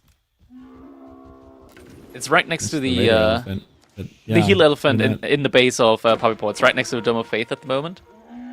Oh, first villager might also be going down, but there's the heal elephant. 3 melee armor. How much damage does a Hobbler do? 6? There's some over there. Plus 7. 7. So 7. Okay. It's 4 damage. That's a tragedy right there. And if you get the +1 armor upgrade, then you're only taking 3. Yeah, that's pretty ridiculous. Not to mention they're just healing the entire time. Raid about to come in. Puppy Paw is going to have to pull these villagers to safety, but it's Hobblars. Chances are they're not going to get a kill. Not in these numbers. What about the idle time? What about the idle time here? He will try and take down the elephant, though. It's going to run back as well. Yeah, it's also going to take some time. Yeah, it's going to take a lot of time. Like using acupuncture needles to try and take down a mammoth. Time being forced on the dock over here. But the Raider Elephants actually do a pretty decent job at taking down buildings as well. Oh, this time around, the villager is going to go down, though. That'll do it. There's +1 for Beastie. That evens up the kill count to 1-1. Yeah, look at that. A lot of damage, especially when you get that many of them, and now the healing. So this is where this mask gets kind of scary. Like, you want to focus on the healer elephant, but as you do that, these guys are just going to be shredding everything and anything they see. Hobblars are going to look at that and go, no thank you. Run away from that as the tower is trying to be built up for Puppy Paw. And that dock is going to be the first building down. Yeah, dock gets taken down. Looks like Puppy Paw is also trying to take down some of the fishing ships here if Beastie isn't careful and positions the fishing ship inside of the pond rather than on the edges. And now White Tower actually coming in. Oh, Puppy Paw, is he about to see this? He sees it! Oh no. Oh no. He finds it, and there's not enough spearmen. I don't think there's enough spearmen. Charge, trample. Don't trample yet. Point. That could help. He's trying to burn it down. He's trying to torch it down. It's not enough damage. Almost, but not quite enough. A scary amount of damage. Once the healer elephant comes in, though, I think it's going to be game trample. on. Maybe trample. Maybe we could get a trample. I would love a good trample now. He can kill those spears. I think that's enough. The healer elephant, I think so too. Like with the trample. Made that. And elephant go like up. Squeezed through. I think Puppy Paw's just trying to age up as well now, looking at the resource that he has in the bank. I still think he, I mean, and again, it's a new civ, so I could be very off on this, but I think with the healer elephant there, I think he could have won that fight and maybe forced Beastie back. It'd have been maybe kind of close, but it was definitely, I think, a window there. Yeah. Now, Trample doesn't do that much damage, but it allows you to ignore collision, so he could have gotten a perfect engagement in there, in a choke point. Well, if he can't at least win that fight, at least he finds a fight he can win no matter what, and he's going to try and take down this dock. That'll go down in short supply. Meanwhile, the Hobbler is looking a little battered. They have They're just getting chased down relentlessly by these elephants of Puppy Paws. Yeah, House of Learning now also coming in. Now, House of Learning typically wouldn't make a lot of sense, but when you already have 13 elephants, giving a little bit of an additional boost to your elephants, that's something that you can go for. You see, though, moving forward, and we do have the Earl's Guards in there as well. Puppy is going to have to evacuate the gold mine, at least for the time being. Not a fight that he can take quite yet. The issue as well is, if you don't have gold, like the upgrades for the Tokluk Dynasty, they cost a premium. But they come in incredibly quickly. If you don't have veterancy on your raider elephants, then it's going to be much more difficult for you to take these fights. It's not going to be able to afford it. Losing the healer elephants, kind of a big loss right there. Good pickup from Beastie. He needs, I mean, that's how you stop Tughlaq Dynasty. You gotta make sure you don't injure elephants. You gotta kill elephants. You gotta really finish them off. Don't give them the opportunity to stay alive and heal. And getting rid of one of the healer elephants especially, that's an extra good pickup for Beastie. He's now also trying to do some damage here to the docks. Could be getting a demo ship in potentially for Puppy Paw. Isn't queuing it. I believe he knows that Beastie's going to anticipate that, and Beastie does indeed anticipate that. Now moves behind. Archer ships, or rather fishing ships. Trying to get some shots up there. They're trying. They tried. That's what matters. Anticipation award. Honest day's work. And right on to the next one. Yeah, Beastie not willing to let only his naval stuff get messed with. Oh, at the same time, Those dive elephants? onto the gold again. What is diving there? Villagers. Being taken down by some spearmen and Hobblers. hobblers. Good use for them right there. This hurts Yeah, quite this a bit. is a good raid. More Very good raid. knights coming in. Elephant. Probably kind of need to respect that one a little bit more there. As the elephant now ready though. We still don't have the upgrade on the raider elephant. BC behind us, he's starting to take down a lot of the dogs. It's starting to add up. The raider elephant though, doing a good job. Hobblars fall, and that will be it for them. It's going to be all knights from here on out for Beastie and whatever infantry he decides to make. As we see another dock being torched down. We get the upgrade now for the elephants, so they are now officially Castle Age. Got their little nice little armor on top.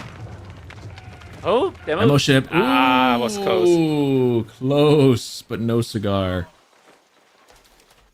So a lonesome villager there that could just replace that dock that got taken down. Hypo floating a lot of resource at the moment. What's the plan behind that? Nothing yet that comes to mind. Beastie currently still investing more into spearmen, into knights. We're now also seeing knights from Puppy Paw. No direct counter unit yet for the spears, and elephants do find a single monk that tried to pick up a relic. I do actually, on the wool, as we see the wool though, obviously that wasn't going to ever work. I do feel like a good answer to Tughlaq is, especially if they don't have any archers on the field yet, getting the Wolos in on the elephants. You can convert healer elephants. I know that they seem like they should be religious units, but you can convert them and make them yours. That's crazy. Yep, I've done it. I didn't win the game, but I was able to do it, and I was able to hold on a lot longer. It was like my first game I played against Tughlaq. I was able to pull that off, and I was like, wait, what? You can convert all elephants in this game, except for maybe the worker elephants. Interesting. I don't think those can be transferred over. Still more raids coming in from Beastie. Puppy Paw behind this, trying to raid the shorelines, but not being quite as successful as Beastie is raiding the wood line. Our villagers going down. Still no response yet to the spears. We're still seeing more knights from Puppy Paw. Crossbows are decent against spears, but they're not really the unit that you want to be making in that situation. Then again, they do work quite nicely against the knights as well. You get like a little 2-for-1 there. I feel like the composition should be the elephants, the healer elephants, and then go archer spear. I feel like that way you can invest the gold and food into the elephants, and then use the wood you have left over for your archers and spears. I feel like that would be a more effective composition here, but I mean, Puppy Paw's a better player than I am, so what do I know? But I feel like I've seen that be an effective comp, because then once the elephants are your front line tanking, it just gets really hard, especially when all those archers and spears are kind of grouped together. It gets really hard to pick off the spears you're looking for with your no, archers. the crossbows! This is what I've been dreading. The moment where the spearmen just Don't care anymore. I just charge into the crossbows. Another heal elephant really close to dying. Lord's Lancaster chasing it down as best as they can. It's going to be close, and it's going to turn and then probably fight those spears and die. I feel like Puppy Paw's taking some pretty big losses here. He is on the wood line now as well. He's just getting hammered on all sides by these raids. Oh, big Raid Wololo. elephant. Wololo. It could work. It could work. TC getting hit. That was Oh, close. it was close. That was close. Sonny, if you just get a couple of spears, just a couple more things on there. The Raider elephants are the gets hardest to idled. convert, I've noticed. Rather, the villagers in the TC are getting idled now. We're seeing a keep coming in now. This is looking What rough about for Horde? Puppy Paw. Looking very rough now. Raider phones making their way back. That's not a situation you want to be in at the moment. If you're Puppy No. Paw at all. 40 Feels like- spearmen making their way over. That Oh, is and gonna the be a death ball. elephants! This The is elephants! not gonna No! be pretty. No, don't. Sure, they're elephants, but they're dying. So, oh my god. 3 elephants away, die in the everybody. blink of an eye. Look away. 4 elephants! That is such big value lost there for the army for Puppy Paw. That was Comes ugly. to the fort. I feel like Archer Spirit with the healer elephants and then some extra elephants to boot. That's the way to go with this Civ. At least that's worked against me at any rate on the ladder. I mean, that doesn't say a whole lot, but I just feel like the composition that Puppy Paw is rocking right now, it just isn't working against mass spears.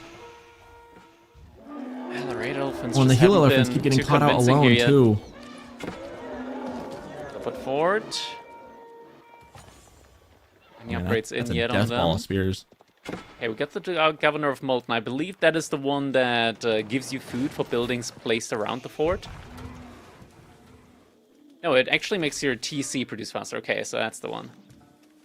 Quite quick, actually. A lot of production speed on there. Beastie, though, he's got a second TC, so he's also scaling in that regard. And Yeah, the Manor Manor and a coming up as TC. well. He's gonna scale with it. I mean, this is like Still this more composition of raids. spears. You know what actually might work here is I don't know what production building you make these out of, but I feel like the sprinkled elephants would actually be a kind of a good choice at this point Yes. against what BC's got. Those things Yeah. actually can shred. Sprinkled elephants, they're very expensive though. But I Yeah. agree. Definitely something. Oh, trample. Oh, Elephants Okay. have a hard time getting the good body blocks, it seems. I mean, they definitely Good raid, will have though. a hard time getting a good body block in when you use trample and start ignoring collision. That's not a recipe for body blocking. It is a good recipe for killing some vills, though. Kills about 6, Did 7 kill a right there. couple. Nice little pick off there. Man, And little he's crossbows, just- they don't stand a chance against the spears. He's not countering anything with the crossbows. Wait, is the did problem. he have villagers on the pawns there? He's losing something on the pawns. There were some villagers. Oh, wait. He got a Must've been demo ship hidden. Oh, was it the same demo ship that was sitting there for a while? It was. It's been there sitting for a waiting while. to get value all this And it time. did get some finally good gets some. value. Well, I guess you don't need a. Well, actually, with 54 spears, I still think sprinkled elephants are the play, and that's one of those things. Like this Civ is so new. agree. Like I think it would just be the perfect choice to start popping those out. They It's they the, can it's the Khmer build. Yeah.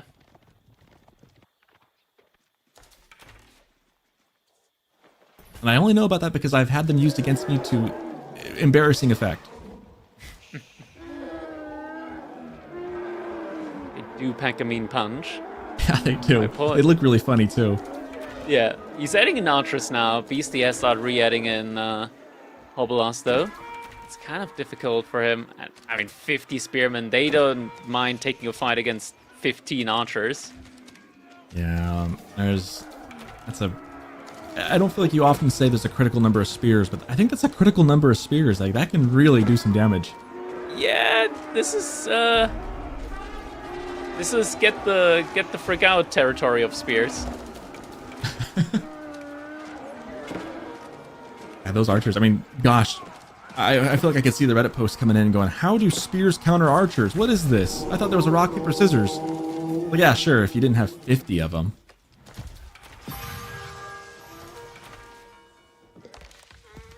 Raid Great Elephant, not able to find too much damage there.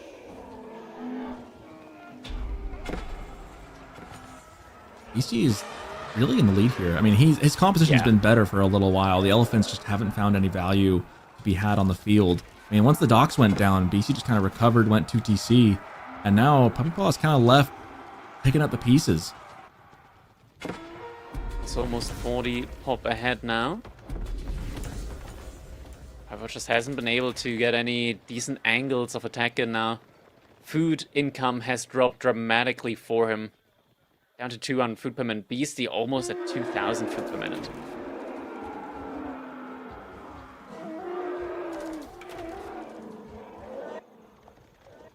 This is turning ugly. Some good raids from Puppy Paw, though. I like adding the knights back there and some lancer damage. Problem is, it's hard to raid with lancers too, because there are still 59 spears in the field. Like, geez, he needs a lot more of something, and it's sure not cavalry.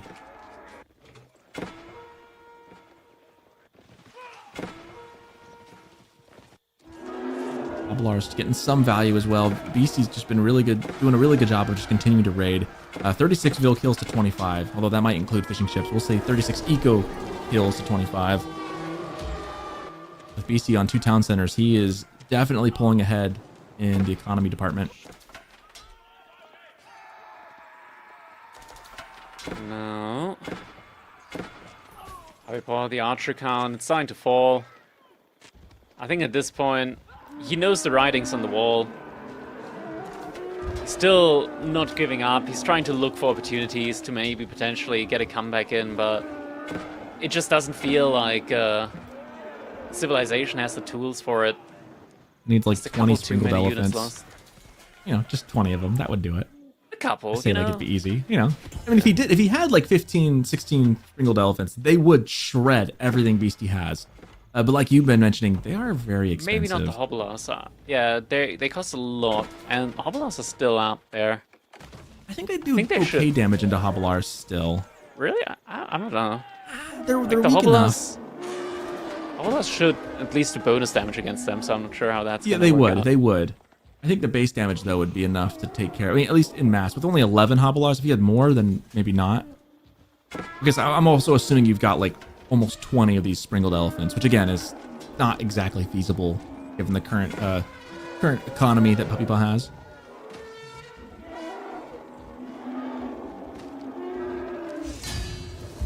There it is. Yeah, and Puppy GG Paw's comes just in. Kind of call it.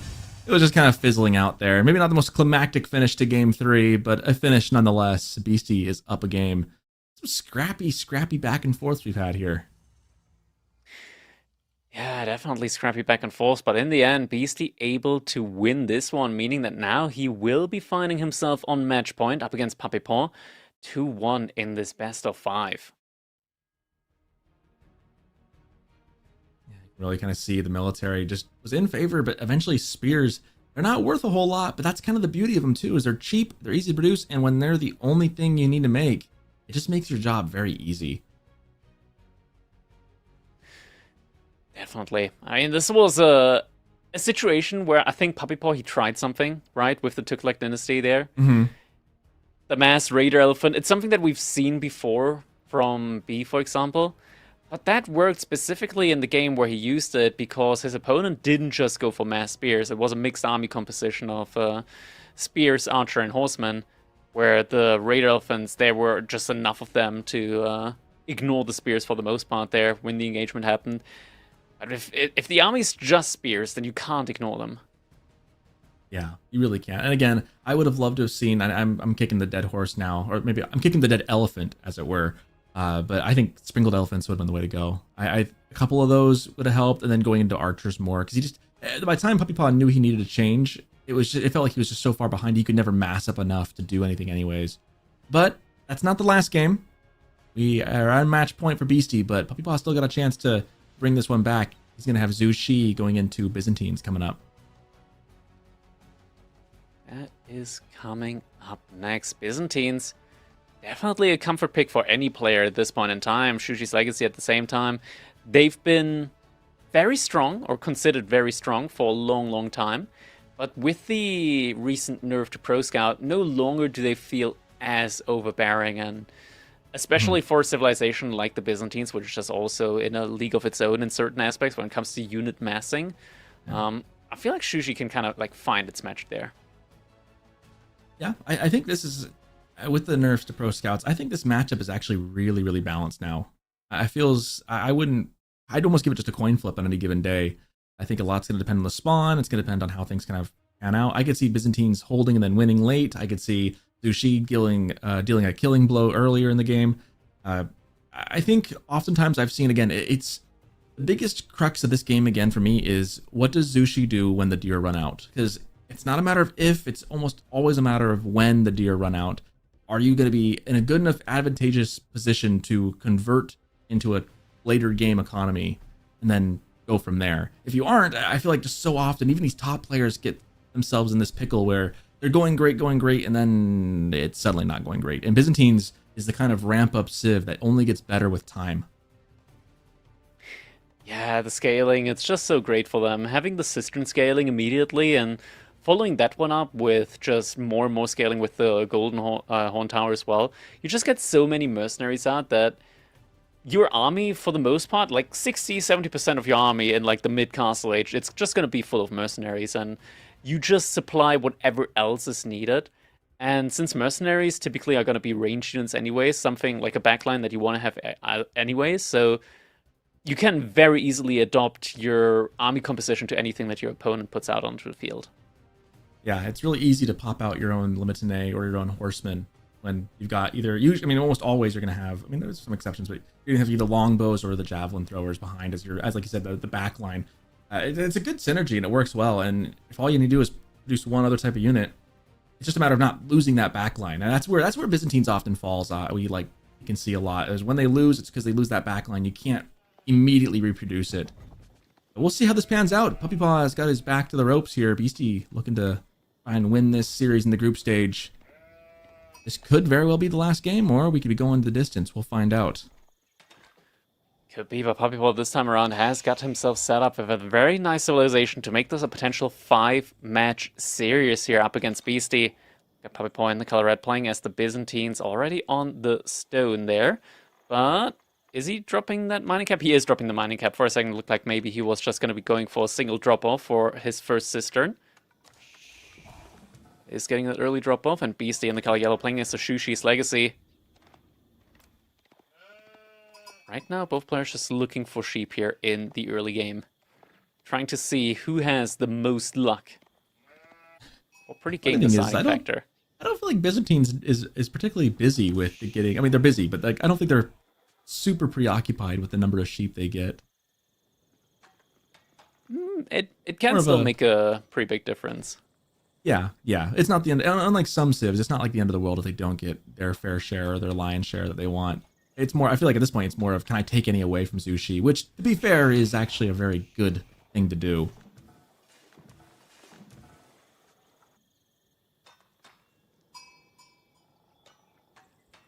With 3 villagers on stone, that cistern scaling is going to be coming in quite rapidly. Looking at the base layout from Beastie, what is the potential meditation garden spot here for him? On the right-hand side, does have a, I want to say, pretty decent spot with the stone and berry and gold spot there. Like if he puts it right next to the berries, he should be able to clip the stone and the gold potentially. Be tough, it's a bit far maybe. forward, but he should be able to get both. He should be able to get both. Oh my god. Right? If you're greedy and you move all... I mean, that's like closer to Puppy Paw's side of the map, but yeah, that is a more than 120, 130-ish resource per minute spot right there. So if you're greedy, definitely worth going for it, but it's also something that is most likely going to get Cure Siphoned down 7 minutes into the game. I feel like there's like an irony to putting a greedy meditation. You're going to go meditate in your greed. There's something funny, kind of funny, like about the materialism of getting as much as you can out of it while also doing something like meditating. There's some irony in there, I think. It's going to be right there, and I think you're right. He will be able to get both of those. It just needs to touch the corner of that stone to the north. Hard to see if we could just see a little bit further up. Wait, we got the overlay blocking it. Yep, sure enough. That should be good to go. That's a good spot. I mean, if you can't go for the super greed, that's a decent spot. I don't think This is still Yeah, a very, very decent spot. You're looking at roughly like 80 to 90-ish resource per minute. And it's close to home. But still a very good one. Yeah, you're getting like 2.5 villagers worthwhile out of it. So definitely can't complain.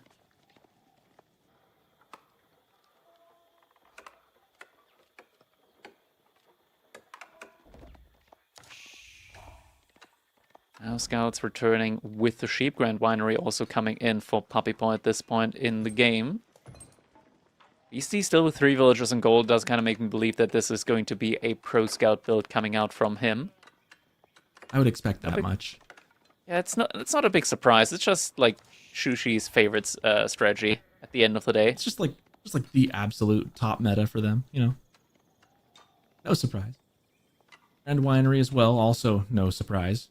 And a really good spot. Those berries are in a really nice spot, right behind the town center, nice and safe. As a Byzantine player, Claw's probably feeling pretty good about that.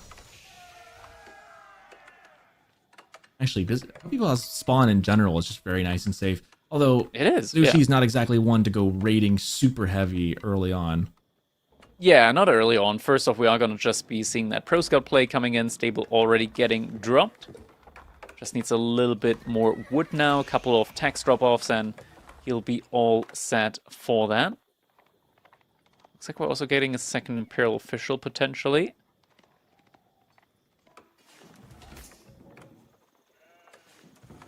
Yeah, that's going to be coming in. Yep. 3 cisterns up already for Puppy Paw. He tends to... I've noticed the Canadian brothers tend to favor the early cistern play and getting 3, 4, even 5 within a pretty relatively quick time. It's actually off stone, so he's content with just going up to 3. And now, Puppy Paw sees the scout. Could also soon be seeing the Pro Scout in action. Now it just roams around the base. Scout does move off, and now with the gold spotted there, and the second scout also being spotted, he knows that it's just going to be a normal Pro Scout play. This scout's in position to start bringing back home those deer.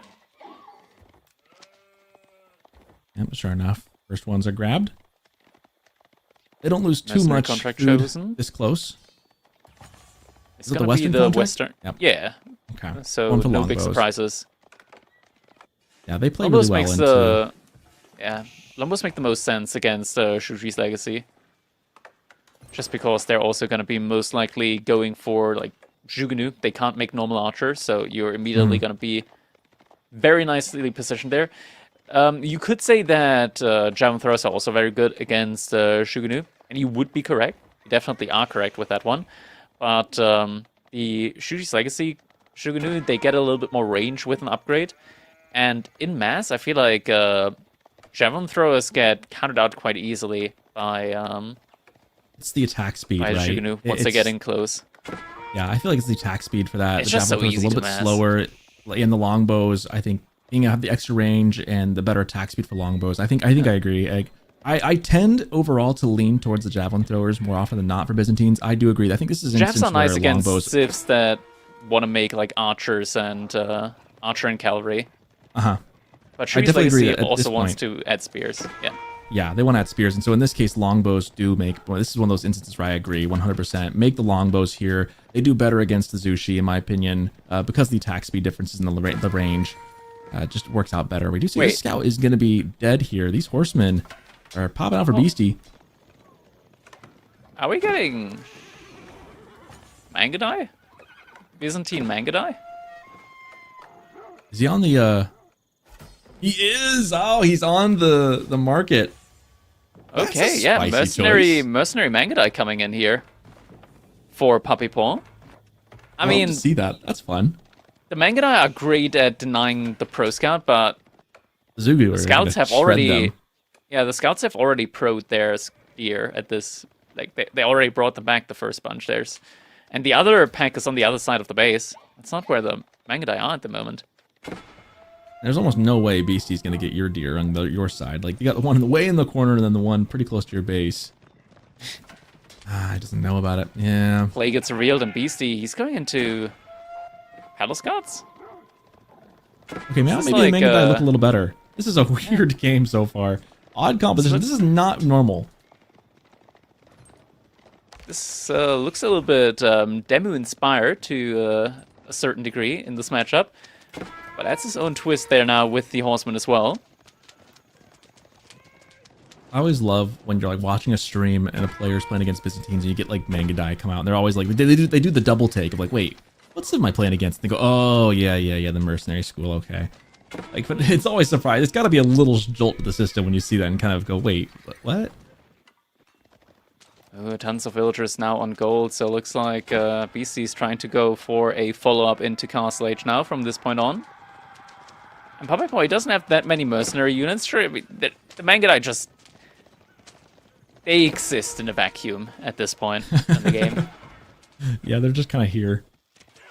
They're keeping them busy at the very least. Oh, the longbows are also getting caught out. Oh, no. That's not Avoid good. the palings. Those That take doesn't so help. long to come back. So much time lost trying to remass those. That's a good trade. If you're Beast, you're very pleased with that. Yeah. Puppet Paw is getting close to his own age up, though, behind this, so it's not like the be-all, end-all. It's not the game. We know by how any strong means, Gold. yeah. Yeah, Golden Horn Tower is pretty strong, so he's going to be able to scale back into this one. There's not that many units like immediately streaming across the map from Beastie, so Puppet Paw should have enough time to get the age up in. Yeah, like I said, those Mangadai did a good job of keeping the units busy for Beastie. Better to be on his side of the map than on your side of the map. Golden Horn Tower coming down with 7. Beastie, is he going for knights or is he going for just pure Palace Guard spam? Because you could be just going for pure Palace Guard spam. That is definitely an option for him, but Golden Horn Tower is about to be coming in. And the Palace Guards... Cannot go into Palace Guards. I feel like that'd be a pretty okay trade overall. It's going to be difficult. Okay, he's also adding in Lancers now as well. And we're about to be getting the research, or rather the upgrade in for the improved supervision speed. It's going to help out a ton. Next batch of longbows has just come out, and oh boy, he hasn't rushed the age up with too much urgency. Was on 8, now on 9 villagers for the age up. Palace Guards causing a little bit of idle time. No Pierce Armor level 2 in yet. Okay, those longbows should be able to take care of everything here. I don't think he's going to lose anything. Just a couple of some chip damage on the villagers, but I think you take that and are content with it. Age up, finishes off. Cataphracting Q. There is kind of a steady stream of these Palace Guards, so Puppetball definitely needs to get going here soon and not let that bunch up. You can kind of see a little ant line walking across the minimap right now. It's been idle on gold, that's the issue. Yeah, this could be kind of dangerous. Puppetball needs an answer to these guys very soon. Doesn't have one quite yet. The first Cataphract is in, though. That's gonna allow him to deal with these little trickles of Palace Guards quite nicely. Villagers trying to split off here. Oh, and the Lancer for Beastie. That's the dangerous part. Yeah, that was nice. Are quick. He evaded the Lancer very effectively, though. Matane following that one now. Still don't quite have enough resources for the veterancy on the mercenaries. That would be quite dreamy to have now at the moment. Plus 2 damage on those longbows. They would definitely be able to do a lot of damage against the Palace Guards. I like this play from BC the more I'm looking at it. It's very reminiscent of like an Ayyubids fast castle into Gulam Rush. We're getting the same vibe, which could be really good. More Mangadai. Are you... Okay, so the Golden Horn Tower is actually also producing Mangadai right now. Just, that feels weird. Yeah, we're about to have 6 Mangadai. I mean, they're not... If they were horse archers, it'd be great. They'd be much more effective in this kind of situation, but Mangadai just don't feel like they do enough damage to Palace Guards. And if you get a mass of them, sure, but these things are flooding in by the second. And for the next couple minutes at least, BC still has deer at home. And once the food runs out, maybe you'll have a window to make something happen. But for the time being, these Palace Guards are not making life very comfortable for you. We're getting...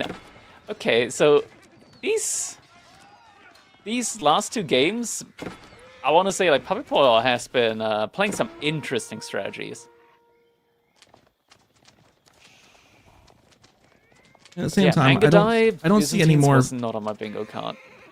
It looks like BC's making a switch, though, away from Palace Guards. It looks like he's much more into Lancers now. I mean, he's got 7 Palace Guards. Doesn't have anything else in the queue. I think his food is starting to run out. Yeah, we see more Lancers in the queue now. So it looks like BC's looking for a trade. So, but even then, Mengadai into Lancers don't feel a whole lot better either. Like, I'm not quite sure what they're looking to do other than maybe go try and raid the outside resources, but you kind of need to deal with what's in your base right now. And there's still more units streaming across into your base there. This time it's Lancers though, and they don't leave that quickly. Villagers on the gold mine now in peril as well. Mittani just not enough there. Not Yeah, to this really go Lancer for the change. defense. Not that I It's a wouldn't say little it's like TC up. this Lancer change feels like it. I don't know if catching him off guard is the right term, but it definitely got ahead of him a little bit because he doesn't have limited A. He wasn't producing limited A. He was so worried about the palace guards. When you can stay ahead of your opponent, like every time they start making the counter to what you're doing now, you're already a half step ahead with producing something else. That means you're in a good spot, and that's what BC's been doing here. As we see a bit of a raid come on in. Oh, he's got to commit. Maybe Okay, enough. he's gonna be fine. There, okay. A little dicey there.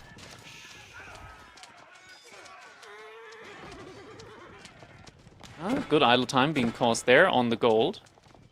Desperately Gathering needed for for PC. Puppy Paw. He'd been idled so much, he's got to cause some damage back. Still has units in his base though. That's the problem. Is he's able to do it back now, but he still needs to have an answer for what Beastie's doing to him. Yeah. And now the gold is no longer really idled out. Getting a kill on a Imperial official though, that's going to be pretty big because those you cannot produce from an additional building. Akratoy defense getting pulled here. Villagers pulling the spears. Feels bad. When you have to pull the Akratoy, it's just never a good sign in my mind. Like you're idling out your villagers, and you're probably losing some of the combat. I don't know that the value. It's a good thing to have in a pinch, but you just hate to have to use it. It always depends on how well you're able to trade out. Yeah.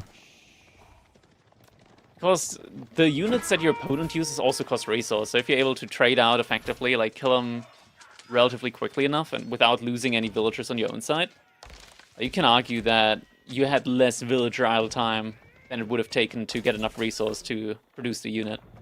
But now I feel like it's BC, easier he's said run than out of done, food. right?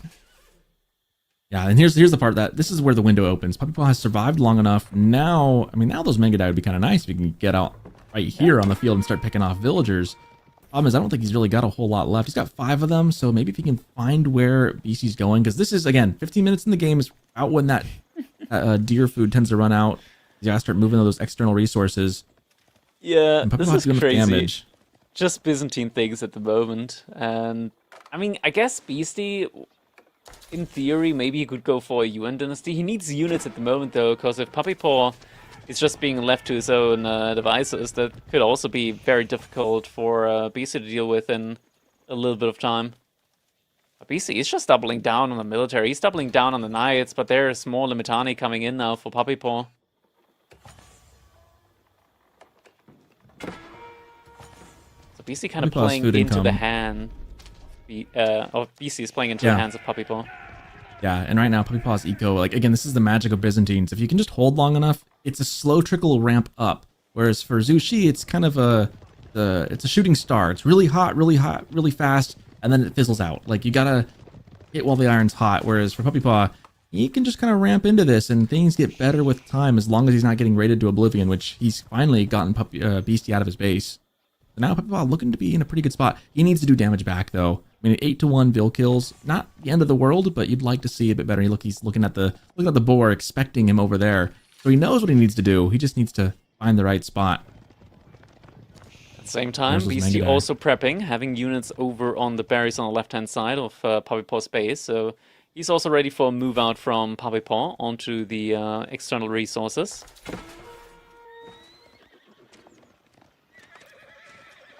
Beastie, Here's well, always nine. annoying.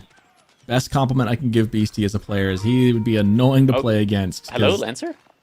always Step Lancer there, got Lancer. stuck? Yeah, he just had a little moment, you know. He just he got confused. He hurt himself in his confusion. It's still running around. Jiangnan Tower now coming in for Beastie, so is going to be able to go for a farm transition now. Yeah, Have that's to pay gonna a really. lot less for the granaries, but it's taking some time. He's got to got a lot of count on wood the fact saved. that Puppy Paw is going to stay in his base for a little bit longer. I think he's gonna maybe get away with it. Puppy seems quite preoccupied by these few Lancers that BC has trickled in. Military numbers are very skewed towards Puppy Paw. Like, if he ever decides to mass up and do something with it, it's gonna be very dangerous. Problem is, he's got no walls, no wham walls for Puppy today.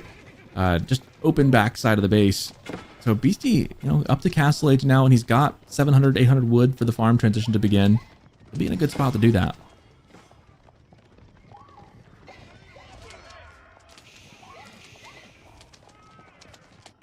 Man, that Lancer just refuses to die. Not going down anytime soon. There he goes. Half Now a the map of chase later. Lancers. The army from Puppy Paw. Oh, never mind. It's in position to deal with this. Good movement, good rotation. He's behind this first granary, is about to get fully set up. He's on 5 relics behind this, so there's actually a lot more of a delta difference between Puppy Paw and Beast at the moment when it comes to the effective economy.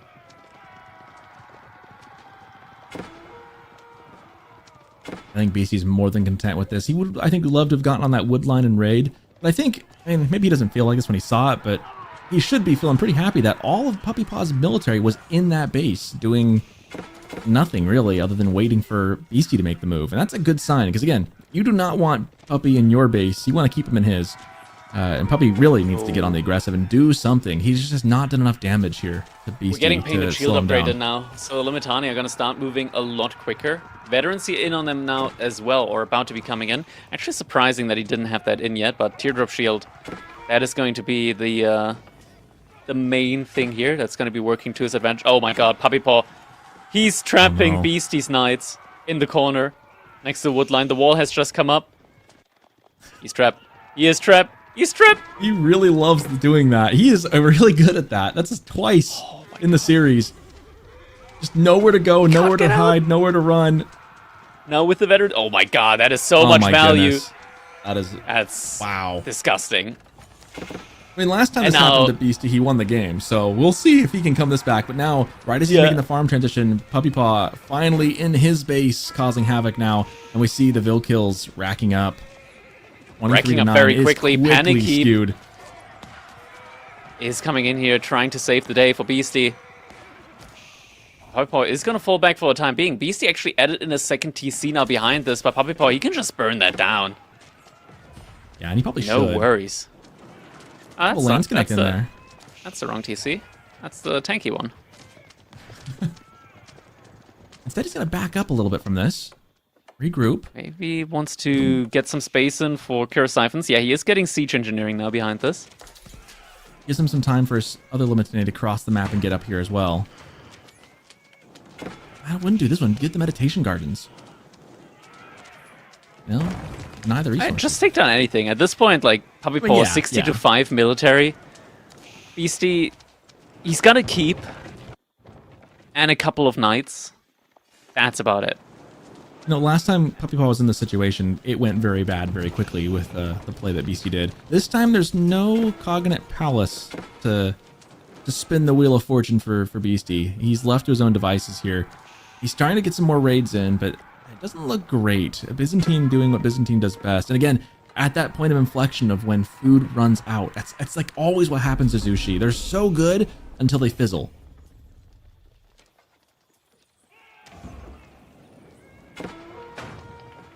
One man landmark down. Next one on the way.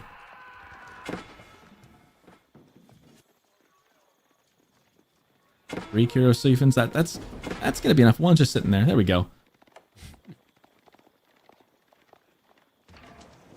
This is not looking slow good for but Beastie. steady. Yeah, slow but steady, but he's adding in some Nest of Peace now to try and defend. This is such a steep uphill situation for him.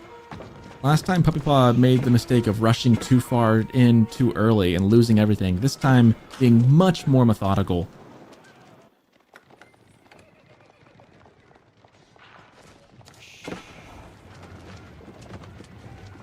Now 3 Siphons about to be taking down that second TC very, very quickly. And walls coming up now for Puppy Paw. He's securing his side of the map and just all... you can just see the red amongst the yellow. Just all over Beastie's base. I feel like every time I start calling that Puppy Paw has it in this kind of stage, I feel like Beastie's just so good at bringing it back. I'm scared to say it after what happened with the Kurlager game, but it feels like the writing's on the wall. Yeah, I mean, Puppy Paw kind of threw the army away last time. This time around, though, it feels like the path to victory is much more straightforward with those Kiro Siphons doing their thing. Yeah. We're getting some horsemen in now as well from Beastie, but to be fair, like at this point, 18 Limitani in there as well. With the Teardrop Shield, they are going to be super, super quick. And it's just all the infrastructure that's going down. 5 relics, but realistically, they could get taken back by Puppy Paw. Yeah, he could snack One them big if he farm wants. setup. One big farm setup and nowhere to spend it is what it feels like. Only 5 units for Beastie right now. Not looking good. Some fireworks coming in, though. They are pretty dangerous. I mean, those SSBs. Yeah, definitely to be respected. I've seen Puppy Paw throw a military away before, I mean, in this series even, so I don't want to call it just yet, barring something crazy. Oh my god. Best of Bees fireworks Bees taking are- down the front line. SFVs are pretty good. Probably needs to just full send this, like, pump units, no stop. But maybe actually get onto the bees. I mean, he's losing a lot of stuff. This camel's, Cataphracts in. you can just get the, he's just got 2 landmarks to go. I mean, this one goes down, then the next one goes down, and he wins the game. So he's going to probably force the issue just by landmarks this time. SWBs don't have anything to protect them. I feel like once Puppy Paw decides it's go time, he could probably get on top of those. There's definitely enough horsemen in now for Beastie to hold. I doubt it. 5 Nest of Bees and a Dream. There's only 1 landmark remaining at the moment for Beastie, I'm like actually. holding my breath. There's one I'm landmark so left. scared for Puppy Paw right now, like that he's gonna That's the last somehow one. it's gonna come him in some way, some form. He's got 4 Ain't no Furious Seconds. way. This should be GG. This should do it. Does Beastie realize that this is his last landmark? I don't think he realized the urgency with this being his last landmark. He realizes Shaolin Monastery is getting rushed up. He's gonna rush it Is up. it in time? 19 villagers? Oh, That's with the fast build speed. it's not quickly enough. It's not quick enough. One more Or maybe? pump from the Maybe? Siphon. It's too late. There it GG. is. Oh my goodness. We have a full series in our hands coming up. It's gonna go to a game 5. Puppy Paw methodically and yet still down to the wire takes down Beastie in game 4. What a game. Man, you gotta give it to Aye, aye. Beastie. Today he has shown us some serious tenacity and perseverance through adversity. I mean, he has just been refused to die, even to the last minute, trying to keep that game going, knowing that he's done it before, he could do it again. Puppy Paw though, able to actually close this one out.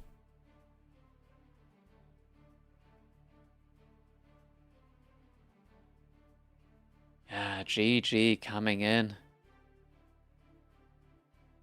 That was a really, really interesting... Oh my god, we're getting Ottomans for our last game. Oh boy. Oh, this is gonna be fun. Ottomans versus Rus, no less. Like, this is such a tough matchup, I feel like, for Rus, because especially with the nerf to cavalry archers, like, what do you do as Rus in this one? You have to play full infantry. That feels Which so doesn't bad. feel good. That does not feel good at all. Yeah, I don't know. I'm trying to think what you could possibly do. Maybe just you play for like a full feudal, go all in feudal and try and stop the production before it even begins. I feel like outside of that, Ottomans, just the tempo they get and the buildup they have,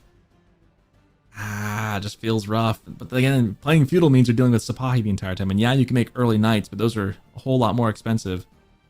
Mhm. Yeah, that's a tougher matchup for Rus. Yeah, you don't get the healing on your knights as well, unlike French do, so any damage you take on those knights is kind of permanent. Meanwhile, Ottomans, they can go for the Imam Vizier point as well, to get some healing in the feudal age as well. Yeah, a lot of utility stuff for Ottomans. They've got a lot of tools in the toolbox. Rus is really good in Castle Age, but I just think Ottomans might. Depending on, I just feel like Ottomans is going to win Feudal Age getting to Castle Age, and when you're already on the back foot, it's tough. You'd have to have a really good swing to get in your favor, which is possible, knowing Beastie, but maybe on paper not super duper favored. Yeah, no, Ruse definitely still isn't like a bad Civ when it No, comes to no. all the options that they do have. I think maybe this is one where we might need to see a little bit more of the good old 2022 Ruse stepping up here, where they just go for pure feudal age mass archer spam. Would be an option for BC to play this one. Mass archers, couple of knights in there as well. And, I mean, you do have just all of the additional production coming in with the bonus wood that you have from the wooden fortress. Combine that, for example, with the golden gate, and you trade out resources there every time, and you're just able to get so much wood and food in for constant production or additional knights. Either you boost up your archer production, or you just use the golden gate for gold to get more knights in as well. Yeah. It's all come down to this. Game 5. I mean, I almost expect nothing less between these two players. They're both so good, and they both play at such a high level. We've seen some really interesting shenanigans today throughout this series, the series before, and in the end, it almost feels like we're on Final Destination in like a Smash Bros tournament. You know, we're here on Dry Arabia of all places, finishing it off. Two pretty classic civs now. Pretty fun. Beastie's really good. Beastie's really good with Roos, in my opinion. He's been really good with Roos throughout the ages. So we'll see how it goes. I feel like Ottomans it's so interesting to see how certain civs like have their heyday where they're super duper dominant, and then they're not. And I feel like for a long time Ottomans was like really good, then not again, really good, and then not again, and it had been not good for a bit. Kind of fun to see it come back and kind of in vogue, as it were. And we're about to be jumping into our final game of this set and of this day. Beastie versus Puppy Paw. The last game in this best of 5. And we're all here for it. Jumping in now in Dry Arabia. A classic map in order to round out this day. We've got the Ottomans coming in for Puppy Paw, playing in the color red. And Beastie in the color yellow, playing as the Ruse. We do have the opening with the military school. Yep. And that's stone right off the bat, so I'll be putting that down early. Are you an early military school guy, or are you a guy who doesn't do the early military school? I feel like, again, like the wheelbarrow, there's two camps on this idea. I like the early military school just because like it already pays off for itself in the Dark Age with the 3 spearmen, even against a civilization like the Rus, which tends to get like into a spot that isn't really raidable. Though this time around, Beastie, with those hunting cabin spots, you could get a little bit of torch damage up on those. You're not going to take any of these down just because the repair is in range, or repair villager is going to be in range of the TC. But you at least are going to be able to force a little bit of idle time, and 3 spearmen, that's 240 resource worth. That's pretty much the value of the military school. And as soon as you had fuel age, you're immediately able to start auto-producing Sipahi. Something we see a lot, I've seen more and more from Roos on this matchup and other matchups like it, is sometimes you'll see them put like a little short wall around those hunting cabins to kind of just make it that much more difficult to burn them down. I don't know if we'll see that here from Beastie here on this matchup. Especially with the wood line forward, you kind of wonder like, is he gonna be worried? He's gonna wait and see which way they go first.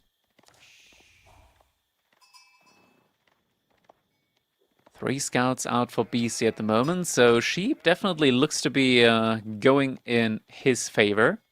It's one of the situations when you're up against Roos, you can almost certainly expect to get the short straw when it comes to Sheep distribution.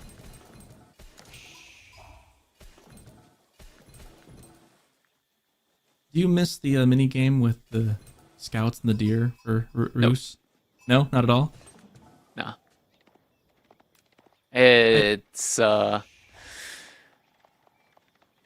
wish there was a better replacement for their gold income on water maps compared to what we have at the moment, because they went from like S tier on water to straight F tier.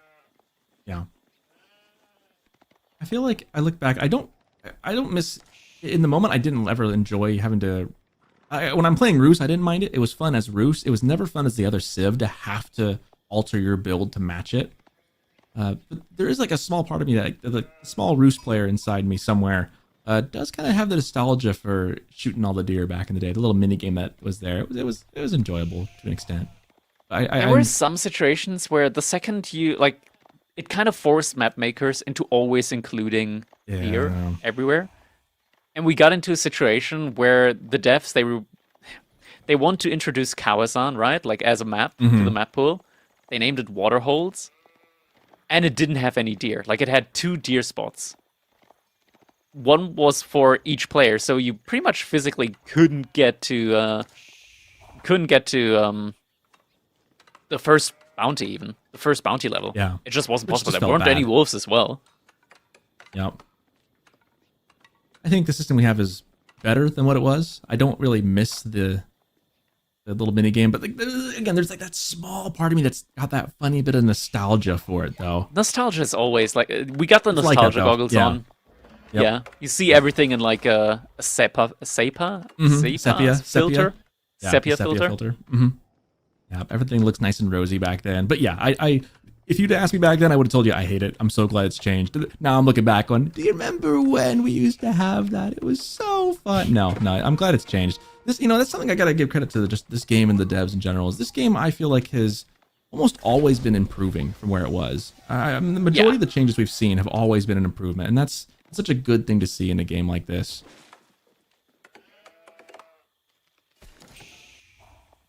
It's always Used to easier be. to look up when you're at the bottom. Yeah. Yep. A little bit of some deer killing here. Puppy trying to kill the deer. It looks like maybe looking to contest some pro scouts potentially.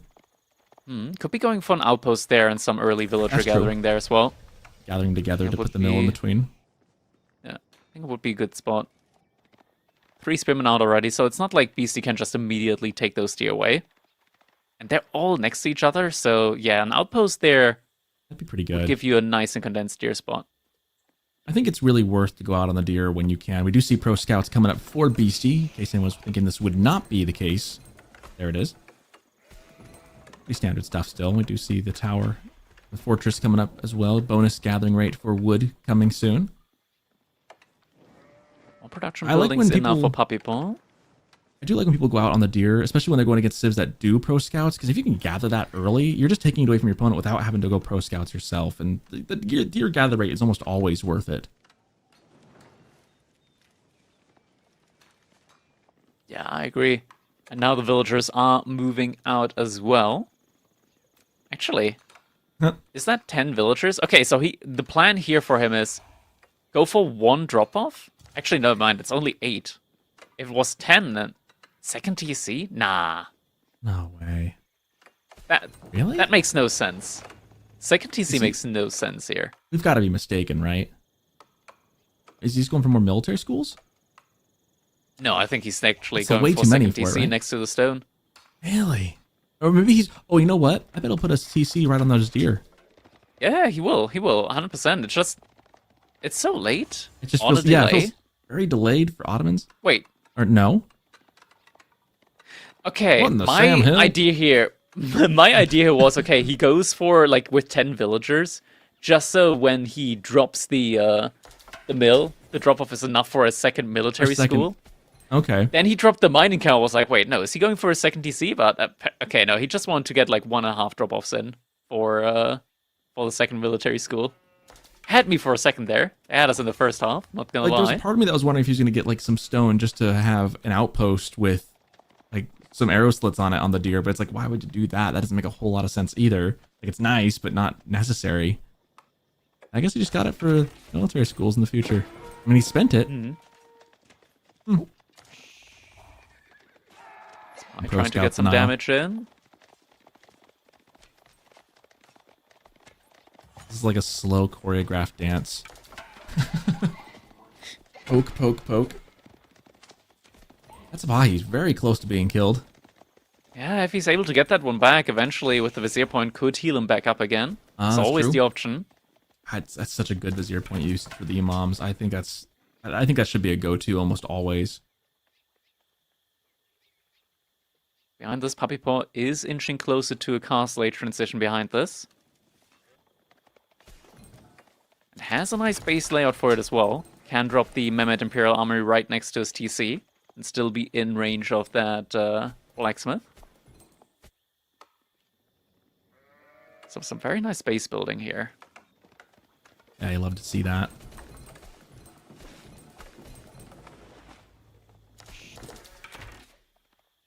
And this There's BC gold 6 spearmen. He's still investing into infantry at this point. This is a pretty big investment. Hobbyboy hasn't reinforced his deer spot yet with an outpost. Hobbyboy's going Castle Age. When he's got the gold, he's almost got the food. He's going to beat Beastie up. Oh, that's a bit of play on words. He's going to beat Beastie to Castle Age. Then maybe, well, depending on how things go, he'll try to beat Beastie up, I guess. I hope he's going to rush up an outpost there on the deer, else this is going to be he might need to now. He might need to now. He had the stone at one point for it. He doesn't anymore. He's got some military presence, but not enough to really deal with stuff. Here comes the MIA. Yeah, he's not aware of the army pathing. He's about to get caught off guard by that. And there it is. Metter is going to be coming in. And yeah, villagers are going to have to evacuate. He goes down. Metter runs for his life. Spears go down in quick order. And this is dangerous. Getting caught with your pants down going up to Castle Age is not where you want to be. Beastie could do some pretty good damage if he could get around. However, the wham walls for probably coming up. I don't know if he'll have enough time to get that up all the way, though. It's in the DNA. It's in the DNA, you know. His brother does it. He's trying to emulate his brother. And he do it in time. It's Beastie check all the way. He does. Yeah. Buys him some time. Oh, the weak supply gets taken down. Well, I guess there'll be no healing from the imams. And now Beastie's in the base. This is precarious. Rushing that outpost up. It's not going to be in time. Should be. He might lose 1 to 2 villagers for it, though. 1 goes down. 2 go down. 2 go down. The outpost is up now. It's going to guarantee the gold access. That's crucial. You got got to make play, sure you can have the gold. Beastie's not making any more units at this point. He's aging up himself with the high trade house. I think he's just looking to get as much pressure as he can and then reset. Oh, almost gets another villager.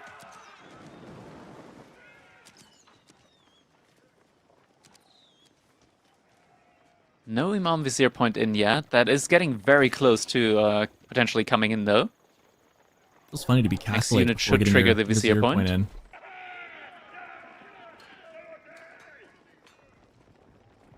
Here it is. And Vizier point. Where are the Imams? Imams, there they are. And now Puppet Paw wants to take a fight. Feels like he has enough units here, even up against the Spearmen. Fight is not getting taken quite yet, though. Still hesitant. Now goes for it. I don't know if I like diving the spears just like that, but he's cleaning them up pretty quickly. Lancer, however, onto the archers, doing some pretty good damage back there. Spears are gone. Now those archers. Up here. Yep, that'll be done.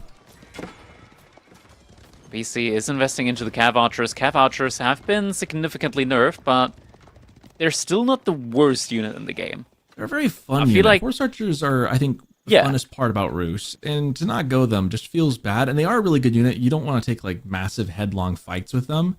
But they're really fun. They're good at raiding. I like them better than Mengadai because they just got that extra bit of pop. They obviously don't fire. You have to kind of stop and fire, unlike Mengadai. But they got that just extra little juice behind their bowstrings that does a little more damage. Very fun unit.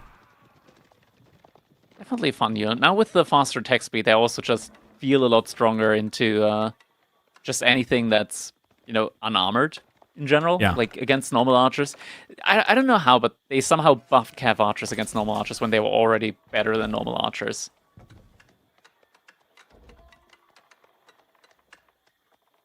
But at least now horsemen counter them. So that's I'm not complaining. I can't believe they didn't used to. Crazy when you think about it.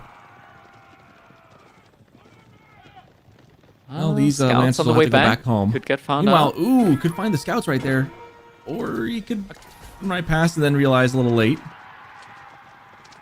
Yeah, scouts are going to make their way out alive. He probably could have killed one or two if he had charged when he saw them. Oh, they're just barely out of range. That feels kind of bad. Scammed. And there goes one of those free imams. He didn't have to die, but he did. Okay, Puppet Paw's got another one in queue already. Yeah, so already has the mosque at the very least, and he did bring the relic back behind his wall. Villagers just jumping inside of the outpost here, a couple of spearmen. Not going to be enough firepower to blast through the outpost, but he is trying. He's going to go for it. Surprised. I'm kind of surprised that Puppy Paw has left it on mangonels for the production of the MIA. I feel like oftentimes you've been seeing guys go, when there's spears and stuff on the floor, on the map, you see a lot more Springolds in the queue in the MIA, and they come out a lot faster too. Like mangonels aren't the best usage here. I mean, if they could land a shot on the the horse archers, it'd be great, but the odds of that are, I mean, that's kind of it's a tough shot to make. It is not something that you can very easily go for. Oh, Imam is also bringing the relic back. Walls are about to get finished off. Yeah, Imam's not going to go down before the relic comes in, so a warrior monk relic will wants be it. safe. No grand theft relic here. It's going to be close, but Lancers come in for the defense, and yeah, it was always going to make it anyways. 3-2 relic split. Ottomans can be very happy with that. Oh yeah, I mean you're feeling really good about that overall. At this point, Bruce or Beastie, he's got a good military presence. At the same time, I don't feel like Puppy Paw is behind a whole lot either. It feels pretty even overall. It's a little night raid in as well. One villager down. That's a lot of deer next to the high trade house. 130 gold per minute. So food-wise, Beastie's definitely still very well set up. And we do now see the consequence of the nerfs that hit the cavalry archers. They're still doing a decent job, actually. So I feel like they're doing Granted, okay. there's no Pierce Armor level 2 in. Yeah, there's no Pierce Armor level 2 in yet, though. For Puppy, but this would have hurt a lot worse with the previous cav archers. Yeah, that's for sure. Man, it really sucks that Puppy hasn't finished that wall. The villager got killed over there. Having the base open to Beastie being able to come up with the horse archers is not ideal at this point in the game. But Puppy is not. I was saying earlier, he's not behind. I wouldn't have said he was ahead either. And at this point, if you keep your base open and keep taking losses behind you will fall behind very quickly. Sapai coming in now. Fortitude could get activated. There it is. That's a lot of damage. There we go. So quick on the attack. Man, Sapahi are such a good unit. That's another fun horseman unit.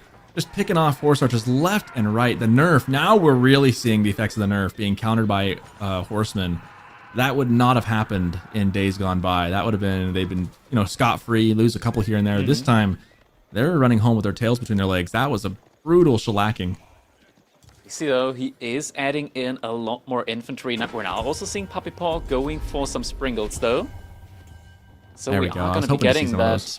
Yeah, we're about to be getting that mass spearman against mass Springald gameplay that we're all here for.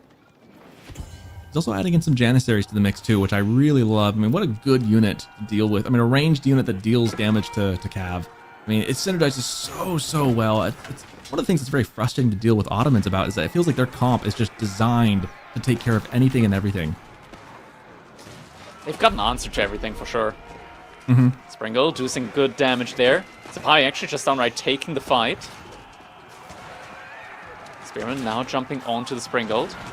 Yeah, they don't want to deal with that thing. Mangonel doing some support behind that as well. And we can't forget, Mangonels don't directly counter Spearmen, just but they don't have care. Yes, the Mangonels too don't do like major heavy countering to spears, but they kind of almost soft counter spears if they get the right angle. They could be a good support. Doing some good base damage, spreading out on that. And we see Puppy Paw cleaning up Beastie's military in a very, very good spot now. I mean, that's kind of what he needed. He needed to find a good win there. Now, comp looking kind of rough. I mean, a lot more spears in the queue for Beastie. I'm just looking at what Puppy Paw has, though. I mean, if he can get some more Springolds out, those spears are going to have a really rough time. Yeah, looking at the income, though, Beastie does have a lot more than Puppy Paw at the moment. Puppy Paw did just lose 5 more villagers there. And Beastie's continuing to pump more units out, so he's quickly replaced the military he just lost. And that feels like that fight was super duper necessary for Puppy Paw to stay in this, really. He needs to get the food figured out, because he cannot afford to stay behind Beastie this long, economically. Beastie going into crossbows means that the crossbows aren't going to be doing any bonus damage to the Janissaries, so Janissaries kind of going unpunished here. The cavalry archers, they also don't do bonus damage to Janissaries, and on the other hand side, they actually take bonus damage from them.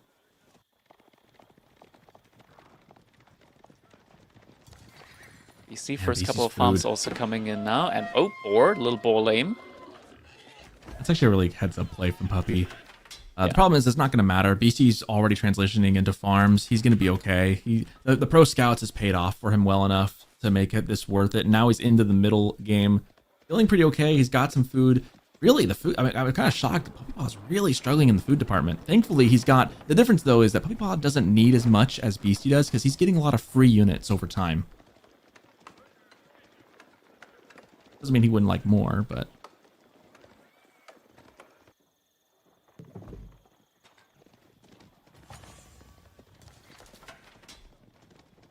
Five, six Sipahi now in queue behind all of this. How many military schools do we have? Is it 2 or 3 at this point in time? I do believe he added... Is he all the way up on 4 military schools? He is on 4 military schools, so a lot of passive production coming in for Puppy Paw. That's what's keeping him in this right now, because he does not have the food to sustain what he has out on the field. And those military schools doing a lot of work to keep him in this. Yeah, indeed. We see now also adding in some men-at-arms. We're up to 4 Springles at the moment, so... Springled Lion is starting to inflate quite a bit for Puppy Paw.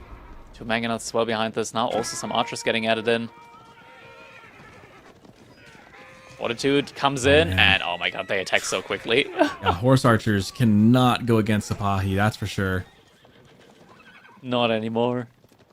I mean, a horseman always soft countered horse archers, and Sipahi always had a bit better of an edge against them, but now, boy, do not be mistaken. Horse archers do not want to mix with Sipahi. That is just a recipe for disaster. Now the army from Puppy Paw. Not that much in terms of numbers, but does have the siege added in there as well.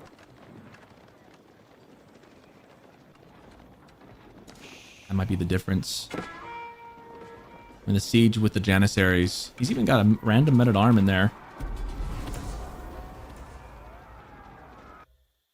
Actually, BC's also going into men-at-arms now. He's got 13 with 3 more on the way.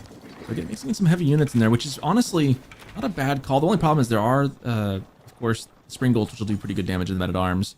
And the Janissaries actually do decent damage as well. But yeah, look at the food. I mean, our observer pointing out the food is just... The disparity is there. Beastie is just floating in the wealth. Puppy Paw has got the passive production, but it's not looking like enough. 81 to 51 military pop. And BC's also ahead with villagers too. He had that second town center a little bit earlier than Puppy Paw did. And he's keeping pace now with his second TC. But you could kind of feel the differences already. Spy trying to go for a little wraparound there. Gonna secure the sacred site.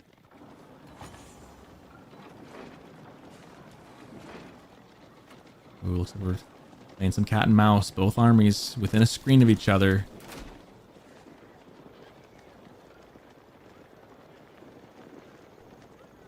Aware that all of BC's units are heading over to the wall? Yeah, trying to attack from the side here from the looks of it. Puppy Paw did just add in a second TC. BC already had his own second TC up for a while. Oh man, Puppy Paw needs to react right now.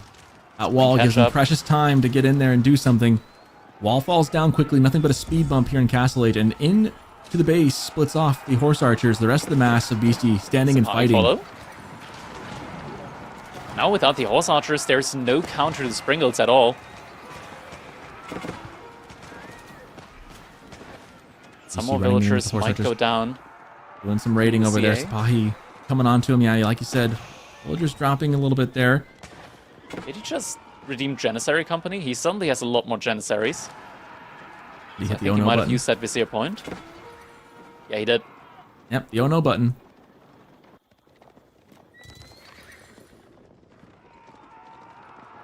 I was expecting a bigger clash, but both these players being very careful with their militaries. Beastie kind of got his units out of dodge. Oh, he's going Imperial now. Oh, the High Armory coming up. Yeah, Puppy Paw is still very far away from potential age up on his own side. Does have good enough food income now, just the gold income not quite there yet. Army-wise, though, he does now have more units and siege on top of it as well.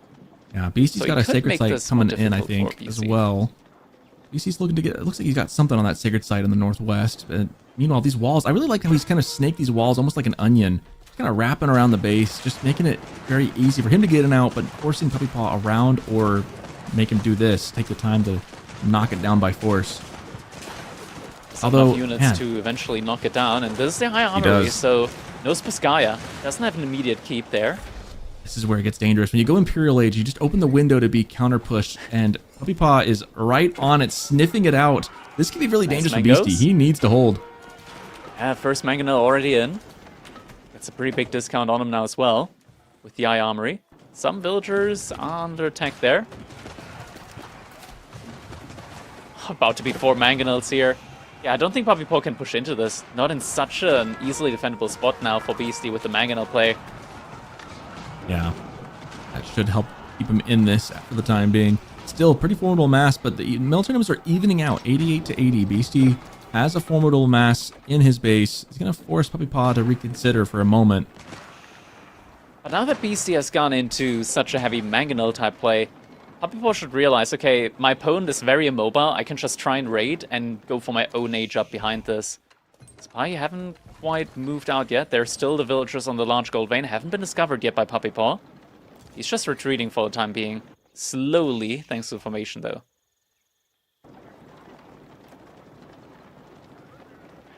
Puppy Paw putting farms up in the south corner. He also had a market coming up, so it looks like he's got a pretty good spot to start some trade if he wants to later in the game. If you look where the neutral market is at in the west corner, that's a really good spot. If he can wall that up and secure it, long term, he could go for a late game. And obviously, both these civs don't mind the late game if they can get there. But again, 44 spears. Beastie likes these massive comps of one unit. 44 spears has done it for him before. Will it do it for him again here? There are quite a couple of Sipahis still in the field. They do not want to run into that prickly porcupine. Yeah, trying to go for some potential raids now on the sides. Puppy Paw has to be very careful with the formation there on his siege. Doesn't want them to be the first to face off against the army from Beastie. Spearman about to get upgraded to Elite. That also improves their health by quite a bit, so they're going to be a formidable front line. Yeah, prickly is definitely the word. Couple of shots going off. Okay, Sipahi aren't going to be moving in. He's trying to catch the siege off guard from Beastie. Beastie not falling for it though, does reconvene with the rest of the army. Sipahi instead trying to go for the raid yet again. It's like they're baiting the raid. They're like baiting it out, trying to force him back, but he just refuses to do so. I think Beastie knows, or sorry, Puppy knows if he sends those in there, there's a chance they're not going to come back out. Instead, Istanbul Observatory coming up, he's going to go for Imperial Age now. Oh, adjustable crossbars now coming up as well. That is such an expensive but also worthwhile upgrade. Means that the Mangonels are going to be doing a ton of additional damage. I think it's a good call. I think a lot of times players forget this, and I think it's such a massive upgrade in Imperial Age, especially if you've got a Mangonel composition, which Beastie does, and it's going to need. It takes a while to go up. I think he really wants to get this. I think the sooner the better for this one.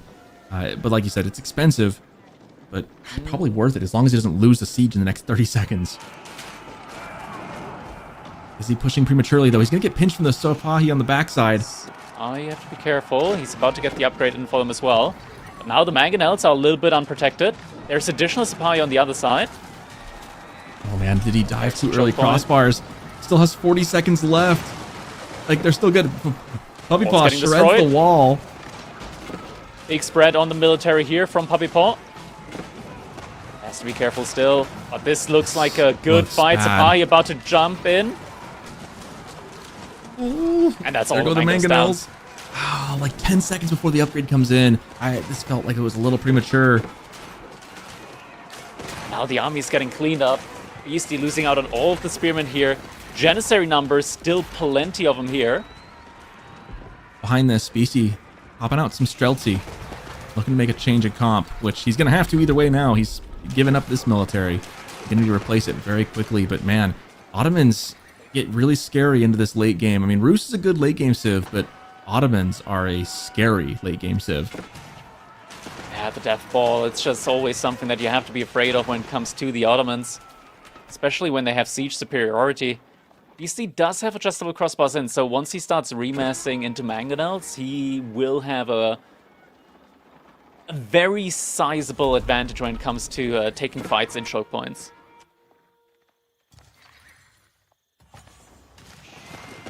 First sacred site captured in the game. That might not make a huge difference here. That might be just drops in the bucket. Puppy Paw with a sizable military lead right now. I don't know that 8+ Streltsy are going to make a difference here. He's got 3 more Mangonels in the queue. He really needs to make the most of those, but now the Springled Mass too from Puppy Paw is looking very formidable. 3 more Mangonels now in queue for BSD.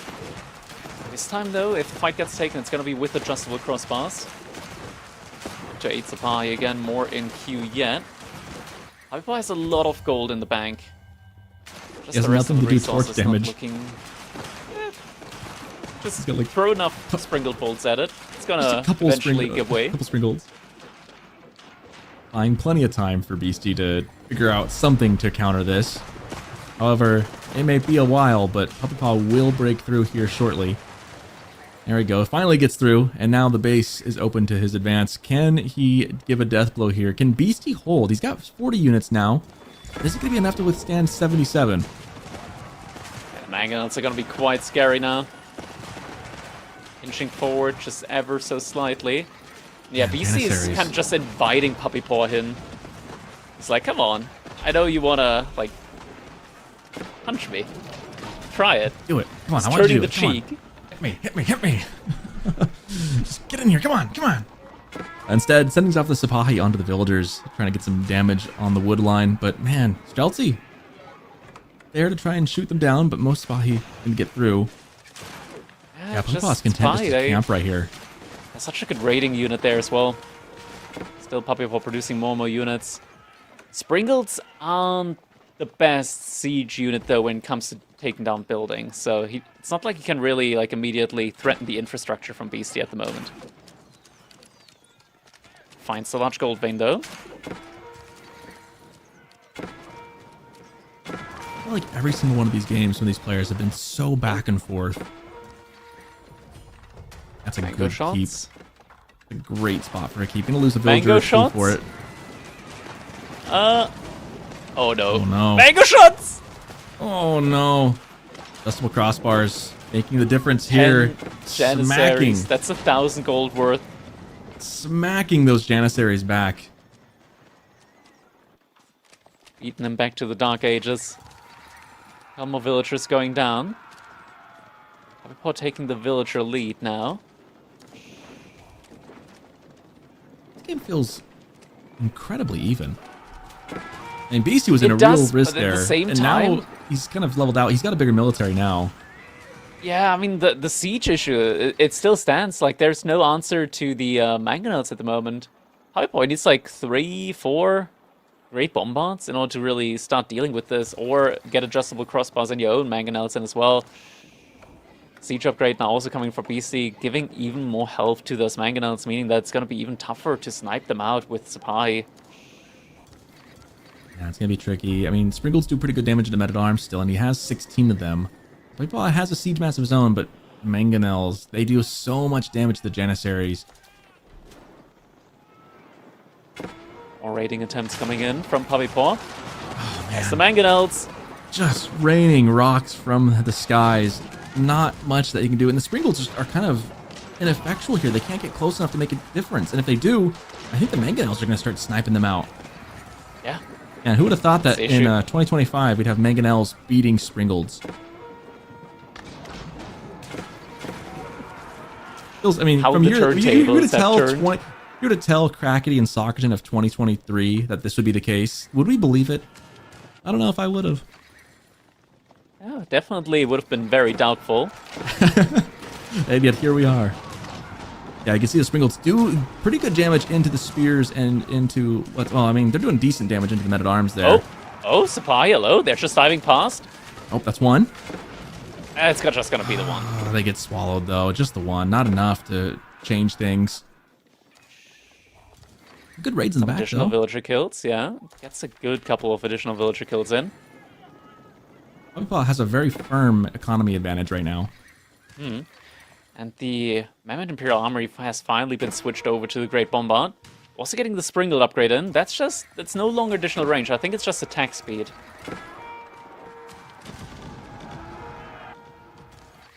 He definitely has the military advantage now, but yeah, economy is going to go to Puppy Paw at this. It's interesting. They keep flipping and flopping back and forth. Who's got what edge over each other but neither of them seem to have everything lined up to give a killing blow at any one point. Because right now, it looks like Beastie's going to be able to kind of keep spreading across the map. That could be the difference here if he can actually start securing some of those resources he really needs. But Puppy Paw's got 116 economy units out in the field.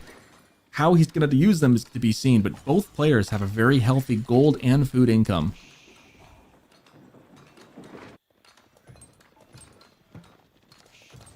Yeah, look at that big 8k gold right there with the keep on it. Both players now have secured gold for the next 5 to 10 minutes. Well, additional raid there end on up the with an hour-long gold. game. Yeah. You have to make it a long game. It's to end out the series, after all. Horseman Gotta upgrade go now with the also bang. coming in for Beastie, so potential tech switch could be coming in. Some additional scouts as well, wants to get vision out on the map. There aren't any stone walls from Puppy Paw, so the bases are kind of open.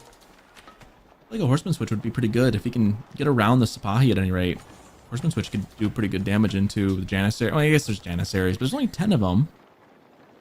And they're very if you can get them on the expensive to Springles, it's remass really into. good. The keep is coming up now, this time, to take control over the gold vein there. Sipahi made their way into the base yet again. Getting villager kills. This has been the difference in the last 5 minutes, is Puppy Paw has done damage to Beastie's economy, but Beastie really hasn't done a whole lot of damage to Puppy Paw's economy. Look at the villager kill difference. 51 to 16, and a lot of those have been recent. Oh, fight in the middle. Mangonel's trying to step forward. The 10 Janissaries are now 2. But the keep does secure the position for the time being. Once again, villagers getting taken down by the Sipahi here. Also getting led over to the big clump of villagers. No. Have we activated Fortitude yet? There's potentially a lot of damage to be done there. Same time, additional 59. Sipahi raids. 60, He hasn't realized yet. 61, 62, Oh my god. 4, 5, 66. This is bad. There's a lot of villagers going down. 68. Come on, one more for the memes. No, So not close yet Okay. so far away. So Maybe close Sipahi yet in the so corner far. will get it. It's fine in the corner, might.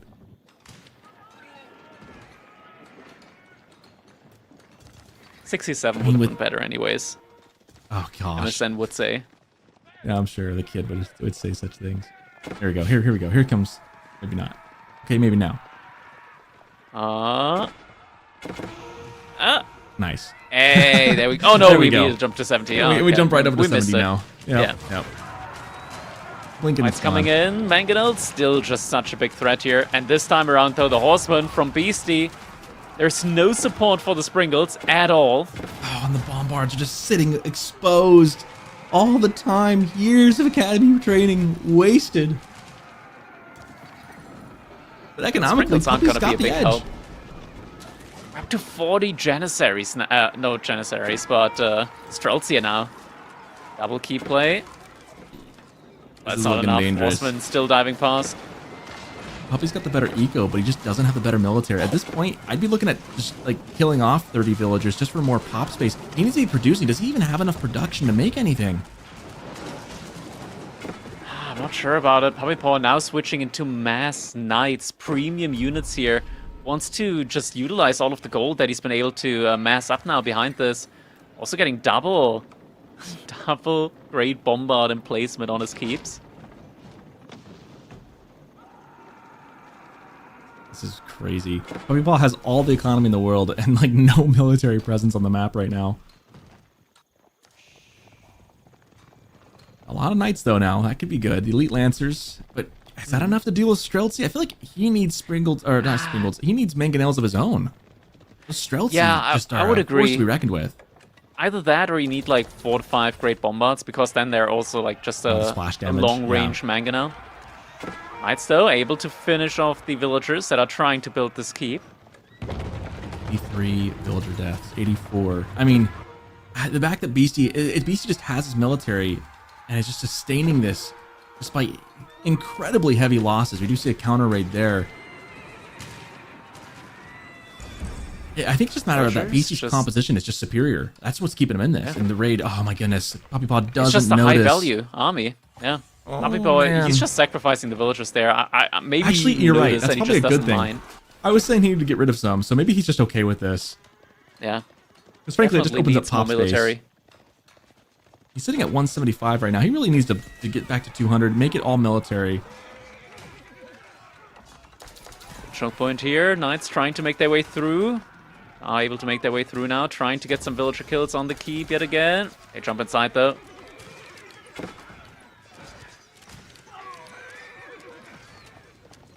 Villager from BC did retreat inwards. And now 40 Streltsy. I mean, these numbers are just absolutely ludicrous. Looks like the villagers have been cleaned up though. We don't have feel like that was a trade set good- up yet for Puppy Paw. Minus the fact that he needs to make sure he's continuing to get gold. I feel like he did need to lose some villagers. Problem is, he's only at 160 something pop. He needs to be back to 200. He needs to be making military. I'm wondering if he's just bottlenecked himself with not enough production buildings or something. It just feels like it's strange. I mean, I know he doesn't have. He's got a lot of income coming in. He must be spending it as fast as he's getting it, but it feels like he should have more. Yeah, maybe. Keep saving some villagers there. Now, Streltsy moving out a little bit, maybe a little bit too much. This could be devastating. The siege isn't nearby. And Puppy Paw, did he not see this? He must have just seen the military. Oh, he's going for the mangonels instead.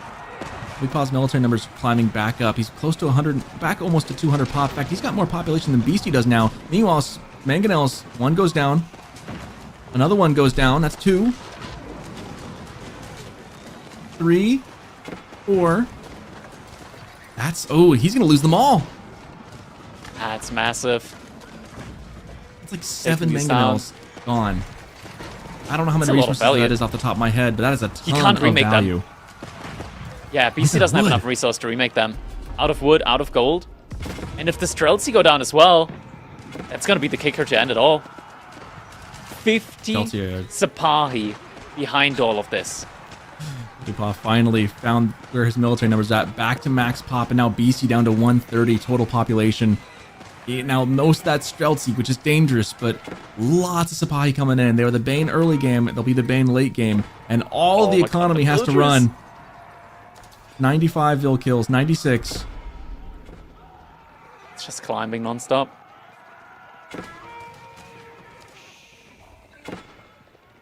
And what a back and forth. We're now 40 minutes, almost 41 minutes in game. This started out with pro scouts for Beastie. Started out with some back and forth shenanigans, some pushing again into Puppy Paws. He was in Castle Age. Then Puppy Paw turned it back onto Beastie when he went Imperial Age. Then they've both been just duking it out. And here we are 40 minutes later with Puppy Paw knocking on the doors of victory for this game and for this series. And Mark's about to get taken down. Golden Gate's going to be the first one. How many tickets are left in that one? 4 tickets left. Not getting Spend it exchanged. now. 5-1. Spend them now! Not that it would make a huge difference. What could at he this point. sell for it? He doesn't have I any don't resource even left in know. the He's bank got nothing either. to sell. Sell the stone, sell anything. Smoke him if you got him. And the Streltsy, they're getting cleaned up. Puppy Paw. It took 5 games, but this is his moment now to win out in this series. The Sipahi just non-stop raiding, non-stop production. 103 Streltsy. bill kills. Yeah, It's over. a lot of villagers I have can hear- died this game. I can hear the music. The old song is done. That is it. After a grueling 5-game series, Puppy Paw beats Beastie here in the group stage. And if there's any doubt in anyone's minds that either of these two players are top tier players in the world of AoE4, you can put those fears to rest. Both of these players giving us an incredible series of games. Puppy Paw coming out on top on this one. And what a game, what a series. Yeah, GG. All around here. All the way to a game number 5 in this best of 5. Puppy Paw able to beat out against Beastie here, and that means that he is going to be the favorite in his bracket now.